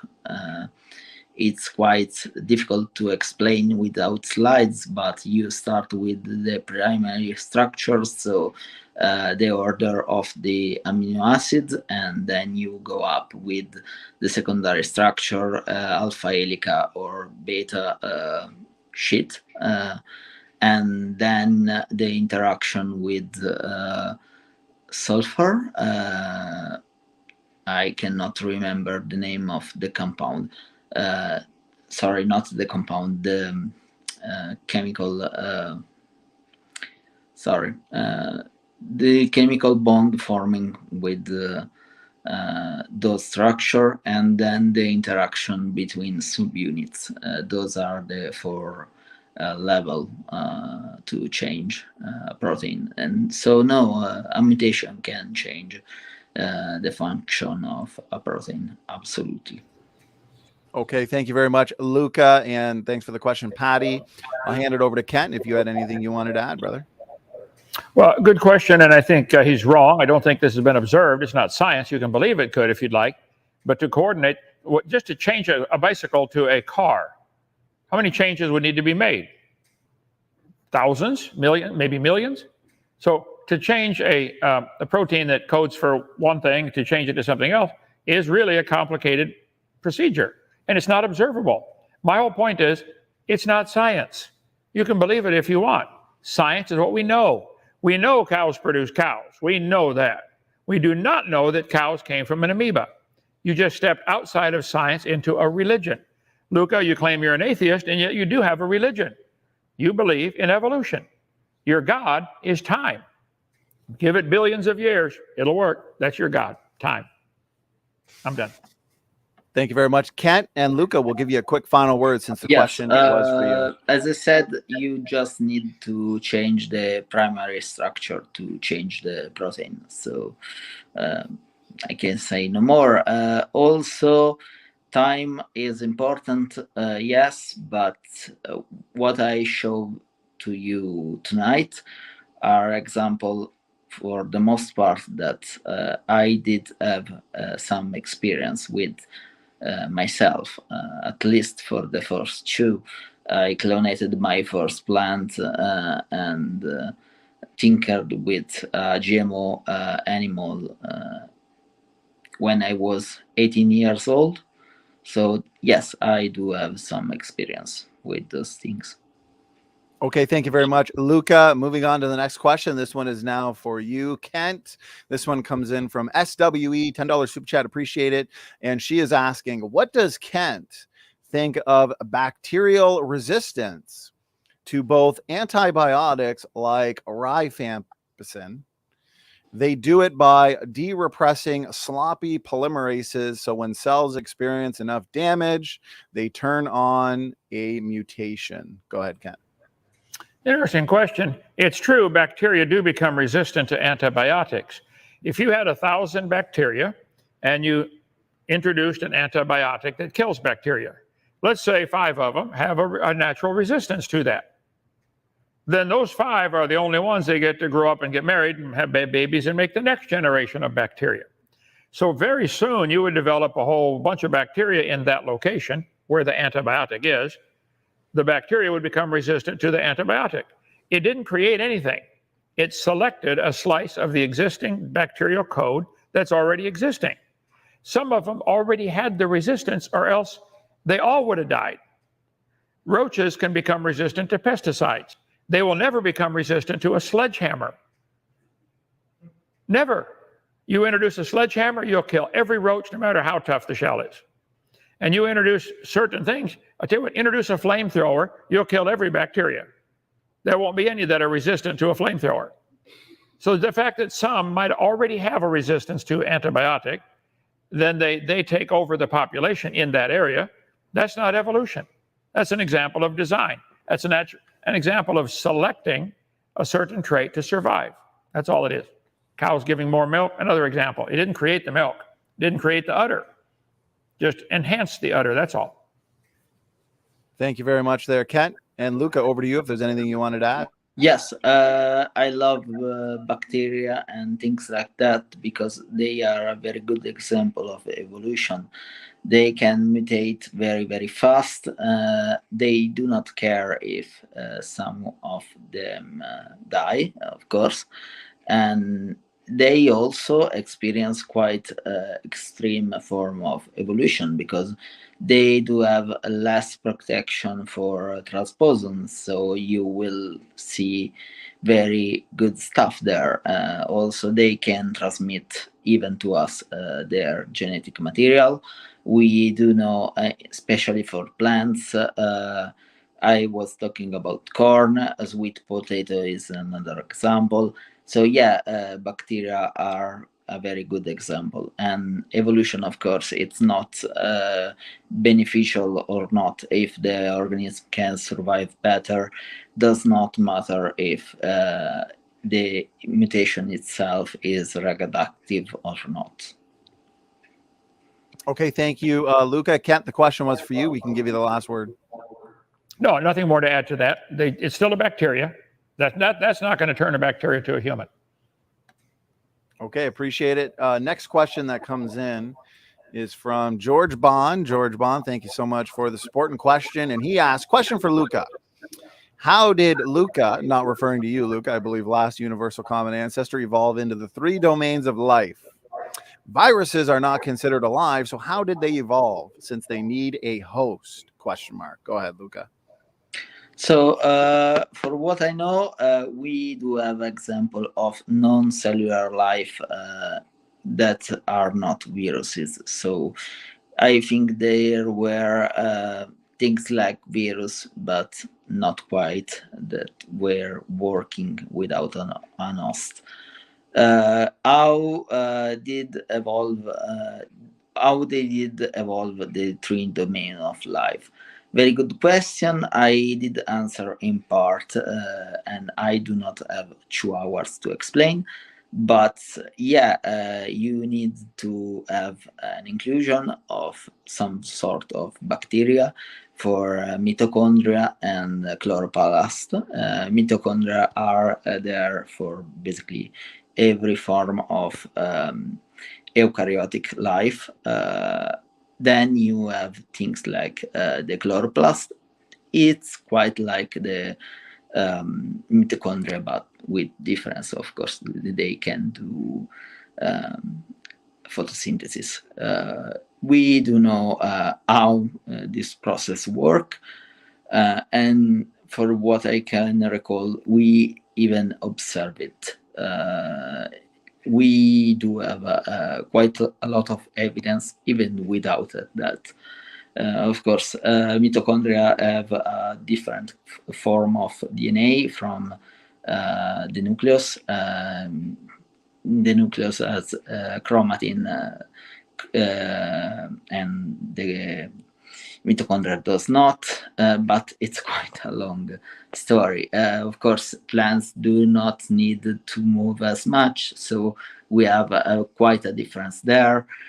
So I can see why plants turned up as they are, and we turned up as we are. But it's a quite a long story, actually. All right, thank you, Luca, for your response. Kent, anything you'd like to add? Well, there was no last universal common ancestor. Cows have always made cows. Humans have always made humans. There is no common ancestor. So there is no last one. There never was one. It's all imagination, SpongeBob style. Just imagine you're related to a worm. Okay, you can imagine what you want. This isn't science. It's a religious belief that all animals can change to something else, and it's never observed. The little tiny changes we see are already in the gene code. No new information is added. I stand my case. God's word is correct. 20 times in the first 7 chapters, the Bible says they'll bring forth after their kind. That's all any farmer has ever seen in the history of the world. I think the Bible's true. Luca, you might want to read it with a different thought in mind. Go ahead. Thank you, Kent. And Luca, quick final word since the question was for you, and then we'll move on to the next. Go ahead. Yes, I think that it will be a very fine topic for another debate. I do love to talk about abiogenesis, as you know. I did a couple of debates on that. So if maybe in a near future, or not that near, we will talk about that. And also, I want to give my compliments to the other. Sorry, nothing. Just a fan of stupid. The lady, basically. Sorry. Thanks. No problem. No problem. And I think SWE here is the one you're thanking. Okay, so well, she's got a question for you now. Actually, looks like she's coming at you, Luca. So she asks, I'll put it up on screen here for Luca. Why do you think the human malaria-resistant hemoglobin S mutation, so it looks like she's coming at you with a technical one, originates more frequently in the gene and in the population where it is of adaptive significance? Are mutations non-random? Go ahead, Luca. Okay, mutations are basically random. The thing it's not random, it's the selection. If you have pressure to select something, it will be selected. So that's my response. Mutations are basically random, but you need something to select those mutations, because if you are fine like you are, look, for example, sharks are pretty much the same from quite a long time. Why? Because they are quite good at their job. They can eat you just fine, and they can eat you. They can eat basically anything they stand in their path. Okay, thank you, Luca, for your response. Kent, was there anything you'd like to add?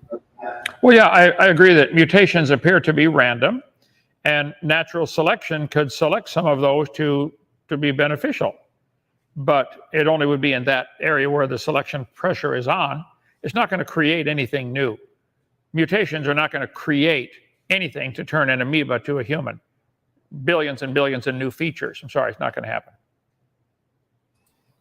Okay, thank you very much, Kent. And Luca, question was for you. I'll give you a quick final word. Yes, I think that I gave some very good example for new structure and new feature in animals or not in this debate. So let's stop there. Okay, appreciate it. Next question comes in from Obamacare. Standing for Truth, the question for Luca. Is there a limit to mutation? So short and sweet. Go ahead. Depends what you mean. Mutation are random. Of course, there are limits. You still need to mutate something. Of course, you can double some material. You can lose some other material. Yeah, limits, of course. There are physical limits. The sample you are taking, it does matter. So yeah, limits for sure. but depends on what kind of limits. Okay, thank you, Luca. Kent, over to you. I agree. It's obvious there are limits to mutations. If they get too far mutated, they die. And most mutations are fatal. If you can find one that you think is beneficial, it would be 1 in a billion, and it's not going to change anything. It's still the same creature. That's not evolution. Okay, thank you very much. Kent, Luca, quick final word. Yes, I think that I shown some good mutation there, so I think I'm good. All right, next question comes in from Hurricane Havoc. Question for Luca. SFT, did a eukaryote and a prokaryote share a common ancestor, Luca? Okay, as I said, it's not that simple because eukaryotes are basically a fusion between a bigger cell and a smaller one, I think a prokaryotic cell. So yeah, they do. It was a very primitive cell. Eukaryotic cell, they were basically carnivores cell that we do not know for certain, but the hypothesis is they were cells that they were hunting other cells. They basically eaten something like a prokaryote, and then they did not digest it, and that it does become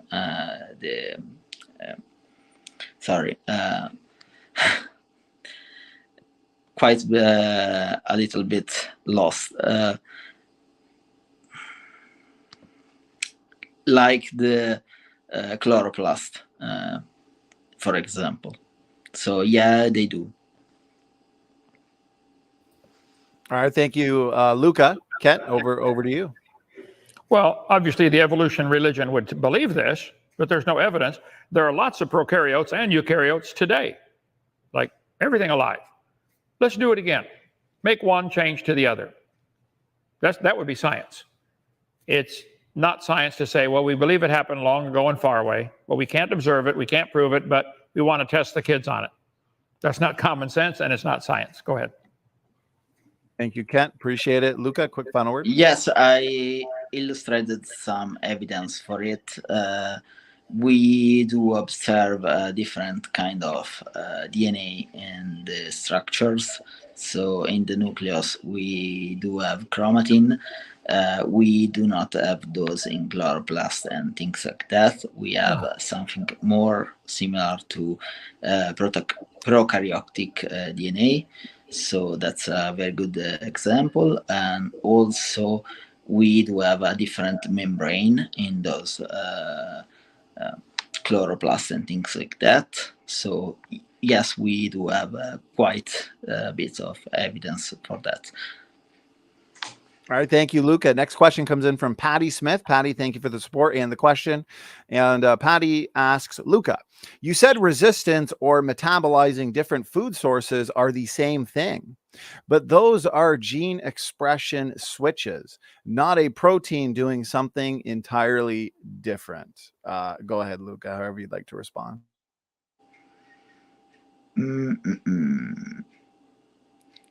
Well, so I was wrong.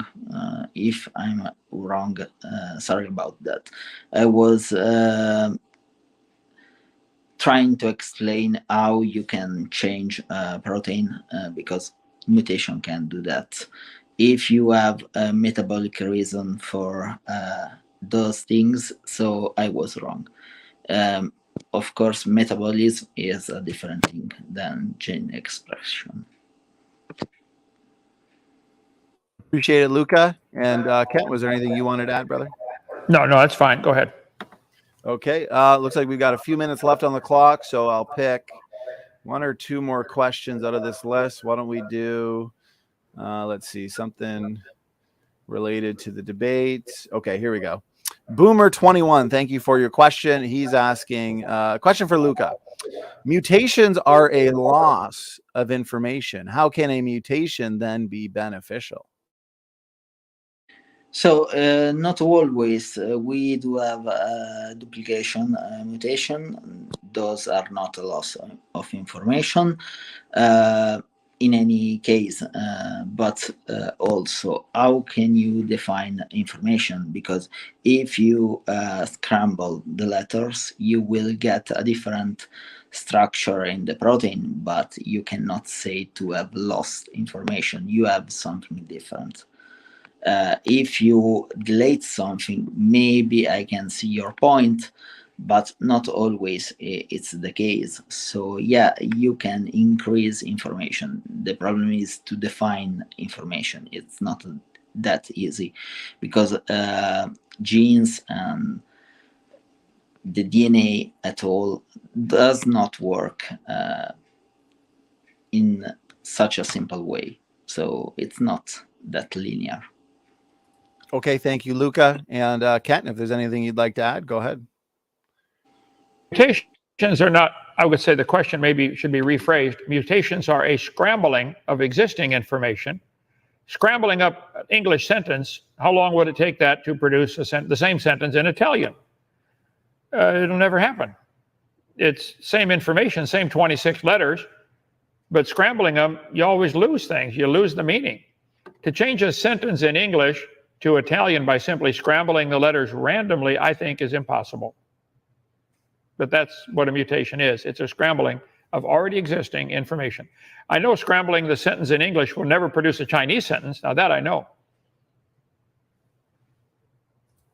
Okay, Kent, thank you so much. Luca, you get the last word on that question. Go ahead. So yeah, you can. Why? Because if you have something scrambling the letters, yes, you will not get anything intelligible. I agree, but if you have a mechanism to select the words with a meaning in Italian, yes, you can. That's the problem. All right, and well, it looks like I just got a super chat that came in, but I'm not sure if it's an actual question. Okay, so here's the last question as we reach the hour-and-a-half mark. This one's going to be for Kent, and then we are going to wrap it up, gentlemen. I appreciate the good debate. So this one comes in from Bob Vandelay. Final question for the night. Question for Kent. What do you make of the Millie-Urey experiment? For those unaware, this experiment was the one where amino acids were created in the laboratory, aka life from non-life. Go ahead, Ken. There's a long answer to that on ICR, Institute for Creation Research.org. If you want to go down deep, stay down long. They did not create life. They mixed chemicals together in a fancy chemistry experiment and produced some of the building blocks that are necessary. This did not create life by any stretch of the imagination. So I think it's a wild imagination, SpongeBob style, to believe that would help the evolution theory get life from non-life. There are multiple steps that create problems for evolution. Going from nothing to having matter is a giant step. Going from nothing to having matter and then having that matter come alive, that's another giant step, the origin of life. Going from a single-celled living creature into multicellular is what basically he was talking about tonight. That's another giant step. It's a religious belief. So Miller and Urey did not do anything to help the cause. They just simply proved you can do a chemicals experiment and make new chemicals. They didn't create anything alive. All right. Thank you very much there, Kent and Bob. Thanks for the question. Luca, anything you wanted to quickly add? Oh, I think you might be on mute, Luca. Let me. Yeah. It says you're on mute, Luca. There we go. So, I want to add something, and it's quite important. First of all, Miller-Urey did a very good experiment. It was very interesting, but it's quite an old experiment. I would suggest to read something about David Dreamer. He got much closer to life, and it's very good to read, in my humble opinion. Okay, thank you, Luca. Kent, final word goes to you. No, nothing to add. All right, gentlemen. Well, we've made it to the end. Thank you so much. Good opening statements, fantastic discussion, and a very thorough audience Q&A. We got through quite a few questions tonight. So final words, final thoughts from the debaters. Thank you so much again for doing this. Luca Medugno, let's start with you. Again, thank you for taking the Evolution Debate Challenge series, specifically tonight on beneficial mutations. Luca, go ahead. Yes, it was a pleasure to be here. I think that I did reasonably well, all things considered. It was a tough night, but I did a lot of fun. So that's good. Have a good night. Thank you, Luca. Luca, I had a lot of fun as well, so I appreciate it. Dr. Dino, over to you. Final words, final thoughts. Thanks for doing this, brother. And thank you for having me, and thank you, Luca, for getting up in the middle of the night in Italy. Now, if I said I don't believe in Italy, I think you'd think I was a fool. I think if a person doesn't believe in God, he's a fool. That's what the Bible says. I have to second that emotion. I think there has to be a designer. There had to be a designer for this pencil. It doesn't happen. A single cell in your body with 100 trillion atoms in one cell had to have a designer. If you want to believe it happened by chance, that's not science, that's imagination. I don't think that'll go well for you Judgment Day. Someday you're going to have a tombstone, Luca, just like that with your name on it, and 2 dates in there. First one's already been determined, your birthday. Your death date, hope it's a long time from now, but it's coming. Then what? What happens after you die? Think about that, because you'll be dead for a really long time. If you'd like to know more about going to heaven, I'd be glad to talk to you about that. Non-argumentative, 855-BIG-DINO, extension 3. Take calls all day. So I'll be glad to talk. Thank you so much.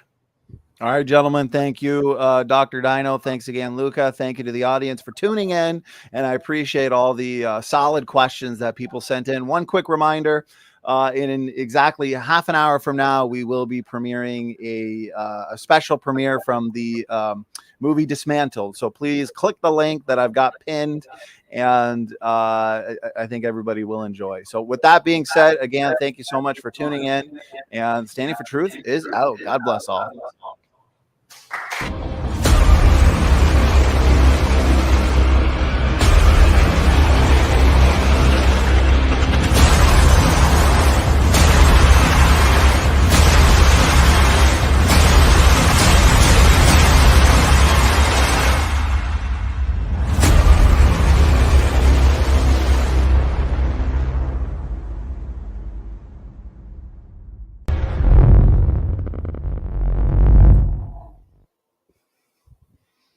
All right, there we go. Another one in the books in terms of just debates in general, hosted by Standing for Truth Ministries, and another one in the books for our prolific 2022 Evolution Debate Challenge series. This series has been a ton of fun. When we came up with the idea at the end of December, you know, we assumed we're going to get a few debates, a debate here and there, but we did not know that we'd be getting on average 3 debates a week. So it's been a ton of fun, and I'm still flooded with requests. So it looks like this challenge series will be realistically just a year straight of just nonstop debate. So I think we've done now close to 40 of them since we issued the challenge. And Kent's 300th debate, which is going to be a debate within this series, I just booked for, I believe it's August 29th. I got all the details, and I'm just going to get a thumbnail together, and I am going to set it. And it's going to be a big one. It's going to be an epic debate. So it's going to be between obviously Kent and then also a PhD evolutionary biologist. I believe he's got 2 PhDs. His name's Dr. J. Let me just double check. Don't want to say it wrong. J. Bundy, Dr. J. Bundy. So he's, I believe, worked under Dr. Richard Lenski, and he's co-authored several of the papers in regard to the long-term E. coli experiment. So this is going to be a great debate, and I'm pumped. And tonight's debate I've been looking forward to for a while. Luca Medugno, Dr. Kent Hovind, thank you so much for making a debate to remember. Very comprehensive. So, you know, we had discussion on corn, cows, single to multi-celled algae, the example that's been brought up quite frequently lately. There was a good discussion on that. And then lizards and specifically skinks in terms of the evolution of a true placenta. So very good debate, comprehensive. Share this around, guys, because Stand For Truth Ministries, we strongly believe in critical thinking. And one way we uphold critical thinking skills is by hosting so many debates on so many different topics, where rather than, the channel, the ministry being an echo chamber, a good way to review arguments and strengthen arguments and models is to get people of different views in for a sophisticated discussion or debate. And that's what the debate octagon is for. So I do want to, give a special thanks to all our debaters, all the debaters that give us their time for these important debates. Because realistically, if it wasn't for the debaters, debating's not easy, or else everybody would do it. So if it wasn't for the debaters brave enough to enter the octagon numerous times a week, we wouldn't have so many awesome debates. I do want to remind everybody, I've got the link pinned. Okay, so we've got a special premiere. It is scene 4. Specifically dealing with genetic related evidence for Adam and Eve. Credit goes to backtogenesis.org. They're doing some fantastic work. And of course, I've received permission to premiere this clip on the channel because I want this clip to go out to as many people as possible, as I believe it's about 20 minutes and provides some really just undeniable, irrefutable, and overwhelming evidence for biblical creation, separate ancestry, independent origins, a literal Adam and Eve. Many of my personal favorite arguments are presented in this clip. So it is going to premiere right after this in about 15 minutes. So just make sure to click the link. You won't regret it. It really is a fantastic video. Now, it is scene 4 in a greater film called Dismantled. So I would say that's a must-have and a must-watch film. And all the relevant links are in the description box of that premiere that is currently pinned. So make sure to click it. I'll even leave the link here so we can get a nice solid chat for that premiere to discuss the video, because it is a very good video. So anyways, I want to go over a few reminders in terms of upcoming debates. So again, reminder, the 29th of August, the big Kent versus Jay debate on evolution. Is there reasonable scientific evidence for evolution? And I've also, I'm in the final stages of confirming several more debates in terms of the Evolution Debate Challenge series, including another debate with Daria from last week, which was very entertaining. That one was a debate to remember. The title of that one was How Are Whales and Pine Trees Related? Round 2 is going to be How Are Humans and Chimpanzees Related? So this looks like it's going to turn into an interesting series. So coming up soon, hopefully, I've got a few debates that I got to personally fit in to the already hectic schedule for the summer. So our endogenous retroviruses, evidence that humans and chimps share a common ancestor. I've written a book on endogenous retroviruses, which I just gave a lecture or a presentation on Kent Hovind's channel a few nights ago. So if you haven't seen it, please check it out. This one's not the special edition cover. That's behind me, the orange one, limited edition. So if you have not yet picked up this book, please do. And I look forward to engaging Luca on that one. That one's coming up. We've also got coming up soon the round 2 between Charles Jennings and David Preston. This one is going to be specifically on James 2. We've also got in a couple of weeks another hyper-specific formal debate, soteriology related. It's going to be on 2 Peter 2:20, which we just had a panel discussion debate several weeks ago. There's close to 10 of us discussing that important verse. So the thesis will be, does 2 Peter 2:20 teach that a believer can lose his salvation? That's going to be between Merritt and Charles Jennings. This one here is between David Preston and Charles Jennings. We've also got T-Jump and T-Rock, Battle of the T's, coming up this month too. Creation versus evolution. Tomorrow night, we've got T-Rock and Snake Was Right. They're going to be debating an interesting topic. Is evolution evil? So that's tomorrow night at 9 o'clock. So definitely make sure you're going to be there for that. Matt Slick's going to be back here. He's going to be debating Stanley Terry at the end of this month. Was Jesus fully God and fully man during his earthly ministry? And CJ Cox, he's going to be here on the 12th debating Will Duffy, specifically on open theism. So definitely check that. I think we've hosted now over 210 debates, and I believe that is going to be the first debate that we've hosted specifically on open theism. So I'm definitely pumped for that one. Then we've got CJ Cox and David Preston. Are modern English translations dangerous and untrustworthy? I've got a playlist for those that love this topic, because this topic's been getting a lot of feedback. There's a lot of hype for this topic, and I think we've now hosted 4 or 5 of these. So there is a playlist, and I've got 3 more, 2 fully confirmed. We've also got Will Kinney versus Mark Gageton, I believe is his name. They're going to be debating the Bible translation issue. And then another debate that I'm currently working on for September. If you have not yet seen, I've been doing a end times theology series. And, you know, praise the Lord, it's been getting a lot of feedback. A lot of people are enjoying it. I should be filming the next episode, hopefully tonight, and then posting it. But after the first, I think it was 5 episodes, we did an open mic post-tribulation rapture versus pre-tribulation rapture debate.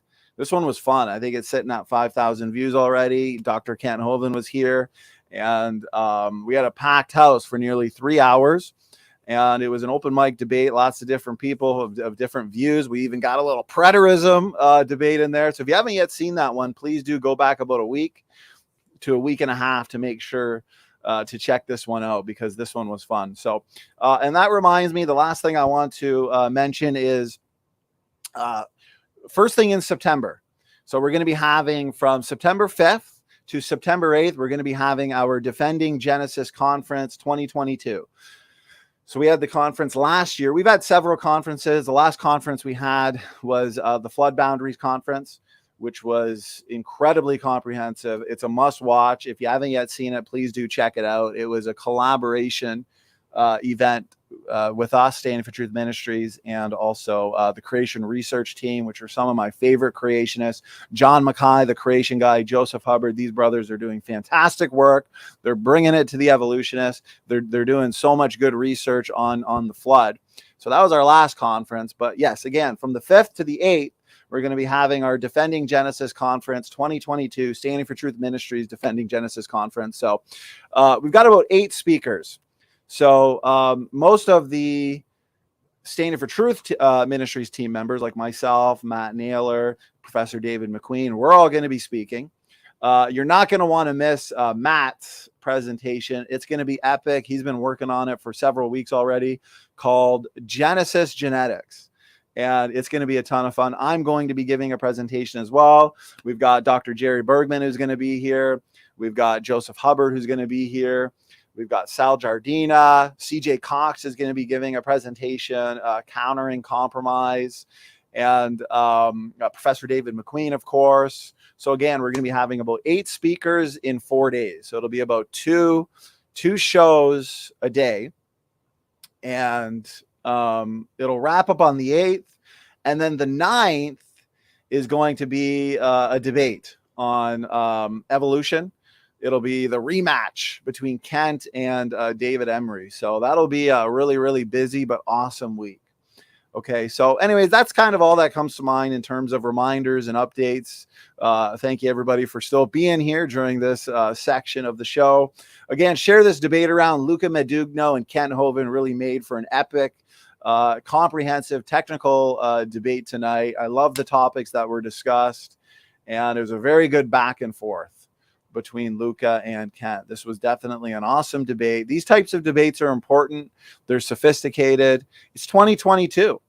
And, you know, a solid way to determine truth or challenge different positions and models, again, is to enter the debate octagon and, you know, kind of hash out these differences and come to the truth that way. So again, thank you so much. Please click the link. It's now exactly 10:15. We will be premiering Scene 4, Adam and Eve, Genetics, from the must-watch and must-own film Dismantled, that has been produced and released by backtogenesis.org. So with that being said, thank you so much, everybody. We'll see you tomorrow night for a debate between T-Rock and Snake Was Right on is evolution evil. So I'm excited for that one. That's going to be fun. Okay, guys, Standing for Truth is out. Thank you for joining us for this awesome debate. Please share around this content. Hit that subscribe button. We're almost at 10.5 thousand subscribers.